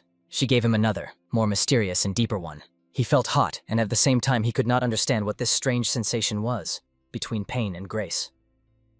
She said that the energy poison in his body had disappeared, and when he returned next time, he should please her even more with his growth. He did not understand what that meant, but after those words they simply said goodbye, and the world around plunged into silence again. The red-haired man froze. The shock was so strong that he did not immediately believe his eyes. Something incredible was happening before him. Something beyond the usual even for the world of demons. He could not take his eyes off the master. What was happening to his body defied all laws. Energy was boiling like a volcano, preparing to break out. Inside him, power was boiling. Endless streams of spiritual energy spread in different directions, illuminating everything around like lightning cutting through the sky. The glow engulfed everything around, burning shadow, stone, and air. It seemed that the very space was trembling from this power. Then a loud explosion sounded. The mountains shook, the earth cracked, and the sky seemed to tear in half. In a moment, he could not believe his own eyes. Where there had just been ruins, now stood the one everyone considered broken. The master stood before him, alive, calm, as if nothing had happened. His gaze was filled with unspeakable power. When the red-haired one asked if he was all right, he only slightly nodded, unable to find words to describe what he felt. Now in the camp of the demonic path, everything was preparing for the inevitable storm. The heavenly demon watched the heavenly destroyer. His silhouette had changed, as if he had passed through the flames of purification. At that moment, the commander of 1,000 warriors entered the tent and reported. News had been received about the appearance of the great patriarch of the demonic path. Hearing this, he understood. The arrival of the patriarch meant only one thing: battle. So he asked the master not to interfere, assuring that he would handle it himself.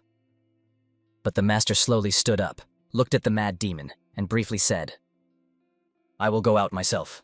There was no fear in his voice, only confidence and calm that chilled the heart. Meanwhile, the great patriarch was approaching. His presence was already felt even in the air, trembling with power. He ordered his people to deliver a message. "His Highness, let him proceed ahead to the master's temple and kneel before me." And then he added coldly, "If he refuses, death awaits him alone." In front of the master's temple, a crowd of the patriarch's followers gathered. Their dark cloaks swayed in the wind, creating the impression of a living shadow. They looked not like pious warriors, but rather like a well-organized pack of killers, or a gang of market thugs who had lost their human face. It seemed as if all of the chaotic power of the central Great Land had gathered in this place. This was the true face of demonic power. The heavenly demon approached the destroyer, noticing that he was struggling even to stand, and offered to go in his place. But the destroyer only smiled and calmly replied that there was no need to worry. He said that he felt more strength within himself than ever before, although his face showed fatigue. It was obvious that the heavenly destroyer had given all his strength, but his spirit remained unshakable. Then the girl approached the mad demon, wishing to hear what he would say, for there was always more truth in his words than it seemed. "People like you or Muyon with your caution will never understand the demonic path," he said. "Its essence is simple. The winner takes all," the mad demon added briefly, explaining everything with these words. At that moment, the great patriarch and the heavenly destroyer faced each other. The air between them seemed to tighten with tension. The patriarch slowly turned his head to the left, his gaze cold and calm like steel. His attention was drawn to a stake driven into the ground. It was completely soaked with energy, like an ancient artifact that preserved the memory of past battles. He finally understood that this system of endless hatred had completed its cycle, and now it was time to put an end to the old patterns, for every movement within it was part of a great mechanism that had now finally yielded and demanded the beginning of a new stage. Then words sounded that seemed to want to unbalance. Someone threw a contemptuous remark saying, "What nonsense is this? How can you talk like that?" And this stirred the crowd, because laughter showed how easily one could put on a mask of distrust. The light casualness in the patriarch's manner caused laughter in many, as his carefreeness seemed strange amid tension, and people accustomed to the triumph of force did not know how to react to that calm confidence that broke the molds. The patriarch continued the conversation calmly and coldly, stating that he himself had raised the destroyer to this position, and now he only had to eliminate one enemy. The words were simple, but beneath them hid a threat that this was not her war, so it was not worth touching her. Then an even more offensive remark sounded. "Even this worthless guy," they said, "could become a servant. Even that scum from the Giga clan could be accepted into service," and these humiliations only intensified the laughter and mockery of the crowd. With such words, they only fueled the merriment in the crowd, for whom humiliating the enemy became a pastime. Laughter spread in waves, and every ironic exclamation seemed to destroy a crumb of humanity in that gathered mob. She threw in a pleading note, begging His Holiness not to succumb to the manipulations of the Supreme Elder and to keep as far away from him as possible, because she felt deceit in his words and knew that these games could cost too much. From her words, the destroyer understood that the anxiety she was experiencing was not in vain. Her voice trembled with worries, and he felt that he had made her worry, although he himself tried to remain cold-blooded. Without stopping at the patriarch's words, the destroyer quietly exhaled, as if freeing space for determination. And in the silence of this exhale, there was a hidden power and intent that could change the course of events at the most unexpected moment. Such his reaction was incomprehensible to the patriarch. like a riddle that did not fit expectations. He saw how the calm face of the destroyer hid unspeakable resilience behind it, and this caused unrest in him. The destroyer, without unnecessary declarations and theatrics, made a simple statement that succinctly dispelled the prepared laughter. He announced that today he would take everything that belonged to the patriarch, and these words sounded like a verdict that had no way back. At that very moment, the crowd froze, because before their eyes appeared a picture that was hard to predict. The patriarch froze, as if trapped in his own system, because he lacked understanding of how exactly this system of hatred could be perfect and at the same time fragile. The hero, without hesitation, applied the order of heavenly ruination, with the palm called the palm of Shura. This movement was not just an attack, it was a manifestation of power that destroys structures, and it immediately became clear that everything would be decided instantly. From the blow, only the sound remained of the one whom everyone knew as the prideful patriarch, epically coughing up blood, as if realizing that his throne and hypocritical grandeur were shattered in an instant by a severed manner. The heavenly demon, who observed this, saw the perfection of that order of ruin, and knew that this was exactly how purification should occur. It was a true, practically flawless mechanism demonstrating the absolute superiority of power. In fact, few had seen the power of the great Lord of Demons in action. Even more rarely did one come into direct confrontation with him, for his restrained nature and refined modesty concealed a strength that could not be underestimated. The very title, granted to him by the great patriarch, made people, including the venerable Pachkon, avoid open disapproval. This bred both fear and doubt simultaneously, for behind the hypocrite could hide a colossal craving for ruthless power. But in reality, few dared to doubt his might, although everyone pretended to respect the old titles. The atmosphere was tense, and the silence before the great explosion was quiet, preparing for the climax. In this place, it became too quiet, and in such silence she felt her heart calm down, as if something inside had made a truce with the future that was about to come.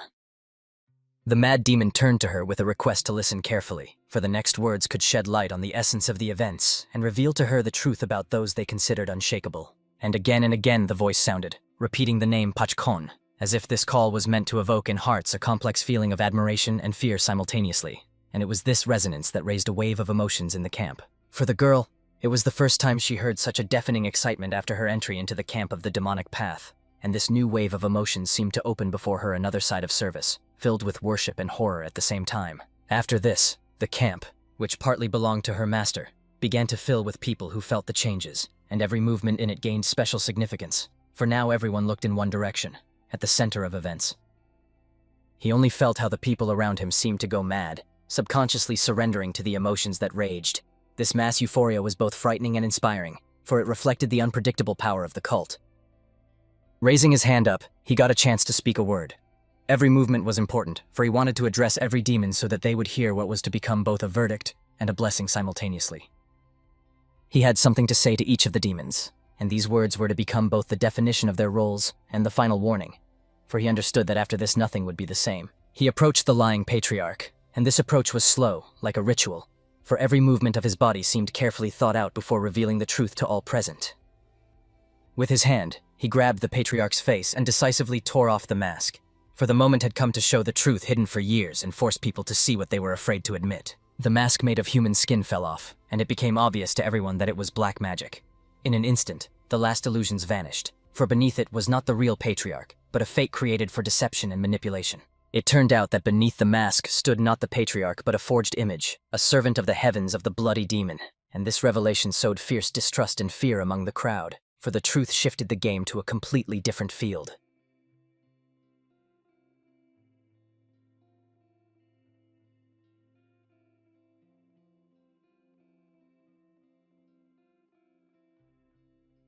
After this, the destroyer rose and announced to those present words that forever changed the course of the history of the demonic path.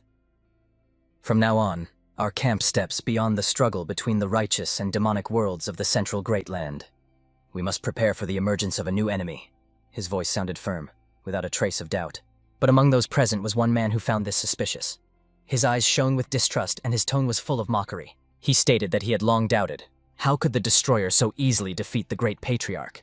Maybe this whole performance was just a cunning plan of his holiness. The mad demon, flaring up with indignation, threw, "And who is this shaggy blabbermouth anyway?" His words cut through the crowd like thunder in silence. Tension in the camp began to rise. The atmosphere resembled a cauldron ready to explode at any moment. But that scoundrel did not stop. He shouted that if the destroyer defeated only a fake patriarch, then the entire duel was a farce, and the fight to the death was invalid. These words were enough to sow doubts in the hearts of those present. Gazes turned into blades, sharp, wary, full of distrust. The mad demon was most irritated by the fact that they had seen the master's technique with their own eyes, felt its power, yet still carried this senseless nonsense. She tried to calm him, but he, inflamed with rage, thundered in his voice. "Whoever disagrees, step forward. I will kill everyone and make them crawl on their knees." Only the destroyer calmly raised his hand and asked him to restrain himself, sensing that the rage could ignite a fratricidal quarrel. And then another address sounded. Someone's commanding voice asked for permission to say a few words on behalf of all the brothers of the demonic path. It was Kandang, the senior disciple, whose presence immediately silenced everyone. At first, he sharply ordered everyone to be silent, then asked, "Is the head of the demonic path not yet determined? And even if the defeated patriarch turned out to be a fake, so what? What if the real one died long ago in a treacherous trap? Does that really change the essence?" His voice rang out like a cry of reason. "Does that erase the conquests of the south of the central land, accomplished by His Holiness? Does the power before which no one dares to raise a sword become a lie just because of the words of cowards?" For those present, this question sounded like a challenge and at the same time a blow to the heart, for no one could deny the obvious. Then Khan slightly raised his voice and almost shouted, "What the hell is legality? What roots? Since when do we suddenly care about formalities? We are the demonic path, so listen to me carefully." Is it really worth bringing this to this point? His words cut through the tense silence. "Not long ago, I stood before the former chief elder of the demonic path camp, Van. He admitted that he sincerely cared about the mental state of the respected elder. Concern was evident in every word, because behind the stern tone lay respect and gratitude for the man who bore the burden of past decisions. Elder Van did not hide the truth. No matter how you twist it, denying the power of his brightness is pointless. Seeing how he conquered the south of the central Great Land, Van thought only one thing. Glory to the gods that now he himself has become the chief. His heart then beat faster, for he imagined how the demonic path breaks through space and conquers the entire central Great Land, turning chaos into order and fear into power. But did we ever lack that thirst, that fire and ambition? We forgot that back then the highest values were suspicion, cunning, intrigues that devoured us from within. Betrayal and deceit became our guides. We ourselves opened the gates to darkness, convincing ourselves that this was the path to true perfection. And for a long time we believed that it was precisely these shadowy methods that led the demonic path on the right road, although in reality they only distanced us from the goal. We walked this path, deceiving even ourselves, thinking we were winning, while long ago we had already lost to our own fears. And when we realized that this path was mistaken, it was already too late. We had grown old, exhausted, losing strength and faith in change. It was then that Van turned to Kandang, young, full of determination, capable of correcting their mistakes. He entrusted him with an ancient document and said, "Take this, let it help you. Walk alongside the heavenly demon and open a new path for the demonic path." And now, at this moment, Dong unfolded that document. It was a true decision, signed by all the former elders of the demonic path camp. It stated, "We fully support the actions of the heavenly demon Pachan." After this, he added only one thing, simple but decisive. "We put the title of Demon Lord at stake, a duel to the death. The winner takes all." The gazes of those present ignited, the air filled with anticipation. It was interesting who would dare to step forward and play this deadly game. But suddenly, the same mustached scoundrel raised his hands up and shouted, "Glory to the Demon Lord Pachan! May he live forever!" trying to be the first to take the opportunity to please the winner. And, as if on signal, all the others also raised their hands, acknowledging the new lord. A wave of approval swept through the camp, mixing fear and excitement. The heavenly demon turned to Dang, thanked him, and asked him to convey words of gratitude to the Council of Elders for their trust. But he knew, these were not all the words the elders wanted to convey. Somewhere between the lines of their message there was a feeling of pain for the past and hope for renewal. Then the destroyer addressed Dang.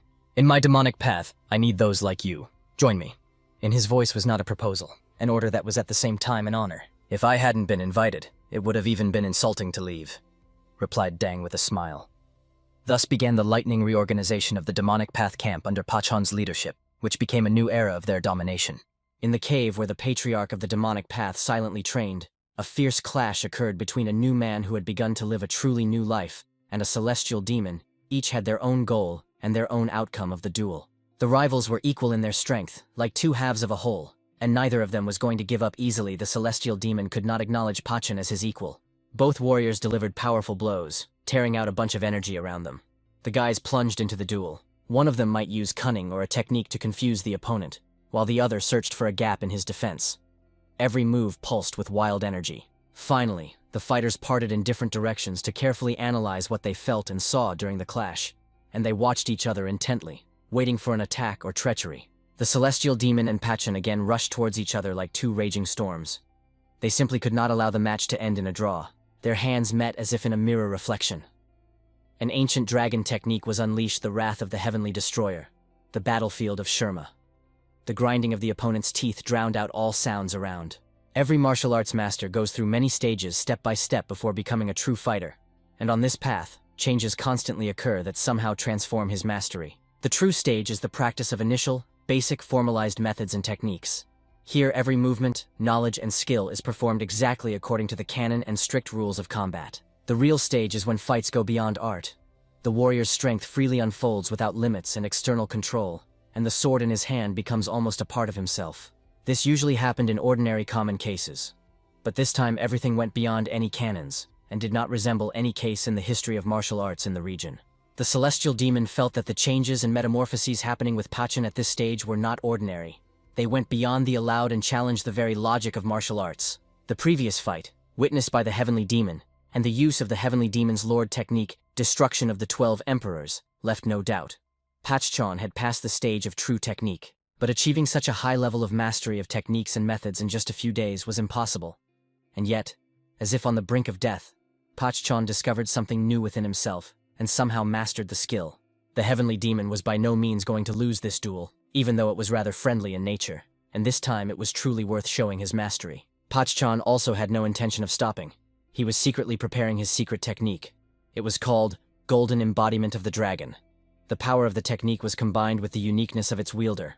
When all the techniques were performed in the correct order, the energy in the air condensed and grew into the silhouette of a dragon, which lunged at the opponent and filled the entire cave. Dodging it was almost impossible. The heavenly demon restrained himself, covered with his hand, and tried with all his might to avoid the influence of the golden dragon, because he had encountered this technique more than once, and in many cases could resist it. Releasing such a volume of energy was dangerous for the user of the technique himself. It required an incredible amount of physical and spiritual strength, so the heavenly demon closed himself off and became more interested in what was happening with Pachan. When the dust settled and the smoke cleared, the demon saw his opponent intact and unharmed. Deep furrows stretched across the floor around him, and Pachan stood calmly looking at his opponent. Pachan asked the heavenly demon what else he was capable of, and whether that was really all his arsenal. And the heavenly demon promised that for a novice, he still had many interesting things. He assured that both still had strength left, and the duel was still undecided, so it was time to truly show all their secret moves and techniques, because there was nothing left to hide from each other.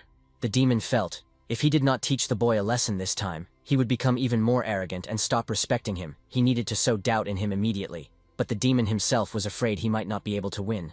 The heavenly demon began to support himself even more. He confidently explained that among martial arts masters, he was the most respected, and no one had the right to put him below themselves or humiliate him. Around the heavenly demon, a stream of energy was raging. Man was breaking out of control, and he was still preparing for the decisive moment experience suggested. He needed to mobilize all his experience. Pachko was intently staring at the opponent, trying to catch his plan, and the answer appeared instantly. The appearance of the heavenly demon had radically changed. The demon's hand was blazing with bright purple fire. He dared to use a technique he had never used before, so the fighter was truly risking. The technique was called the Destructive Sword of Doom. He sharply warned Pachan beware, because one mistake could cost him his life. The heavenly demon hoped to sow panic among the opponent this way, but he did not fall for the manipulation. Pachan activated his secret ability and fervently begged not to succumb to him under any circumstances. This time he wanted to fully test his strength and power. The heavenly demon was preparing to attack the enemy, patiently waiting until the energy of his power grew to the required level to achieve victory as quickly and effectively as possible. Pachan froze in surprise. The heavenly demon did not make any familiar moves but had already activated his power and was preparing to attack. So the boy became seriously worried. The opponent's words took on a completely different meaning. The young man could not understand what this secret power was and how it worked, and this scared him very much. It seemed that the very fabric of space was pressing on him, as if space had broken through. Not only Pachan was impressed, even the heavenly demon himself did not expect such serious steps in response. It was necessary to beware of Pachan. His abilities were truly frightening. At first glance, the opponent's movements seemed strange and inappropriate to the situation to the demon, so he personally saw no threat in the technique of summoning the 12 sources of doom. Despite the disdainful attitude, A super powerful aura of the sword burst from the boy's fingers. Its energy pushed back the heavenly demon and forced him to abandon the planned attack and switch to defense. At the place where the heavenly demon stood, there was a pile of stones, smoke was pouring from under the rubble, and dust was rising. The boy himself was not visible, and Pachin was fussing and worrying whether everything was all right with the heavenly demon. When the smoke and dust dispersed, the heavenly demon, coughing, got to his feet. He did not expect his opponent to dare such a thing, but he could not show that he was scared. The heavenly demon stood up and walked towards Pachin, thinking anxiously whether that guy was still alive, although he himself did not expect that he could use such a secret technique and hide it from him. When the heavenly demon came closer, he saw that the boy was barely holding back laughter. The boy replied that he did not know if he was still alive, or if it all seemed to him, because the technique itself had taken a lot of his energy. The heavenly demon extended his hand to his comrade and helped him to his feet. The rivals looked at each other, and the respect for the opponent grew even stronger. They were true warriors and masters. Soon they were already sitting on the floor debris and talking like old friends. This was exactly how, they believed, the duel of two martial arts masters should have ended. Pachin laughed loudly. He was happy because despite all their efforts, the fight again ended in a draw. And the guys also wondered whether it was better not to continue the hostility and not end the friendship in such a way. The heavenly demon tried with all his might to get angry, but he failed. He still agreed with the boy that the fight was as fair as possible, and again, they had a draw. And Pachin asked, "Does the heavenly demon really think that such a result of the fight was caused only by the fact that he fought softer and sometimes spared his opponent?" The boy insisted that the demon had not yet regained his former power. Even the technique he used was not fully developed by him, and threatened him more. Even the demon's body could not recover to its original state. It was completely different with the boy. He looked closely at his own fingers and said that he even used his strongest technique. In addition, Pachin asked whether the demon was really right-handed, or if it was just a feature of his current body because the whole course of the fight could depend on this. The last words angered the heavenly demon, and he could not hold back. He said coldly that at his level it did not matter at all, because he used power despite all the limitations of the captive body and physical shell. Pachin was cheerful. He thanked his opponent, as the latter had allowed him to fully reveal his capabilities and test what he was capable of now. At the end, he asked the heavenly demon not to relax because he would definitely return and take revenge. The boy extended his hand to the former opponent. At first, the heavenly demon did not understand that gesture, and Long simply yielded to the opponent. But this time he finally guessed what was wanted from him. The demon smiled mockingly, and asked if Pachin really hoped that their duel would end so easily. Next time the boy must prepare better, otherwise he will definitely lose and get a beating. Their fists collided in a friendly gesture. It was more than a symbol of friendship. It showed a true alliance of strength and honor of the highest level martial arts masters. The action shifts to the secret training center of the hidden Taiyuan arena in Shanxi province. The place was teeming with people, and everyone was tense before the important event. A circle of men and women was buzzing. They were passionately discussing something. People were moving in one direction, although each was immersed in their own affairs. Among the group, two men stood out who were talking about something.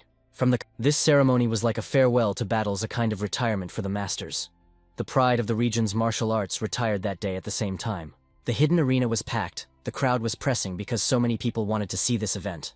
All seemed enchanted, watching the arena attentively. And not only the masters themselves came, but also their relatives and close ones. Jiang Huchkin was the chief manager of the arena. He was often told that only those born under a lucky star could attend this ceremony. But in reality, connections decided everything. The man was not worried at all about the safety of those present, although this time a lot of people really gathered. The elders had not made enemies in the martial arts world, so no one would dare to disrupt the ceremony. But if some madman dares to disrupt the celebration, those present will definitely deal with him. Meanwhile, in the Ascension to Heaven Temple, an explosion thundered in a closed secret arena. One of the elders embraced his severely wounded comrade. He lay on the floor, breathing hoarsely. The man felt that his time to say goodbye had come, yet he was still curious who dared to commit such an act. The stranger mocked the old men with a sneer. He asked why they did not provide him lodging and did not offer rest from the road. If the elders had been a bit more hospitable, they could have avoided much.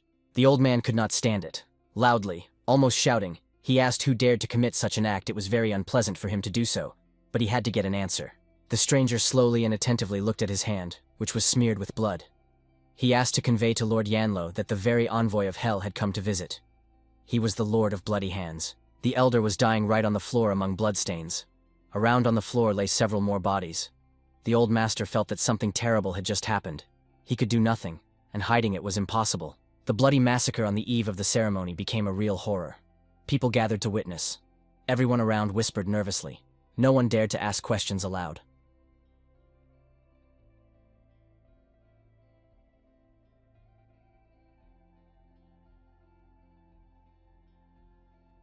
The organizer and arena owner did not know where to go. He did not expect such a turn of events and was completely unprepared for what happened at the place he was responsible for. So he approached the elders' bodies confusedly. The closer he got to them, the less he could restrain himself. Tears rolled down his cheeks. Emotions burst out of him. More than anything, he wanted to know now who dared to commit such an act. The crowd around began to boil with rage. Everyone desperately wanted to find out who committed this sacrilege. The men fervently demanded revenge. For this, they asked permission to continue the investigation until the names of the guilty became known. The crowd decided to split into several groups to find the killer's trail, chase him, and punish him justly. Meanwhile, the killer stood on the roof and rejoiced in the chaos. The Bishop of Bloody Hands, Prince of the Divine Section of the Emperor, doubted that anyone present would dare to challenge him, even if they were found and proven guilty. He watched intently the crowd that mindlessly rushed to search around the scene for evidence and traces. Everyone behaved utterly foolishly, and rather hindered each other than helped the investigation. The Bishop of Bloody Hands looked skeptically at the commotion below, and could not understand why his leadership was so afraid of this crowd. It was even strange for him to imagine why the headquarters was stalling and delaying the crackdown on them. A messenger arrived at the leader. He sneaked up so inconspicuously that he earned praise from his chief. The newcomer greeted him on arrival at this beautiful place and awaited further orders. The bishop looked closely at him and guessed that this messenger was sent by the elder brother. The messenger himself refused the accompaniment of a servant and said he was setting off across the central plains alone. The servant obediently nodded and quietly assured that it was impossible to do this now. These words angered the bishop. The prince asked how dare he contradict him. After all, the servant was really nobody, and his closeness to the elder brother did not decide anything. Despite all efforts, he would not become the heavenly prince or anyone like that. The servant paused and explained that the elder brother had ordered to accompany the prince. The reason was an agreement between the heavenly clans of the Bloody Demon and his eternal adversaries. Moreover, this order was received not only from the prince, but also from the emperor of the heavenly demon himself. So it was his duty to escort that man, and do everything to ensure he returned safely from the mission. The prince could not comprehend. The teacher decided to form an alliance with the heavens of the heavenly demon, since in his eyes that clan was a complete failure, and incompetents mistakenly considered masters of martial arts. The action shifts to Luoyang. The town was bustling with life. A column of people slowly moved along the city street.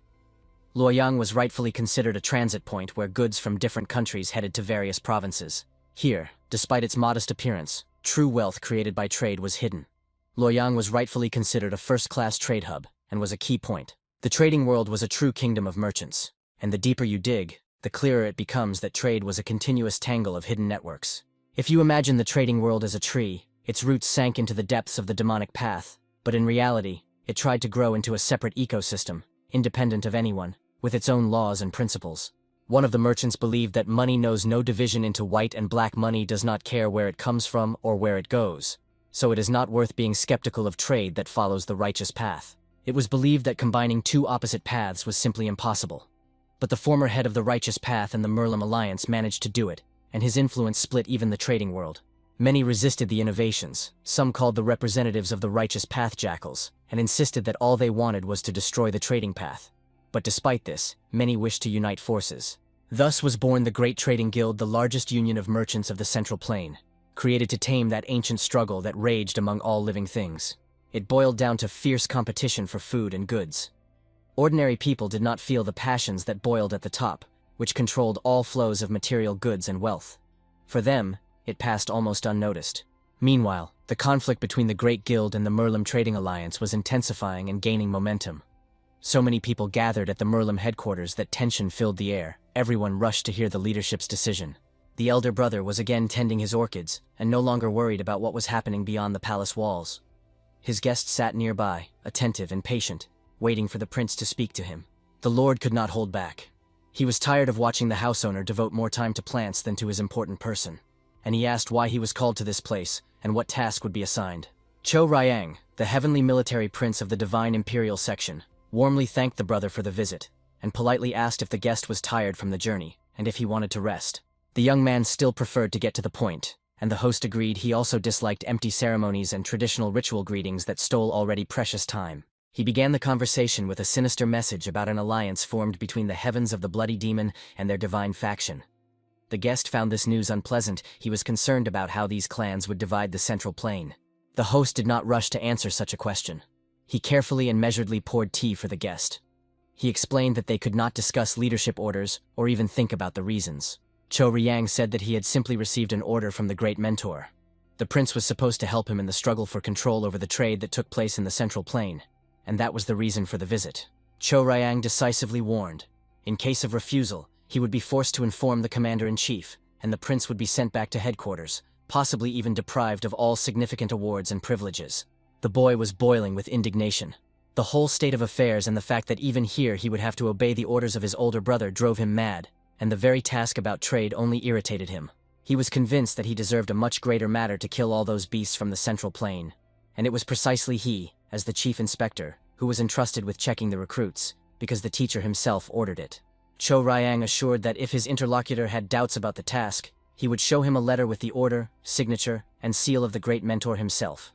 The inspector had to calm down. He was silent and only breathed deeply, restraining himself from saying anything unnecessary and worsening his already miserable situation. Finally, he agreed. The older brother was not frivolous, not one to throw words to the wind. In this situation, he had to submit, overcome his own pride, and carry out the master's order.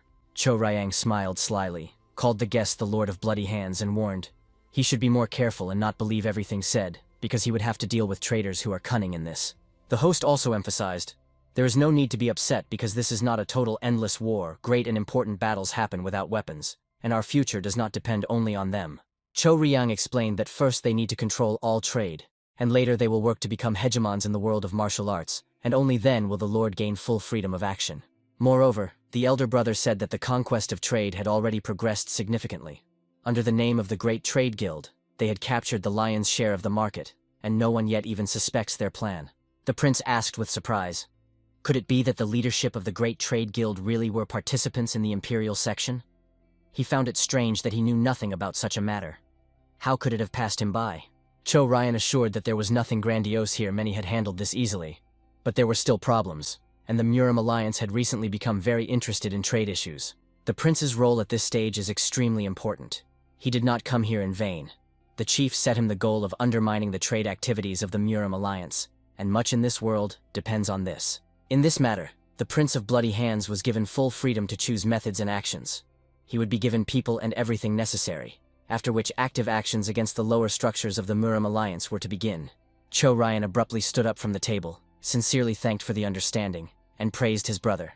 Then added that from now on, his attitude would change. Now he would consider him a chief, not just an ordinary person. It was also time for the prince to become more serious and approach the resolution of this issue much more thoroughly, because he would be required to follow clear rules and recommendations, so neglecting this was not advisable. These words and the attitude, as if toward a junior, again ignited anger in the prince. He restrained himself with his last strength, but it was difficult, and he also noticed how his elder brother had changed after arriving in the Middle Valley. Suddenly their conversation was interrupted by the appearance of that very servant he addressed the military prince. Lady Zhaoyuan had arrived at the house, and the host seemed not at all surprised by this news. He rose from his seat and headed to the door. Zhaoyun truly was the jade phoenix of heavenly prosperity, immediately appearing composed and businesslike, and not at all worried about being in the company of such serious people. As soon as the guest appeared, the host immediately transformed, becoming compliant and gentle in attitude. This impressed the Prince of Bloody Hands, who in no way tried to change his elder brother, but still was nervous. Meanwhile, the host approached the guest and raised his index finger, a gesture the girl did not like. She looked at him skeptically and restrained herself, as she was not used to familiar treatment. The prince decided to intervene in the conversation. He asked Cho Ryan why he was engaged in this matter, and why he had never sent Pinhua any news about it. The host was surprised by the question. He did not expect it. The guest, slightly stunned, asked, could the girl really distract a great military general from an important matter? If he did not know the senior jurat, he would say that his mind was clouded by love. The prince pointed at the girl with his finger, his eyes burning with surprise. Could she, without lineage and nobility, have won Cho Ryan's attention? And did she really make him forget about Pinhua, who had been waiting for her older brother all this time? Zhao Yun was offended. The guest's words that she was not of noble origin, and that her family was inferior to his hurt her pride. It was extremely humiliating for her to hear this during their first meeting. The prince asked if she now wanted to see and feel something much harsher than those bad words directed at her.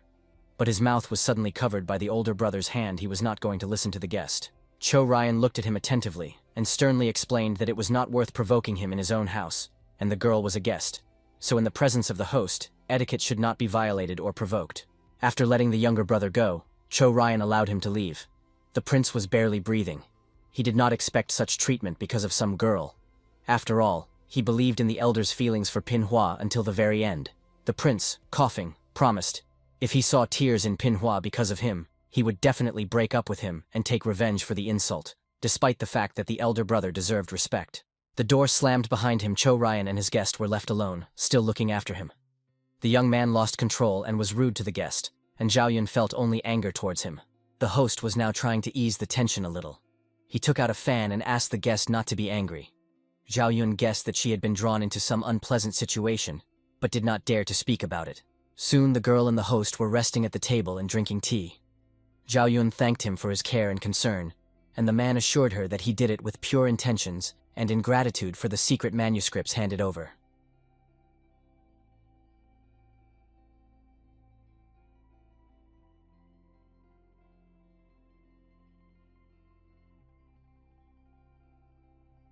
The prince inquisitively asked about the reasons for dissatisfaction, whether the girl felt uncomfortable here, whether someone was bothering her, and how the master Cho Ryan promised to settle everything and help. Zhao Yun asked not to be angry. She liked it here so much. She felt completely at home. But a very important person was waiting for her in the outside world, and she did not want to distract her with her delay. The prince pretended to be surprised, but it was obvious it was very staged. He inquired whether this was the martial arts master from the southern region, about whom the fighters had been talking so much lately. The girl was struck. How did he know about this young man? The most terrible guesses instantly flew through her mind, but she pulled herself together, composed herself, and decided not to show her anxiety in front of Cho Ryan. The master pretended not to notice her reaction, put on the most innocent look, and said that he did not want to talk about it until a certain time, but now he was simply forced to do so. Cho Ryan reported, with barely concealed satisfaction, the alarming news. The Southern Edge clan was destroyed after an attack by the Heavenly Demon clan. In that bloody battle, few survived, and there was almost no news about them. The news that the former head of the Southern Alliance and his young disciple had disappeared without a trace simply crushed her. She refused to believe it until the last moment, but it was almost impossible to check whether Cho Ryan was lying.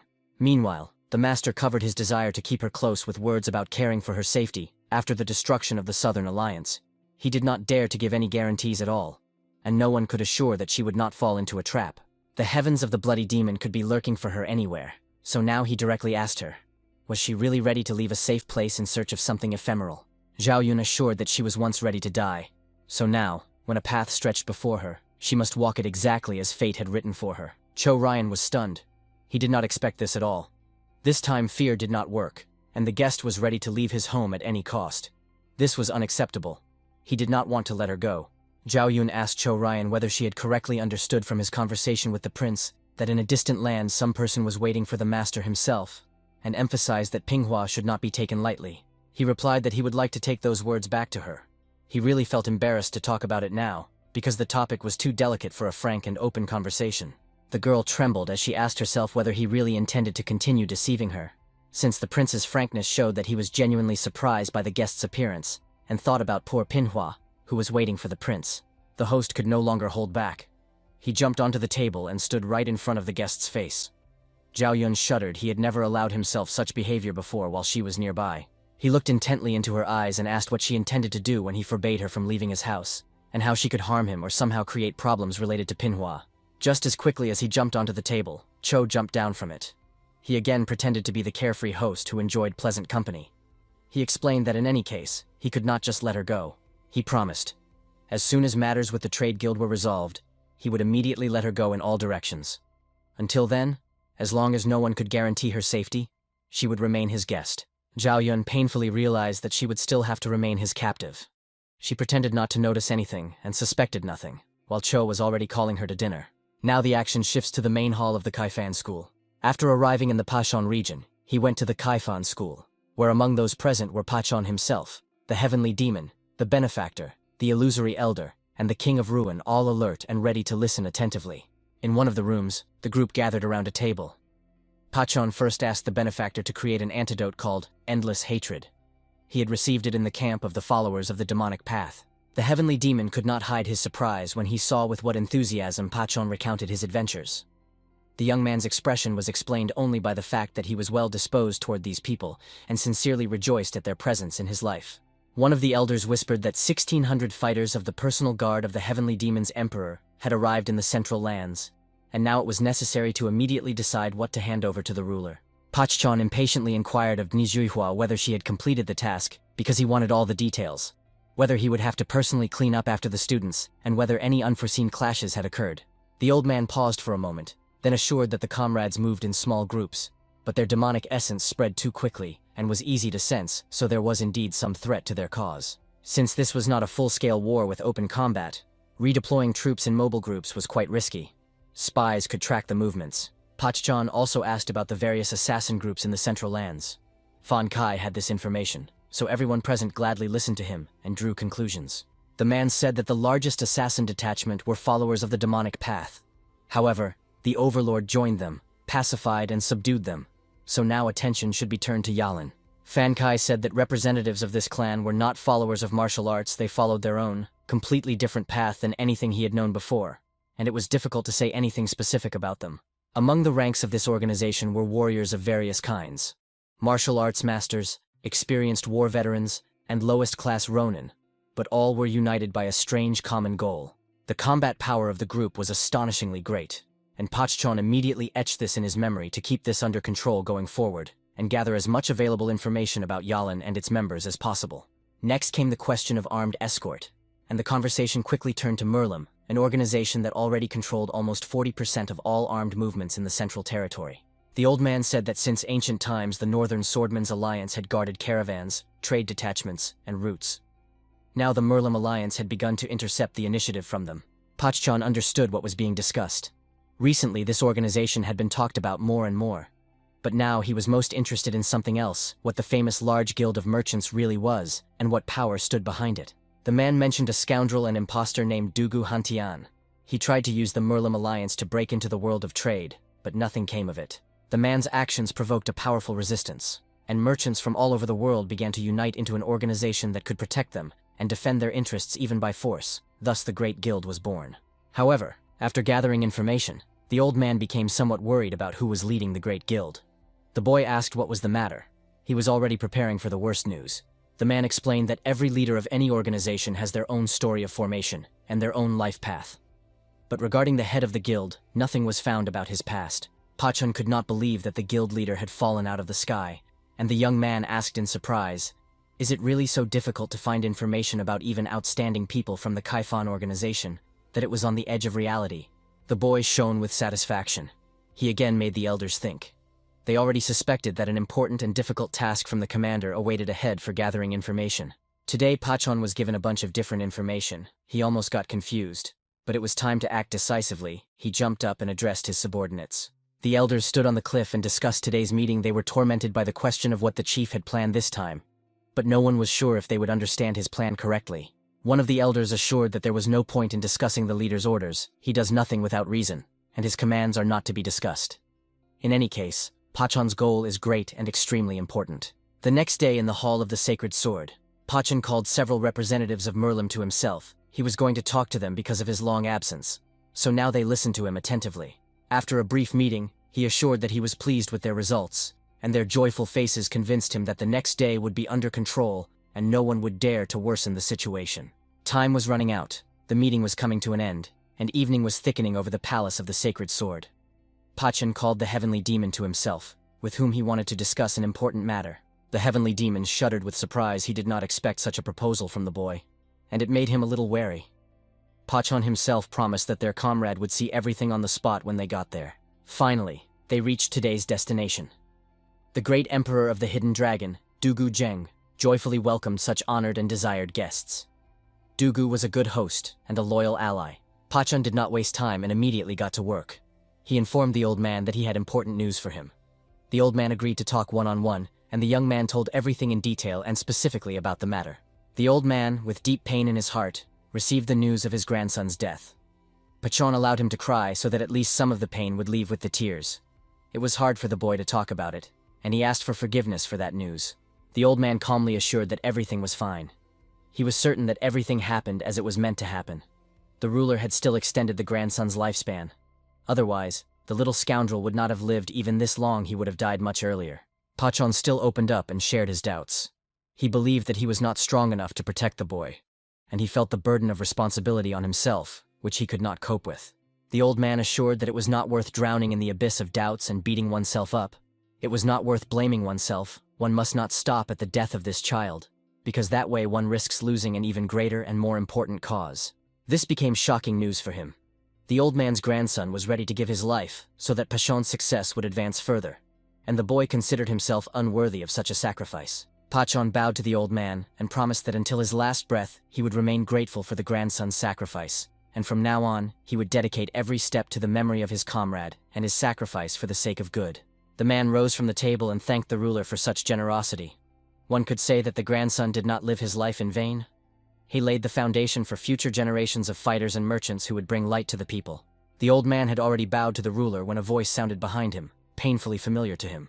From surprise, he opened his eyes wide. The man did not expect to hear it in this place, and the stranger assured that the boy did not die in vain. The grandfather slowly turned around. He strained his gaze, trying to see the guest better, but doubted that it would be possible at all. The heavenly demon sincerely thanked the old man for his respectful attitude toward the death of his grandson. Thanks to this, he was able to return from oblivion and live again in this world, and Dugu's body gave him this opportunity. The young man asked for forgiveness, because speaking such words in Dugu's body was completely unattractive, and possibly even painful. And the heavenly demon assured that he, more than anyone else, knew perfectly well what the boy's last moments of life were like. The demon explained that the young man could have lived longer if he had clung to his life, but a situation arose that required a sacrifice, and the boy dared to do so without hesitation. He sacrificed himself. He gave his body to the one who calls himself the heavenly demon, and it was precisely because of this that it was possible to save Pachon himself.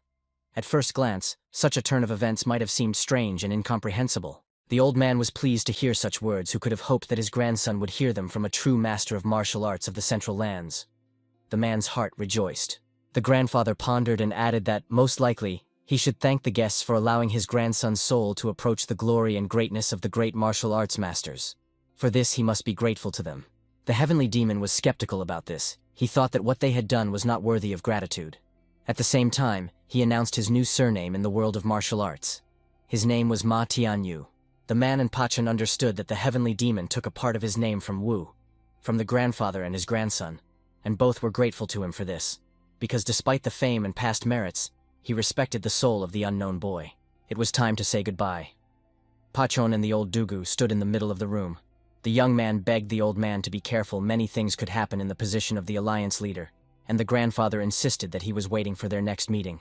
The old man watched them for a long time as the boys left his house. He tried to imprint the image of his grandson in his memory, although he had long been gone. Another soul now lived in his body, but the memory of Dugu was eternal. The legendary heavenly demon at that moment seemed to the man not at all the monster that everyone talked about everywhere. He was by no means the one they were used to imagining in legends and tales. The old man looked intently at his trembling hand, feeling that the end of his life was near, and the great patriarch would gladly meet him there, where they could meet. Night quietly descended into the chambers of Shuehuaju and Dugu Shuelan. The windows of the little house were glowing. Although it was late, someone there was not asleep. The poor girl closed her eyes and suddenly seemed to hear a voice repeating her name, Suelan. The girl thought that her sadness and longing were so strong that she was starting to go mad, and it seemed to her as if someone was calling her to themselves. Behind her stood a boy asking her not to be angry. He had a serious reason for being late. He simply could not come, and a whole range of emotions and experiences reflected on her face. She tried to control herself and decided to simply ask how he ended up here. But the young lord suddenly ran up to her very quickly and embraced her fiercely, and she did not expect such an outburst of feelings from him at all. Suelan did not think that her lord was capable of this. Her cheeks blushed, and the girl herself had no idea that she awakened such feelings in the boy. Pachon asked to just stay a little longer nearby and silently embrace. The girl agreed. Meanwhile, the boy apologized for making her wait so long. He could only imagine what she felt at that moment. Morning came. A gentle breeze swayed the bell on the roof eaves and woke those who lingered in the realm of sleep. It was time to start a new day and a new life. Pachon. Next to him stood the young lady Suelan. She looked at him with a gentle smile. The girl was happy about what had happened. and it seemed as if there was a secret between them known only to the two of them. The boy and the girl found themselves in the same bed, and it was frightening. Pachun could not remember exactly how he ended up there. The events of the previous night were like in a fog, and now he had to gather his memories so as not to offend the girl. The previous evening, everything began with the heavenly demon offering him to drink together for old friendship. But the young man refused, saying he felt bad and was not in the mood for that. The comrade did not intend to fall behind him. In his opinion, feeling unwell was by no means a worthy reason to refuse a drink, and the heavenly demon emphasized that it should be in honor of the memory of Dugu Wu. These words indeed struck at the very heart and made him think about the proposal. After all, it was impossible to erase from the heart the memory of a comrade who sacrificed himself. But it turned out to be a fatal mistake, and the drunk shot brought no satisfaction. The boy was already about to leave the company of the heavenly demon. He explained that he actually did not like alcohol and everything associated with it very much. But the friend did not want to be left alone. He begged him to stay. The heavenly demon pretended to be indifferent, but at the end he threw a phrase that stopped Pachun, saying that the world of love is much more important than friendly relations and the memory of a fallen comrade. The drink that the heavenly demon offered was called Huachi Hong, the wine of love, which wildly invigorated and strongly boosted strength, and men especially often cheered themselves up with it before entertainment. Many said that one shot was usually enough to ignite passion in the body and release all the feelings stuck inside it. Pachun now understood what the heavenly demon had treated him to and why he did it. The girl smiled and asked the young man if he wanted to have breakfast despite the late hour, and that smile clearly said that she really liked everything, and his behavior did not offend her. He decided not to pretend to be offended or broken in spirit. Everything was not as bad as it seemed at first. So the boy agreed to her offer. No one would be worse off from this, and everything had already happened at night. Dake Biaju was a security company that managed 24 branches in 2 provinces. At the moment, 7,000 employees worked there, and they diligently guarded and stood watch. The chief manager was not in the mood for that now. The man's name was Kujizi. He was burning with anger and did not want to listen to his subordinates' explanations because the news was very discouraging and threw him off track. The servant Pan Baishu sadly reported that the cargo of the last caravan was almost completely stolen. He was the manager of the branch in Guangzhou, Guangdong province. For a moment, silence reigned between them. The chief tried to put into his head what he was told. There were no options for what to do now, and he was tormented by one question: who was guilty of this crime. The branch manager's response did not satisfy him. Jizi wanted details about the attack and the whole situation. It was necessary to determine who the killer was, who the attacker was, and who was to blame for all this. What cargo disappeared, and where the attacker's tracks led. Pan Baishu said that all the gold that was transported disappeared without a trace. The criminal's scheme eerily resembled both the followers of the heavenly demon and the clan of the righteous. The manager refused to believe it. He thought the servant was so confused by fear in his testimony that it could not be considered reliable. It was necessary to ask someone else about the attack. Suddenly, the conversation was interrupted by the arrival of another member of Biju. The boy rushed to the manager and begged to be heard first, and the haste with which he ran showed how important it was. The servant, meanwhile, with a broken voice, told that 23 caravans under their protection were completely plundered, and it was not possible to determine who was responsible for this. In the headquarters of the Great Guild, it was impossible to get through. There were plenty of people. Very few people knew what had happened. The leadership and the manager kept everything under strict control and kept it secret. Cho Ryan received news about what his people had done, and although he did not divert his attention from his beloved chrysanthemums, from the outside it might have seemed as if the prince was completely absorbed by them. But in reality, he heard and understood everything perfectly. Manager Q Frozehi did not know how to respond to the master. He had no idea how to proceed, and the prince demanded a clear answer to the questions asked. The attackers left no trace behind. The man began to get angry. The contemptuous tone with which this boy spoke to him ignited rage within him, because if Q really knew what to do, he would not have come to the prince's palace and started talking about the incident. He thought that even in such a critical situation, it was worth acting according to protocol. It was necessary to count the losses and find out how much gold disappeared from the caravan. To assess the damage, this would help determine the compensation for the escort. The next moment, Cho Ryang lost control. He smashed the orchid pot. The manager felt that the moment had come on which not his position in Biju depended, but his own life and the safety of his family and loved ones. Suddenly Cho calmed down, turned to the man, and said that everything could have been resolved much faster if he had found the attackers, but the prince was sure that this matter was beyond the manager's power. He began to sincerely assure that he was already moving towards resolving this issue, and Cho Ryang immediately got down to business and inquired who, in that case, was the client of the attack and who carried out these criminal actions. Kwai pointed to the golden-tiled turtles, And that answer surprised even him. He himself doubted that representatives of that clan, that organization, would dare to do such a thing. Cho Riang asked if the turtles could have attacked all 23 caravans. He himself did not believe in the clan's numbers, or their ability to carry out such a lightning-fast and large-scale attack. The manager cut in that the turtles themselves were the clients of the escort in this matter. So it was pointless to guess where the reasons for the attack came from. It was necessary to dig deeper and investigate. But surprisingly, one of the 24 escorts did survive. It looked a bit strange, but was almost unharmed. This news caught Cho Ryang's attention, and he wanted more details regarding this exception. Cho Ryang asked the manager why he had not paid enough attention to this case after all. A little better preparedness could have helped cope with such a difficult current situation. He asked to forgive his short-sightedness. But the thing was that the order did not go through the main office. It was processed separately in each branch. This information shook Cho Ryang's faith. The turtles' behavior was clearly beyond the usual, looked premeditated, and they could not have ignored the risks. Kwai spoke about the details of the attacks that he managed to find out. There were nuances in different corners, but overall, everything looked the same, and the modus operandi pointed to one organization. The rescued guards told in shock that they were attacked by members of the Merlim Alliance from the north and the Demonic Path clan from the south. But, according to Mr. Kwai, the strange thing was something else entirely. Soon, trackers at the crime scene came across the bodies of the caravan attackers.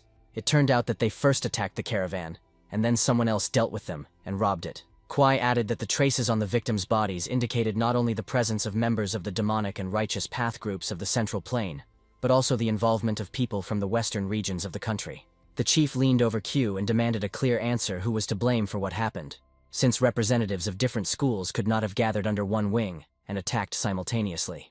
The man thought for a long time, finally revealing that he initially suspected a staged event by the Turtle Clan itself, but later came to the version of a possible alliance between the Demonic Path and the Merlim. Cho Ryan asked why he rejected the possibility that the Turtle Clan itself was involved in the attack.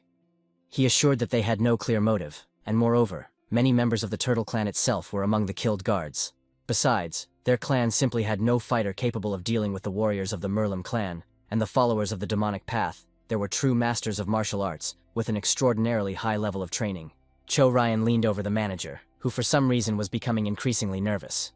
The prince asked if the version regarding the joint attack of Merlim and the Demonic Path clan on the Biju escort was really final. The chief ordered Q to return to the office and fully pay compensation to the turtles. Their reputation as a serious organization could not be undermined, so the old man had to settle this matter. Cho Ryan ordered to prepare a report on the only escort that was unharmed and survived. This surprised him even more than all 23 combined, and the matter did not end there. The man begged the chief to stop. After all, paying compensation without an investigation was clearly wrong. The expenses would be colossal for them, and the turtles themselves might see this as a weakness. Cho Ryan's position was unshakable. He said that this was the only way to avoid losing the trust of all Biju partners, which the organization had fought for decades, so it was not worth economizing on this. Ku realized that now was not the time to get into a conflict with Cho Ryan while he was in such a state. He was not joking at all, and did not take what happened lightly. When Cho Ryan was left alone, he began to ponder what he had heard. The prince doubted that the attackers were the Merlim Alliance and the followers of the Demonic Path who had formed an alliance between themselves. The killing of their own people could have been just a cover. The turtles were hiding their sinister intent behind it, because such an act could be taken quite seriously as a declaration of war on Biju, so the enemy carefully masked their actions. What was most surprising, the strength of the turtles was either underestimated, or they had a powerful patron behind them, who assured the safety of such an attack on Biju. In the shadow of the room, the Prince of Bloody Hands and the head of the Emperor's secret section sat all this time, and the young man listened carefully to the entire conversation, and was now ready to give his conclusion and opinion about what happened to the caravans. That same night, the Lord of Bloody Hands and his subordinates set out to the province with the one caravan that was not attacked. This was ordered personally by Cho Ryan. The final destination of the campaign was the province of Jinan. By night, the forces of Biju reached the destination, and here they had to stop and think through every step. After all, appearing with such a force in a foreign province was both dangerous and politically impolite. The stopping place became a port village. Here, amid the noise of the docks and the smoke of taverns, one could meet people of the most diverse origins, statuses, and occupations. At every turn they would become the source of information for the further campaign. For this, it was necessary to cross the river. Night was already falling, but the detachment came across a stranger with a fishing rod fishing on the pier. The commander ordered a subordinate to approach and talk to the man. The servant approached the fisherman and promised to give a pile of gold for crossing the river. The reward was supposed to be really large. In response, the stranger simply remained silent. He was not going to speak. The silence did not last long. The soldier flared up with anger at such a contemptuous attitude towards himself. He could not believe that an ordinary peasant dared to behave like that with him. And the fisherman just sat there with his fishing rod. The fighter could not hold back. He grabbed the peasant by the shoulder, and threatening punishment for his attitude towards the order, said he would make him regret his rudeness and pay for everything. Under the peasant's hood was the heavenly demon. He looked attentively at the soldier, who froze in surprise before him was not a peasant or a simple fisherman, but a well-groomed, skillful young man. The prince saw who was hiding under the hood and thought that something was really wrong here. The young man's appearance made him nervous, and the boy's facial expression was truly predatory. The heavenly demon could hardly believe it. These insolent ones behaved so frivolously, and even when they saw him, they did not run away from him or look for someone else, only the prince tensed. From this man emanated a wild, terrifying aura of the Lord of Bloody Hands instinct, and the prince himself understood. Starting a fight with such an opponent for his detachment now would mean almost suicide and mission failure. Escape was no longer possible. The prince instantly oriented himself and ordered the soldiers to rush into attack before the enemy recovered, and of course, it is hard to believe that he was completely unprepared for the clash. The next moment, the entire detachment of soldiers was thrown into the air. The mighty attack of the heavenly demon tore through the ranks of the prince's warriors, and the Lord of Bloody Hands himself did not immediately understand what had happened. He expected an attack, but nothing like this. Soon the opponents met face to face. The Lord of Bloody Hands strained his gaze, trying to discern the one from whom came a similar aura of destruction and bloody confrontation. But you cannot escape from battle. The prince carefully studied the fighting technique. The opponent looked at him attentively. This young man seemed fearless of anyone and anything, looked the adversary straight in the eyes, and the heavenly demon added that he personally did not care about pawns like the prince. And his friend, burning with the desire to deal with them, sought to put an end to their misdeeds. The prince did not listen to the enemy and rushed into attack, hoping to take advantage of the suddenness and confusion of the opponent. The heavenly demon asked him to note that the cause of the next troubles of the Lord of Bloody Hands would be his unfortunate fate and his own carelessness. After a swift, lightning-fast attack, the prince's hand was torn off from the body. A cloud of blood rose around. When the prince finally realized what had happened, he screamed at the top of his lungs and stared at the place where his hand had been just a minute ago. The shock from the pain did not allow him to recover and comprehend the full seriousness of the situation. He tried to cover the stump of his arm with the whole limb. Behind and around him lay the bodies of people. The prince wished death only to the enemy, but he himself understood that now he could not fight at full strength. The opponent heard the death wish but did not react. He pretended not to notice the prince, who was slowly bleeding out, and along with that, the chance to take revenge for his lifelong disability was fading. For now, taking the prince's life was not in the plans of the heavenly demon. He stood beside the opponent and looked deeply into the Lord's eyes, using the technique of the heavenly demon's eye to obtain the necessary information. Under hypnosis, the prince revealed a secret.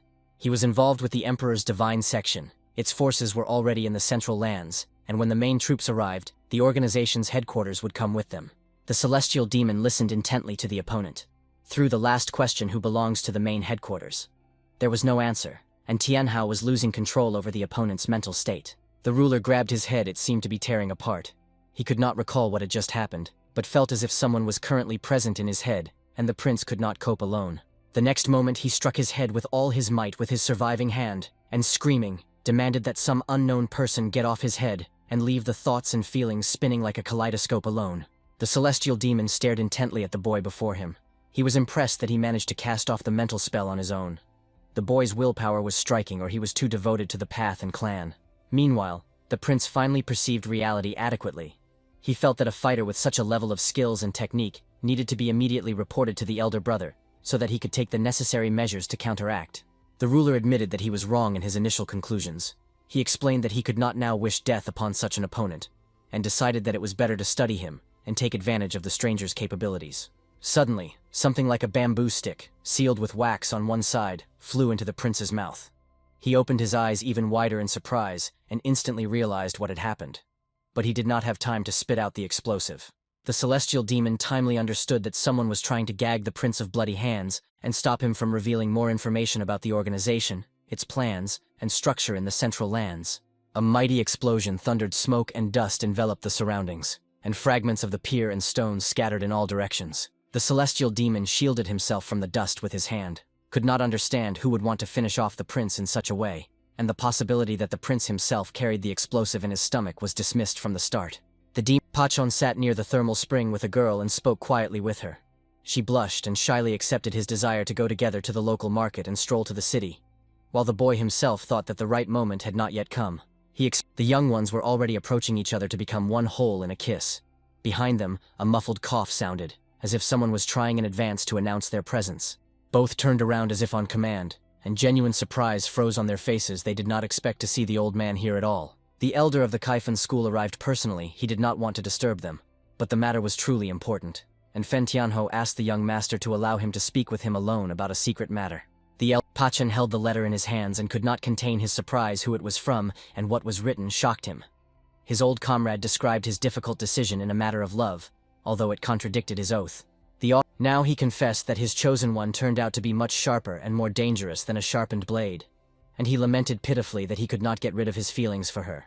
It was a difficult decision, but he was still leaving Pachon's army. For many this was betrayal and sin, but he had no other way, so he asked, "Do not try to bring him back to the path." The letter fell on the young man like a stone. He tried to understand whether his comrade had decided to joke or mock, but everything indicated the opposite. The letter contained pure truth, and all he could do was believe it. The girl approached the young man and anxiously asked if he was all right after receiving and reading the letter. He looked extremely gloomy. Pachon assured her that in fact everything was fine and he felt well. The girl assured him that it was precisely when things were not all right that people responded that way. She did not intend to intrude into his soul, and he frankly said that he could not tell her about the contents of the letter and asked for forgiveness. The old man heard her words with surprise, that there are not always situations worth telling about, but now the young man's heart slightly opened before her, and she could read something in it. She assured that it was quite enough for her just to be nearby and listen to him. The secret must remain only between him and the author of the letter. These words once again proved the correctness of the young lord's choice. Pachon emphasized that sometimes it even seemed to him that the girl was ahead of his thoughts. She modestly assured that it was all because he was always in her thoughts, so she was always ready. The boy raised his eyes to the sky and asked the illusory old man if he could help him resolve one situation. It was not too complicated, but required the intervention of someone wiser and more experienced. The events moved to the main headquarters of the trade guild. Cho Ryang thanked the doctor and let him go, asking that everything that happened here remain a secret. The prince was satisfied with the result. The room was dirty. The Lord of Bloody Hands sat on the floor clutching the stump of his hand with the surviving limb. The doctor hurried to leave the premises, and nearby in a pool of blood lay the body of another man. Cho Arnya asked where the proud, confident Lord of Bloody Hands had gone, and why before him now was a miserable cripple trying to vent his anger on the doctors and servants who were dying in droves and would soon become gossip.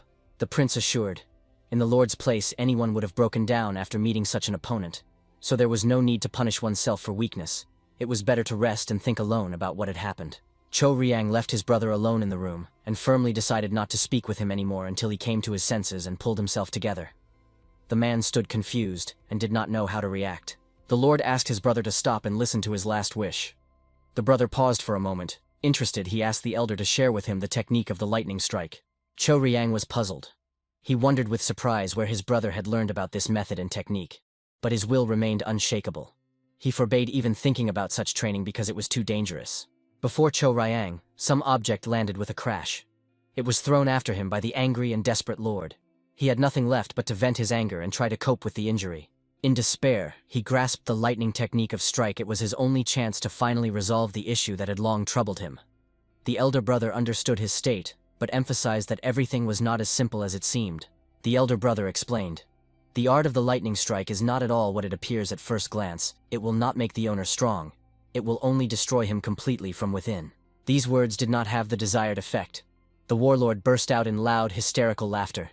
He explained that nothing else could break him anymore. 3 years ago, he broke completely and irreversibly. He had nothing left to lose. The warlord became angry and demanded explanations why all these years he was kept in ignorance about Pinhua and the lightning technique. The elder brother once simply decided to use him. Cho Ryan calmed down, took on the kindest and most humble appearance, and said that he tried to protect the warlord from even greater disappointment, because he knew well how carefully he treated the girl. But the warlord did not believe a single word. He emphasized that all this was done only for his own benefit, and to silence his own conscience, and he himself did not even try to justify himself. He explained that he would not dissuade him from studying the technique of the warlord of Bloody Hands, but it would inevitably be his end, so it was worth focusing on other matters to get out of this difficult situation. The warlord assured that he valued nothing else in this world. He did not care whether he destroyed only the remnants of his own life, or managed to break the lives of others. That was his last will. Cho Ryan understood. He explained nothing further. He considered the conversation over. Everything he was interested in, he heard. He had no intention to waste more time. The man opened a fan and ordered to follow him and obey. They found themselves in a huge hall, sinking in semi-darkness.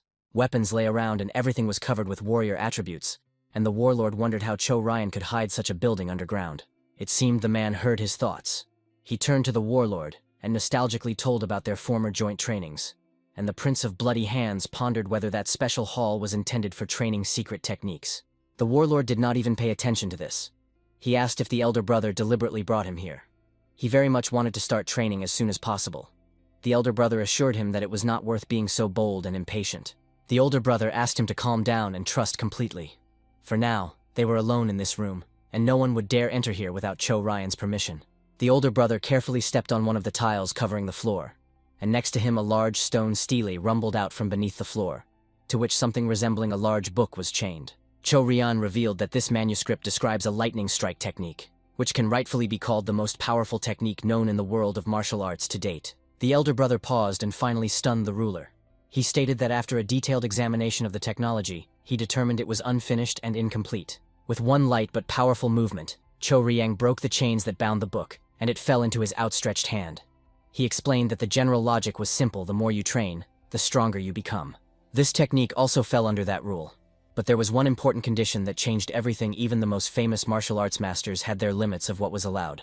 The elder brother carefully stared at the book he held in his hands. He explained that beyond the 8th star, the heart was overwhelmed by an obsession with this technique.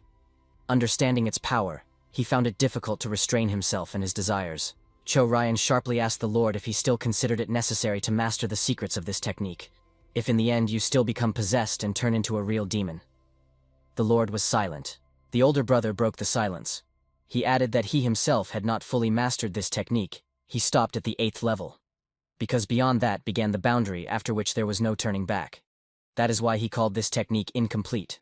He still believed that this would scare his younger brother and he would refuse. But when he looked into his face, he immediately realized he was wrong about that. The bishop asked to be taught. He promised that he would go alone until the end. Cho Ryan looked at him in surprise. He began to think that his brother had heard incorrectly and did not understand the essence of the speech, but he did not want to repeat it. Perhaps the bishop would come to his senses over time. The Prince of Bloody Hands watched his brother intently. He tried not to show interest, but his words betrayed him. The prince believed that such a technique was very necessary for him now. The elder brother was caught off guard. Not knowing what to answer, it was already impossible to go back. He handed the book to the younger brother and asked him to be careful and under no circumstances to proceed to the 8th level. The ruler remained alone in the huge hall. Before him lay a sword and a book, which from today he had to study and master its entire essence, and Cho Ryan said nothing more. The book lay before the prince and seemed to shine with a bright light, beckoning him and promising power and might that no martial arts master in the whole world had yet seen. The boy clenched his teeth tightly, thinking only of Manhwa, and so wanted at least for a moment to return to her and look at the girl. The ruler plunged the sword into the rocky floor with all his might. He promised himself and Manhwa that they would meet soon. He just had to wait a little while until he mastered the art. In the evening, Cho Ryan called his assistant and strictly ordered that today's visit to the secret training hall be kept secret from the 5 emperors of the staff. The assistant assured that everything would be as it should.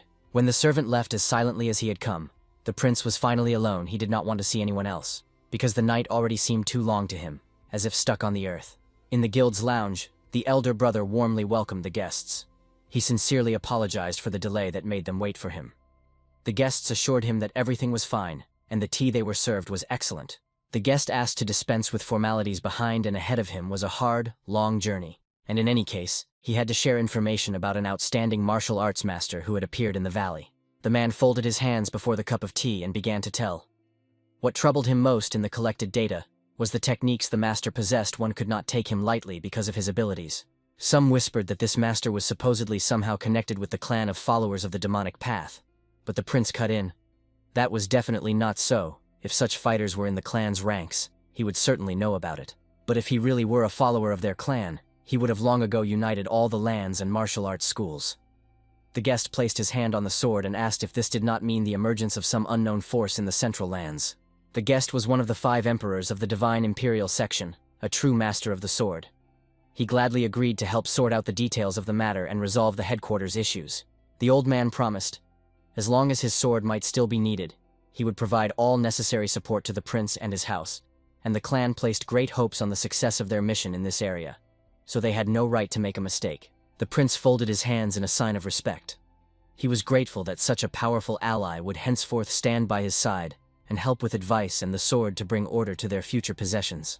Meanwhile, the master of the sword stood and looked at the city, captivated by its beauty. Over many years it had grown and become even larger and more beautiful, and on the roof of one building, he awaited an important meeting with a significant person.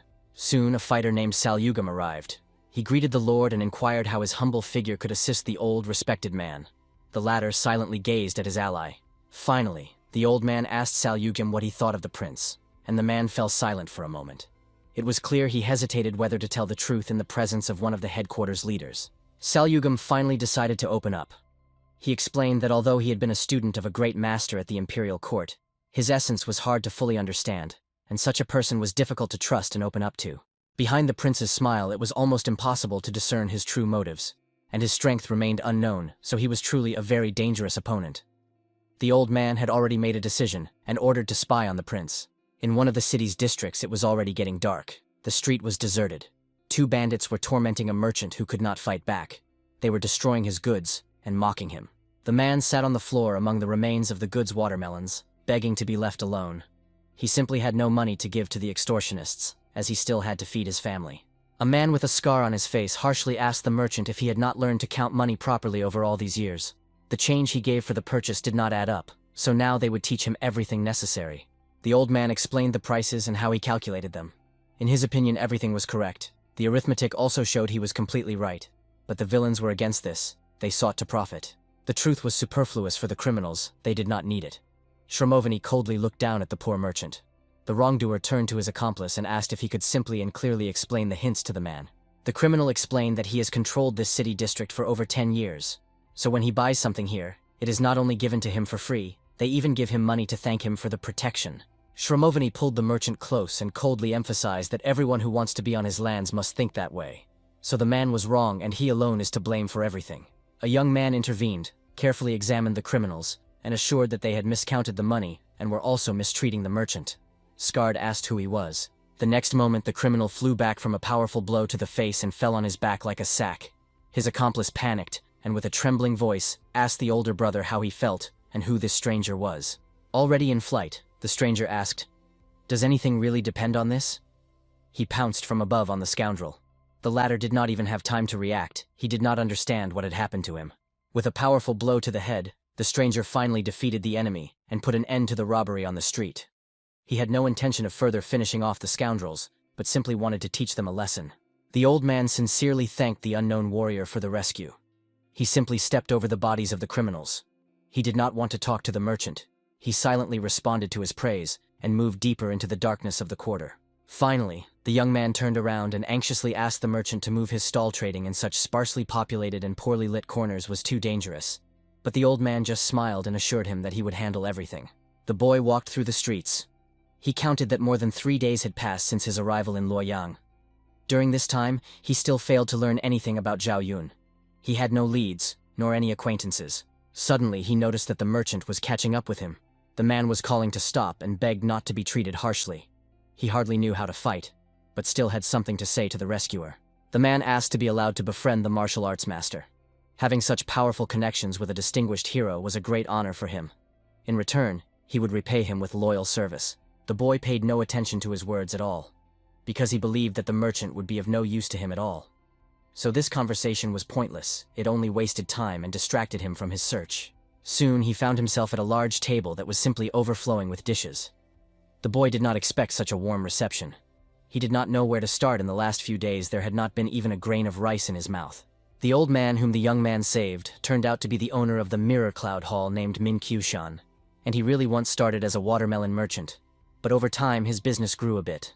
The Mirror Cloud Tea House was famous throughout Luoyang. Finding someone who had not heard of it was almost impossible. So the young man was lucky when he decided to stand up for the poor merchant. He could not understand why such a respectable person, the owner of a famous tea house in the city and district, decided to sell watermelons at night in a dangerous neighborhood. The man explained that once a month he makes such trips to the city. The old man explained that he always tries not to forget where he comes from. But today he was terribly unlucky, as if to spite him. He sent the guards home and had to return alone. Qiushan asked where the young man had come to the city from, and why, with such talents, he still did not belong to any martial arts clan. After all, in the old man's humble opinion, the boy really had a talent for martial arts. Meanwhile, the young man was delighted to be in this house. The tea house owner was to become his source of all news about the city, so no news was to pass him by. The boy simply asked to be told about a girl named Zhao Yun. As her brother, he had long wanted to learn from someone about his sister's fate, and therefore placed great hopes on Master Min. The question frightened him. He looked at the guest and hesitated about what could be answered, and what was better left unsaid, so as not to bring upon himself the wrath of the city's respected people. The old man immediately guessed that before him was that martial arts master from the legends. It was no wonder the guest immediately seemed talented and capable to him. He towered above the crowd and was surpassed in height by only one. The boy jumped with surprise that the old man knew his surname. The old man only smiled and explained that everyone around talked about the mysterious master from the south. The fame of his skills and techniques preceded him much faster. Finally, they got down to business. Master Min, the owner of the tea house, could not help but hear all sorts of rumors and gossip. He did not want to upset the boy, but he also did not want to risk his position. The boy's eyes lit up with joy when he realized that a clue might appear in the pouches now, and considering who passed it on, this clue could be very significant and lead him straight to the trail. The old man did not want to worry the guest, but he still told him that Lady Zhao Yun might have found herself in the very epicenter of the storm, where it was easy for her to get hurt. She herself would be glad to get out of there, but does not know how to do it. The man explained that among the merchants trading rare fruits, rumors had recently begun to spread. Usually, the demand for delicacies does not change sharply, but lately something strange has been happening. Recently, a buyer appeared in the market who simply buys the same product in huge quantities, and at first glance, this might have seemed unimportant, but it will get much more interesting. Many believed that it could have been someone from the newly arrived princes, but one day, a man. This one, who officially dealt with goods, slipped in anger.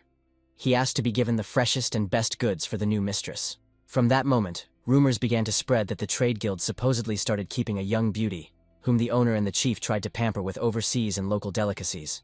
They say that anyone who managed to see her even with one eye said that this girl looked very much like the former deputy of the Southern Union, so it is quite likely that it was Zhao Yun. The owner finally decided to return to the story about the products, and directly asked the guest if he guessed about the products that the mysterious lady was buying so much of, and the young man assured that he had no idea about it. He could not hide his surprise when the old man said that the product was ordinary grapes. They were bought in very large quantities, and he had never heard that the locals loved this fruit so much. Zhao Yun sat on the bed next to the prince. She asked him what his real name meant, and he replied that it meant, one who strives for the light.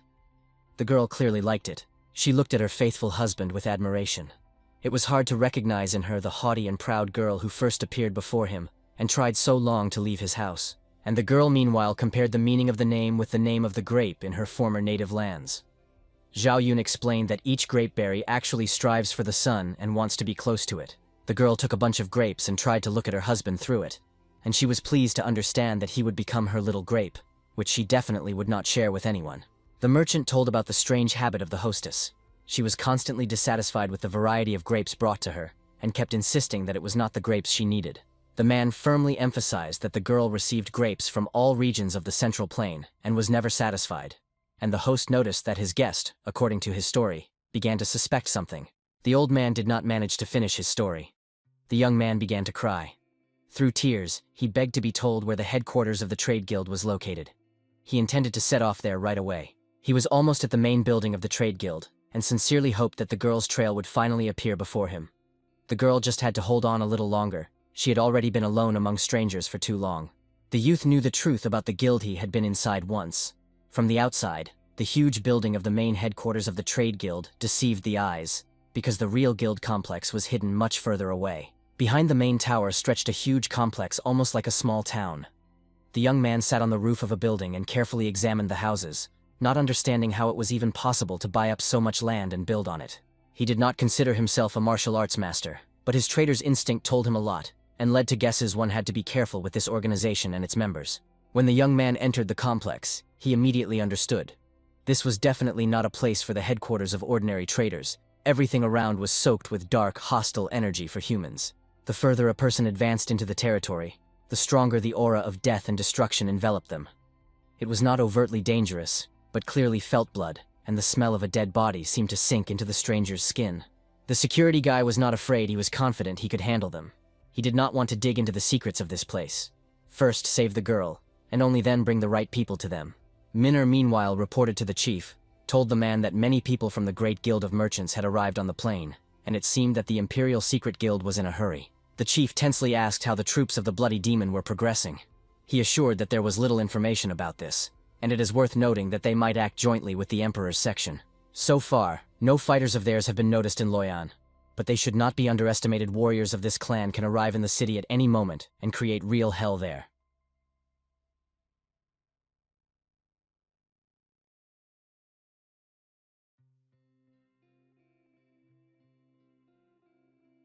The old man warned that the Merlim alliance might not even suspect the true intentions of the enemy.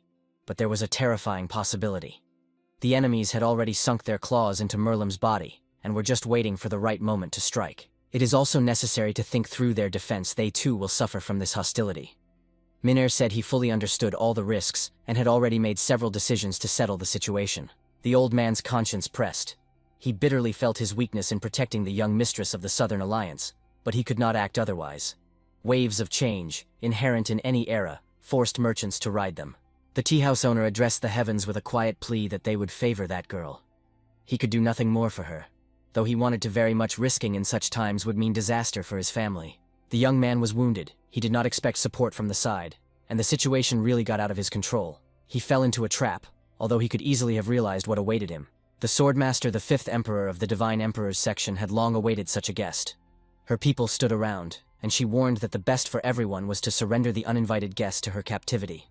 She assured that she had been expecting someone else, but an even bigger rat fell into her trap, and she was quite satisfied with that. When the guest finally appeared, they would start sorting out the matter. The master already tensely reached for her sword, ready to rush at the opponent. The old woman's speed was phenomenal, she amazed with agility and physical endurance at such an age. The boy barely repelled the enemy's attack, he didn't even manage to draw his weapon and unsheath his sword, and he used up all the strength he had at that moment. Soldiers of the clan rushed down the corridor. It was clear they were in a hurry. And this time it was definitely not a drill or a false alarm to keep the fighters alert. Zhao Yun saw what was happening in the palace. Nothing escaped her watchful eye. Unrest and tension reigned in the house. The maid was silent and only emphasized that it was worth going to the inner chambers. The girl could hardly believe the servant's words. For the first time during all this long time here, she noticed such agitation. Doubts crept into her thoughts, and she imagined the incredible. The servant did not notice how her young lady appeared behind her. The girl sharply struck the maid on the neck with the edge of her palm, and she, trying to cling to reality even at the edge of consciousness, lost consciousness. Zhao Yun apologized to the girl, although she knew she would not hear her. In 2 hours she would regain consciousness, and saying goodbye to this faithful and devoted girl was unbearable. Her only fault was obedience to her master. The next moment, Zhao Yun rushed down the palace corridor, not afraid to get lost. She had already walked these corridors more than once, met no one on the way, because all the servants and maids had moved to the inner house. Zhao Yun felt that her chance to break free from this cursed place had come. She would finally no longer be a prisoner in this golden cage. But a loud order to stop pinned her to the spot, and a fan fell before the girl. She did not doubt for a moment who dared to do this. The master of the house, Cho Ryang himself, the supreme commander of the Divine Imperial section, would never allow a prisoner to escape. In the courtyard of the main house, the swordmaster fiercely fought with an uninvited guest. The young man gradually began to get used to the sword-fighting techniques used by his opponent. The enemies clashed more fiercely and boldly each time. They parried strikes and lunges. With each minute, strength spread in the air and gave no rest to both opponents, who understood what the result of the duel must be in any case. The woman increasingly went on the attack, forcing the opponent to defend and gradually give her more advantageous positions, while the boy held on, but felt that the advantage was already on her side. The rival had behind her experience and knowledge of secret sword-fighting techniques, which she had honed since youth. But the young man was also no ordinary person. He anticipated the opponent's moves in advance. Yet when the distance between them became sufficient to take a short rest, the woman's face seemed unchanged. It seemed she did not know fatigue and acted like a robot. She carefully examined the opponent and challengingly asked how long he would keep the sword in its sheath. After all, she personally perceived this as an insult to her military skills. He looked at her attentively. Finally, despite the fatigue, a smile blossomed on his face. He looked at the woman and assured her that he was just about to do that now. After his words, the heavy scabbard fell from under the sword onto the floor. A cloud of dust rose from it, and it seemed the scabbard weighed incredibly much, even the ground trembled from it. The young man skillfully held a huge, incredibly heavy sword with one hand, which could be wielded with both hands or one. But outwardly it looked not very attractive and not at all formidable. The woman carefully examined him and said that an empty barrel always makes the loudest noise. She asked if the young man was not ashamed to call this piece of iron a sword, and whether she herself was not risking dulling it even more. He paid no attention to her and wondered. How could she be called a swordmaster if she did not see the true essence of this weapon, and looked at it like an ordinary person, far from martial arts? The old woman activated her secret reserves of energy and asked the opponent to show her the hidden essence of his sword, because, in her opinion, he simply had no other choice. Otherwise, he would just die from her next strike. The master's movements suddenly became completely imperceptible to the naked eye. He rushed so fast that not even a trace remained in the air, and it was very difficult to guess where he had just been. The young man became worried about what could happen in a moment and instinctively raised the blade of the sword. The blade protected him from the master's direct strike. The woman was confused and did not know how to react. Her measured, years-honed strike did not reach its goal. The young man stopped her sword with his blade, and the great master now did not know what to do, because usually the duel ended at this point. The boy remembered the moment when his father-in-law gave him this sword. The old man then assured him that it was a unique artifact, called the Blade of Avoiding Sound, and Zhao Yun's father had long been the king of sharp blades. The boy then treated the artifact with disdain, but the father-in-law asked him to be more attentive, and to respect the ancient artifacts of past eras to which this blade belonged, reacting to the hum of destruction. The boy held the weapon in his hands, and could hardly believe how precious this gift from his father-in-law was, while the man explained that for such a weapon, it was important that the enemy acted as much as possible. The old man said that a coward would not actually be able to use this weapon. Only a warrior with a strong spirit could wield it and go into battle, looking the enemy straight in the face. The sword's blade almost pierced the boy's forehead, from which blood was flowing. But the youth strangely rejoiced, and explained that the blade absorbed the power of the enemy's strike. The more he was attacked, the better it was for him. The sword slowly absorbed the destructive force flying at it and its owner. So now the boy felt an unprecedented surge of strength energy broke free, and the youth raised the sword above the old woman's head. Although she had fenced and studied sword fighting techniques all her life, she watched in surprise as the sword approached her face. The boy poured all the energy his sword had accumulated during that time into the strike, and with all his might brought it down on the opponent. The blow was meant to end the fight and destroy the adversary without a trace, and everything around the point of impact exploded. A small crater formed at the point of impact. The youth still held the sword, and by inertia, it slightly dragged behind him. The old woman was not visible either. She managed to avoid the devastating attack, or she disappeared into the crucible of energy. When the dust settled and the smoke cleared, the boy noticed that the swordmaster held her weapon above her head, holding the blade with one hand. The woman was half in the ground and survived only thanks to her quick reaction. The guest stood over the defeated opponent and hesitated about what to do next. He could hardly believe that the path to his beloved was truly clear, especially since there were no enemies or the master's servants around. Meanwhile, Cho Riang stood in the girl's way and was not going to let her pass. She already suspected that this noise was not for nothing.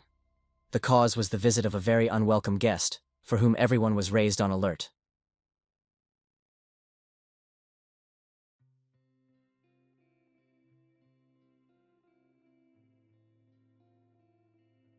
The girl pretended to believe the master, but in reality wanted to get to the courtyard. She placed her hand on the shoulder of the housemaster and asked him to let her pass, while Zhang explained that she needed a breath of fresh air. Cho Ryan took her by the Honda grip, strong but gentle, until the girl decided to break free from his hands. Then he squeezed even harder, and Zhang felt a lot of pain. The more she struggled, the worse it was for her. The young man looked carefully at the girl and quietly explained that she definitely could not use her powers herself when she was brought to this house. Zhang Cho sealed those powers, and now she is an ordinary person. He focused on her even more and looked intently into her eyes. The prince assured that now there was little use for an ordinary person, no matter how much hustle and bustle was on the street. The girl thought that such a conversation was pointless now. She would decide for herself whether she would be a burden or a help, so she asked to be let go and not held against her will. Despite her words, the prince held the girl's hand tightly and had no intention of letting go. He insisted that she now looked like a poor kitten caught in the hands of a child who does not want to let it go. These words brought the girl to her senses. She confidently declared that she was not a kitten, but a lioness. After all, that was what women who once ruled the Southern Union were called. They truly were the lionesses of their region. She shouted loudly at Cho Ryan and ordered him to let go of her hand. It did not affect the prince at all. He was thinking about his own, and just watched as the girl was angry at him. The master of the house listened a little longer to Zhang's hysterics and warned that she was about to fall asleep, as there was nowhere left to go. With one sharp, strong blow, he made the girl lose consciousness. Cho Ryan did not make it in time. He missed. Or he deliberately did it to show the girl what he was really capable of. Zhang looked embarrassed at the result of the strike. It is hard to imagine what could have happened to her. Suddenly someone rushed at him from the side, engrossed in conversation with the prisoner. He did not even notice how her fiancé attacked. The opponent disappeared into the depths of the room, and the girl barely avoided colliding with him again. Zhu was glad to see Chuguan. He was insanely angry. He was furious that someone dared to threaten his fiancée. The boy was barely calmed down, and he cursed the house owner with the worst words.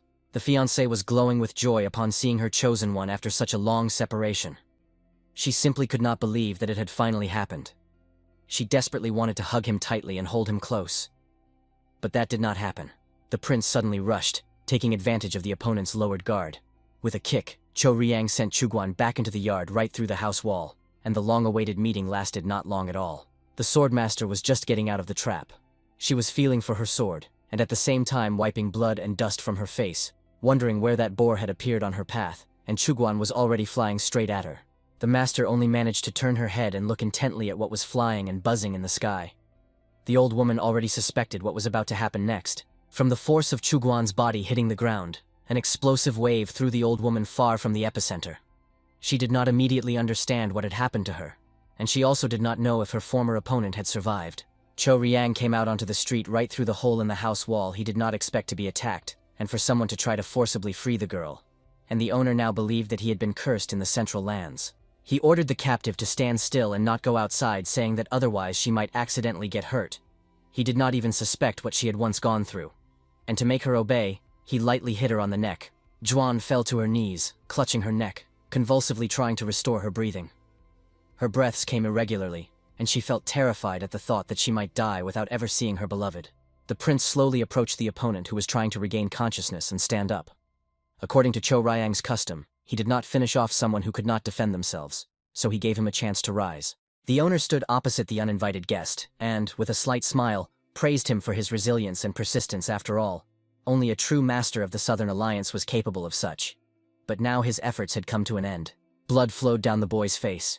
He looked carefully at his opponent, who said he was ready to forgive his ignorance, but decent people should not just barge into others' houses. The prince resolutely assured that there was no need to talk about the Southern Alliance, which had fallen apart due to the weakness of its representatives. But the young warrior still had to be punished for violating human etiquette rules. Chungguan assured. He was not chasing glory at all.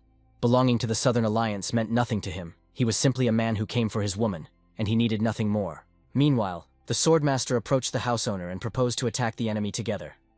Chuguan guessed that playing by the rules of an honest fight was not his business, and that he would be attacked by two. The boy felt that the right time had come to activate his secret ability. He called himself the one who pursues the light, and for the sake of his beloved he would become a demon capable of bloody deeds. Filled with energy, Chuguan clenched the sword in his right hand and slowly moved towards the enemies. They did not expect the young man to recover so quickly and stand for battle, but he had little time. The swordmaster watched the opponent intently and quietly warned her current ally. This boy must be killed immediately, otherwise he could defile the headquarters and ruin their reputation. The prince agreed with the elder and was the first to rush into the attack. His hand blazed with fire. The opponent stood right in front of him and weakly clenched the sword in his hands, and Chuguan did not even try to defend himself. Chuguan clenched the sword. He raised it more for defense than for attack. With the other hand, he stretched out towards the opponent and chanted a spell he had been taught while mastering the secret technique. A fireball flew towards the prince, released from Chuguan's hand. Cho Riang managed to jump in time. The blazing ball whistled under his feet. From this position, he was already preparing to attack the uninvited guest.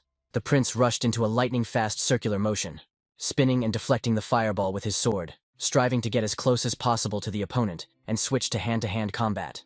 The fire tornado was approaching Chuguan, despite the fact that he had released fireballs and discs at the enemy, and the young man began to worry about how to stop the threat rapidly approaching him.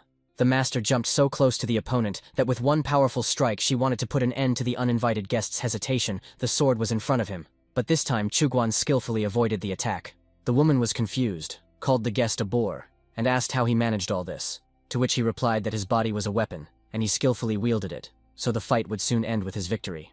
The demon and the old woman clashed again in battle. Their blades locked, energy exploded around them, and both felt that this duel would lead to a bloody victory, after which only one would remain.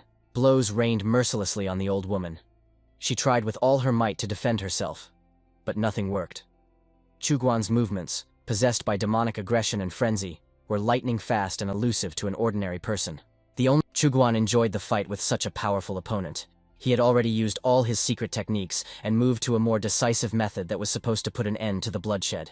The opponent rushed to counterattack Chuguan with a sword, but the attack did not work as he hoped. A mark from the blow appeared on the opponent's body, not a wound, but only a shallow scratch. Chuguan, engulfed in demonic frenzy, looked at the wound and was surprised. He did not like that steel had reached him, so now he would take revenge on the insolent one who had done this, while the opponent was approaching. Possessed by the demon, he stood opposite his opponent.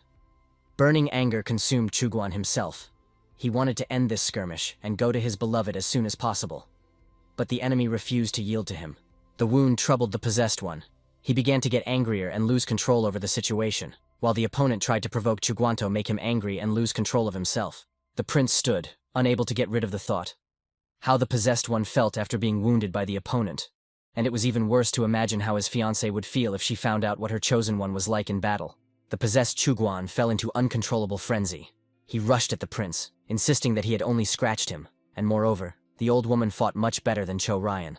The prince paid no attention to the opponent's words. He stood opposite, and silently waited until he approached.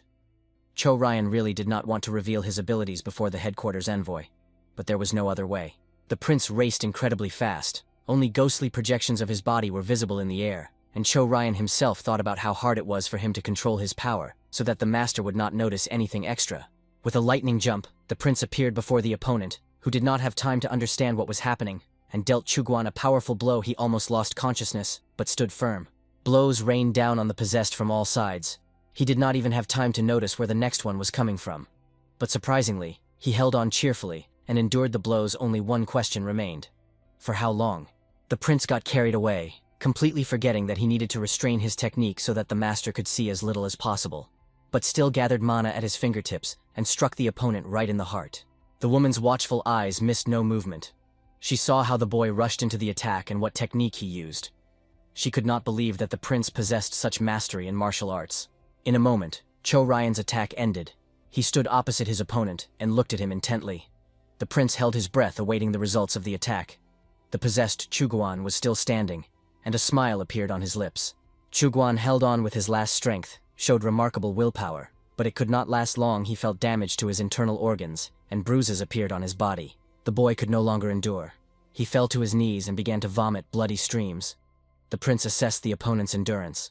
Cho Ryan praised the opponent and assured that he had true willpower, although it was the honor of a warrior. The prince addressed Chuguan and begged him not to bring the matter to killing. It was necessary to stop there. Such a strong, powerful warrior should not give his life for a woman. But the possessed did not agree. He considered the opponent's words unworthy of a soldier. Only a weakling could think so. After all, a real man had to protect his woman to the very end, and he would give his life for Chua Chun. The prince realized that the fight would end only with the death of one of them. A fireball flared in his palm, and he was about to finish off the opponent, but still gave him a chance to abandon his stubbornness.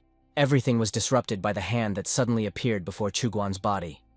The palm was fully open and tried to protect him from danger. The swordmaster froze in amazement when she noticed what happened on the battlefield, and who intervened in the fight. No one expected to see this side. The prince became even more confused. He was convinced that he had long neutralized this opponent, and forever sealed the abilities of the southern lioness. Juan stood before the master of the house and blocked the way to the defeated beloved. He was still trying to get up from the ground, and the beloved could not just watch this fight and wanted to give him this chance. With a skillful strike using 2 fingers to the back of the head, the prince put an end to the guest's attempts to interfere, and Cho Ryang immediately clearly understood the choice the girl made, despite his kindness and warm attitude. Chuguan seemed to breathe life again when he saw how the prince treated his fiancée.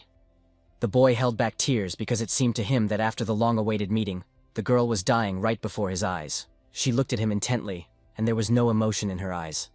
The girl told him to go away, because she no longer loved him. These words cruelly struck the boy's heart and soul, leaving a bloody mark. Chuguan stared into his beloved's eyes, searching for a spark of madness that pushed her to such words. He was hurt not by the wounds and injuries received in battle, but by how the beloved person treated him. Meanwhile, the girl asked the prince to step aside and give way to Chuguan so that he could get out of Cho Ryang's house. The master agreed, and promised that for the sake of Zhao Yun's warm attitude, He would do this. He sharply turned around and walked away. Behind him remained Chuguan, who was still kneeling, and his fiancée both frozen in silent silence. No one dared to utter a word. The swordmaster caught up with the prince. She promised to find time to listen to explanations about who these people were, and she was also curious how the Supreme Commander achieved such a level of training and could hide it. The woman did not share the prince's optimism. She thought her servant was right. Revealing the true nature of this boy would be very difficult, and it was not excluded that even more powers and techniques were hidden in his arsenal. Suddenly Cho Ryan froze as if rooted to the spot and gave a signal by prior arrangement with the swordmaster. This meant she was to behead the opponent. Meanwhile, Chuguan was tormented by the question of why his beloved had said that to him. He could not believe that his journey was in vain, and hoped that it was all just a hallucination after his head injury. The girl herself found it painful to admit all emotions played across Chuguan's face. He hoped that Zhao Yun would come to her senses and say she had just lied, but she could not tell him that. Unlike him, the girl skillfully hid her feelings. She looked carefully at the boy and asked him not to draw his sword for her anymore. He should no longer try to protect or save her. She looked at him attentively, but inside her soul there was a turmoil quite different from what she said. She spoke about her belonging to a new home and the impossibility of returning. Zhao Yun did not want to be the reason Chuguan would lose his life. So, knowing the cruelty of her act, she went at him seeing no other way, and confessing late that she had fallen in love with another during that time. Chuguan trembled with overwhelming emotions. He did not believe and thought the girl was forced to lie or was under hypnosis, so he begged her to stop and not lie to him. Zhao Yun remained silent. The master and the prince witnessed this tragedy, and the woman felt sorry for the young man who had so thoughtlessly rushed to find the girl. At the same time, she noticed that Zhao Yun was not entirely sincere, while Cho Ryan rejoiced like a child. Chuguan begged the girl to take back her words. He did not perceive it as humiliation. Suddenly his words were interrupted by a treacherous attack from the swordmaster. The woman attacked from behind and struck the opponent directly in the back with her sword. Zhao Yun instantly tore the mask from her face and rushed to Chuguan. But the prince restrained her. He felt that the girl had been pretending all along, trying to save her beloved. This time he held the guest firmly and pressed the right points. He assured her that this time she would reach the house on her own, and no one would disturb her. The words of suggestion finally took effect. The girl's eyes were empty. Chuguan was still alive. He had lost a lot of blood but was still holding on. The woman was impressed by the resilience of this boy. At first glance, nothing like that could be said about him. Gathering his strength, he watched intently after his beloved who betrayed him, and did not notice how she was breaking free from the prince's hands, trying to rush to her lover and save him from execution. Instead, he saw how Zhao Yun went with the prince towards the house. Pain pierced his heart. He did not want to believe it, but reality turned out to be a cruel lesson that opened his eyes. He fell powerless. His last thought was a dream of revenge. The words of his beloved turned out to be a cold blade for him. Revenge became his most cherished desire, but he will not do it, because he loves the girl too much. Just now in the house, the prince ordered the woman to take Zhao Yun to the sanctuary and leave her there. He suddenly had many matters to resolve on the spot, and the old woman agreed without a word of protest. Indeed, she did not want at all to leave behind even a mortally wounded but still living enemy. She mentally promised herself to return here and finish him off completely. The prince begged the woman to calm down. He was sure that the guest had lost the will to fight and would no longer stand in the way of their goal. But Cho Ryanu was now concerned with another matter that required immediate consideration. The master believed that such words did not suit a great commander.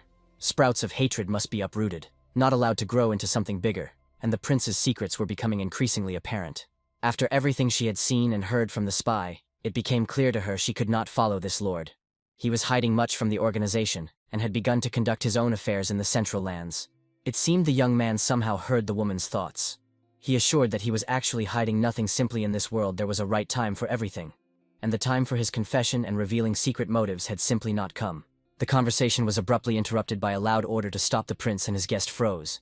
The voice sounded strangely familiar, and the host of the house already guessed who had come to the estate, while the guest meanwhile asked why they were treating Chuguan like that. A moment of triumph was suddenly spoiled by Pachon himself.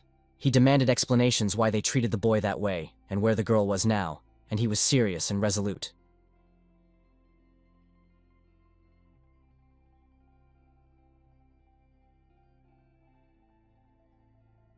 His vigilant gaze immediately revealed sword marks on the victim's back. This meant she was cut after the lost battle, and such an order could only be given by the master to his subordinate. The young man fixed his gaze on both of them, trying to figure out who was really in charge here. He noticed the old woman tensed. She was unlikely to be in control here, but the sword strike was her doing. The woman grabbed the sword with a combat grip and prepared to attack from this boy's side. She did not want to fight at all. The previous duel had taken much of her strength and energy. The old woman asked the attacker how he dared to enter this estate just like that, without an invitation. She tried to influence him and drive him away, and even thought of threatening him with the wrath of the entire clan. Pachon did not intend to listen to the old woman. He rushed at her lightning fast, not even letting her grab a weapon. The woman's head hung in the air, and her body was already falling to the floor in a pool of blood.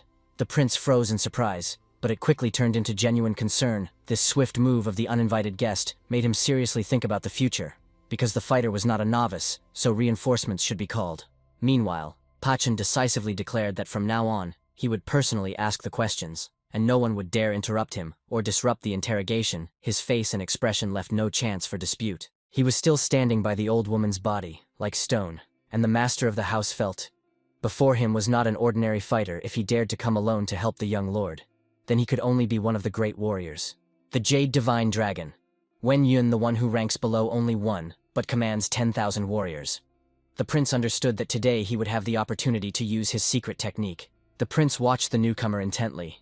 He bent over the woman's body and tried to discern something on her, possibly looking for evidence of her involvement with one of the clans, yet he truly had a motive.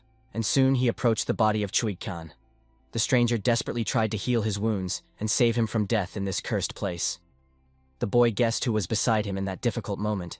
The protector lifted the boy under the arm, held him firmly, and began carrying him to a resting place, asking the wounded man to speak less. Every word took away the strength he desperately needed. Finally, Wen turned around and sharply inquired whether the prince was truly the secret leader of the Great Guild of Merchants, and whether his hand was involved in all those attacks on competitors, and the beginning of the struggle for power in the world of merchants. Cho Ryang was not going to report to that guy. He only assured that he would not tell the truth. But in reality, he had strong positions and influential acquaintances in the Merchants Guild. The boy promised his opponent that they would definitely meet again. The issue between them remained open, and Wen jumped, holding the body of his comrade. Climbing away this time, he was not ready to fight. The prince did not take his eyes off the boy who had just dealt with one of the masters of their clan. The threat from him was truly terrifying in front of such an opponent. It is not immediately clear what to do. For the prince himself, it was a real joy. With someone else's hands, he got rid of the annoying swordmaster who interfered with his affairs, and in many ways restrained the supreme commander. In the abode of the mystical sky, Master Hungno was intently examining the wounds on Chuagan's body. The elder did not expect such injuries on the body of a hardened fighter ready for sword combat. They were inflicted by a true master.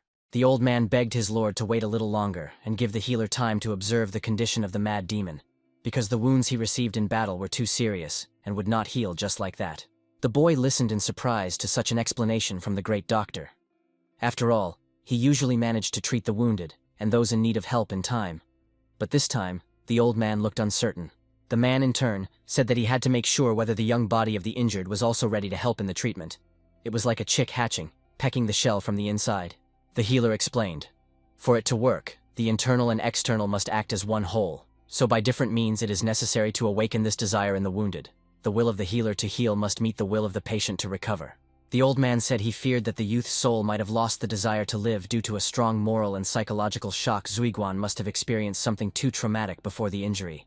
A few days after that conversation, the boy was sitting at a table in the tea house Cloud Pavilion, nervously waiting for an important meeting. He needed to resolve an important issue for which someone's help was required. The boy watched intently the people walking down the street and pondered, how can I help my comrade? And what exactly distinguishes a master from other people? Looking at his wounded comrade, the young man suddenly realized how fragile life is, and how it depends on a bunch of little things. Chuiguan had to survive at all costs. The tea servant approached him and asked the young master not to be angry, but he had orders to take him to a secret place for an important conversation, so the young master could choose how to act. Wen inquired who had requested the meeting. The servant quietly replied that he could not say, but assured him the boy would definitely not regret the meeting and the time spent, so he humbly asked him to follow. The young man looked carefully at the servant. He was polite and well-mannered, but under no circumstances was he going to reveal who sent him, and for what purpose the meeting with the unknown was planned. Curiosity overcame caution, and soon the boy and the messenger were standing in the forest. Before them stood a harnessed carriage, and the servant insisted that they get in it. Wen asked where they were going. The carriage on the spot made one think. Ahead lies a difficult, long journey. The boy asked the servant if he might have confused him with someone else. Perhaps the master was mistaken, and they were not waiting for him.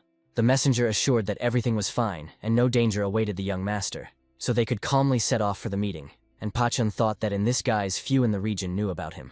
The boy tensed, trying to guess who could be that mysterious master.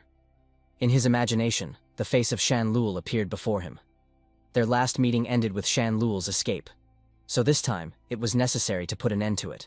The carriage was already rushing along the forest road. The driver hurried and constantly urged the horses on. It was clear that this path was well known to the animals, so they confidently ran and carried the carriage to the meeting place with Pachon. Soon the carriage stopped. The servant looked into the carriage and asked the young master to get out. They had arrived at the destination. The road had somewhat tired the boy, but he quickly gathered his thoughts. The young man climbed out of the carriage, and the man, as if revealing a secret, explained that a special reception had been arranged for Pachon, and the carriage was a sign of attention and respect. After all, the master knew that the guest could have reached here much faster on his own.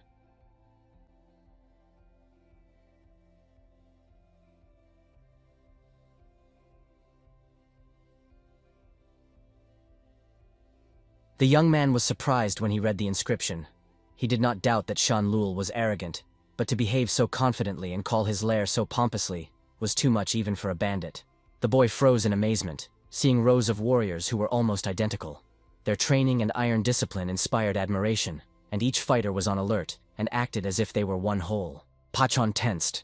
He did not like being among so many unfamiliar warriors, but he did not feel threatened by them. It was unlikely they were followers of the demonic path or some hostile clan. The servant led the young guest to a cliff on which a magnificent pavilion towered. Here his escort ended, and the owner of this estate was already waiting for the guest there, so it was not appropriate to delay the visit. When the young man entered the room, an old man was sitting on his knees in the center before him, drawing something on paper, and his drawings were hung all over the room. The owner of the tea house Cloud Mirror was Men Shvi-san. He thanked the boy for the visit, and for agreeing to go to an unfamiliar place, and Pachon could not hide his surprise when he saw the owner. The old man did not waste time with formalities. He looked at the guest and asked what he thought. The boy did not expect the matter to immediately move to a decision, so he asked what exactly the old man meant.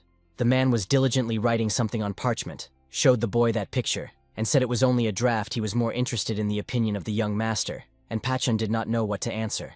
Meanwhile, the old man sighed and explained that he could not pull from his memories the image he wanted to depict. The young man understood that he had to play by the owner's rules and support him, so he assured that the brush was ready to paint. The owner said he doubted whether it was worth starting to paint, because he was afraid of completely ruining the picture. The young man asked what the old man's goal was, just to paint a picture, or to make it perfect.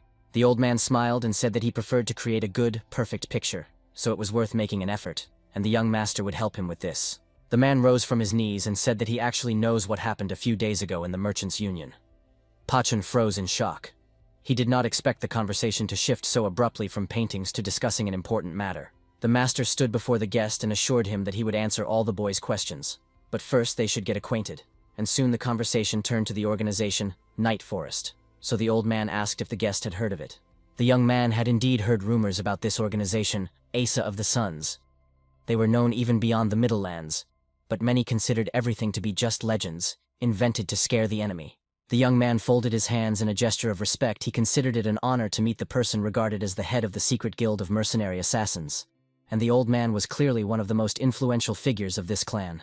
The old man, in turn, deeply bowed to the boy because he believed that just by being here, the boy was doing him a great honor, as few knew who this modest boy really was. Soon they were sitting opposite each other, and Pachon could not resist. He asked what important matter the old man had with him, that he had called him so urgently and secretly to his secret pavilion. The man decided. No delay, immediately talk about the matter. He resolutely inquired whether the young man was ready to make a deal with him, but he would do it not as the great commander Muram, but as the great master Wen Yun. The young man asked to discuss the details of the agreement more thoroughly. He still did not fully understand what would be demanded of him after he agreed to such a proposal.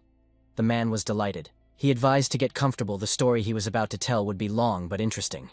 It was about the beginning of the emergence of the secret guild of hired killers, and would reach far back in time. The Night Forest was founded by the descendants of the great chancellor and first minister of the Sun Dynasty, Sun Zhaobao.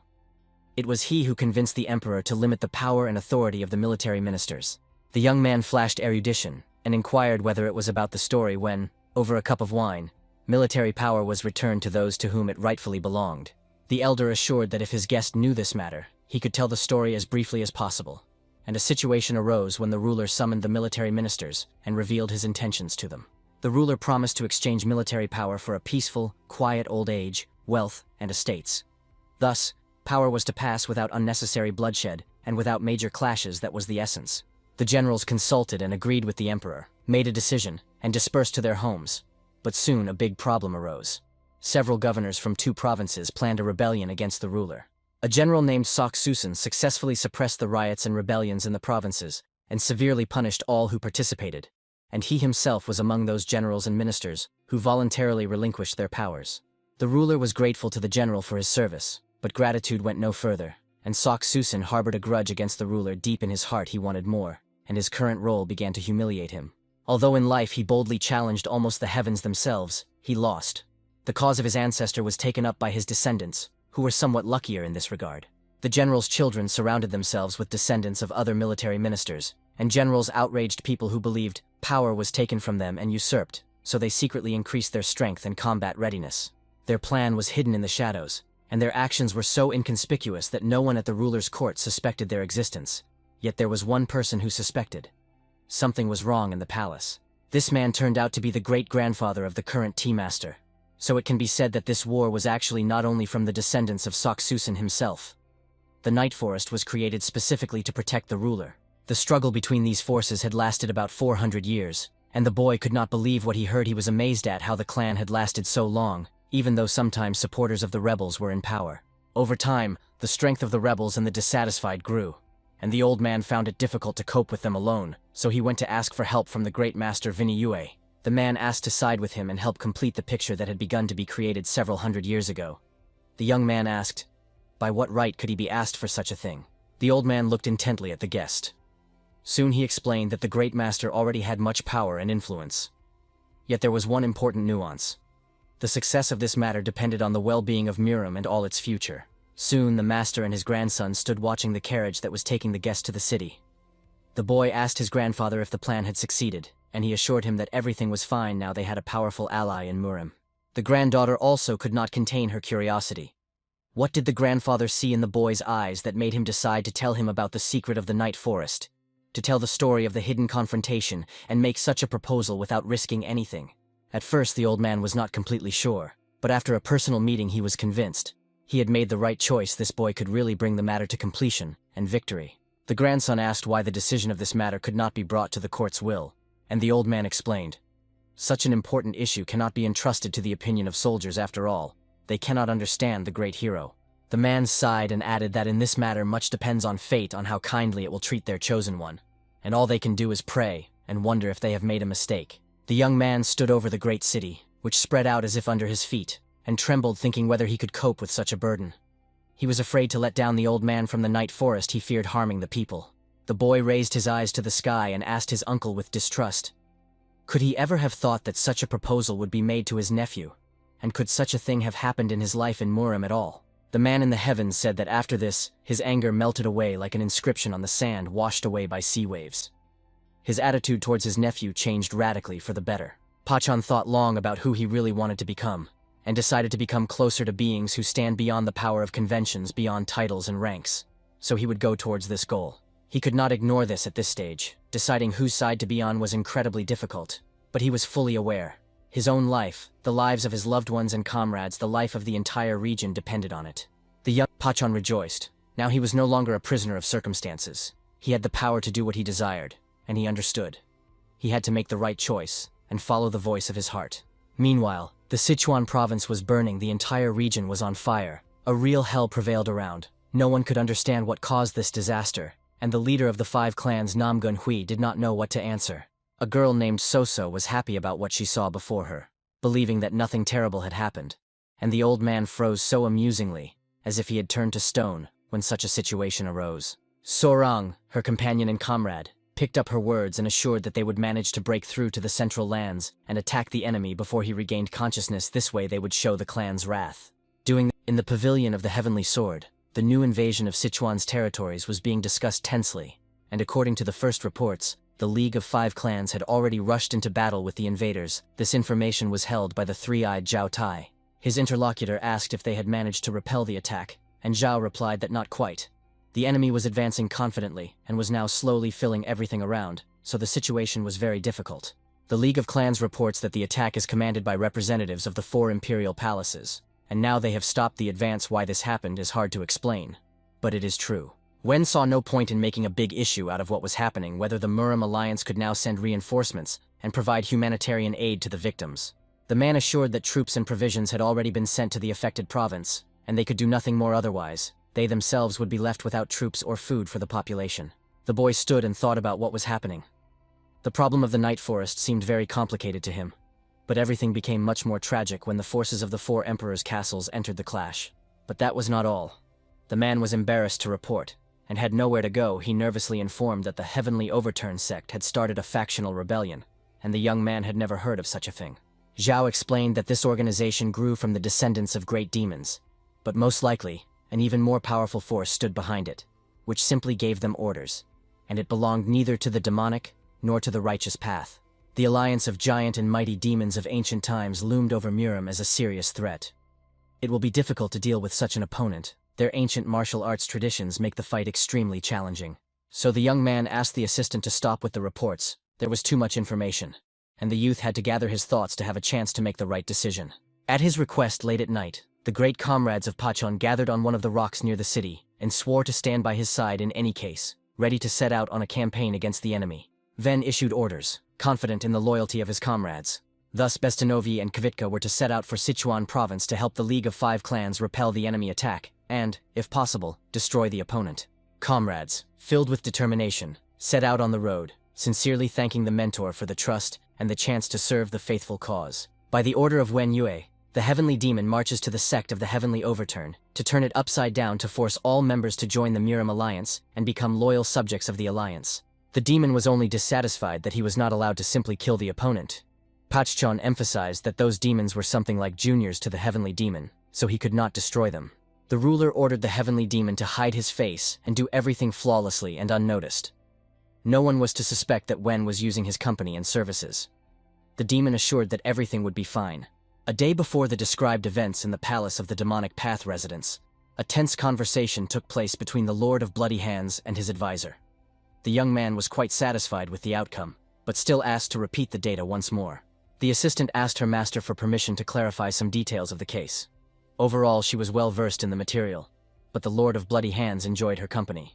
The girl with a slight tremor said that the dog was in the south, the monkey was in the north, the snake was very far away but was now trying to get into the game. The old turtle stood apart from everyone, but still tried to contribute to this matter. The ruler suddenly brightened, and assured that he had not decided in vain to rely on this girl in resolving the issue. She smiled and said that these were just metaphors not to be taken literally, and to immediately rush to build special squads for animals. They both laughed cheerfully and enjoyed each other's company. The monkey from the north and the dog from the south became the living embodiment of the Northern Murim Alliance, and the demonic path. They were now considered the main players in this story. The snake looked from afar like sinister forces trying to break into the central lands. They were the source of the greatest troubles that had now fallen upon the heads of the inhabitants of the plains. Satar the turtle was the weakest opponent. She was the embodiment of the Heavens Overturned sect, which alone could change nothing. They were considered puppets in the hands of more respected forces. The ruler was pleased that he had managed to hide for so long from the attention of numerous clans and forces that had chosen the central lands as the arena of their confrontation. Calhoun might suspect him, but so far remained silent. The advisor calmly asked the master to listen to something else. Of course, this was also veiled information. But at that moment, there was also a mysterious tiger trying to keep track of all these animals. In the south stood a mansion huge, nameless, which belonged to no lord and served no clan. It was here that the sect's headquarters were located, which had declared a factional rebellion. The Heavens Overturned sect numbered only 99 people. In size, it was inferior to the branches of the most respected sects in the region, but was still a serious force. Each of its members was a great demon, considered dead or simply hiding, hoping that everyone would forget about his existence. The appearance of the sect swept through all of Murim like a shockwave. The heavenly demon was punishing the sect's chief mentor right now, sparing no effort to teach the man a lesson for the future. All the sect's followers and fighters who volunteered to help and support the uprising gathered in the hall. Their mentor now knelt before a red-haired boy who addressed everyone present with important information. The heavenly demon introduced himself as Man Choan Mu, and coldly declared that from now on, the sect was under his full control. Whoever dared to oppose could challenge him personally and dispute the right to power. The Sichuan province was still blazing. But this time, the army of the dead encountered an obstacle they could not overcome on their own, without the help of those who had called them to battle. The dead soldiers fell before the enemy. Members of the 4 imperial palaces strained to fully understand who stood before them and who dared to stand in the way of their victorious campaign in Sichuan. The girl with the sword raged, cutting soldiers into pieces. She had already laid down almost half of the army of the dead. Her partner fought the enemies brutally with bare hands. Their appearance was a complete surprise. The leader of the 5 clans intently stared at the fighters who responded to his call. For Nam Gun Hui, the arrival of reinforcements from the leadership in the center was unexpected. These days, every soldier on his side was turning into a hero. The newcomers froze on a pile of dead bodies, and the cold moon illuminated the scene. Finally, 2 warriors ended the existence of the army of the dead, and the leaders of the attackers disappeared without a trace as soon as they realized the seriousness of the situation. The action shifts to Luoyang. There the prince and his captive were rolling somewhere unknown in a pleasant carriage, and the young man thanked his interlocutor for agreeing to travel with him. At first, there was a painful conversation. She was told that her former lover was dead. The prince said he died from wounds received in battle from the enemy, but his killer also went to the ancestors. The girl refused to believe Cho Ryan's words and begged, "Say that you lied or were just cruelly mocking." Zhao Yun was convinced that she was to blame for her fiancé's death because he went into that battle because of her. Now they set out on a journey. The prince assured that he was sincerely glad to see Milady in good condition. She had recovered after the loss, and later would forget that incident, and life would return to its usual course. The girl asked what the prince would do if she committed suicide. He resolutely assured that he would not even let her think about it, but the lady did not react to his words.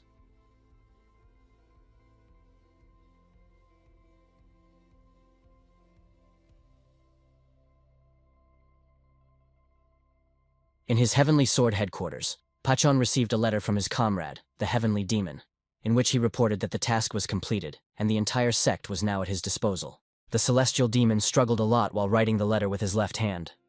If it weren't a letter to his comrade, he would have asked someone to write it, but there was very important information that should not be ignored. The boy said that once the sect sent messages to all sects in the region, trying to ignite a general uprising. They wanted to root themselves in Murim and occupy a place there for a long time. The Celestial Demon quietly waited for new orders. At the end he could end the sectarians with one move and put an end to the uprising, and Pakchon respected his decisiveness and thought about what to do next. The boy understood. The Celestial Demon must not be allowed to destroy the sect, because otherwise they would have serious problems with the followers. Many would perceive it as an encroachment on their rights and very existence. The assistant of the Lord of Bloody Hands insisted that her master take control of all those metaphorical animals they had just talked about, and he was truly surprised. She explained that the snake is a rather dangerous animal because it can easily transform into a mushi, the very same snake that will become a dragon and bring destruction and ruin to all living things, regardless of their affiliation. For the tiger to be able to put an end to the dragon, he needed to look at the bigger picture. The essence was that they all came from the Central Plains and had a common root. And when the tiger finally understands everything, he will be able to strengthen his position by uniting the allies into one whole to protect their common home, because it is impossible to face the enemy alone. The idea of the alliance uplifted them, but immediately a question arose: how to achieve this, when even a common root cannot overcome ancient conflicts and misunderstandings between clans. The girl explained that the only thing that had kept everyone on different sides so far was a delicate balance of power. With the invasion of newcomers, everything around would change, and this balance would be destroyed in the face of an external threat. Moreover, each side of this struggle was well aware of this and felt the risk looming over it. But some were ready for the enemy's invasion and even tried to side with it, preparing the ground for intervention. The sect of the Inverted Sky turned out to be traitors. They planned to